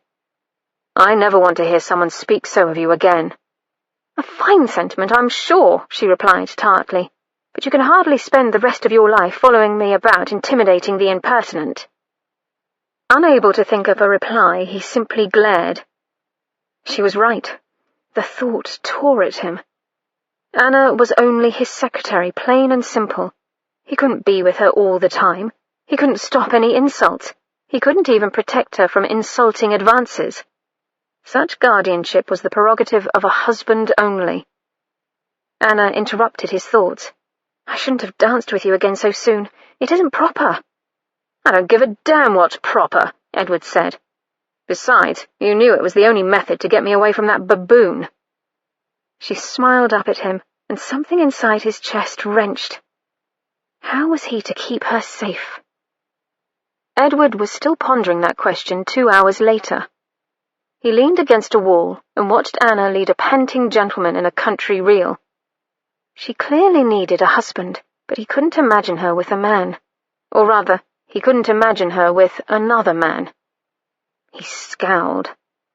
Someone coughed deferentially at his elbow. A tall young man with a bob wig stood next to him. His Geneva collar identified him as Vicar Jones. The vicar coughed again and smiled near-sightedly at him through his pince-nez. Lord Swartingham, so good of you to attend our little local entertainment. Edward wondered how he managed to sound like a man twice his age. The vicar couldn't be over 30. Vicar, I'm enjoying Mrs. Clearwater's soiree. To his surprise, he realized that he spoke the truth. Good, good. Mrs. Clearwater's social events are always so well planned, and her refreshments are just delicious. The vicar demonstrated by gulping enthusiastically at his punch. Edward eyed his own punch and made a mental note to check on the vicar's stipend. Obviously the man was not used to decent food. I say, Mrs. Wren is certainly cutting a dashing figure on the dance floor. The vicar squinted as he watched Anna. She looks different tonight. Edward followed his gaze. She isn't wearing a cap. Is that it? Vicar Jones sounded vague. You have sharper eyes than I, my lord. I wondered if she'd bought a new dress on her trip. Edward was raising his own cup of punch to his lips when the vicar's words sunk in. He frowned and lowered the cup. What trip? Huh? Vicar Jones still watched the dancers, his mind obviously not on the conversation. Edward was about to repeat the question a little more forcefully this time when Mrs. Clearwater interrupted them. Ah, Lord Swartingham, I see you know the vicar. Both men started as if they'd been goosed simultaneously in the arse. Edward turned a strained smile on his hostess. He noticed out of the corner of his eye that the vicar was peering around as if for escape. Yes, I've met Vicar Jones, Mrs. Clearwater. Lord Swartingham has most graciously helped with the new church roof. Vicar Jones made eye contact with another guest. I say, is that Mr. Merryweather? I must have a word with him, if you'll excuse me. The vicar bowed and hurried away. Edward eyed the vicar's retreating form with envy. The man must have attended the Clearwater soirees before. How lovely to have a moment alone with you, my lord, Mrs. Clearwater said. I did want to discuss your trip to London. Oh? Maybe if he caught the elder Mrs. Wren's eye, it wasn't done to just abandon a lady. Yes, indeed. Mrs. Clearwater leaned closer. I have heard that you were seen at some most unusual places. Really? In the company of a lady we both know. Edward's attention swung back to Felicity Clearwater. What the devil was the woman talking about? "Felicity!" A male voice, rather the worse for drink, yodeled nearby. Mrs. Clearwater winced. Squire Clearwater was making his way unsteadily toward them. "Felicity, my dear, mustn't monopolize the Earl. He's not interested in talk of fashions and fripperies." The squire dug a pointy elbow into Edward's ribs. "Eh, my lord? Hunting's the thing. A man's sport. What? Mrs. Clearwater made a sound that, in a male, might have been considered a snort. "Actually, I don't hunt much," Edward said. "Hounds baying, horses galloping, the smell of blood."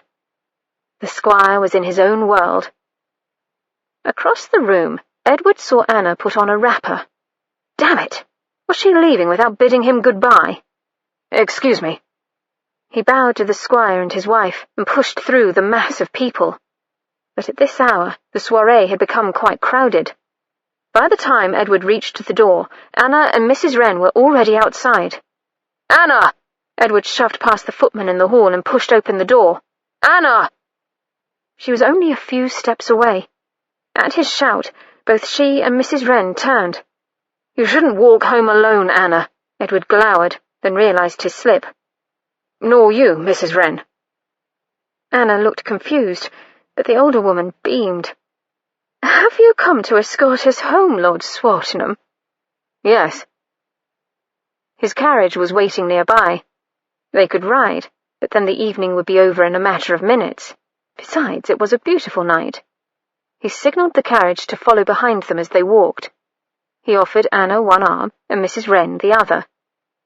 Although the ladies had left the party early, the hour was late and it was dark. A full moon shone, gloriously large in the black sky, casting long shadows before them. As they neared a crossroads, Edward heard the sudden clatter of running feet ahead of them, loud in the quiet air. Immediately, he set the ladies behind him. A slight form flew around the corner. It veered toward them. "Meg! Whatever is the matter?" Anna cried. "Oh, ma'am!" The girl bent double, clutching her side as she tried to catch her breath. "It's Mrs. Fairchild, ma'am. She's fallen down the stairs, and I can't help her up. I think the baby's coming too." Chapter 15. So Aurea flew back in her magnificent golden carriage, her sister's plan churning in her head. The raven greeted his returned wife almost indifferently. Aurea ate a splendid dinner with him, bade the raven good night, and went to her room to wait for her sensuous visitor. Suddenly he was there beside her, more urgent, more demanding than he had ever been before. His attentions left Aurea sleepy and satiated, but she stuck stubbornly to her plan and kept herself awake even as she heard her lover's breath settle into the evenness of sleep. Quietly she sat up and felt for the candle she had earlier left on the table beside the bed. From the Raven Prince. "Oh, my lord!" Anna tried to remember when exactly Rebecca had thought the baby would come. Surely not for another month. "Dr. Billings is at the soiree," Edward said with calm authority. "Take my carriage, girl, and fetch him quickly." He turned and shouted instructions to John Coachman as he waved the carriage forward. "I'll go with Meg," Mother Wren said. Edward nodded and helped her and the maid into the carriage. "Is there a midwife to find as well?" He directed the question at Anna. "Rebecca was going to have Mrs. Stucker." "The midwife is attending Mrs. Lyle," her mother-in-law interrupted. "She lives 4 or 5 miles out of town. Several ladies were talking about it at the party." "Fetch Dr. Billings to Mrs. Fairchild first, and then I'll send my carriage for Mrs. Stucker," Edward ordered. Mother Wren and Meg nodded from inside the carriage. Edward slammed the door shut and stepped back. "Go, John!" The coachman shouted to the horses, and the carriage rattled away. Edward caught Anna's hand. "Which way is Mrs. Fairchild's house?" "It's just ahead." Anna snatched up her skirts and ran toward the house with Edward. The front door to Rebecca's house stood ajar. All was dark except for a curtain of light that fell from the entrance onto the walkway. Edward pushed open the door and Anna followed. She looked around. They stood in the front hall with the stairs to the upper floor immediately before them. The lower part could be seen in the light from the hall, but the higher steps were in darkness. There was no sign of Rebecca. Could she have moved herself? Anna gasped. They heard a low moan from the upper stairs. Anna ran up before Edward could move. She heard him curse behind her. Rebecca lay on the landing midway up the staircase. Anna thanked the fates that she had stopped here instead of falling down the longer second flight of stairs. Her friend was on her side, the great mound of her belly more prominent in that position. Her face shone white and greasy with perspiration. Anna bit her lip. "Rebecca, can you hear me?" "Anna." Rebecca held out her hand and she caught it. "Thank God you are here," she gasped, and her hand tightened painfully. "What is it?" Anna asked. "The baby," Rebecca expelled her breath, "is coming." "Can you rise?" "I'm so clumsy. My ankle is hurt." There were tears in Rebecca's eyes and traces of others on her face. "The baby is too soon." Anna's own eyes were suddenly flooded with tears. She bit the inside of her cheek as she tried to control them. Tears would not help her friend. "Let me carry you up to your room, Mrs. Fairchild." Edward's deep voice interrupted her thoughts. Anna glanced up. Edward stood behind her, his face grave. She stepped to the side, letting Rebecca's hand go. Edward eased his palms under the labouring woman, then squatted and positioned her in his arms before rising in one fluid movement. He was obviously careful not to jostle Rebecca's ankle, but she whimpered and squeezed her hands in the front of his coat. Edward's lips tightened. He nodded to Anna, and she went ahead of him up the stairs and down the upper hall. A single candle flickered on a bedside table in Rebecca's room. Anna hurried to take it and to light several others. Edward turned sideways to enter, and then laid her friend gently on the bed. For the first time, Anna noticed that he was very pale. She pushed a damp lock of hair off Rebecca's forehead. "Where is James?" Anna had to wait for the answer, as another pain hit her friend. Rebecca moaned low, and her back arched off the bed. When it was over, she was panting. "He went to Drewsbury for the day on business. He said he would return tomorrow after midday." Rebecca bit her lip. "He will be so cross with me." Edward muttered something sharp behind them and paced to the dark bedroom windows. "Nonsense," Anna scolded softly. "None of this is your fault." "If only I hadn't fallen down the stairs," Rebecca sobbed. Anna was trying to comfort her when the front door slammed below. The doctor had obviously arrived. Edward excused himself to direct the man up. Dr. Billings tried to wear an impassive face, but it was evident that he was quite worried. He bandaged Rebecca's ankle, which had swollen already and turned purple. Anna mostly sat by Rebecca's head, holding her hand and talking to her in an attempt to calm her. It wasn't easy. According to the calculations of the midwife and Rebecca, the baby was a month early. As the night progressed, Rebecca's agony grew worse, and she became despondent. She was convinced she'd lose the baby. Nothing Anna said seemed to help, but she stayed by the other woman, holding her hand and stroking her hair. A little over 3 hours after the doctor had arrived, Mrs. Stucker, the midwife, blew into the room. A short, rotund woman with red cheeks and black hair, now liberally sprinkled with grey, she was a welcome sight. "Oh, this is a night for babies, it is," the midwife said. "You'll all be glad to know Mrs. Lyle has another boy baby, her 5th, would you believe it? I don't know why she even bothers to call me. I just sit in the corner and knit until it's time to catch the wee one." Mrs. Stucker took off her wrapper and a great many scarves and threw them over a chair. "Do you have some water and a bit of soap, Meg? I do like to wash me hands before I help a lady." Dr. Billings was looking disapproving, but he made no protest at the midwife seeing his patient. "And how are you, Mrs. Fairchild? Holding on well despite that ankle? Oh my, that must have been painful." The midwife laid her hand on Rebecca's tummy and looked at her face shrewdly. "Oh, the babe's eager, isn't it? Coming early just to aggravate his mother." But you're not to worry about it. Babies sometimes have minds of their own about when they want to come out." "Will he be all right?" Rebecca licked dry lips. "Well now, you know I can't promise anything, love, but you're a good strong lady if you don't mind me saying so. I'll do my very best to help you and that baby." Things looked brighter after that. Mrs. Stucker got Rebecca to sit up in the bed because babies slide better downhill than up. Rebecca seemed to regain hope. She was even able to chat between pains. Just as Anna felt as if she were going to drop from fatigue right there in the chair, Rebecca began to moan deeply. At first, Anna was terribly alarmed, thinking something must be wrong. But Mrs. Stucker wasn't perturbed, and stated cheerfully that the babe would soon be there. And indeed, in another half-hour, during which Anna came wide awake, Rebecca's baby was born. It was a little girl, wrinkled and small, but able to bawl quite loudly. The sound brought a smile to her mother's exhausted face. The baby had dark hair that stood on end like a baby chick's fluff. Her blue eyes blinked slowly, and she turned her head to Rebecca's breast when she was snuggled against it.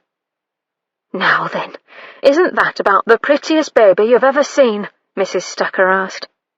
"I know you're tuckered out, Mrs. Fairchild, but perhaps you'll take a little tea or broth." "I'll go see what I can find," Anna said, yawning. She slowly stumbled down the stairs. When she got to the landing, she noticed a light gleaming in the downstairs sitting room.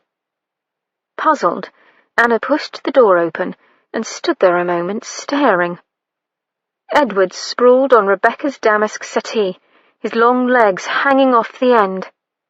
He'd removed his neckcloth and unbuttoned his waistcoat, one arm draped over his eyes. His other arm stretched to the floor where his hand almost enveloped a half-empty glass of what looked like James's brandy. Anna stepped inside the room, and he immediately raised his arm from his eyes, belying the impression that he had been asleep. "How is she?" His voice was raspy, his countenance ghastly. The fading bruises stood out starkly in his pale face, and the stubble on his jaw made him look dissolute. Anna felt ashamed. She'd forgotten about Edward, had assumed he'd gone home long ago. All this time he'd been waiting downstairs to see how Rebecca fared. "Rebecca is fine," she said brightly. "She has a baby girl." His expression didn't change. "Alive?" "Yes," Anna faltered. "Yes, of course. Both Rebecca and the baby are alive and well." "Thank God."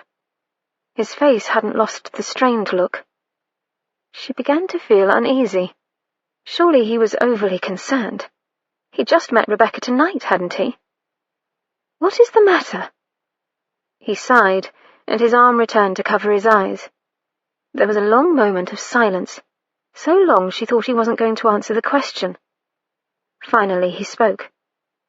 "My wife and babe died in childbirth." Anna slowly sat down on a stool near the settee. She hadn't really thought about his wife before. She knew he'd been married, and that his wife had died young, but not how she died. Had he loved her? Did he love her still? "I'm sorry." He lifted his hand from the brandy glass, made an impatient movement, and then let it settle on the glass again, as if too weary to find another resting place for it. "I didn't tell you to elicit your pity. She died a long time ago. 10 years now." "How old was she?" "She'd turned 20 a fortnight before." His mouth twisted. "I was 24." Anna waited. When he next spoke, the words were so low she had to lean forward to hear them. "She was young and healthy. It never occurred to me that bearing the child might kill her, but she miscarried in her 7th month. The baby was too small to live. They told me it would have been a boy."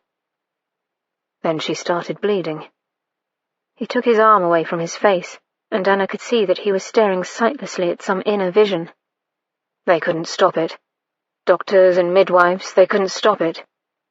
The maids kept running in with more and more linens," he whispered, to the horror in his memory. "She just bled and bled until her very life bled away. There was so much blood in the bed, the mattress was soaked through. We had to burn it afterward." The tears she'd withheld for Rebecca's sake ran down Anna's cheeks. To have lost someone you loved so horribly, so tragically, how awful it must have been. And he must have wanted that baby very badly. She already knew that having a family was important to him. Anna pressed a hand to her mouth, and the movement seemed to bring Edward out of his reverie. He swore softly when he saw the tears on her face. He sat up on the settee and reached for her. Without any sign of strain, he lifted her off the stool and onto his lap, and settled her there so she sat across him, her back held by his arm. He brought her head to his chest. One big hand gently stroked her hair. "I'm sorry. I shouldn't have told you about that. It's not for a lady's ears, especially after you've been up all night worrying about your friend." Anna allowed herself to lean against him, his masculine warmth in the petting hand wonderfully comforting. You must have loved her very much. The hand paused, and then resumed. "I thought I did. As it turned out, I didn't know her that well." She tilted her head back to see his face. "How long were you married?" "A little over a year." "But—" He pushed her head back to his chest. "We hadn't known each other long when we became engaged, and I suppose I never really talked to her. Her father was very eager for the match, told me that it was agreeable to the girl, and I simply assumed." His voice roughened. "I found out after we were married that my face repulsed her." Anna tried to speak, but he hushed her again. "I think she was afraid of me too," he said wryly. "You may not have noticed, but I've something of a temper." She felt his hand touch the top of her head softly. "By the time she was pregnant with my child, I knew that something was wrong, and in her last hours she cursed him." "Cursed who?" "Her father, for forcing her to marry such an ugly man." Anna shivered. What a silly little girl his wife must have been. "Apparently her father had lied to me." Edward's voice turned as icy as winter. "He desperately desired the match, and, not wanting to offend me, forbade my fiancée to tell me that my scars revolted her." "I'm sorry, Shh," he murmured. "It happened a long time ago, and I have learned since to live with my face, and to discern those who would try to hide an aversion to it. Even if they lie, I usually know it." But he didn't know her lies. Anna felt cold at the thought. She'd deceived him, and he'd never forgive her if he found out. He must have mistaken her tremble for continued sadness at his tale. He whispered something into her hair and held her closer until the warmth from his body had chased her chill away. They sat quietly then for a little while, taking comfort from each other. It was beginning to grow light outside. There was a halo around the closed sitting-room curtains. Anna took the opportunity to rub her nose against his rumpled shirt. He smelled like the brandy he'd drunk, very masculine.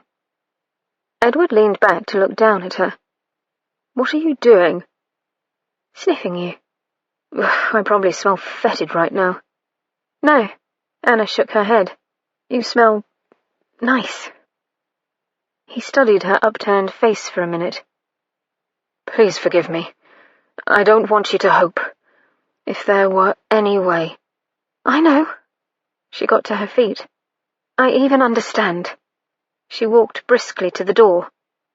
"I came down to get something for Rebecca. She must be wondering what happened to me." "Anna." But she pretended she didn't hear and left the sitting room. Rejection from Edward was one thing. Pity she didn't have to take. The front door banged open at that moment to admit a dishevelled James Fairchild. He was like a vision from Bedlam. His blonde hair stood on end and his neckcloth was missing. He looked wildly at Anna. "Rebecca!" At that moment, as if in answer from on high, there came the wavering wail of a newborn baby. James Fairchild's expression changed from frantic to dumbstruck. Without waiting for Anna's answer, he bounded up the stairs, taking the risers 3 at a time. Anna noticed as he passed out of sight that he was wearing only one stocking on his feet. She half smiled to herself as she turned to the kitchen. "I believe it's almost time to plant, my lord," Hopple said chummily. "No doubt." Edward squinted at the bright afternoon sun. After a night of very little sleep, he wasn't in the mood for chit-chat. He and the steward were walking afield, checking to see if it would need a drainage ditch like Mr. Grundle's. It appeared the local ditch diggers had an assured living for the foreseeable future. Jock bounded along the hedges lining the fields, poking his muzzle down rabbit holes. Edward had sent a note to Anna this morning to tell her that she did not need to come to the Abbey today. She could use the day to rest. And he needed a respite from her presence.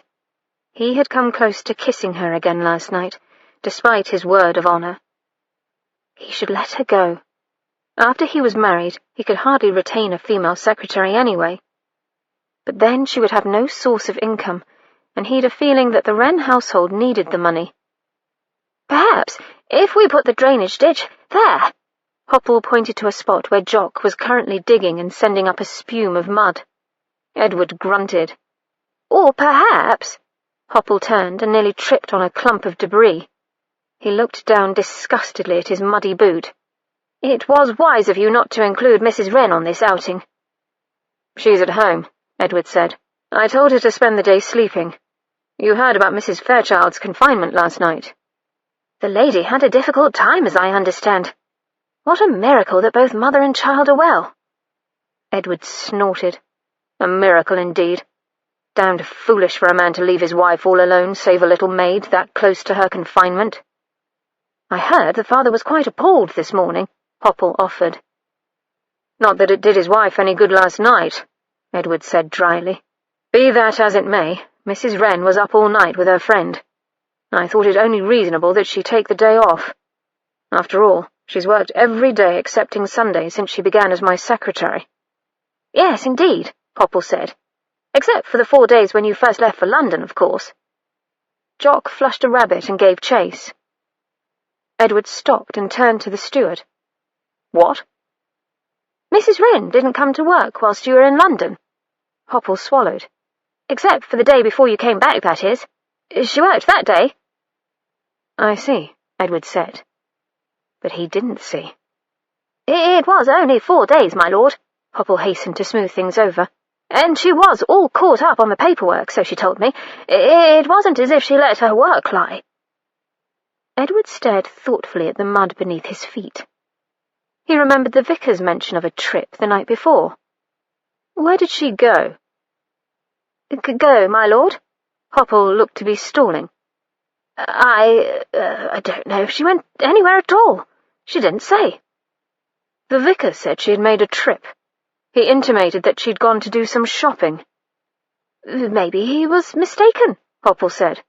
"Why, if a lady couldn't find what she wanted in the shops of Little Battleford, she'd have to go to London to discover better. Surely Mrs. Wren didn't go that far." Edward grunted. He went back to staring at the ground at his feet. Only now he knit his brows. Where had Anna gone, and why?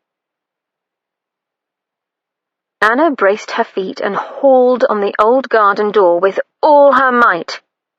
Edward had given her the day to herself, but she couldn't stay that long asleep. Instead, after spending the morning resting, she thought she'd use the free time this afternoon to plant the roses. The door remained stubbornly shut for a moment, then it gave suddenly and flew open, almost throwing her on her rear.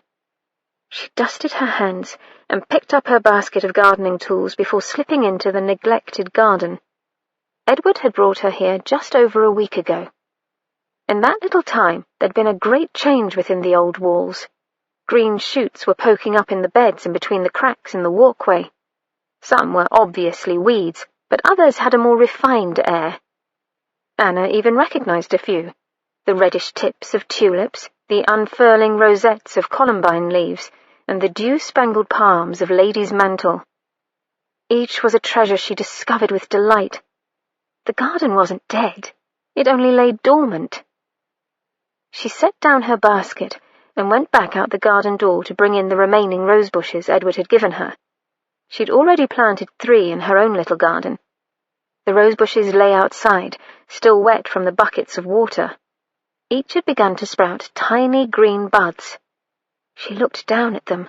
They had brought her such hope when Edward had given them to her. Even though that hope was dead, it didn't seem fair to let the roses languish. She would plant them today, and if Edward never visited the garden again, well, she'd know they were here. Anna dragged the first batch into the garden and let them flop down in the muddy path. She straightened and glanced around in search of a likely spot to plant them. The garden had a pattern once upon a time, but now it was almost impossible to discern what it had been.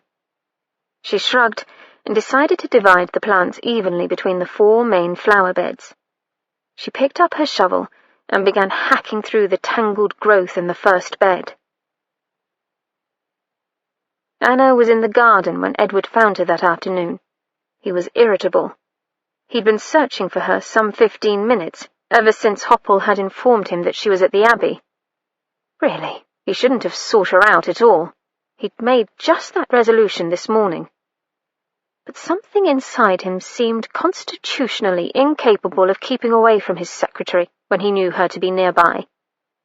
So he was frowning at his own lack of fortitude when he spotted her. Even then he paused by the garden door to admire the picture she made. She had dropped to her knees in the dirt to plant a rose. Her head was uncovered, and her hair was coming down from the knot at the nape of her neck. In the bright afternoon sunlight, the brown locks gleamed gold and auburn. Edward felt a tightening in his chest. He rather thought it might be fear. He scowled and paced down the path. Fear was not an emotion that a strong man such as himself should feel when confronting a meek little widow, he was sure. Anna caught sight of him. "My lord!" She brushed the hair from her brow, leaving a smear of dirt behind. "I thought I would plant your roses before they died." "So I see." She gave him an odd look, but evidently decided to make nothing of his strange mood. "I'll plant some in each bed, since the garden is laid out in such symmetrical lines. Later, if you wish, we could surround them with lavender. Mrs. Fairchild has some lovely lavender plants by her back walk, and I know she would be pleased to let me take some cuttings for your gardens." Anna stopped her monologue to brush away her hair again, further smearing the dirt on her forehead. "Bother! I forgot to bring the watering can." She frowned and started to climb to her feet, but he forestalled her. "Stay there. I can fetch the water for you." Edward ignored her aborted protest and strode back up the path. He reached the garden door, but something made him hesitate. Forever after, he would ponder what impulse made him pause. He turned and looked back at her, still kneeling by the rosebush. She was packing the earth around it. While he watched, Anna raised her hand and with her little finger hooked back a lock of hair behind her ear. He froze. All sound stopped for a terrible, timeless minute as his world shuddered and toppled around him. 3 voices whispered, murmured, babbled in his ear, and then coalesced into coherent language. Hopple by the ditch. "I thought when that dog went missing for several days, we were well rid of it." Vicar Jones at Mrs. Clearwater's soiree. "I wondered if she'd bought a new dress on her trip." And Hopple again just today. "Mrs. Wren didn't come to work whilst you were in London." A scarlet haze obscured his vision. When it cleared, he was almost upon Anna, and knew that he had started for her even before the voices had become understandable. She was still bent beside the rosebush, unaware of the approaching storm until he stood over her and she glanced up.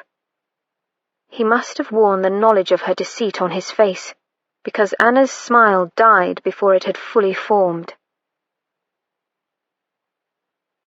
Chapter 16. Cautiously, Aurea lit the candle and turned to hold it high over her lover's form. Her breath caught, her eyes widened, and she gave a start. A very small start, but enough of one to send a drop of hot wax spilling over the lip of the candle and onto the shoulder of the man who lay beside her. For it was a man, not monster or beast, but a man with smooth white skin, long, strong limbs, and black, black hair. He opened his eyes, and Aurea saw that they too were black, a piercing, intelligent black that somehow was familiar. On his chest glinted a pendant. It was in the shape of a small, perfect crown inlaid with glowing rubies. From the Raven Prince. Anna was debating whether or not she'd set the rosebush at the right depth in the hole, when a shadow fell across her. She glanced up. Edward stood over her. Her first thought was that he had returned too soon to have brought the watering can. And then she saw his expression. His lips were drawn back in a rictus of rage, and his eyes burned like black holes in his face. In that moment, she felt an awful premonition that he'd somehow found out. In the seconds before he spoke, she tried to rally, to reassure herself that there was no possible way he could have discovered her secret. His words killed all hope. "You." She didn't recognize his voice, it was so low and terrible. "You were there at the whorehouse." She'd never been good at lying. "What?"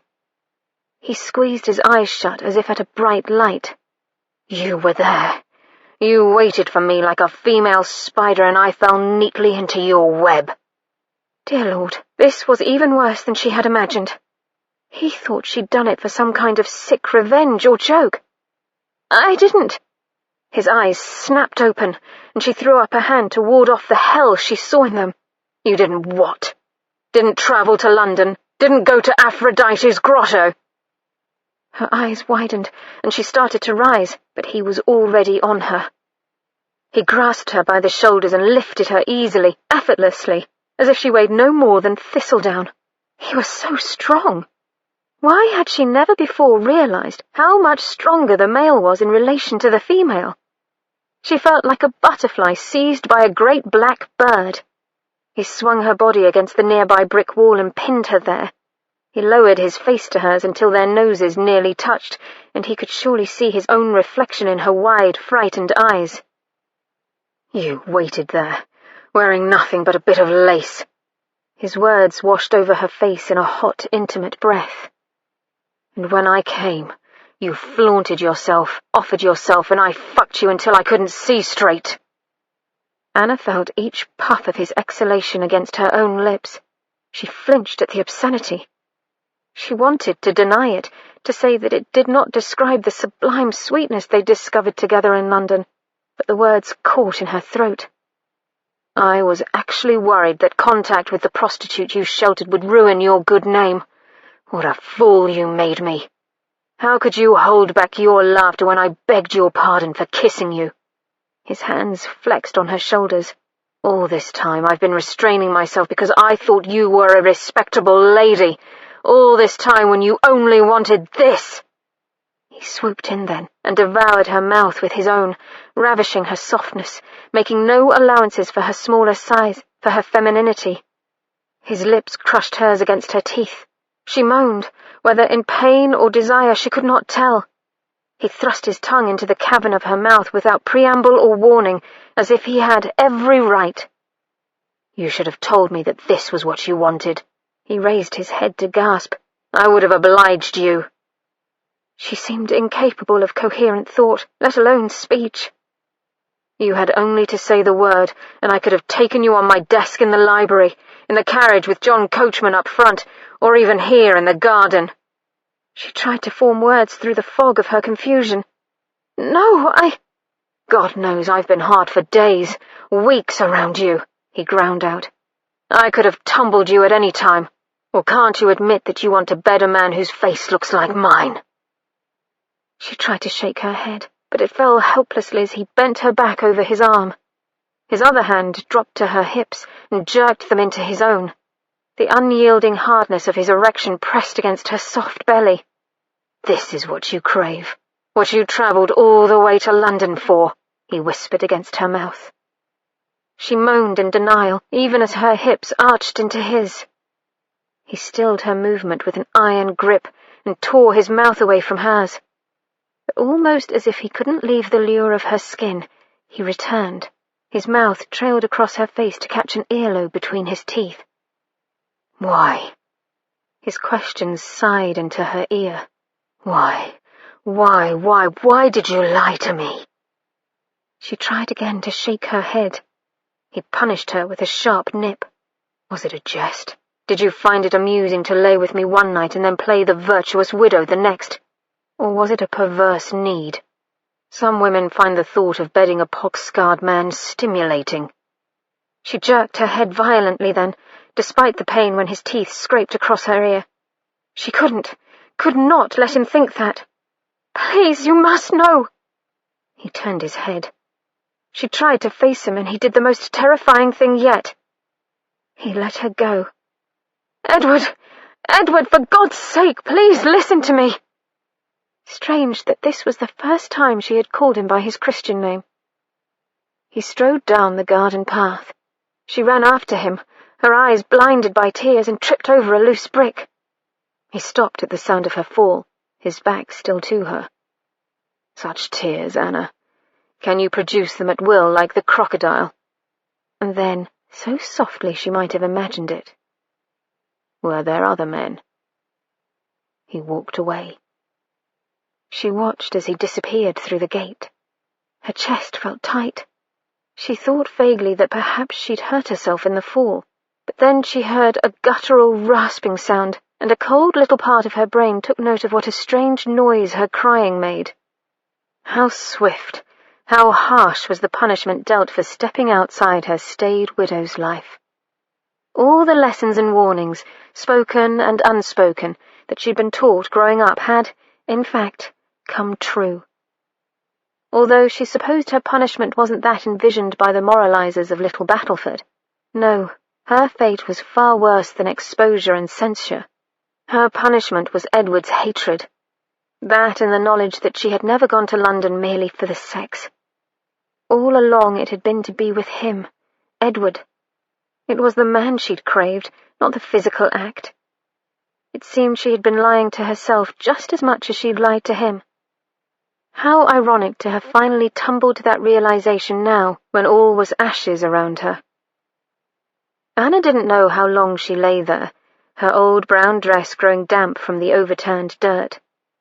When her sobs finally died away, the afternoon sky had become overcast.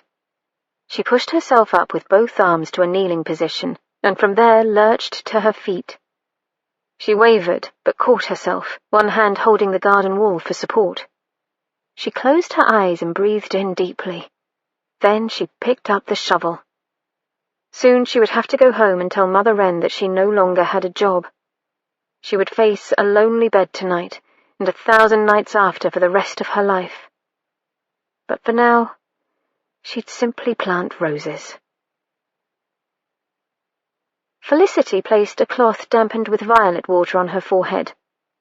She'd retired to the little morning room, a place that usually brought her quite a bit of satisfaction, especially when she thought about how much it had cost to refurbish. The price of the canary-coloured damask settee alone would have fed and clothed the Wren household for 5 years. But at the moment, her head was simply killing her. Matters were not going well. Reginald was moping about, moaning that his prize mare had miscarried. Chilly had gone back to London in a sulk because she wouldn't tell him about Anna and the Earl. And that same Earl had been annoyingly obtuse at the soiree. Granted, most men in her experience were slow to one degree or another, but she wouldn't have guessed Lord Swartingham was so thick-headed. The man had seemed not to know what she hinted at. How was she going to convince him to keep Anna quiet if he was too dim to realize he was being blackmailed? Felicity winced. Not blackmail. That sounded too gauche. Incentive. That was better. Lord Swartingham had an incentive to stop Anna from blathering Felicity's past peccadilloes all over the village. The door banged open at that moment, and the younger of her 2 daughters, Cynthia, skipped in. She was followed by her sister, Christine, at a more sedate pace. "Mamma," Christine said, "Nanny says we must get your permission to go to the sweet shop in town. May we?" "Peppermint sticks." Cynthia skipped around the settee Felicity lay on. lemon drops, Turkish delight. Oddly, her youngest resembled Reginald in many ways. "Please stop that, Cynthia," Felicity said. "Mamma has a headache." "I'm so sorry, Mamma," Christine replied, not sounding sorry at all. "We'll leave as soon as we get your permission." She smiled coyly. "Mamma's permission, Mamma's permission," Cynthia chanted. "Yes," Felicity said. "Yes, you have my permission." "Huzzah! Huzzah!" Cynthia ran from the room, her red hair streaming behind her. The sight made her frown. Cynthia's red hair was the bane of Felicity's life. "Thank you, Mamma." Christine closed the door primly. Felicity groaned and rang for more toilet water. If only she hadn't written that incriminating note in a fit of sentimentality. And what had Peter been thinking to save that locket? Men truly were idiots. She pressed her fingertips over the cloth on her forehead. Perhaps Lord Swartingham really hadn't known what she was talking about. He'd seemed confused when she had said they both knew the identity of the lady he'd met at Aphrodite's grotto. And if, in fact, he did not know her... Felicity sat up, the cloth falling unheeded to the floor. If he did not know the woman's identity, then she'd been trying to blackmail the wrong person. Anna knelt in her little garden in back of the cottage the next morning. She hadn't the heart to tell Mother Wren she'd lost her employment. It had been late when she'd arrived home the night before, and this morning she hadn't wanted to talk about it. Not yet, anyway, when the subject would only bring up questions she couldn't answer. Eventually, she'd have to work up the courage to apologize to Edward. But that could wait too, while she licked her wounds, which was why she worked in the garden today. The mundane tasks of caring for vegetables and the smell of the freshly dug earth provided a kind of solace to her soul. She was digging up horseradish roots to replant when she heard a shout from the front of the cottage. She frowned and lay down the shovel. Surely nothing was wrong with Rebecca's baby. She lifted her skirts to trot around the cottage. The sound of a carriage and horses receded. A clearly feminine voice shouted again as she rounded the corner. Pearl stood on the front step, holding another woman against her. At her approach, they both turned, and Anna gasped. The other woman had 2 black eyes, and her nose looked as if it might be broken. It took Anna a couple of seconds to recognize her. It was Coral. "Oh, Lord!" Anna gasped. The front door opened. Anna rushed to take Coral's other arm. "Fanny, hold the door for us, please." Fanny, wide-eyed, obeyed as they awkwardly maneuvered Coral in. "Told Pearl," Coral whispered, "not to come here." Her lips were so swollen the words were indistinct. "Thank goodness she didn't listen to you," Anna said. She judged the narrow stairs to the upper floor. They'd never make it up the steps with Coral leaning so heavily on them. "Let's bring her into the sitting room." Pearl nodded. They gently lowered Coral to the settee. Anna sent Fanny up the stairs for a blanket. Coral's eyes had closed, and Anna wondered if she'd fainted. The other woman was breathing sonorously through her mouth, her nose too misshapen and swollen to let in air. Anna pulled Pearl to the side. What happened to her? The other woman darted an anxious glance at Coral. "It was that Marquis. He came home last night falling down drunk. Only he wasn't so drunk he couldn't do that to her." "But why?" "He didn't have a reason as I could see." Pearl's lips trembled. At Anna's shocked stare she grimaced.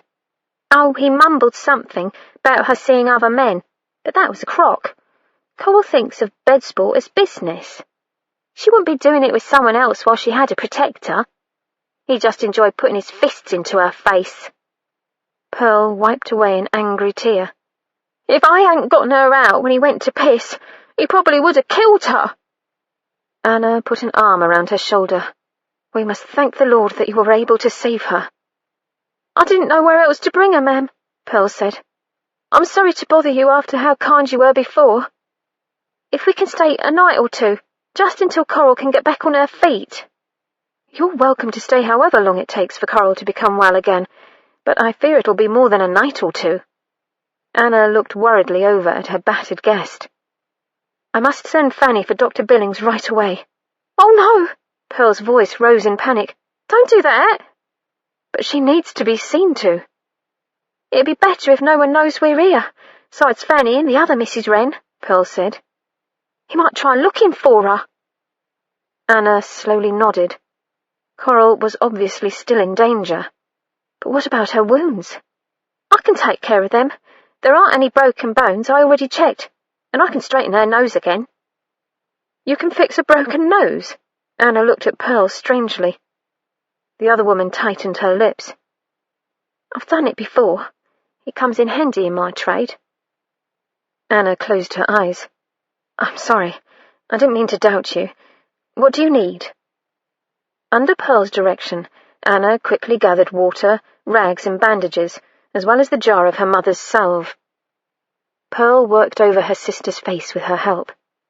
The little woman was matter-of-fact, even when Coral moaned and tried to knock away her hands. Anna held down the injured woman's arm so that Pearl could finish bandaging. She sighed with relief when Pearl indicated they were done. They made sure that Coral was as comfortable as possible before retiring to the kitchen for a much-needed cup of tea. Pearl sighed as she lifted the hot tea to her lips. "Thank you. Thank you so much, ma'am. You're so good." Anna half laughed, a funny little croak. "It's I who should thank you, if only you knew. I need to do something good right now." Edward threw down his quill and paced to the library windows. He hadn't written a coherent sentence all day. The room was too quiet, too big for his peace of mind anymore. All he could think of was Anna and what she'd done to him. Why? Why choose him? Was it his title? His wealth? God, his scars? What possible reason could a respectable woman have to don a disguise and act the part of a whore? If she'd wanted a lover, couldn't she have found one in Little Battleford? Or was it that she liked playing the whore? Edward rubbed his forehead against the cold glass of the window. He remembered everything he had done to Anna in those 2 nights, every exquisite place his hand had touched, every inch of skin his mouth had tongued. He remembered doing things he would never have dreamed of performing with a lady, let alone one he knew and liked. She'd seen a side of himself that he'd made pains to hide away from the world, a private, secret side. She'd seen him at his most bestial. What had she felt when he had pressed her head toward his cock? Excitement? Fear? Revulsion? And there were more thoughts he could not stop. Had she met other men at Aphrodite's grotto? Had she shared her beautiful, lush body with men she didn't even know? Had she let them kiss her wanton mouth, let them paw her breasts, let them rut on her willing, spread body? Edward pounded the window frame with his fist until the skin cracked and blood splattered. Impossible to wipe the obscene images from his mind of Anna, his Anna, with another man. His vision blurred. Christ! He was crying like a lad. Jock nudged his leg and whimpered. She'd brought him to this. He was completely undone. And yet it made no difference because he was a gentleman and she, despite her actions, was a lady. He would have to marry her, and in doing so give up all his dreams, all his hopes of having a family. She couldn't have children. His line would die with his last breath. There would be no girls that looked like his mother, no boys that reminded him of Sammy, no one to open his heart to, no one to watch grow. Edward straightened. If that was what life held for him, so be it. But he would make damn sure Anna knew her price. He wiped his face and jerked the bell pull savagely. Chapter 17.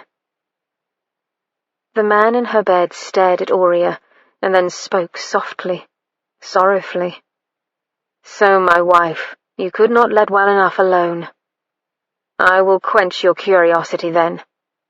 I am Prince Niger, the lord of these lands and this palace. I have been cursed to assume the form of that foul raven by day, and all my minions to become birds as well, my tormentor made one caveat to the spell. If I could find a lady to agree of her own will to marry me in my raven form, then I could live as a man from midnight to dawn's first glow. You were that lady. But now our time together is at an end. I will spend the remainder of my days in that hated feathered form, and all that follow me are also so doomed. From the Raven Prince. The next morning, Felix Hopple shifted from one foot to the other, sighed, and knocked at the cottage door again. He twitched his freshly powdered wig straight and ran a hand over his neckcloth. He'd never been on an errand quite like this one before. In fact, he wasn't sure his job really entailed it. Of course, it was impossible to say that to Lord Swartingham, especially when he stared at him with smouldering black, devilish eyes. He sighed again. His employer's temper had been even worse than usual this past week. Very few knickknacks remained intact in the library, and even the dog had taken to hiding when the Earl stalked through the abbey. A pretty woman opened the door. Felix blinked and stepped back a pace. Was he at the right house? Yes. The woman smoothed her skirt and smiled tentatively at him. I was looking for Mrs. Wren, Felix stuttered. The younger Mrs. Wren. Have I the right address? Oh, yes, this is the right address, she said. I mean, this is the Wren cottage. I'm just staying here. Oh, I see, Miss Smythe. Pearl Smythe. The woman blushed for some reason. Won't you come in? Thank you, Miss Smythe. Felix stepped into the tiny entryway and stood awkwardly. Miss Smythe was staring, seemingly entranced by his middle. Coo, she blurted. That's the loveliest waistcoat ever. Why, thank you, Miss Smythe. He fingered the buttons on his leaf-green waistcoat. Are those bumblebees? Miss Smythe bent down to peer closer at the purple embroidery, giving him a quite inappropriate view down the front of her dress. No true gentleman would take advantage of a lady's accidental exposure. Felix looked at the ceiling, at the top of her head, and finally down her dress. He blinked rapidly. Isn't that clever? She said, straightening again. I don't think I've ever seen anything so pretty on a gentleman before. What? He wheezed. Oh, yes, great. Thank you again, Miss Smythe. One rarely encounters a person of such fine sentiment about fashion. Miss Smythe appeared a little confused, but she smiled at him. He couldn't help but notice how lovely she was, all over. You said you came for Mrs. Wren. Why don't you wait in there? She waved toward a small sitting room, and I'll go fetch Mrs. Wren from the garden. Felix stepped into the small room.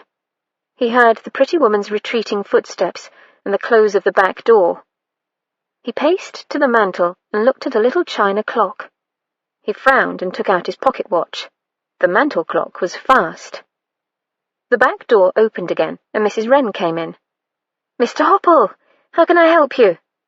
She was intent on rubbing the garden loam from her hands and didn't meet his eyes. I've come on an errand from the Earl. Indeed? Mrs. Wren still did not look up. Yes. He was at a loss as to how to continue. Won't you have a seat? Mrs. Wren glanced at him in puzzlement and took her seat. Felix cleared his throat. There comes a time in every man's life when the winds of adventure blow out and he feels a need for rest and comfort, a need to toss aside the careless ways of youth, or at least early adulthood in this case, and settle down to domestic tranquility. He paused to see if his words had registered. Yes, Mr. Hopple? She appeared more confused than before. He mentally girded his loins and laboured on. Yes, Mrs. Wren, every man, even an earl. Here he paused significantly to emphasize the title. Even an earl needs a place of repose and calm, a sanctuary tended by the gentle hand of the feminine sex, A hand guided and led by the stronger, masculine hand of a guardian, so that both may weather the storms and travails that life brings us." Mrs. Wren stared at him in a dazed way. Felix began to feel desperate. "Every man, every earl, needs a place of hymeneal comfort." Her brow puckered. Hymeneal? "Yes," He mopped his brow. "hymeneal, of or pertaining to marriage." She blinked. "Mr. Hopple, why did the Earl send you?" Felix blew out his breath in a gust. "Oh, hang it all, Mrs. Wren! He wants to marry you." She went completely white. "What?" Felix groaned. He knew he would make a hash of this. Really, Lord Swartingham was asking too much of him. He was only a land steward, for pity's sake, not Cupid with his golden bow and arrows. There was no other choice now but to muddle on. "Edward de Raaf, the Earl of Swartingham, asks for your hand in marriage. He would like a short engagement, and is considering—" "No, the 1st of June. What did you say?" "I said no." Mrs. Wren spoke in a staccato. "Tell him that I am sorry, very sorry, but there is no possible way that I can marry him." But Felix took a deep breath to quell his stutter. But he is an earl. I know his temper is quite foul, really, and he does spend a good deal of time in mud, which," he shuddered, "he actually seems to like, but his title and his considerable, one might even say obscene, wealth make up for that, don't you think?" Felix ran out of breath and had to stop. "No, I don't." She moved toward the door. "Just tell him no." "But, Mrs. Wren, how will I face him?" She closed the door gently behind her, and his despairing cry echoed in the empty room. Felix slumped into a chair and wished for an entire bottle of Madeira. Lord Swartingham was not going to like this. Anna plunged a trowel into the soft earth and viciously dug up a dandelion. What could Edward have been thinking when he sent Mr. Hopple to propose to her this morning? Obviously he hadn't been overcome by love. She snorted and attacked another dandelion. The back door to the cottage scraped open. She turned and frowned. Coral was dragging a kitchen stool into the garden. "What are you doing outside?" Anna demanded. "Pearl and I had to half carry you up the stairs to my room this morning." Coral sat on the stool. "Country air is supposed to heal, is it not?" The swelling on her face had gone down somewhat, but the bruising was still evident. Pearl had packed her nostrils with lint in an attempt to heal the break. Now they flared grotesquely. Coral's left eyelid drooped lower than the right, and Anna wondered if it would rise again with time, or if the disfigurement was permanent. A small crescent-shaped scar was scabbed over under the drooping eye. "I expect I should thank you." Coral tilted her head back against the cottage wall and closed her eyes, as if enjoying the sunlight on her damaged face. "It is the usual thing to do," Anna said. "Not for me. I do not like being in other people's debt." "Then don't think of it as a debt," Anna grunted as she uprooted a weed. "Consider it a gift." "A gift," Coral mused. "In my experience, gifts usually have to be paid for in one way or another. But perhaps with you that truly is not so." "Thank you." She sighed and shifted position. Although she had sustained no broken bones, there had been bruises all over her body. She must still be in a great deal of pain. "I value the regard of women more than men," Coral continued. "It is so much rarer, especially in my profession. It was a woman who did this to me." "What?" Anna was horrified. "I thought the Marquis—" The other woman made a dismissive sound. "He was but her instrument. Mrs. Lavender told him I was entertaining other men." "But why?" "She wanted my position as the Marquis's mistress, and we have some history between us." Coral waved a hand. "But that does not matter. I will deal with her when I am well. Why are you not working at the Abbey today? That is where you usually spend your days, is it not? Anna frowned. I've decided not to go there any more. You have had a falling out with your man? Coral asked. How? That is who you saw in London, is it not? Edward de Raaf, the Earl of Swartingham. Yes, that's who I met, she sighed. But he's not my man. It has been my observation that women of your ilk, principled women, do not bed a man unless their heart is involved. Coral's mouth quirked sardonically. They place a great deal of sentimentality on the act. Anna took an unnecessarily long time to find the next route with the tip of her trowel. Perhaps you are right. Perhaps I did place a great deal of sentimentality on the act. But that is neither here nor there now. She bore down on the trowel handle, and the dandelion popped out of the soil. We argued. Coral regarded her with narrowed eyes for a moment, and then shrugged and closed her eyelids again. He found out it was you? Anna looked up, startled. How did you— And now, I suppose, you will meekly accept his disapproval, Coral continued without pause. You will hide your shame behind a facade of respectable widowhood. Perhaps you could knit stockings for the poor of the village. Your good works will surely comfort you when he marries in a few years and beds another woman. He asked me to marry him. Coral opened her eyes. Now that is interesting. She looked at the growing pile of wilted dandelions. But you refused him. Whack! Anna started hacking at the dandelion pile. He thinks me a wanton. Whack! I'm barren and he needs children. Whack! And he doesn't want me. Whack, whack, whack! Anna stopped and stared at the heap of broken, oozing weeds. Doesn't he? Coral murmured. And what about you? Do you, want him? Anna felt heat flooding her cheeks. I've been without a man for many years now. I can be alone again. A smile flickered across Coral's face. Have you ever noticed that once you have had a taste of certain sweets, raspberry trifle is my own despair, it is quite impossible not to think, not to want, not to crave until you have taken another bite? Lord Swartingham is not a raspberry trifle. No, more of a dark chocolate mousse, I should think, Coral murmured.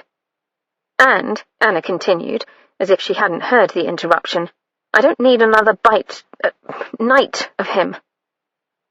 A vision of that second night rose up before her eyes. Edward, bare-chested, his trousers undone, lounging in that chair before the fire like a Turkish pasha. His skin, his penis had gleamed in the firelight. Anna swallowed. Her mouth was watering. I can live without Lord Swartingham, she declared very firmly. Coral raised an eyebrow. I can! Besides, you weren't there. Anna suddenly felt as wilted as the dandelions.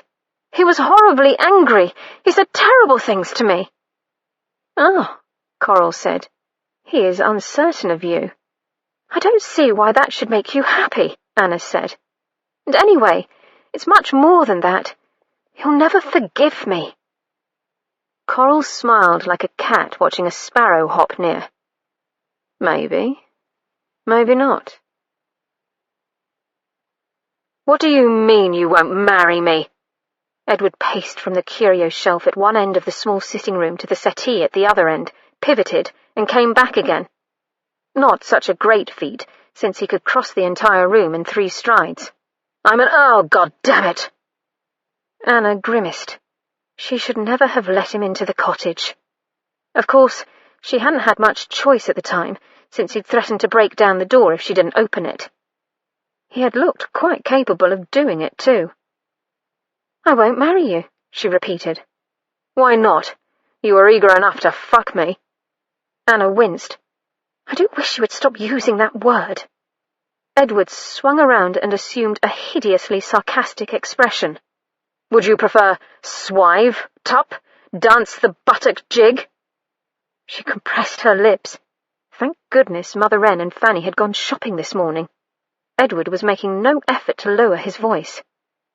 "You don't want to marry me."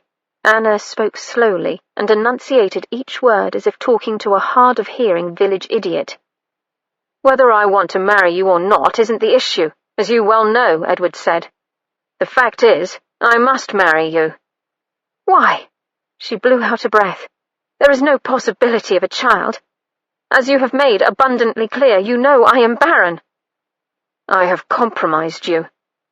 "I'm the one who went to Aphrodite's grotto in disguise. It seems to me that I compromised you." Anna thought it commendable that she did not wave her arms in the air in exasperation. "That's ridiculous!" Edward's bellow could probably be heard back at the Abbey. Why did men think that saying something louder made it true? No more ridiculous than an earl who was already engaged, proposing marriage to his secretary. Her own voice was raised now. "I'm not proposing. I'm telling you we must marry." "No!" Anna crossed her arms. Edward stalked across the room toward her, each step deliberate and meant to be intimidating. He didn't stop until his chest was inches from her face. She craned her neck to meet his gaze. She refused to back away from him. He leaned down until his breath brushed across her forehead intimately. "You will marry me." He smelled of coffee. Anna dropped her eyes to his mouth. Even in anger it was disgustingly sensual. She retreated a step and turned her back. "I am not going to marry you." Anna could hear him breathing heavily behind her. She peeked over her shoulder.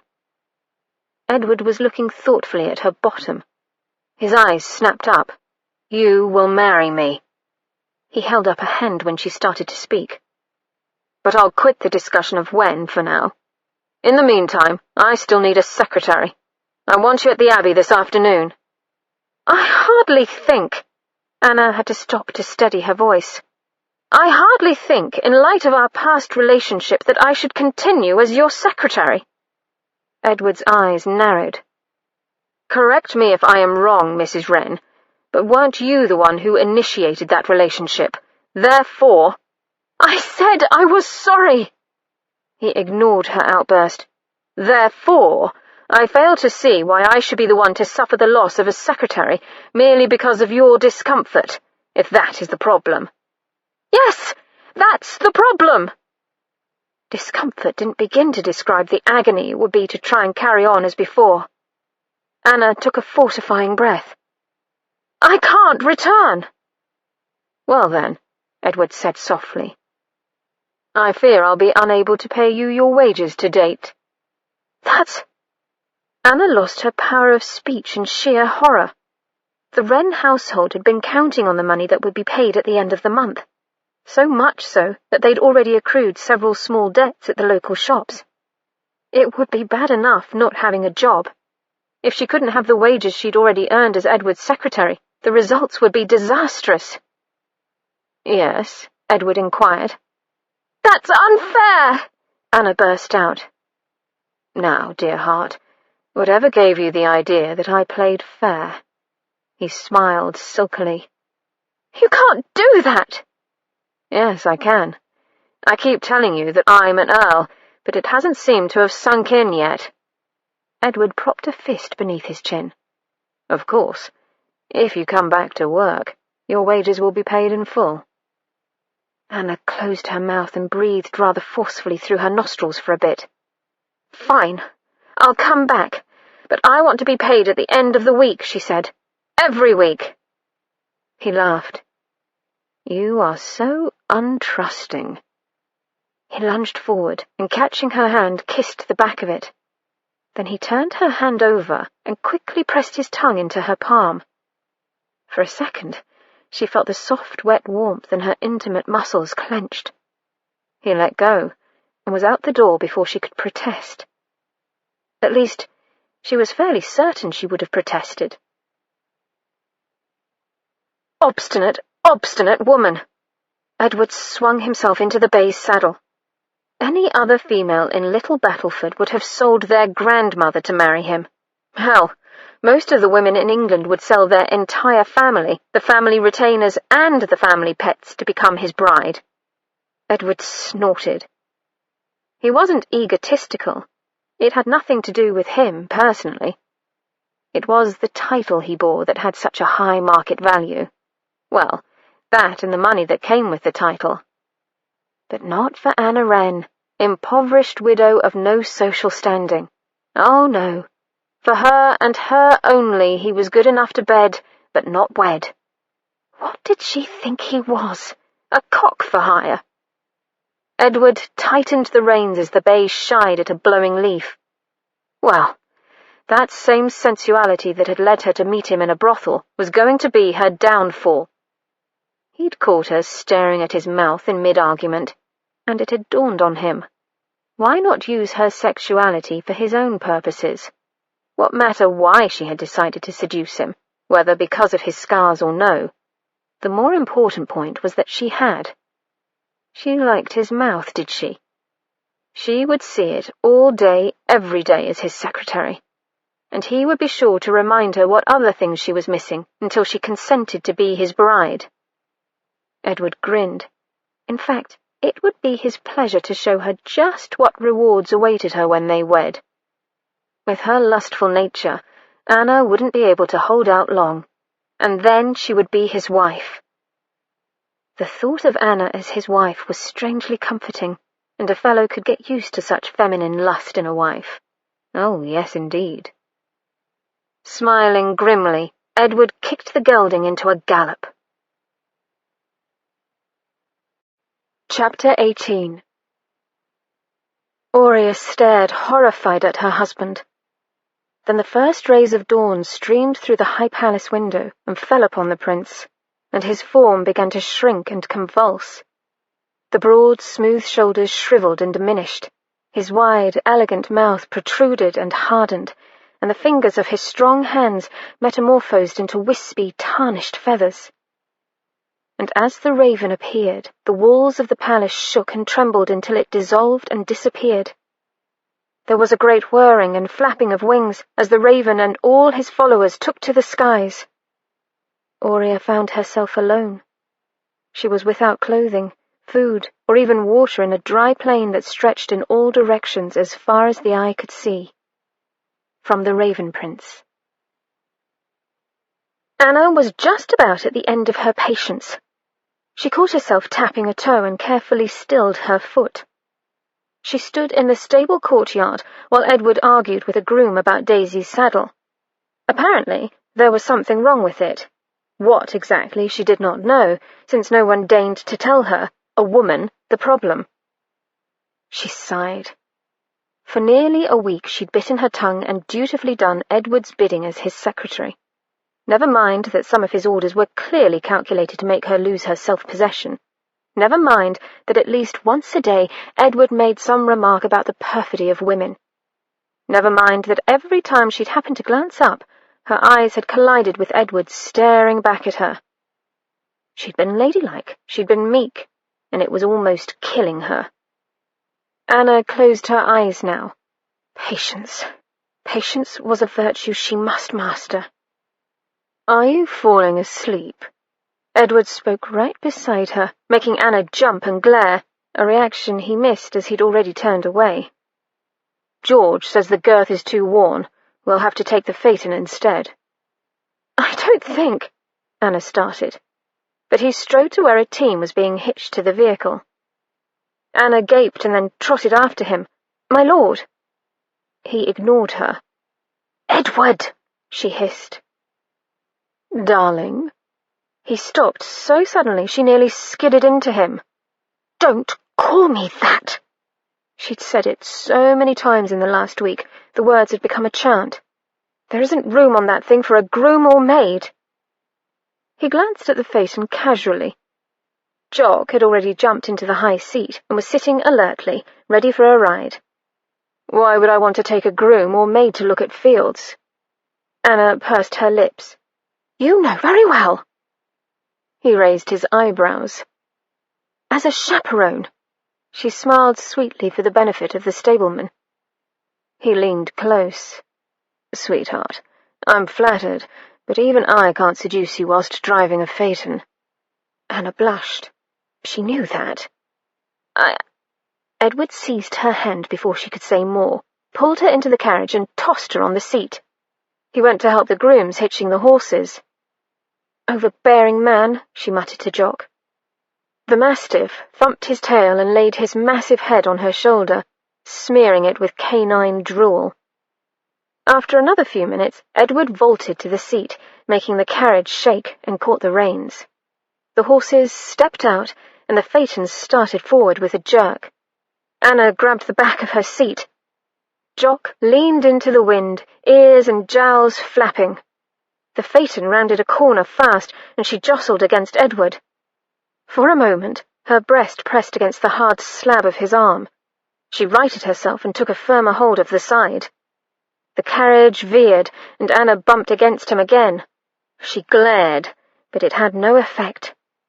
Every time she let go of the seat back, the vehicle lurched and she was forced to grab it. "Are you doing that on purpose?" There was no answer. "If you are shaking me about to put me in my place," she huffed, "I do think it is rather infantile of you." An ebony eye glanced at her through sooty lashes. "If you want to punish me," she said, "I can understand, but surely wrecking the phaeton would inconvenience you as well." He slowed fractionally. Anna placed her hands in her lap. "Why would I want to punish you?" he asked. "You know." Really, he was the most exasperating creature when he wanted to be. They bowled along the lane for a bit in silence. The sky began to lighten, and then blush a shy crimson. Anna could see his features more clearly. They did not look confiding. She sighed. "I am sorry, you know." "Sorry you were found out?" Edward's voice was suspiciously silky. She bit the inside of her cheek. "I'm sorry I deceived you." "I find that hard to believe." "Are you implying that I'm lying?" Anna grit her teeth to hold fast to her temper, trying to remember her vow about patience. "Why, yes, my sweet, I believe I am." His teeth sounded as if they were being ground. "You seem to have an innate facility for lying." She took a deep breath. "I understand why you would think that, but please believe that I never meant to hurt you." Edward snorted. "Fine. Good. You were in one of the most notorious brothels in London, dressed as a high-priced whore, and I happened to walk in on you. Yes, I can see that you've been misunderstood." Anna counted to 10. Then she counted to 50. "I was waiting for you. Only you." That appeared to take the wind out of his sails for a bit. The sun had risen fully now. They rattled around a curve and frightened two hares in the middle of the road. "Why?" he barked. She'd lost the thread of the conversation. "What?" "Why did you choose me after, 6 years of celibacy?" "Nearer 7. "But you've been widowed 6. Anna nodded without explanation. She could feel Edward looking curiously at her. "Whatever the time period, why me? My scars." "It had nothing to do with your bloody scars," she burst out. "The scars don't matter, can't you see that?" "Then why?" And it was her turn to be mute. The sun was very bright now, picking out every detail, leaving nothing hidden. She tried to explain. "I believed. No, I knew we had an attraction. Then you left, and I realized you were taking what you felt for me and giving it to another woman, a woman you didn't even know. And I needed." Anna threw up her hands in frustration. "I wanted to be the one you swived with." Edward choked. She couldn't tell if he was appalled, sickened, or simply laughing at her. Her temper suddenly came to a boil. "You were the one who left for London. You were the one who decided to tup another woman. You were the one who turned away from me, from us. Who is the greater sinner? I will no longer—" She gulped her words as Edward pulled the horses up so abruptly that they half reared. Jock was nearly catapulted from the seat. Anna opened her lips in alarm, but before she could protest, her mouth was covered by his.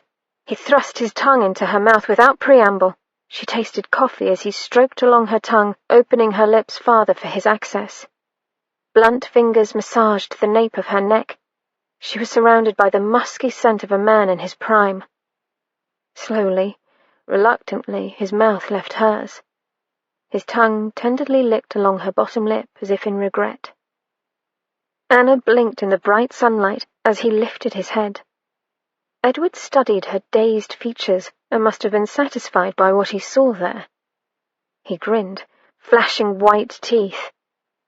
He caught up the reins and set the horses cantering down the lane, manes flying. Anna grabbed the seat back once again and tried to figure out what had just happened.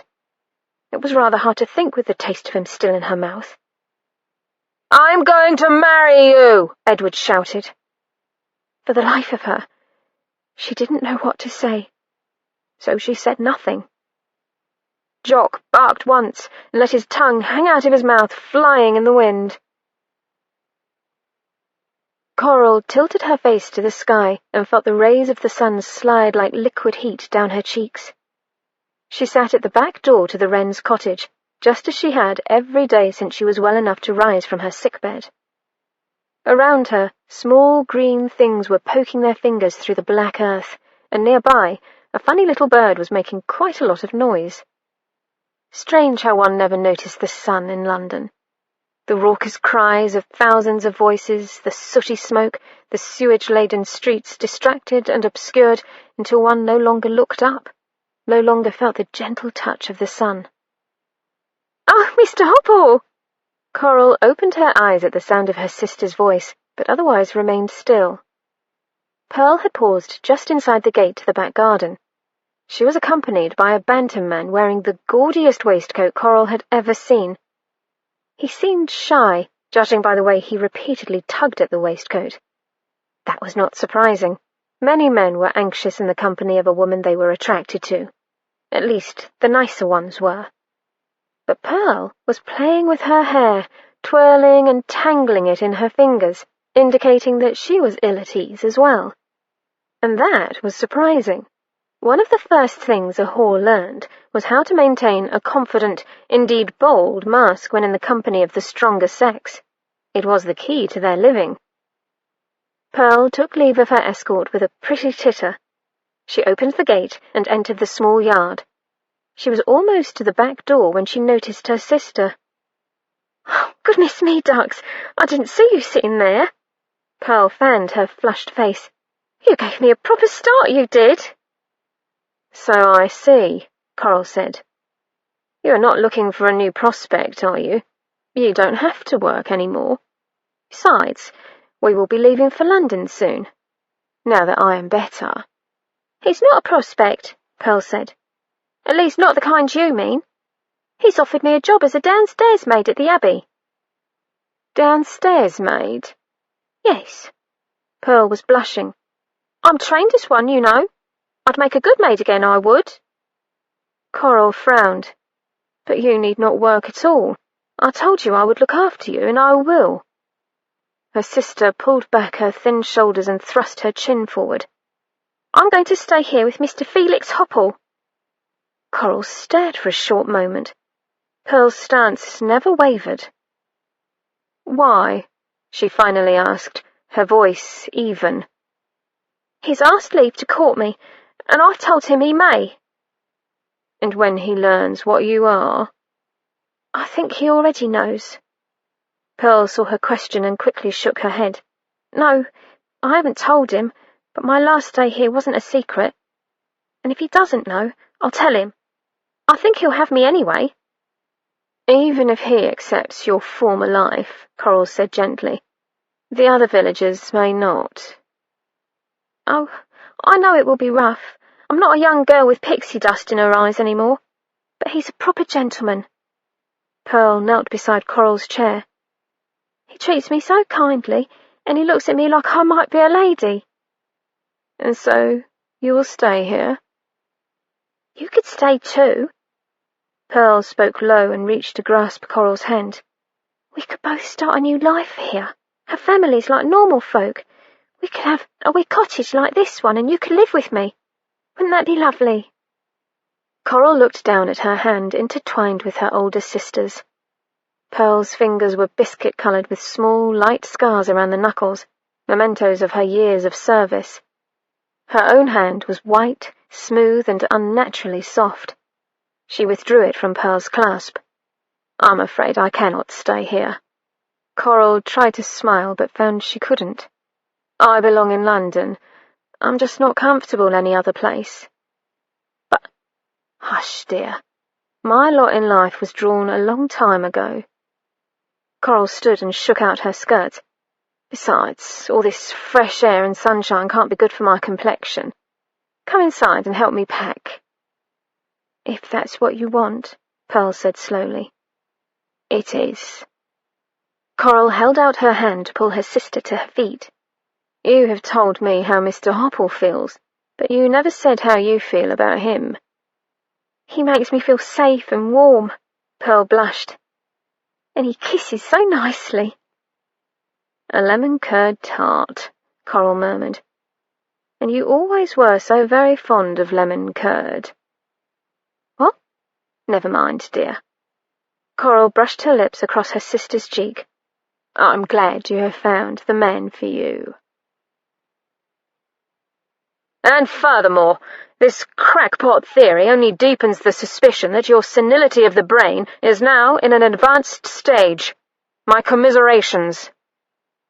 Anna frantically scribbled the words as Edward paced before her rosewood desk. She'd never taken dictation before, and found to her dismay that it was harder than she would have thought. The fact that Edward composed his scathing letters at a breakneck pace certainly did not help. Out of the corner of her eye, she noticed that the Raven Prince was back on her desk. Ever since that ride in the phaeton 2 days ago, she and Edward seemed to be playing a game with the book. One morning she'd found the book lying in the centre of her desk. She'd returned it to him silently, but after luncheon it had been back on her desk again. She'd put it on Edward's desk again, and the process had been repeated, several times. So far, she hadn't worked up the courage to ask what exactly the book meant to him, and why he seemed to be giving it to her. Now Edward wandered over in the midst of his dictation. "Perhaps your sad mental deterioration has a family root." He braced a fist on her desk. "I remember your uncle, the Duke of Arlington, was similarly stubborn on the issue of swine breeding. Indeed, some say his final apoplectic fit was the result of a too heated discussion about farrowing pens. Do you find it hot in here?" Anna had gotten as far as writing hot when she realized that the last question was directed at her. She glanced up in time to see him discard his coat. "No, the room seems most temperate." Her tentative smile froze as Edward drew off his neckcloth. "I'm overly warm," he said. He unbuttoned his waistcoat.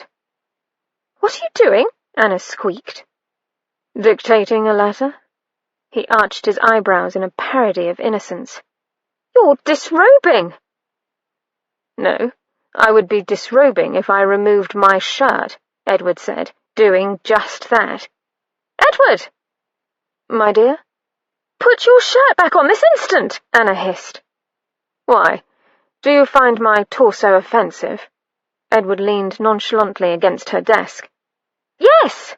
Anna winced at his expression. "No! Put your shirt back on!" "You're sure you're not repulsed by my scars?" He leaned closer, his fingers trailing across the marks on his upper chest. Her eyes helplessly followed his hypnotic hand before she snapped her gaze away. A scathing reply teetered on the edge of her tongue. She was stopped by Edward's studied ease. The question was clearly important to the impossible man. She sighed. "I don't find you repulsive at all, as well you know." "Then touch me." "Edward!" "Do it," he whispered. "I need to know." He caught her hand and pulled her to stand in front of him. Anna looked into his face, struggling between propriety and the desire to reassure him. The true problem was, of course, that she wanted to touch him. Too much. He waited. She raised her hand, hesitated, then touched. Her palm rested, trembling, on the juncture of Edward's throat and chest, just where she could feel the implacable beat of his heart. His eyes seemed to darken impossibly to a deeper shade of black as he stared at her. Her own breast laboured to fill with air as her hand glided down over firm muscle. She could feel the indentations of the pox scars, and she paused to circle one gently with her middle finger. His eyelids fell as if weighted. She moved to another scar and traced it as well. She watched her own hand and thought about the long-ago pain these scars represented, the pain to a young boy's body and the pain to his soul. The room was quiet save for the whisper of their mutual strained breaths. She'd never explored a man's chest in such minute detail. It felt too good, sensual, more intimate in some ways than the act of sex itself. Her gaze flicked to his face. His lips were parted, wet where he'd run his tongue over them. Obviously he was as affected as she. The knowledge that her mere touch had that kind of power over him sparked her own arousal. Her hand encountered the black, curling hair on his chest. It was damp with perspiration. She slowly furrowed her fingers into the tangle, watching as the wisps curled around her fingertips as if to hold her. She could smell his masculine essence rising with the heat from his body. She swayed forward, drawn by a force beyond her will. His chest hair tickled her lips. She buried her nose in his warmth. His chest moved jerkily now. She opened her mouth and exhaled. Her tongue crept forward to taste the salt on his skin. One of them, maybe both, moaned. Her hands clutched at his sides, and she could dimly feel his arms urging her closer. Her tongue continued to explore, tickling hair, tangy sweat, the corrugation of a male nipple. The salt of her own tears. She found that her eyes were leaking slowly, tears dripping down her face and mingling with the moisture on Edward's body. It made no sense, but she couldn't stop the tears, any more than she could stop her body from yearning for this man or her heart from loving him. The realization brought her up short, cleared some of the haze from her mind. She inhaled shakily and then pushed away from Edward's embrace. His arms tightened. "Anna, please, let me go." Her voice sounded scratchy to her own ears. "Damn it!" But his arms opened, releasing her. She backed swiftly away. He scowled. "If you think I'll forget this—" "No need to warn me." She laughed too shrilly, teetering on the edge of completely losing her composure. "I already know you don't forget, or forgive. Anything. God damn it! You know damn—" A knock sounded at the library door. Edward cut himself off and straightened, running his hand impatiently through his hair and dislodging his cue. "What?" Mr. Hopple peered around the door. He blinked when he saw the Earl's state of undress, but stuttered into speech nevertheless. Begging your pardon, my lord, but John Coachman says one of the rear carriage wheels is still being repaired by the blacksmith." Edward scowled at the steward and snatched up his shirt. Anna took the opportunity to surreptitiously swipe at her wet cheeks. "He assures me it will take only a day more," Mr. Hopple continued. "2 at the most." "I haven't that amount of time, man." Edward had finished redressing and now swung around and began rummaging in his desk, knocking papers to the floor as he did so. "We'll take the phaeton, and the servants can follow behind when the carriage is repaired." Anna looked up suspiciously. This was the first she'd heard of a trip. Surely he wouldn't dare. Mr. Hopple frowned. "We, my lord? I wasn't aware." "My secretary will accompany me to London, of course. I'll be in need of her services if I am to finish the manuscript." The steward's eyes widened in horror, but Edward missed the reaction. He was staring at Anna challengingly. She drew in a quick breath, mute. But my lord," Mr. Hopple stuttered, apparently scandalized. "I'll need to finish the manuscript." Edward addressed his reasons to her, his eyes burning with a black fire. My secretary will take notes at the agrarians' meeting. I'll have to deal with various business matters pertaining to my other estates. Yes, I do believe it is essential that my secretary travel with me, he finished in a lower, more intimate tone. Mr. Hopple lurched into speech. But she's a female. An unmarried female, pardon my candour, Mrs. Wren. It isn't at all proper for her to be travelling. Quite, Edward interrupted. We'll have a chaperone. Be sure and bring one with you tomorrow, Mrs. Wren. We leave just before daybreak. I shall expect you in the courtyard. And he stomped out of the room. Mr. Hopple trailed after, muttering ineffectual objections. Anna truly didn't know whether to laugh or cry. She felt a rough, wet tongue on her palm and looked down to see Jock panting by her side. Whatever am I to do? But the dog only sighed and rolled onto his back so that his paws waved in the air absurdly, which hardly answered her question. Chapter 19. Aurea wept for all that she had lost, alone there in the endless desert. But after a while she realized that her only hope was to find her vanished husband and redeem both herself and him. So she set out to search for the Raven Prince. The first year she hunted for him in the lands to the east. There strange animals and stranger people lived, but no one had heard of the Raven Prince. The second year she travelled the lands to the north. There freezing winds ruled the people from dawn to dusk, but no one had heard of the Raven Prince. The third year she explored the western lands. There opulent palaces rose to the sky, but no one had heard of the Raven Prince. The fourth year she sailed to the farthest south. There the sun burned too close to the earth, but no one had heard of the Raven Prince. From the Raven Prince. I'm very sorry, dear. Mother Wren wrung her hands that evening as she watched Anna pack. But you know how open carriages make my tummy do loops. Just the thought, in fact, is almost enough to— Anna looked up swiftly. Her mother-in-law had turned a delicate shade of green. She pushed the older woman into a chair. Sit down and breathe. Would you like some water? Anna tried to open the only window in the room, but it was stuck. Mother Wren pressed a handkerchief to her mouth and closed her eyes. I'll be all right in a moment. Anna poured some water from a pitcher on the dresser and pressed the glass into her hand. The older woman sipped it, and the colour began to return to her cheeks. It's just too bad Coral left so suddenly. Mother Wren had repeated the sentiment with variations all day. Anna flattened her mouth. Fanny had roused them that morning after finding a note in the kitchen. In the note, Coral had simply thanked them for their care. Anna had run upstairs to look in the room where Coral had been sleeping, but it was empty, and the bed already made. There she discovered another note pinned to the pillow. Coral asked that Pearl be allowed to stay a while longer, and she'd included gold coins that clinked to the floor when Anna unfolded the note.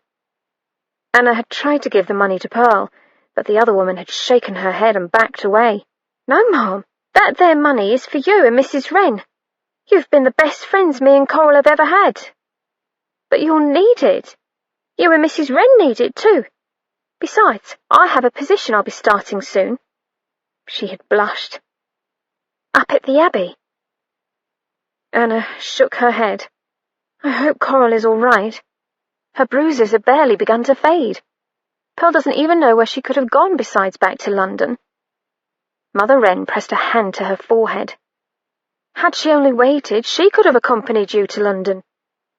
Maybe Pearl wouldn't mind delaying her work at the Abbey and going with me first. Anna pulled out a drawer in her dresser and hunted for a pair of stockings without any holes. I rather think Pearl will want to stay here. Her mother-in-law set the glass down carefully on the floor beside her chair. She seems to have met a gentleman at the Abbey. Really? Anna half turned, her hands full of stockings. Who do you think it is? One of the footmen? I don't know. The day before last, she asked me about the household and who worked there. and then she muttered something about bees. "Does the Abbey have a beekeeper?" Anna wrinkled her brow in thought before shaking her head and folding a pair of stockings and placing them in her bag. "Not that I know of," Mother Wren shrugged. "In any case, I'm glad Lord Swartingham has decided to take you to London. He's such a nice man.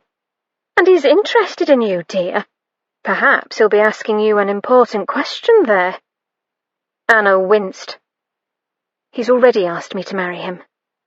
Mother Wren jumped up and let out a squeal worthy of a girl a quarter of her age. "And I told him no," Anna finished. "No?" Her mother-in-law looked aghast. "No." She carefully folded a chemise and placed it in her bag. "Damn Peter!" The other woman stamped her foot. "Mother!" "I'm sorry, dear, but you know as well as I do that you wouldn't have turned that lovely man down if it hadn't been for my son."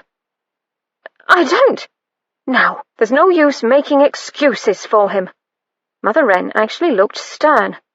"The good Lord knows I loved Peter. He was my only son, and he was such a darling little boy. But what he did to you in your marriage was just plain unforgivable. My dear husband, had he been alive at the time, would have taken a horsewhip to Peter." Anna felt tears prick her eyes. "I didn't realize you knew." "I didn't." Mother Wren sat down again with a thump. "Not until that last illness. He was feverish and started talking one night when I was up with him. You'd gone to bed already." Anna looked down at her hands to hide the fact that tears were blurring her vision. "He was so upset when he found out I couldn't have babies. I'm sorry for that." "I'm sorry too. Sorry that you couldn't have children together." Anna wiped her face with her palm and heard her mother-in-law's skirts rustle as she came near. Plump, warm arms wrapped around her. "But he had you. Do you know how happy I was when Peter married you? Oh, Mother. You were, the daughter I never had," Mother Wren murmured. "You've taken care of me all these years. In many ways, I've grown closer to you than I ever was to Peter." For some reason, this made Anna weep harder. Mother Wren held her, rocking slightly from side to side. Anna cried great heaving sobs that tore from her chest and made her head hurt. It was so painful to have this part of her life exposed when she'd kept it hidden away from the light so long. Peter's infidelity had been her own secret shame to bear and suffer alone. Yet all this time, Mother Wren had known, and what was more, she did not blame her. Her words felt like an absolution. Finally, Anna's sobs slowed and quieted, her eyes still closed. She felt so weary, her limbs heavy and listless. The older woman helped her to lie down and smoothed the coverlet over her. "Just rest." Mother Wren's cool, soft hand gently brushed the hair from her forehead, and she heard her murmur, "Please be happy, dear." Anna lay dreamily and listened to the click of the other woman's heels as she went downstairs. Even with her headache, she felt at peace. "Gone to London?" Felicity's voice rose until it nearly cracked. Two ladies walking by the Wren cottage glanced over at her. She turned her back to them. The elder Mrs. Wren was looking at her oddly. "Yes, just this morning with the Earl. Lord Swartingham said he couldn't do without her at his club meeting.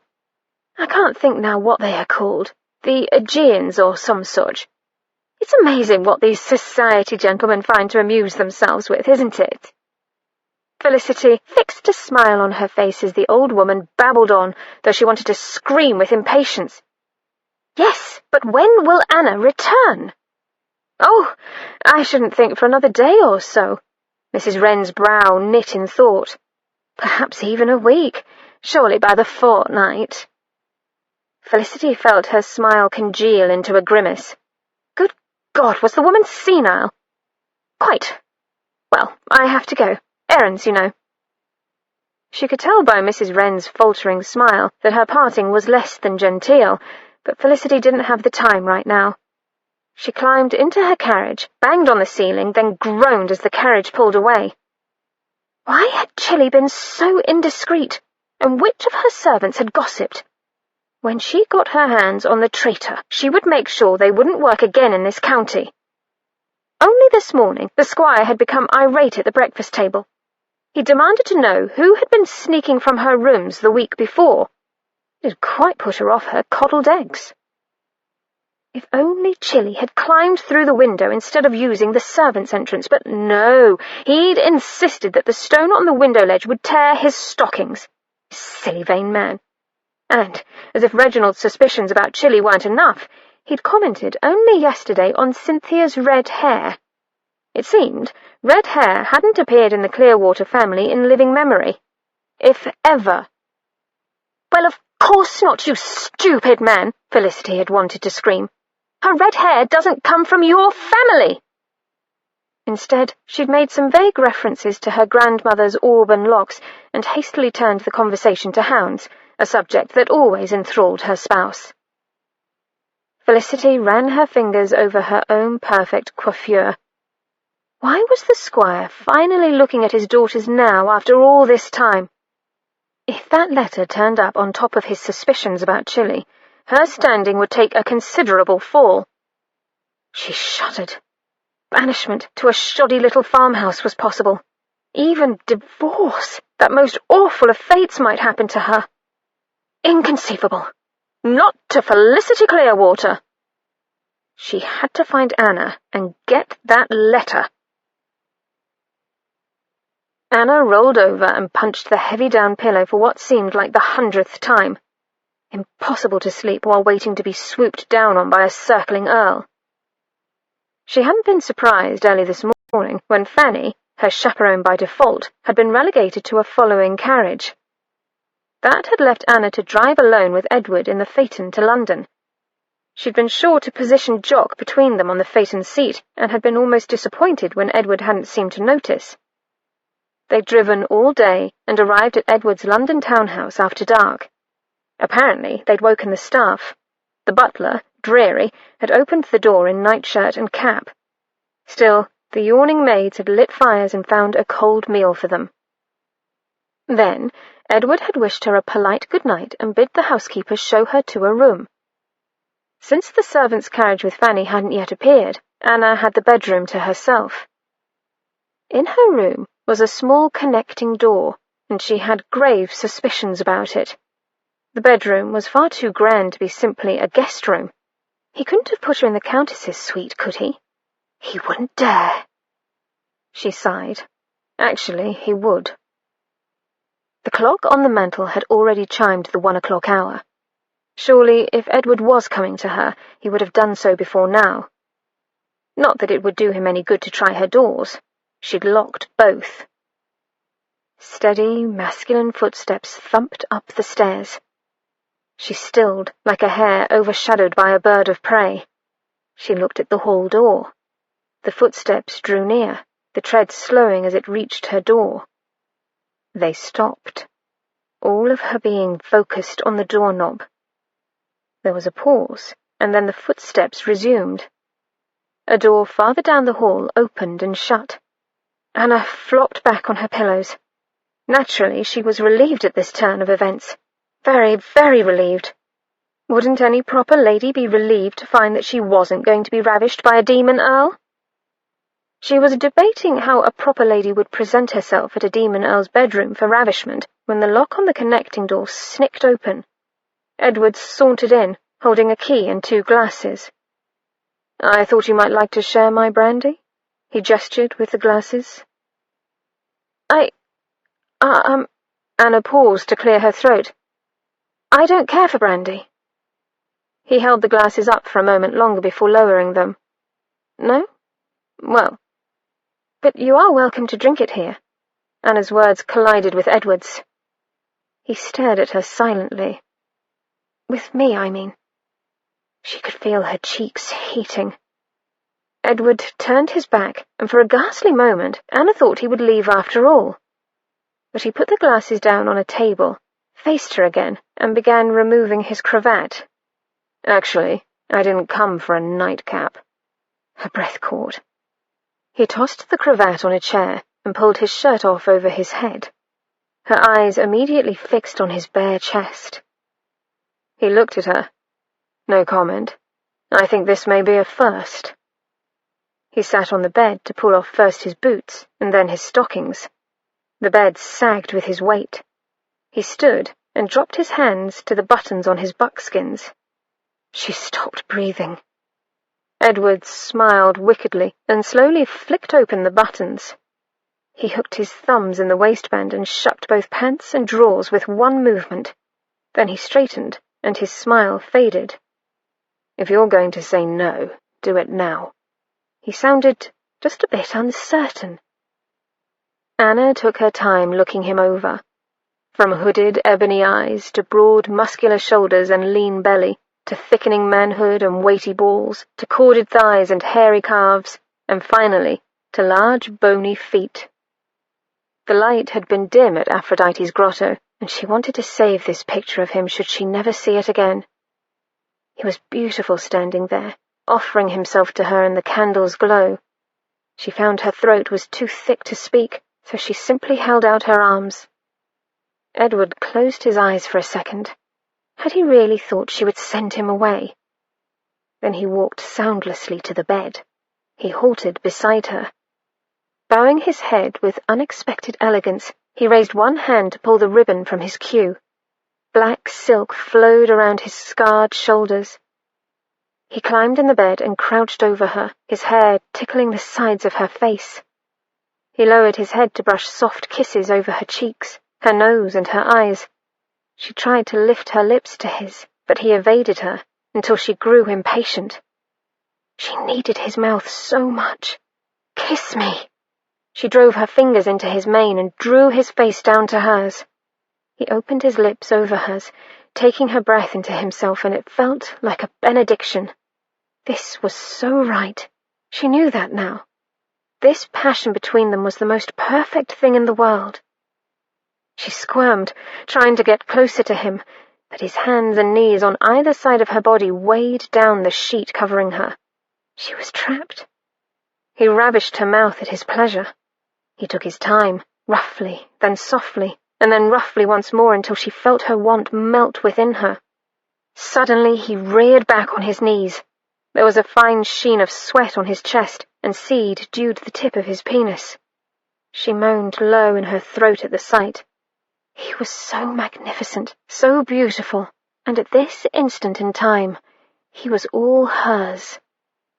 He flicked his gaze at her face, then downward as he pulled the sheet from her breasts. She wore only her shift. He drew the thin garment tight across her bosom and examined the result. She could feel her nipples stiffening against the fabric, tight and yearning, waiting for his touch. He leaned down, placed his wet mouth over a nipple, and sucked at it through the shift. The sensation was so sharp she bucked. He moved to the other nipple and suckled that one as well until the tips of her breasts were draped in wet, transparent fabric. He drew back and blew on first one and then the other nipple, making her gasp and struggle. "Stop playing! For pity's sake, touch me!"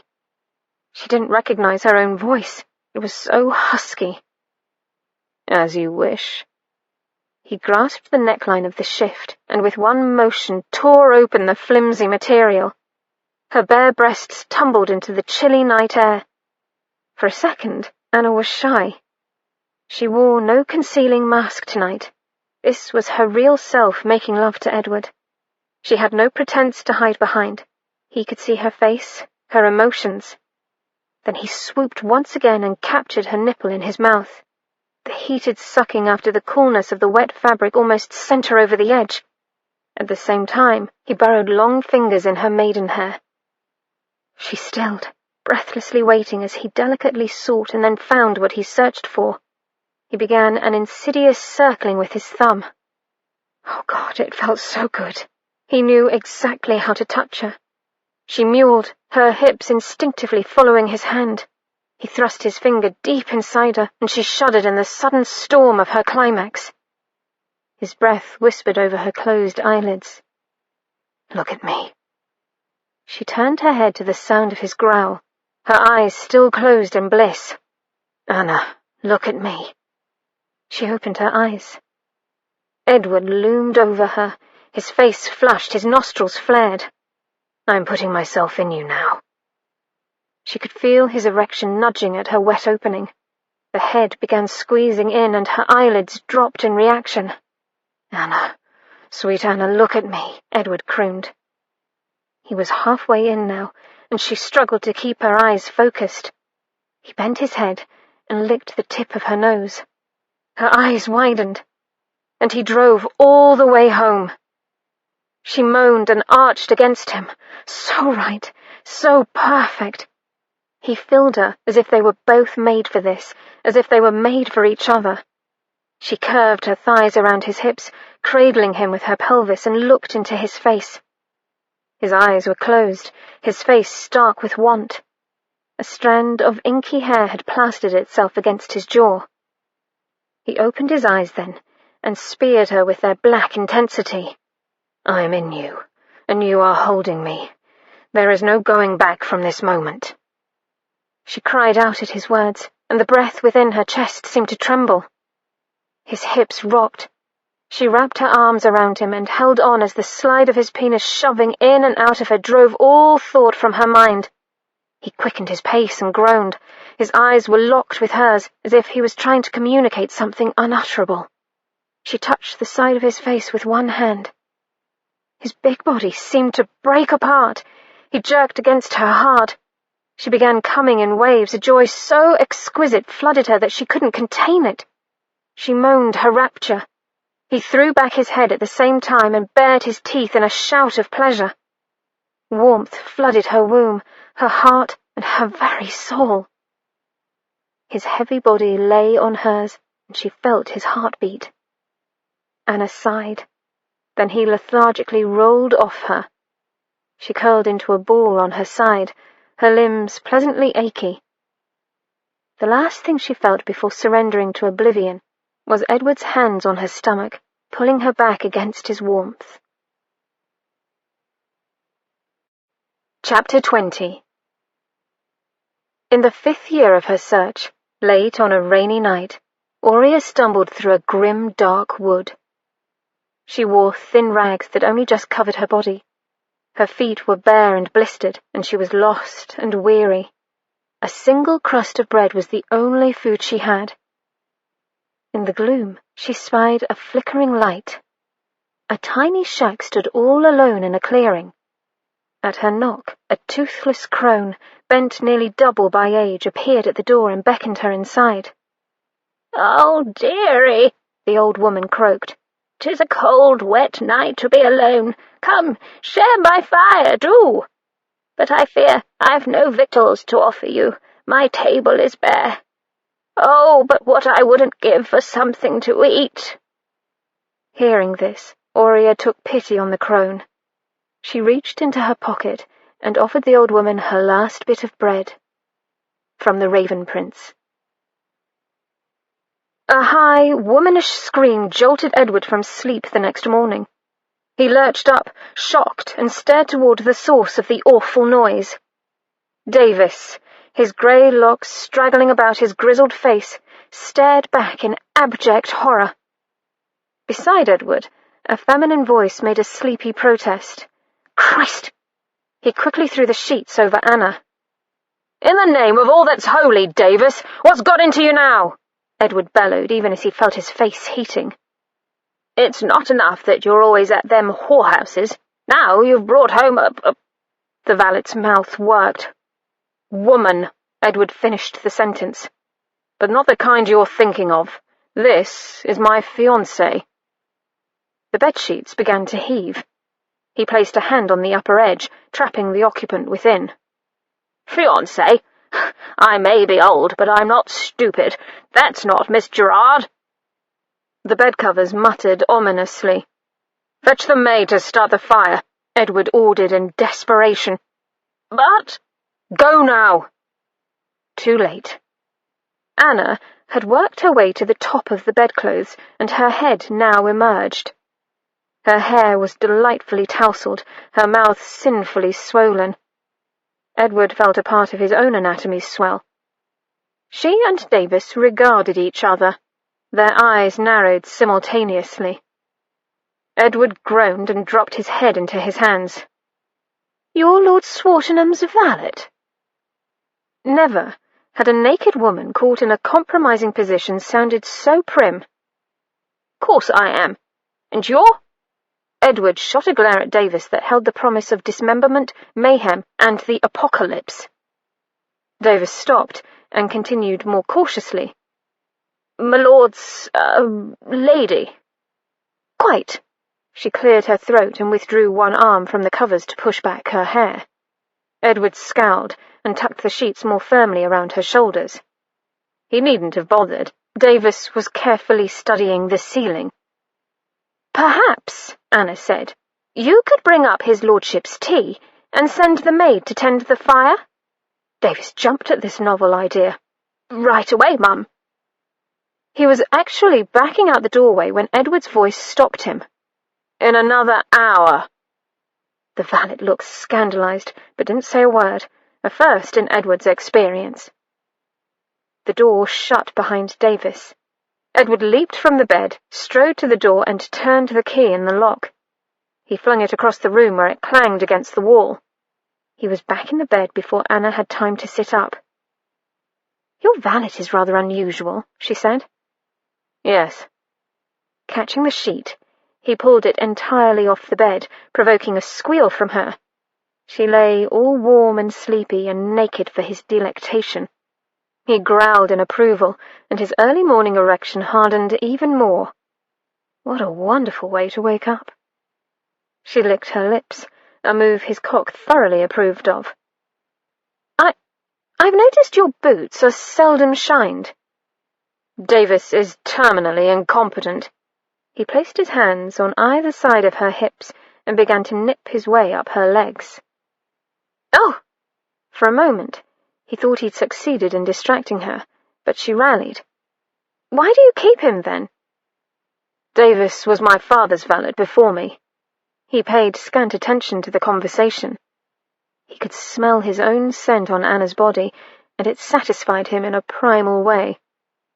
"So you keep him for sentimental—" "Edward!"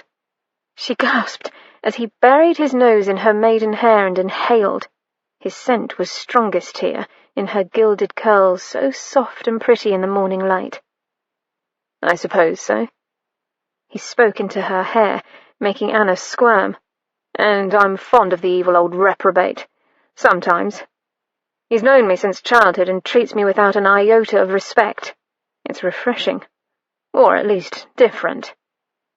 He drew a finger through her cunny. The lips parted shyly, revealing a deep pink interior. He angled his face to see better. "Edward!" "Would you like to know how I hired Hopple?" He propped himself on his elbows between her legs. Holding her spread with one hand, he teased her bud with the forefinger of his other hand.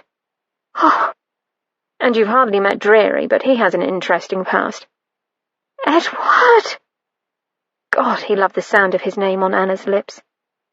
He debated licking her, but decided he couldn't hold out that long this early in the morning.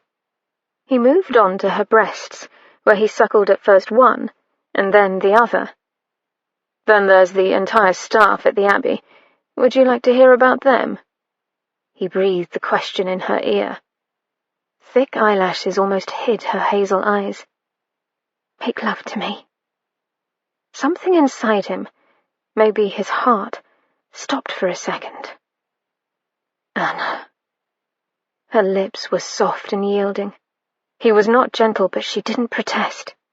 She opened her mouth sweetly and gave and gave and gave until he couldn't stand it any more. He pulled back and carefully turned her to her belly. He filled his hands with her plump ass and pulled her up toward him until she was on elbows and knees. He paused to study her vulnerable sex from this angle. His chest heaved at the sight. This was his woman, and only he would ever be privileged to see her this way. He took hold of his cock and guided it to her wet entrance. It felt so good. He thrust in more roughly than he'd intended, paused to gasp, then thrust again, and until her slick walls gave and he'd made a home for himself in her heat. Her muscles squeezed around him. He grit his teeth to keep from spilling too soon. Reaching, he stroked his palm down her spine. From her neck to her arse to the place where he entered her, he circled her there, feeling her stretched tissues and his own hard flesh impaling her. She moaned and nudged him. He withdrew to the head of his cock and thrust. So hard her body slithered up the bed. He withdrew and thrust again. His hips swung faster and faster, and he flung back his head and ground his teeth. He could hear Anna's heated cries, and he reached around her hips to find that tender nub and pinch it. The walls of her vagina began contracting in waves, and he could hold out no longer.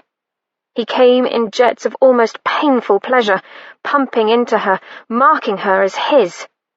She was collapsing beneath him, and he followed her down to the bed, grinding his hips into her, shuddering in the aftershocks. He lay a moment, panting, and then rolled off Anna before he could crush her. He rested on his back, one arm over his eyes, and tried to catch his breath.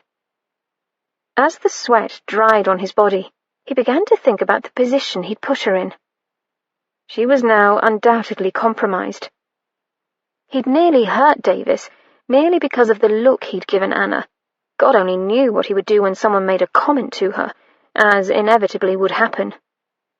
"You need to marry me." He winced. That had been rather blunt. Anna apparently thought so too. Her body jerked next to his. "What?" He scowled. Now wasn't the time to appear weak. "I've compromised you. We must marry." "No one knows but Davis." "And the entire household. Do you think they haven't noticed by now that I didn't sleep in my own bed?" "Even so, nobody knows in Little Battleford, and that's what matters." She rose from the bed and pulled a chemise from her bag. Edward grimaced. She couldn't be that naive. "How long do you think before the news gets back to Little Battleford? I wager it'll return before we do." Anna threw on the chemise and bent to rummage for something else in her bag, her bottom temptingly displayed through the thin linen. Was she trying to distract him? "You're already engaged," she said, her voice firm. "Not for long. I've an appointment with Gerard tomorrow." "What?" That got her attention. "Edward, don't do anything that you'll regret." "I'll not marry you." "For Christ's sake, why not?" He sat up impatiently. She perched on the bed and rolled on a stocking. He noticed it was darned near the knee, and the sight made him even more angry. She shouldn't have to wear rags. Why wouldn't she marry him so he could take proper care of her? "Why not?" he repeated as quietly as he could. She swallowed and began on the other stocking, carefully smoothing it over her toes. "Because I don't want you to marry out of a sense of misplaced duty." "Correct me if I am wrong," he said. "Wasn't I the man making love to you last night and this morning?" "And I was the woman making love to you," Anna said.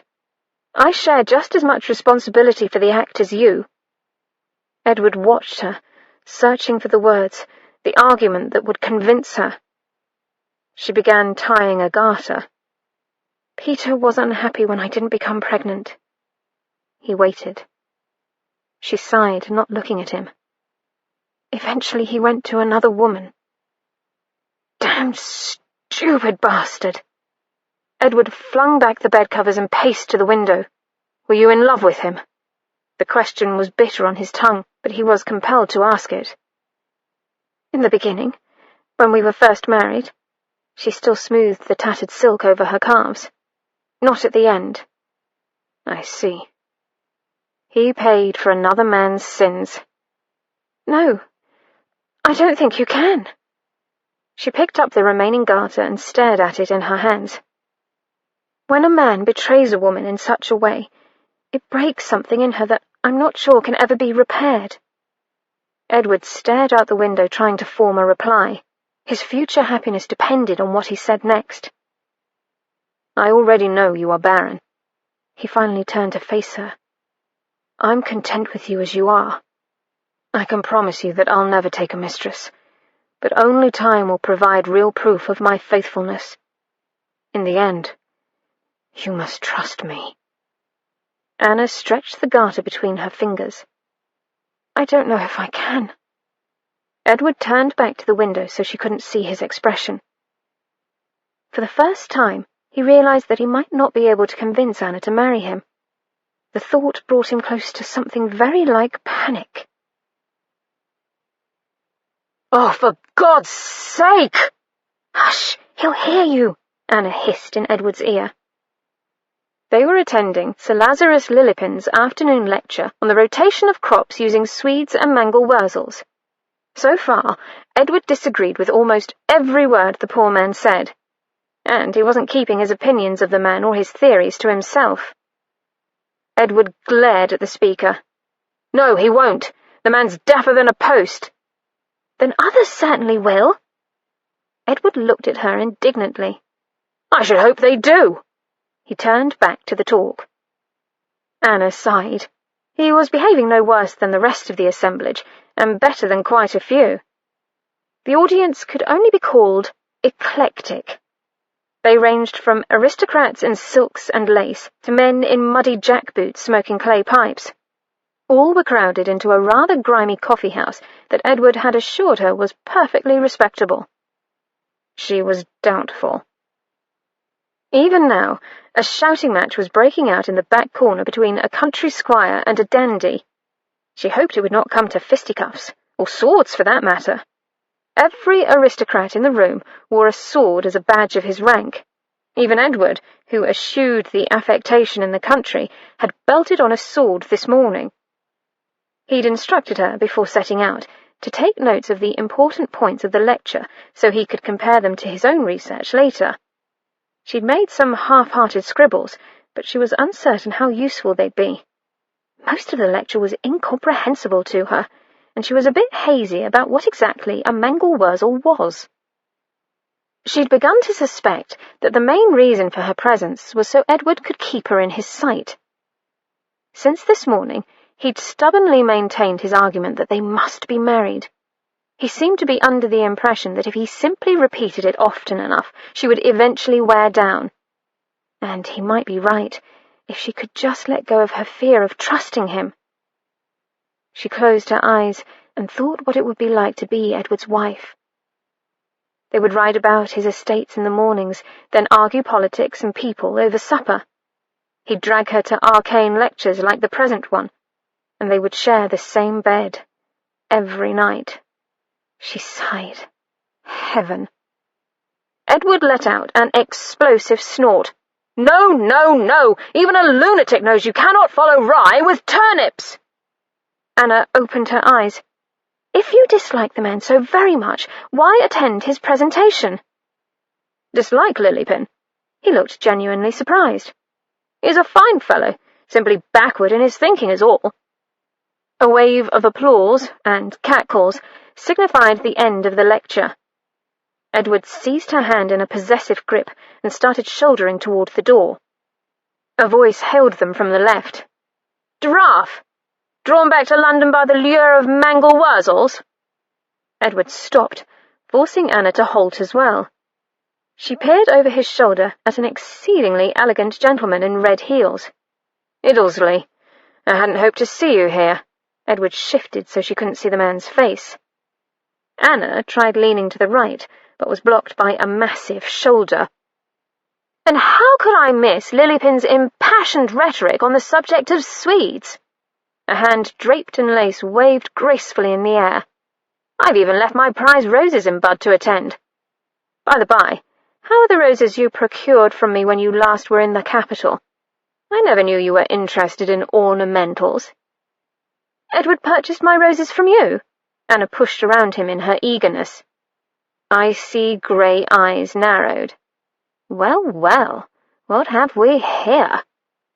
Edward cleared his throat. "Iddlesley, may I present Mrs. Anna Wren, my secretary? Mrs. Wren, this is Viscount Iddlesley." She dropped into a curtsy as the Viscount bowed and produced a lorgnette. The grey eyes that examined her through the lenses were much sharper than the style of speech and mode of dress had led her to imagine. Your secretary, the Viscount drawled. Fascinating. And, as I remember, you hauled me out of bed at 6 in the morning to select those roses. He slowly smiled at Edward. Edward scowled. Anna backtracked. Lord Swartingham was very generous in letting me have a few of the roses he'd purchased for the Abbey garden, she fibbed. They're doing quite well, I assure you, my lord. In fact, all of the roses have branched out, and a few are developing buds. The Viscount's icy eyes returned to hers, and a corner of his mouth twitched. And the wren defends the raven. He swept another, even more flamboyant bow, and murmured to Edward, I congratulate you, my friend, before sauntering away into the crowd. Edward's hand tightened briefly on her shoulder, then he grabbed her elbow once more and tugged her toward the door. A dam of bodies blocked the entrance. Several philosophical discussions were being carried on all at once, some by the same people. A young man paused to watch the arguments with a look of contempt on his face. He wore a ridiculously small tricorn perched atop a yellow-powdered wig with an extravagantly curled tail. Anna had never seen a macaroni, but she'd studied the cartoons depicting them in the newspapers. The young man glanced at Anna as they neared the entrance. His eyes widened and then shifted to Edward. He leaned over and was muttering to another man when they made the sidewalk. The carriage was waiting around the block on a less crowded street. As they turned the corner, Anna glanced back. The macaroni stared after her. A shiver ran down her spine before she turned away. Chilly watched the country widow round the corner on the arm of one of the richest men in England, the Earl of Swartingham. No wonder Felicity had held back the name of the widowed lover. The potential for profit was enormous, and he had a perpetual need of blunt. Quite a bit of it, in fact. The accoutrements of a fashionable London gentleman didn't come cheaply. His eyes narrowed as he estimated how much he could demand for the first payment. Felicity had the right idea there. In her latest letter, she'd implored him to contact Anna Wren on her behalf. As Lord Swartingham's mistress, Mrs. Wren must have loads of jewellery and other valuable gifts that she could turn to money. Obviously, Felicity planned to blackmail Mrs. Wren without letting him in on the scheme. He sneered. Now that he knew the setup, he could cut Felicity out altogether. She'd never been properly appreciative of his bed skills anyway. Chiltern, come to hear my lecture. His elder brother, Sir Lazarus Lillipin, looked nervous. As well he should, since Chilly had originally tracked down his brother to ask for another loan. Of course, now that he knew about Anna Wren, he wouldn't need his brother's money. On the other hand, that tailor had been quite uppity in his last communication. A little extra blunt never hurt. Hello, Lazarus. He linked arms with his elder brother and began making his pitch. Edward? Edward furiously scribbled at his desk. He'd discarded his coat and waistcoat long ago, and his shirt cuffs were ink-stained. The candles were guttering. Anna suspected that Dreary had snuck off to bed after sending in their supper on a tray. The fact that the butler hadn't bothered to lay the dining-room table for the meal spoke volumes about his experience with his master after an agrarian club lecture.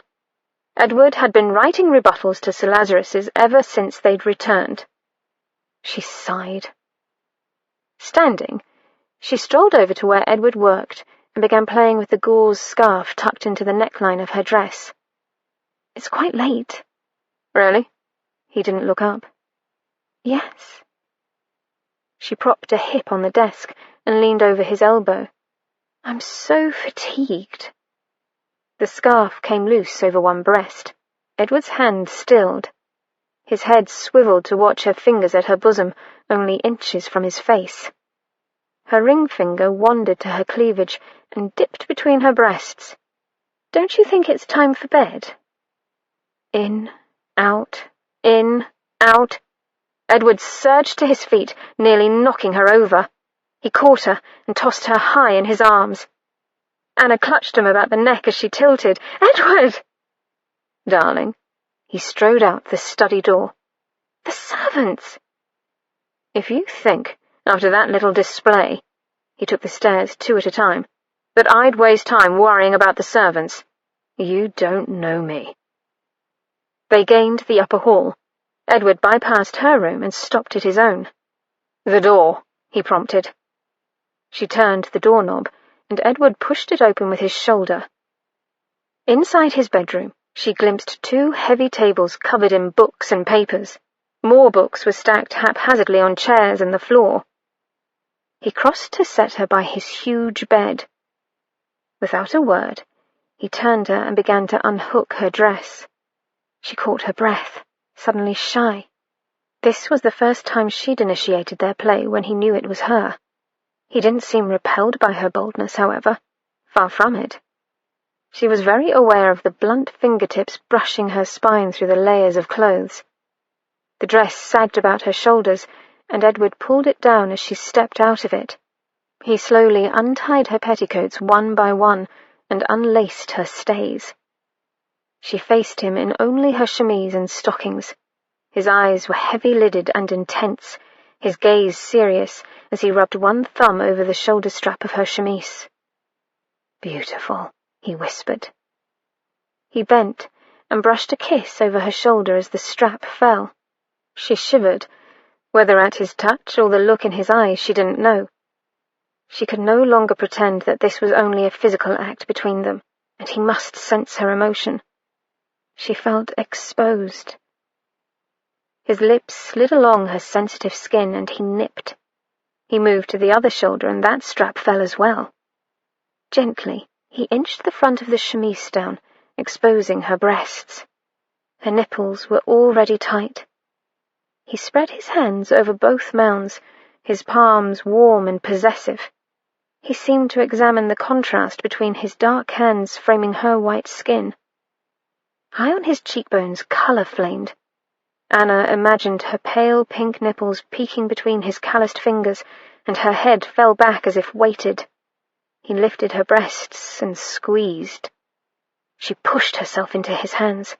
She could feel his gaze on her face, and then he stripped the chemise from her and lifted her to the bed. She watched as he swiftly removed his clothes, and he lowered himself beside her. His hands smoothed across her naked belly. She raised her arms to draw him to her, but he gently caught her wrists and placed them by her head. Then he slid down her body until his head was level with her belly. His hands were on her inner thighs, and he pressed her legs apart. "There's something I've always wanted to do with a woman." His voice was black velvet. What did he mean? Shocked, she resisted. Surely he didn't want to look there. It had been different this morning when she'd been half asleep. Now she was fully awake. "It's not something a man can do with a whore," he said. Oh, Lord! Could she do this? Expose herself so intimately? She craned her neck to look at his face. His gaze was implacable. He wanted this. "Let me. Please." Blushing, she lay back, surrendering to him and his needs. She let her knees fall open, feeling almost as if she were offering a gift of love to him. He looked down as her legs widened, then widened more until he was kneeling between her outstretched thighs, her most private places exposed. She squeezed her eyes shut, unable to watch him examine her. He didn't do anything more, and finally she couldn't bear the waiting any longer. She opened her eyes. He was staring at her body, at her woman's place, and his nostrils flared, and his mouth curled in a look so possessive it was almost frightening. Anna felt her opening contract in reaction. Liquid seeped from within her. "I need you," she whispered. Then he truly shocked her. He swooped down and swiped right across her wetness with his tongue. "Oh!" He looked up at her face and slowly licked his lips. "I want to taste and tongue and suck you until you've forgotten your name," he smiled carnally, "until I've forgotten mine as well."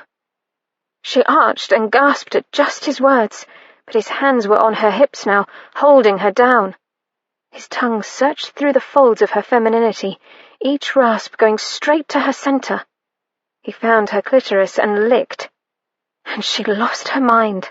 A long, low moan broke from her lips, and she twisted the pillow on either side of her head with her fists. Her hips bucked, but he wasn't going to be kept from his objective. He relentlessly tongued the nub until she saw stars and shamelessly shoved her pelvis into his face. Then he drew her clitoris between his lips and sucked gently. "Edward!" His name keened from her as a wave of warmth flooded her body, rolling all the way to her toes. He was up and over her, his penis invading her before she had time to open her eyes. She shuddered and clasped him as he pounded against oversensitive flesh, and she felt the wave rising again, carrying her endlessly on its crest. Her thighs quivered helplessly open, and she ground her pelvis up against his hardness. He responded by hooking his arms beneath her knees and pushing her legs toward her shoulders. She was as open as possible, exposed and held down as he loved her, as she took all he had to give. "God!" It burst from his lips, more a guttural than a word. His great body was shaking helplessly, and he stiffened against her. Her vision fractured into tiny rainbows as he drove his hard flesh into her softness again and again and again. She gasped. She never wanted this moment to end. They were linked right now, in body and in soul. Until he slumped over her, his chest heaving in enormous gasps. She ran her hands over his buttocks, her eyes still closed, trying to make the intimacy last. Oh, how she wanted this man. She wanted to hold him like this tomorrow and 50 years hence. She wanted to be by his side every morning when he woke. She wanted his to be the last voice she heard before she fell asleep at night. Edward shifted then and rolled to his back. She felt the cool air brush her damp skin. One lean arm bundled her close to his side. "I have something for you," he said. She felt a weight on her chest and picked it up. It was the Raven Prince. She blinked back tears and stroked the red morocco cover, feeling the indentations of the embossed feather beneath her fingers. "But Edward, this was your sister's, wasn't it?" He nodded. "And now it is yours." "But—" "Hush. I want you to have it." He kissed her so tenderly she felt her heart fill and overflow with emotion. How could she continue to deny her love for this man? I think, she began. "Shh, sweet. We'll talk in the morning," he murmured huskily. Anna sighed and snuggled against him, inhaling his sharp male scent. She hadn't felt this blissfully happy in years, maybe never. The morning would come soon enough.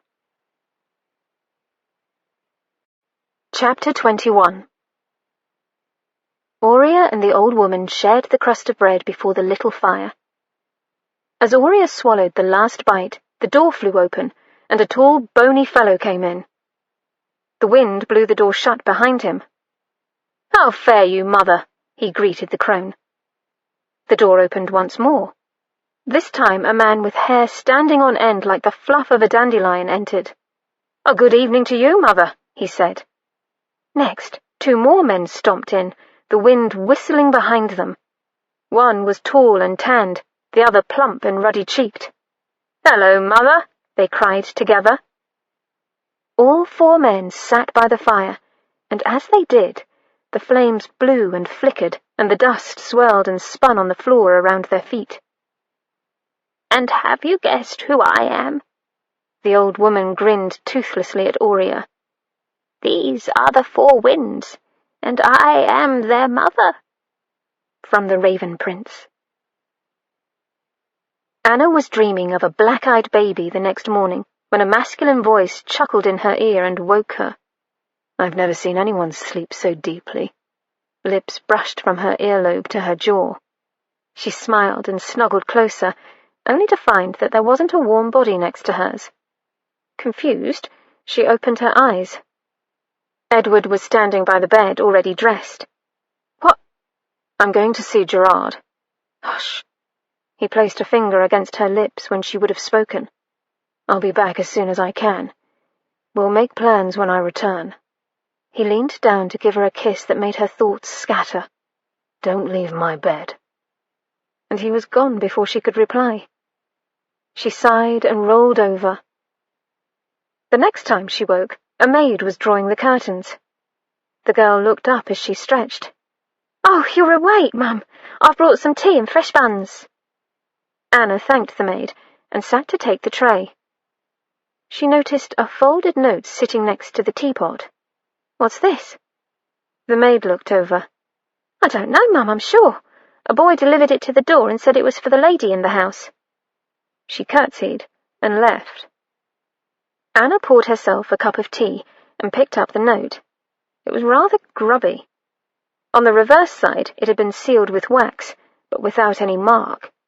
She used the butter knife to open it, then raised the teacup to her lips as she read the first line. The cup clattered to the saucer. It was a blackmail note. Anna stared at the nasty thing. The author had seen her at Aphrodite's grotto and knew she'd met Edward there. In sordid terms, he threatened to tell the Gerard family. She could prevent this disaster by coming to the salon at Aphrodite's grotto tonight at 9 o'clock. She was instructed to bring £100 hidden in a muff. Anna set aside the missive and contemplated her cooling tea and dying dreams. Just moments before, happiness had seemed so close. She'd almost grasped it in her hand, almost held its fluttering wings. Then it had darted and flown, and she was left with empty air in her palm. A tear fell from her cheek onto the breakfast tray. Even if she had £100, which she didn't, what would keep the blackmailer from demanding the same sum again and again? He might even raise the price of his silence. If she were to become the Countess of Swartingham, she would be a prime mark, and it hardly mattered that Edward was at this very moment breaking off his engagement to Miss Gerard. She would be disgraced if the rest of society were to find out about her visits to Aphrodite's grotto. Worse, Edward would insist on marrying her anyway, despite a scandal. She would bring shame and disaster to Edward in his name, the name that meant so very much to him. It was impossible for her to destroy him like this. There was only one thing to do. She must leave London and Edward, now before he returned. She knew no other way to protect him. "You would reject my daughter for a—" Sir Richard's face darkened to a dangerous shade of puce. He looked in imminent danger of an apoplectic fit. "A widow from Little Battleford?" Edward finished the other man's sentence before he could find a less suitable description for Anna. "Yes, sir." The two men faced off in Sir Richard's study. The room reeked of stale tobacco smoke. The walls, already a muddy brown colour, were made dimmer by the soot streaks that started halfway up and disappeared into the gloom near the ceiling. A single oil painting hung slightly askew over the mantel. It was a hunting scene, with white and tan hounds closing in on a hare. Moments from being torn limb from limb, the hare's flat black eyes were serene. On the desk, 2 cut-glass tumblers stood half full with what was undoubtedly a fine brandy. Neither glass had been touched. "You have played with Sylvia's good name, my lord. I'll have your head for this," Sir Richard bawled. Edward sighed. This discussion had turned even uglier than he'd anticipated, and his wig, as always, itched. Surely the old fellow wasn't going to call him out. Iddlesley would never let him hear the end of it were he forced to duel a stout, gout-ridden baronet. "Miss Gerard's reputation will not suffer from this at all," Edward said, as soothingly as possible. "We'll put it out that she dismissed me." "I'll take you to court, sir, for breach of promise." Edward narrowed his eyes. "And lose. I've infinitely more funds and contacts than you. I will not marry your daughter." Edward let his voice soften. "Besides, court would only serve to make Miss Gerard's name the talk of London. Neither of us wants that." "But she has lost this entire season to find a suitable husband." The pendulous flesh under Sir Richard's chin trembled. Ah, now the real reason for the man's temper. He was less worried about his daughter's name than the prospect of funding another season for her. For a moment, Edward felt pity for the girl with such a parent. Then he seized the opening. "Naturally," he murmured. "I'll want to recompense you for your disappointment." Sir Richard's little eyes creased greedily at the corners. Edward sent up a prayer of thanks to whatever gods watched over him. He'd come altogether too close to having this man as his father-in-law. 20 minutes later, Edward emerged into the sunlight on the Gerard's front stoop. The old man had been a keen bargainer. Like a pudgy bulldog with one end of a bone he refused to relinquish, he'd growled and tugged and shook his head furiously. But in the end they'd come to an agreement. Edward was considerably lighter in the pocket as a result, but he was free of the Gerard family. All that remained was to return to Anna and make wedding plans. He grinned. If his luck held out, she'd still be in his bed. Whistling, he ran down the steps to his carriage. He only paused to pull off the awful wig and toss it to the ground before entering the vehicle. He glanced out the window as the carriage pulled away. A rag-picker was trying the wig on for size. The white-powdered wig with its stiff side curls and tail contrasted strangely with the man's filthy clothes and unshaven face. The rag-picker bent, grasped the handles of his wheelbarrow, and jauntily trundled off. By the time the carriage pulled up before his townhouse, Edward was humming a bawdy tune. With the Gerard engagement out of the way, he saw no reason why he shouldn't be a married man in a month, a fortnight if he could get a special license. He shoved his tricorn and cape at a footman and took the stairs 2 at a time. He still had to win an assent from Anna, but after last night, he felt sure that she'd capitulate soon. He rounded the stairs and strode down the hall. "Anna!" He pushed open the door to his room. "Anna, He stopped short. She wasn't in the bed. Damnation! He strode through the connecting door into the sitting room. It, too, was empty. He heaved a sigh of exasperation. Walking back into his bedroom, he stuck his head out the door and bellowed for Dreary. Then he paced across the room. Where was the woman? The bed was made, the curtains drawn. A fire had burned out on the grate. She must have left the room some time ago. He noticed Elizabeth's red book sitting on the dresser. There was a scrap of paper on top of it. He started for the book as Dreary entered the room. "My lord? Where's Mrs. Wren?" Edward picked up the folded paper. His name was written on the front in Anna's hand. "Mrs. Wren? The footman informed me that she left the house at about 10 o'clock. "Yes, but where did she go, man?" He opened the note and began to read it. "That's just it, my lord. She didn't say where—" The butler's voice buzzed in the background as Edward comprehended the words written in the note. "So sorry. Must go away. Yours always, Anna." "My lord?" Gone. "My lord?" She'd left him. "Are you all right, my lord?" "She's gone," Edward whispered. Dreary buzzed around some more, and then he must have left because after a while Edward found that he was alone. He sat in front of a dead fire in his bedroom, alone. But then that was what, until very recently, he'd been most used to. Being alone. The coach rattled and bumped over a pothole in the road. "Ouch!" Fanny exclaimed. She rubbed her elbow, which had hit the door. "Lord Swartingham's carriage sure was better sprung." Anna murmured an assent, but she really didn't care.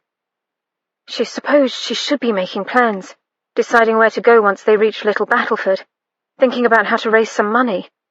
But it was terribly hard to think, let alone plan right now. It was much easier to stare out the window of the coach and let it take her where it would. Across from them, the only other occupant of the coach, a spare little man with a grey wig tilted over one brow, snored. He'd been asleep when they began their trip in London and hadn't woken since, despite the jostling of the coach and the frequent stops. From the smell that emanated from him, a pungent blend of gin, vomit, and unwashed body, he wouldn't waken if trumpets announced the second coming. Not that she cared very much either way. "Do you think we'll be in Little Battleford by night?" Fanny asked. "I don't know."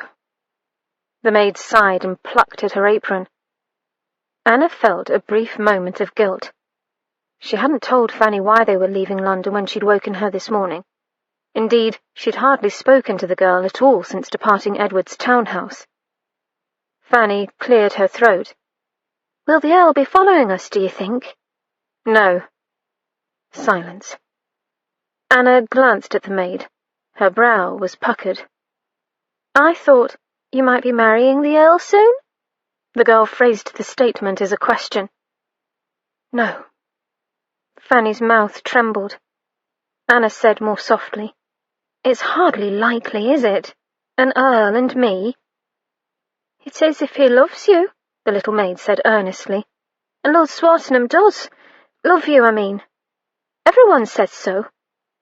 "Oh, Fanny." She turned her eyes to the window as they blurred. "Well, it is possible," the girl insisted. "And you love the Earl, so I don't see why we're going back to Little Battleford." "It's more complicated than that. I would be a liability to him." "A what?" Fanny's mouth scrunched up. "A liability. A millstone about his neck. I can't marry him." "I don't know what—" Fanny broke off as the carriage clattered into an inn-yard. Anna seized gratefully on the interruption. "Let's get out here and stretch our legs." Moving past the still sleeping third passenger, they jumped down from the coach. In the yard, ostlers ran back and forth tending the team of horses, unloading packages from on top of the coach and bringing more out to replace them. The driver leaned down from his perch, shouting gossip to the innkeeper. To add to the noise and confusion, a private carriage was also stopped at the inn. Several men were bent over the right near horse, examining its hoof. The animal appeared to have either thrown a shoe or come up lame. Anna took Fanny's elbow and moved them both beneath the inn's eaves, so as not to be in the way of running men and boys. Fanny stood on one foot and then the other, and finally blurted, "Excuse me, Mum, I have to use the necessary." Anna nodded, and the little maid scurried off. She idly watched the men tending to the lame horse. "When exactly will the carriage be ready?" a strident voice exclaimed. "I've been waiting an hour already in this filthy inn." Anna stiffened at the familiar tones. Oh, God, not Felicity Clearwater, not now. She shrank back against the inn wall, but fate wasn't pulling its punches today. Felicity walked out of the inn and immediately saw her. "Anna Wren!" The other woman's mouth pinched until unbecoming lines radiated from her lips. Finally! Felicity marched up and seized her arm in a commanding grip. "I can't believe I've had to travel almost all the way to London just to talk to you. And I had to cool my heels at this wretched inn. Now listen carefully." Felicity shook her arm for emphasis. "I don't want to repeat myself. I know all about your little entanglement at Aphrodite's grotto." Anna felt her eyes widen. No. Felicity cut her off. "Don't try to deny it. I've a witness. And I know you met the Earl of Swartingham there. Aiming a bit high, weren't you? I never would have guessed it of a timid little mouse like you." For a moment, the other woman almost looked curious, but she recovered and continued before Anna could get her mouth to work. "That's neither here nor there. This is the important part." She took Anna's arm again, this time more roughly. "I want my locket and the letter in it back. And if you ever breathe a word about Peter and me, I'll make sure every single soul in Little Battleford hears about your indiscretion. You and your mother-in-law will be driven out of town. I'll see to it personally." Anna's eyes widened. "How dare!" "I hope," she gave a final nasty shake, "I've made myself clear." Felicity nodded, as if she'd finished with some small domestic business, dismissing an impertinent maid, perhaps. Unpleasant, but necessary. Now on to more important matters. She turned to walk off. Anna stared. Felicity truly thought she was a timid little mouse, one who would crumple in a heap of fear at threats by her late husband's lover. And wasn't she? She was running from the man she loved, the man who cared for her and wanted to marry her. Running because of a filthy blackmail note. Anna felt ashamed.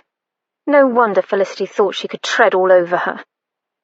Anna whipped out a hand and caught the other woman by the shoulder. Felicity almost went over in the inn-yard muck. "What?" "Oh, you have made yourself clear," Anna purred as she backed the taller woman into the wall. "But you've made one slight miscalculation. That I'd give 2 farthings for your threats. You see, if I don't care what you say about me, well then, you have nothing to hold over me now, do you, Mrs. Clearwater?" "But you—" Anna nodded, as if Felicity had said something profound. "That's right. But I, on the other hand, have something quite substantial about you. The fact that you tupped my husband. And if memory serves me right," Anna touched a finger to her cheek in mock amazement, "why, it was just about the time your younger daughter was conceived, the one with red hair, like Peter's." Felicity slumped against the wall and looked at her as if she'd grown a third eye right in the middle of her forehead. "Now, what do you think the squire would say about that?" Anna asked sweetly. The other woman tried a recovery. "Now see here!" Anna stabbed a finger in her face. "No, you see here. If you ever try to threaten me, or anyone I love again, I'll tell all the inhabitants of Little Battleford that you were bedding my husband. I'll have leaflets printed up and delivered to every house, cottage and hovel in Essex. In fact, I'll tell the whole country. You may very well have to leave England." "You wouldn't," Felicity breathed. "No?" Anna smiled, not at all nicely. "Try me." "That's blackmail. Yes, and you should know." Felicity's face blanched. "Oh, and one more thing. I need a ride to London. Immediately." "I'm taking your carriage." Anna wheeled and started for the carriage, grabbing Fanny, who was gawking beside the inn door as she went past. "But how am I to return to Little Battleford?" Felicity wailed behind her. Anna didn't bother to look back. "You are welcome to my seat on the coach." He sat in a cracked leather armchair in the townhouse library because he could not bear the memories in his bedroom.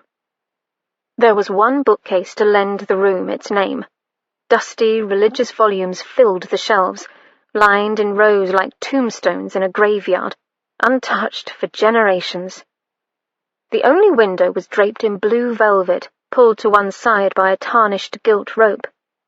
He could see the phantom roofline of the next building over. Earlier, the festering red sun had silhouetted the multiple chimneys on the roof as it set.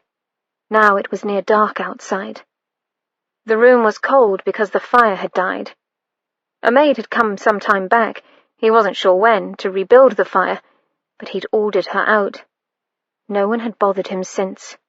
Now and then he heard murmured voices outside in the hall, but he ignored them. He didn't read. He didn't write. He didn't drink.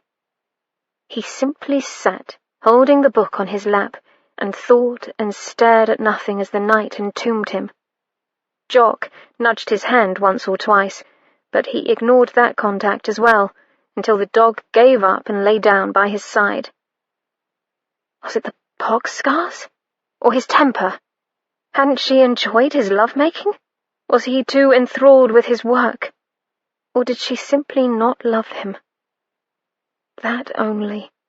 So small and yet everything.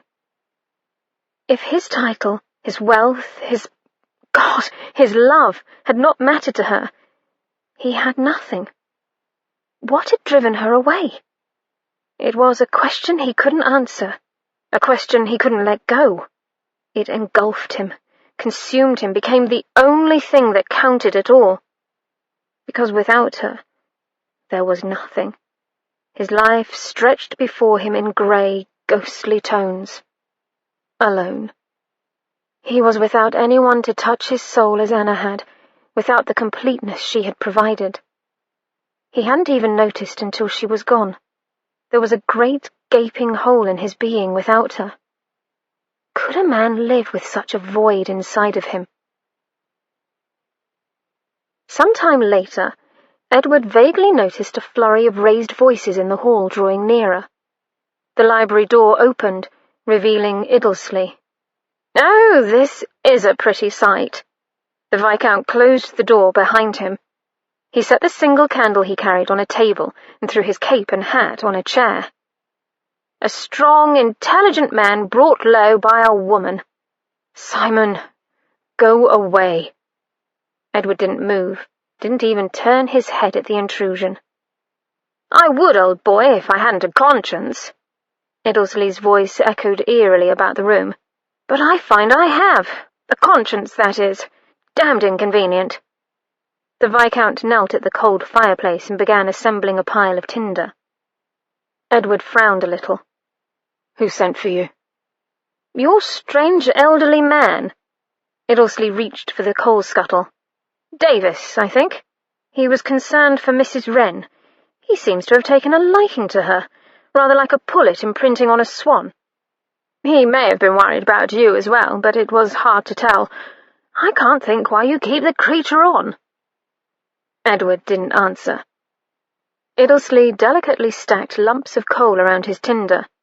It was odd to see the fastidious Viscount working at such a dirty job. Edward hadn't suspected he knew how to lay a fire. Iddlesley spoke over his shoulder. "So, what's the plan? To sit here until you freeze? A bit passive, what?" "Simon, for the love of God, leave me be." "No, Edward, for the love of God, and you, I'll stay." Iddlesley struck flint and steel, but the tinder wouldn't catch. "She's gone. What would you have me do?" "Apologize. Buy her an emerald necklace, or no, in this lady's case, buy her more roses." A spark caught and began to lick at the coals. "Anything, man, but sit here." For the first time, Edward stirred, an uncomfortable shifting of muscles still too long. "She doesn't want me." "Now that," Iddlesley said as he stood and took out a handkerchief, "is an out-and-out lie. I saw her with you, remember, at Lillipin's lecture. The lady is in love with you, although God only knows why." He wiped his hands on the handkerchief, turning it black, then contemplated the ruined square of silk for a moment before throwing it into the flames. Edward turned his head away. "Then why did she leave me?" he muttered. Iddlesley shrugged. "What man knows a woman's mind? Certainly not I. You might have said something to offend, almost surely did, in fact. Or she might have taken a sudden dislike to London, or—" He dipped his hand into his coat pocket and held out a piece of paper between two fingers. "She might have been blackmailed." "What?" Edward jolted upright and grabbed the slip of paper. "What are you talking?" His voice trailed away as he read the damned note. Someone had threatened Anna. His Anna. He looked up. "Where the hell did you get this?" Iddlesley showed his palms. "Davis again. He gave it to me in the hall. Apparently, it was on the grate in your room." "Goddamn son of a whore! Who is this man?" Edward brandished the paper before viciously screwing it into a ball and throwing it into the fire. "I have no idea," Iddlesley said, "but he must frequent Aphrodite's grotto to know so much." "Jesus!" Edward jumped from the chair and shoved his arms into his coat. "When I finish with him, he won't be able to visit a drab. I'll cut off his stones, and then I'm going after Anna. How dare she not tell me someone was threatening her?" He stilled at a sudden thought, then swung around to Iddlesley. "Why didn't you give the note to me at once?" The Viscount shrugged again, unperturbed by his scowl. "The blackmailer won't be at the grotto until 9. He took out a penknife and began cleaning underneath his thumbnail. It's only 7:30 now. Didn't see much point in rushing things. Perhaps we can have a bite to eat first?" "If you weren't so useful once in a while," Edward growled, "I would have strangled you by now." "Oh, undoubtedly." Iddlesley put away the knife and reached for his cape. "But it would be nice to at least bring along some bread and cheese in the carriage." Edward scowled. "You're not coming with me." "I'm afraid I am." The Viscount adjusted his tricorn to the proper angle in the mirror by the door. "And so is Harry. He's waiting in the hall." "Why?" "Because, my dear friend, this is one of those times when I can be useful." Iddlesley smiled ferally. "You'll be needing seconds, won't you?" Chapter 22. The old woman smiled at Auria's startled expression. "My sons roam the four corners of the earth. There isn't a man or beast or bird that they don't know. What is it you search for?" Then Auria told of her strange marriage to the Raven Prince and his avian followers, and her search for her lost husband. The first three winds shook their heads regretfully. They had not heard of the Raven Prince. But the West Wind, the tall, bony son, hesitated. "Some time back, a wee shrike told me a strange story. She said there was a castle in the clouds where birds spoke with human voices. If you like, I'll take you there." So Auria climbed on the back of the West Wind and wrapped her arms tightly around his throat so that she might not fall off, for the West Wind flies more swiftly than any bird. From the Raven Prince. Harry tugged at his black silk demi-mask. "Tell me again why we're going masked, my lord." Edward drummed his fingers against the carriage door, wishing they could gallop through the London streets. "There was a small misunderstanding the last time I was at the grotto." "A misunderstanding?" Harry's voice was soft, non-committal. "It would be better were I not recognized." "Really?" Iddlesley stopped fiddling with his own mask. He sounded fascinated. "I wasn't aware Aphrodite barred anyone from her doors. What exactly did you do?" "It doesn't matter." Edward waved an impatient hand. "All you need to know is that we must be discreet when we enter. And Harry and I are also masked because if this man follows me closely enough to know about my engagement to Miss Sherard, he'll also know we three are comrades." Harry grunted in apparent assent. "Ah, in that case, perhaps we ought to mask the dog as well." The Viscount looked pointedly at Jock, sitting upright on the bench next to Harry. The dog gazed alertly out the window. "Try to be serious," Edward growled. "I was," Iddlesley muttered. Edward ignored the other man to watch out the window himself.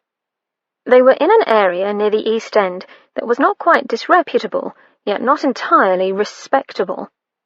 He caught the movement of a skirt in a doorway as they passed, a trull displaying her wares.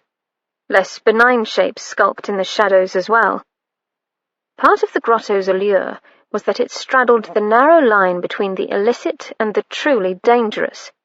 The fact that on any given night a small portion of the grotto's patrons were robbed, or worse, didn't seem to diminish its attraction. To a certain sort, no doubt, it increased the appeal. The glow of lights up ahead gave notice that they were nearing the grotto. In another moment, the faux Greek facade came into view. White marble and an abundance of gilt lent Aphrodite's grotto a magnificently vulgar air. "How do you plan to find the blackmailer?" Harry asked sotto voce as they descended from the carriage. Edward shrugged. "At 9, we'll know how big the field is." He strolled to the entrance with all the arrogance of his 9 generations of aristocracy behind him. 2 burly fellows in togas guarded the doors. The drapes on the man nearest were a bit too short, revealing astonishingly hairy calves. The guards squinted suspiciously at Edward. "Here now, ain't you the Earl of—" "I'm so glad you recognized me." Edward put one hand on the man's shoulder and extended the other in a seemingly friendly shake. The extended palm held a guinea. The guard's fist closed smoothly over the gold piece and disappeared into the folds of his toga. The man smiled greasily. "That's all fine and good, my lord. But after last time, perhaps you wouldn't mind." The man rubbed his fingers together suggestively. Edward scowled. What cheek! He leaned into the other man's face until he could smell the rot of his teeth. "Perhaps I would mind." Jock growled. The guard backed up, hands thrust out in a calming motion. That's good, my lord. Step right in." Edward nodded curtly and climbed the steps. Beside him, Iddlesley murmured, "You really must tell me about this misunderstanding sometime." Harry chuckled. Edward ignored them. They were in, and he'd more important matters to consider. But where did he go? Anna stood in the entrance hall to Edward's townhouse, interrogating Dreary. She still wore her musty travelling clothes. "I'm sure I don't know, ma'am." The butler seemed genuinely at a loss. She stared at him in frustration. She'd spent all day travelling, had composed and recomposed her apology to Edward, had even daydreamed about making up afterward, and now the silly man wasn't even here. It was a bit anticlimactic, to say the least. Doesn't anyone know where Lord Swartingham is? She was beginning to whine. Fanny shifted from one foot to the other beside her. "Maybe he went looking for you, Mum." Anna switched her gaze to Fanny. In doing so, a movement at the back of the hall caught her eye. Edward's valet was tiptoeing away. Sneakily. "Mr. Davis!" She snatched at her skirts and trotted after the man more briskly than was ladylike. "Mr. Davis, wait a moment!" Drat! The old man was faster than he looked. He darted around the corner and up a back staircase, feigning deafness. Anna panted after him. "Stop!" The valet turned at the top of the stairs. They were in a narrow hallway, evidently the servants' quarters. Davis made for a door at the end of the corridor, but Anna was faster on level ground. She put on an extra burst of speed and reached the door before the little man. She slammed her back to the closed door, her arms outstretched on either side, barring him from his sanctuary. "Mr. Davis!" "Oh, what's you wanting me, ma'am?" He opened roomy eyes wide. "Quite." She inhaled deeply, trying to catch her breath. "Where is the Earl?" "The Earl?" Davis looked around as if expecting Edward to pop out of the shadows. "Edward de Raaf, Lord Swartingham, the Earl of Swartingham?" Anna leaned closer. "Your master?" "Don't have to be snotty." Davis actually looked wounded. "Mr. Davis!" "My lord might have had an idea," the valet said carefully, "that he was needed somewhere else." Anna tapped her foot. "Tell me, right now, where he is." Davis cast his eyes up and then to the side, but there was no help in the dim hallway. He heaved a sigh. "He might have found a letter." The manservant didn't meet her eyes. "He might have gone to a nasty house. Had an awful strange name. Aphrodite or Aphra—" But Anna was already running down the servants' stair, skidding on the turns as she rounded them. "Oh, my God! Oh, my God!" If Edward had found the blackmail note, if he'd gone to confront the blackmailer. The blackmailer obviously had no sense of honor and was probably dangerous. What would he do when cornered? Surely Edward wouldn't take on such a man by himself. She whimpered. Oh, yes, he would. If anything happened to him, it would be her fault. Anna ran flat out through the hall, shoved past Dreary, still dithering, and banged open the door. "Ma'am?" Fanny started after her. Anna did a little spin. "Fanny, stay here. If the Earl returns, tell him I'll be back soon." She turned again and cupped her hands to bellow at the carriage, pulling away from the townhouse. "Stop!" The coachman yanked hard on the reins, causing the front horses to half rear. He looked around. "What is it now, Mum? Don't you want to rest a bit now you're in London? Mrs. Clearwater, I need you to drive me to Aphrodite's grotto. But, Mrs. Clearwater, now! The coachman sighed wearily. Which way is it, then? Anna gave succinct directions, then scrambled into the carriage she'd so recently exited. She gripped the leather straps and prayed, "Oh, dear God, let me be in time." She couldn't live with herself if Edward were hurt. The carriage ride was hellishly interminable, but finally she alighted and ran up the long marble steps. Inside, Aphrodite's grotto echoed with the chatter and laughter of London's denizens of the night. Every young buck, every aging roue, every lady mincing on the fine edge of respectability seemed to be gathered at Aphrodite's. It was 9:15, and the throng was boisterous, uninhibited, and more than slightly drunk. Anna drew her cloak tightly about her. The rooms were hot and smelled of burning wax, unwashed bodies, and alcoholic spirits. Nevertheless, she kept the wrap on, a thin barrier between herself and the crowd. Once she glanced up and noticed leering cupids on the ceiling. They were pulling back a painted veil to reveal a voluptuously pink Aphrodite surrounded by, an orgy. Aphrodite seemed to wink down at her with knowing eyes. Anna hastily averted her gaze and continued her search. Her plan was simple. Find the blackmailer and lure him away from the grotto before Edward got to him. The problem was that she didn't know who the blackmailer was. In fact, she didn't even know if it was a man. Nervously, she kept an eye out for Edward as well. Perhaps if she could find him before the blackmailer appeared, she could convince him to just leave, although she had a hard time imagining Edward backing away from a fight, even one he might lose. She entered the main salon. Here couples lounged on settees, and young bucks prowled for their evening's entertainment. She saw at once that it would be prudent to keep moving, so she perambulated about the room. The classical theme was continued here, with various scenes of Zeus seducing young ladies. The one of Europa and the bull was particularly graphic. "I told you to bring a muff." A peevish voice at Anna's elbow interrupted her thoughts. Finally. "I'm not paying your ridiculous price." The blackmailer didn't look that frightening. He was younger than she'd expected, with a familiar receding chin. Anna frowned. "You're the macaroni from the lecture." The man looked irritated. "Where's my money?" "I've already told you. I'm not paying. The Earl is here, and it's in your best interest to leave now before he finds you." "But the money!" Anna stamped her foot in exasperation.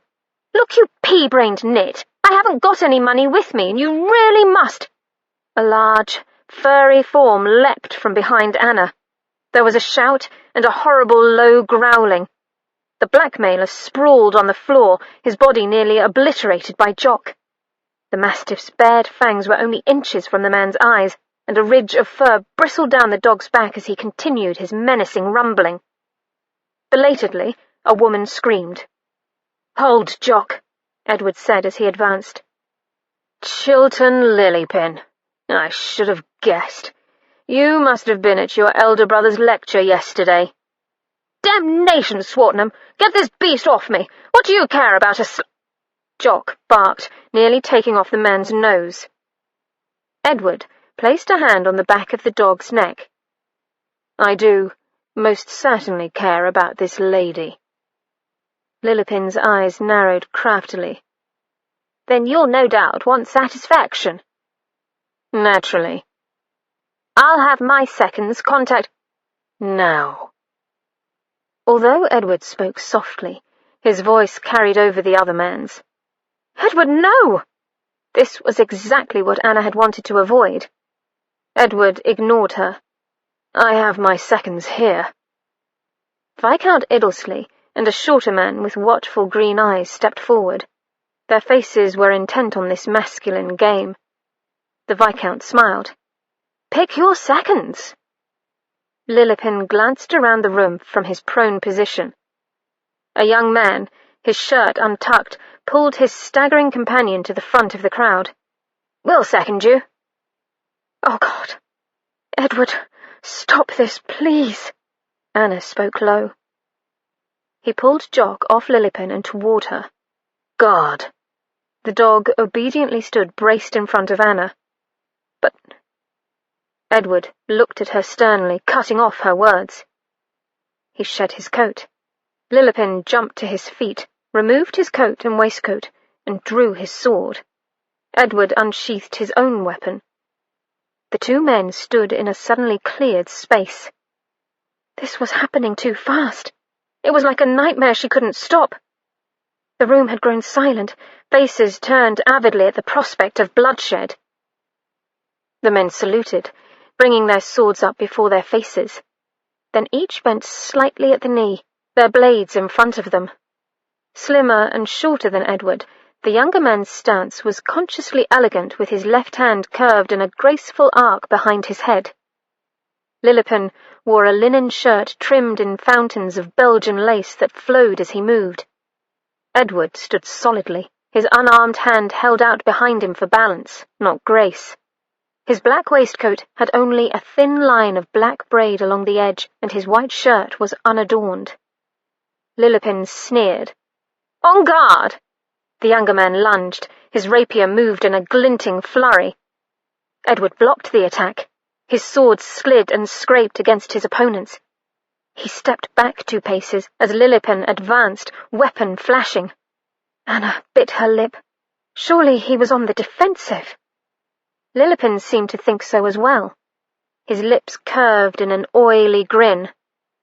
"Chilly Lily killed 2 men last year," a voice crowed from the crowd behind her. Anna drew in her breath sharply. She'd heard of the bucks in London who amused themselves by challenging and killing less skilled swordsmen. Edward spent most of his time in the country. Could he even defend himself? The men moved in a tight circle, sweat gleaming on their faces. Lilipin lunged forward, and his sword chattered against Edward's. Edward's right sleeve shredded. Anna moaned, but no telltale red stained the sleeve. Lilipin's blade darted out again, a snake striking, and bit into Edward's shoulder. Edward grunted. This time crimson drops fell to the floor. Anna started forward, only to be halted by Jock's jaws clamped gently around her arm. "Blood!"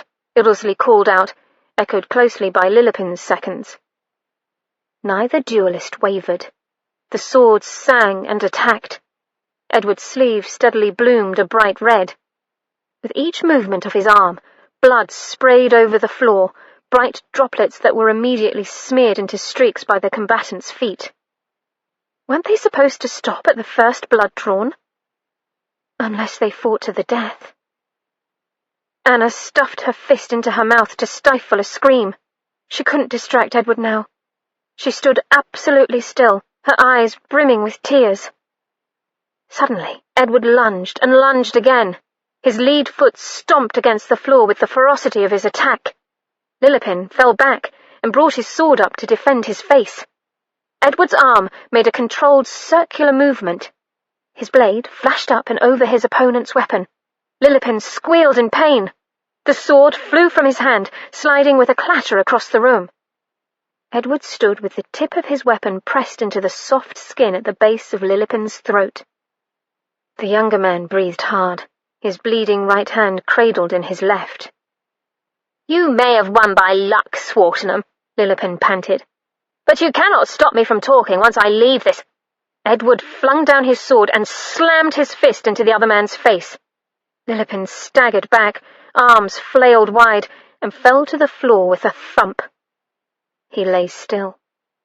"Actually, I can stop you," Edward muttered, and shook his right hand. There was a long-suffering sigh from directly behind Anna. "I knew you'd resort to fisticuffs eventually." Viscount Ildesley stepped around her. Edward looked affronted. "I did duel him first." "Yes, and your form was atrocious as always." The man with the green eyes rounded Anna's other side and silently bent to pick up Edward's sword. "I won," Edward said pointedly. The Viscount sneered. Sadly so. Would you have preferred he best me? Edward demanded.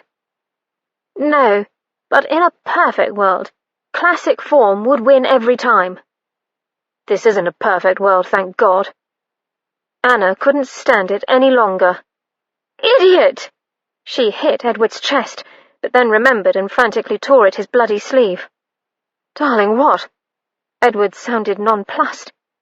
It's not enough that you had to fight that awful man, she panted, her vision half obscured by tears.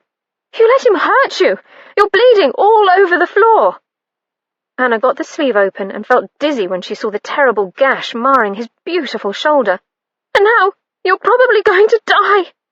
She sobbed as she pressed her handkerchief, pitifully inadequate against his wound. Anna, sweetheart, hush. Edward tried to put his arms around her, but she batted them aside. And for what? What was worth duelling that horrible man over? You. Edward spoke softly, and her breath caught mid-sob. You are worth anything and everything to me, even bleeding to death in a brothel. Anna choked, unable to speak. He brushed his hand tenderly along her cheek. I need you. I told you that, but you didn't seem to believe me. He took a breath and his eyes glittered. Don't ever leave me again, Anna. I won't survive the next time. I want you to marry me, but if you can't do that... He swallowed. Her eyes filled with tears anew. Just don't leave me, he whispered. Oh, Edward. She sighed as he framed her face with bloody hands and kissed her tenderly. He husked across her lips. I love you. Distantly, she heard a whoop and several catcalls. The Viscount cleared his throat nearly in her ear. Edward lifted his head, but kept his eyes on Anna's face. Can't you see I'm busy, Iddlesley? Oh, indeed. The whole grotto can see you're busy, de Raaf, the Viscount said dryly. Edward looked up and seemed to notice their audience for the first time. He scowled. Right, I need to take Anna home and get this. He gestured to his shoulder. Scene 2. He glanced at the unconscious Lilipin, who was now drooling. Can you take care of that? I suppose I'll have to. The Viscount pursed his lips in distaste. There must be a ship sailing somewhere exotic tonight. You don't mind, do you, Harry?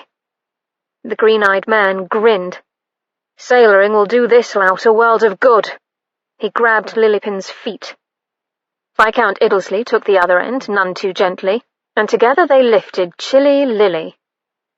Congratulations. Harry nodded at Anna. Yes, felicitations, de Raaf, the Viscount drawled as he walked past. I do hope I'll merit an invite to the impending nuptials. Edward growled. Chuckling, the Viscount sauntered out, holding half of an unconscious man. Edward immediately clamped a hand around Anna's arm and began pushing her through the mass of people. For the first time, she noticed that Aphrodite herself watched from the edge of the crowd. Anna's mouth dropped open. The madam now stood a head shorter than previously and had cat-like green eyes behind her golden mask. Her hair was powdered with gold dust. I knew he would forgive you, Aphrodite purred as Anna threaded her way past. Then she raised her voice. Drinks on the house for everyone in celebration of love! The crowd roared behind them as Anna and Edward ran down the front steps into the waiting carriage. Edward thumped on the roof and collapsed on the cushions. He hadn't let go of her for a second, and now he pulled her into his lap and covered her mouth with his own, taking advantage of her parted lips to thrust his tongue in. It was several minutes before she could draw a breath. He drew back, only to deliver a series of little nips along her bottom lip. Will you marry me? He breathed so close to her that the air from his body whispered across her face. More tears blurred Anna's eyes.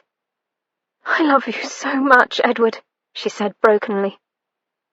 What if we never have a family? He cupped her face in his hands. You are my family. If we never have children, I will be disappointed, but if I never have you, I will be devastated. I love you. I need you. Please trust me enough to be my wife." "Yes." Edward was already nibbling a row of kisses down her neck, so it was hard for her to get the word out, but she said it again anyway because saying it was important. "Yes." Epilogue. The west wind flew with Aurea to a castle in the clouds, surrounded by wheeling birds. As she stepped from his back, a giant raven alighted beside her and transformed into Prince Niger. "You have found me, Aurea, my love," he said. As the Raven Prince spoke, the birds drifted down from the sky and turned one by one into men and women again. A great shout of exultation arose from the Raven Prince's followers. At the same time, the clouds dissolved from around the castle to reveal that it sat at the summit of a great mountain. Aurea was dazed. But how is this possible? The prince smiled, and his ebony eyes glinted. "Your love, Aurea. Your love has broken the curse." From the Raven Prince. 3 years later. And Aurea and the Raven Prince lived happily ever after. Anna closed the red Morocco leather book softly. Is he asleep? Edward shifted the silk screen so it would shade the toddler from the afternoon sun. For some time now, I think." They both looked at the deceptively cherubic face. Their son lay on ruby-red silk cushions piled in the centre of the walled garden at the Abbey. His short limbs sprawled, as if sleep had overcome him in mid-motion. Rosebud lips pursed over the 2 fingers in his mouth, and a gentle wind stirred his raven curls. Jock lay beside his favourite human, unconcerned by the chubby hand that clutched his ear. Around them, the garden bloomed in full glory. Flowers spilled onto the pathways in multicoloured exuberance, and climbing roses nearly covered the walls. The air was filled with the scent of roses and the hum of bees. Edward reached over and plucked the book from her hand. He set it down next to the remains of their luncheon. Then he took a pink rose from the vase in the centre of the picnic cloth and shifted closer to his wife. "What are you doing?" Anna hissed, although she had a very good idea. "Me?" Edward tried to look innocent as he trailed the rose over the tops of her exposed breasts. He didn't succeed nearly as well as his son. "Edward!" One petal fell down her cleavage. He knit his brows in mock alarm. "Oh dear." His long fingers delved between her breasts, searching for the petal, but only pushing it farther down. He wasn't doing a very good job finding it. His fingertips kept brushing over Anna's nipples. She batted at his hand half-heartedly. "Stop that! It tickles!" She squeaked as he pinched a nipple between 2 fingers. Edward frowned sternly. "Shh! You'll wake Samuel." Her bodice gave way. "You must be very, very quiet." "But Mother Wren is seeing how Fanny fares at her new post in the next county." His breath tickled her exposed breasts. "She shan't be home until supper." He took a nipple into his mouth. Anna's breath caught. "I think I'm breeding again."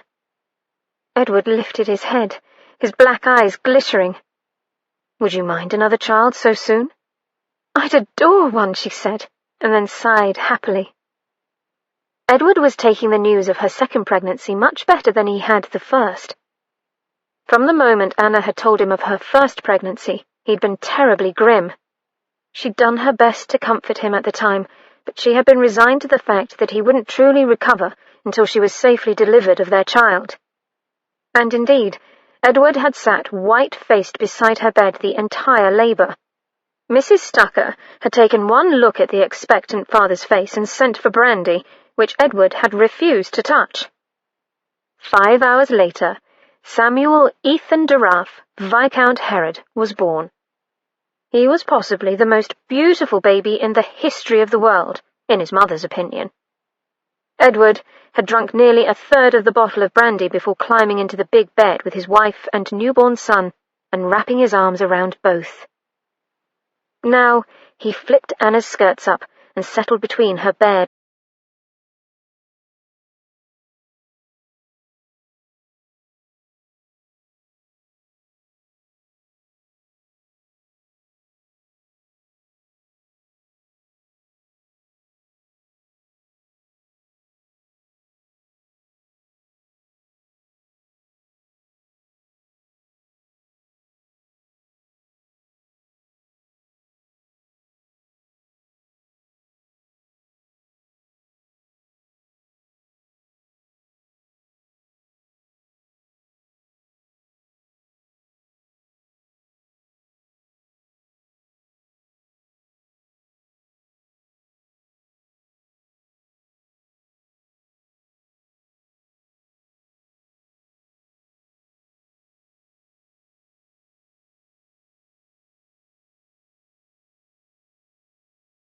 from Grand Central Publishing, a division of Hachette Book Group, USA. Text copyright 2006 by Nancy M. Finney. Audio production copyright and published 2013 by Hachette Audio, all rights reserved. In accordance with the U.S. Copyright Act of 1976, the duplicating, uploading, and electronic sharing of any part of this audiobook without the permission of the publisher is unlawful piracy and theft of the author's intellectual property. If you would like to use material from the audiobook, other than for review purposes, prior written permission must be obtained by contacting the publisher at permissions@hbgusa.com. Thank you for your support of the author's rights. This audiobook is a work of fiction. Names, characters, places, and incidents are either the product of the author's imagination or are used fictitiously, and any resemblance to actual persons, living or dead,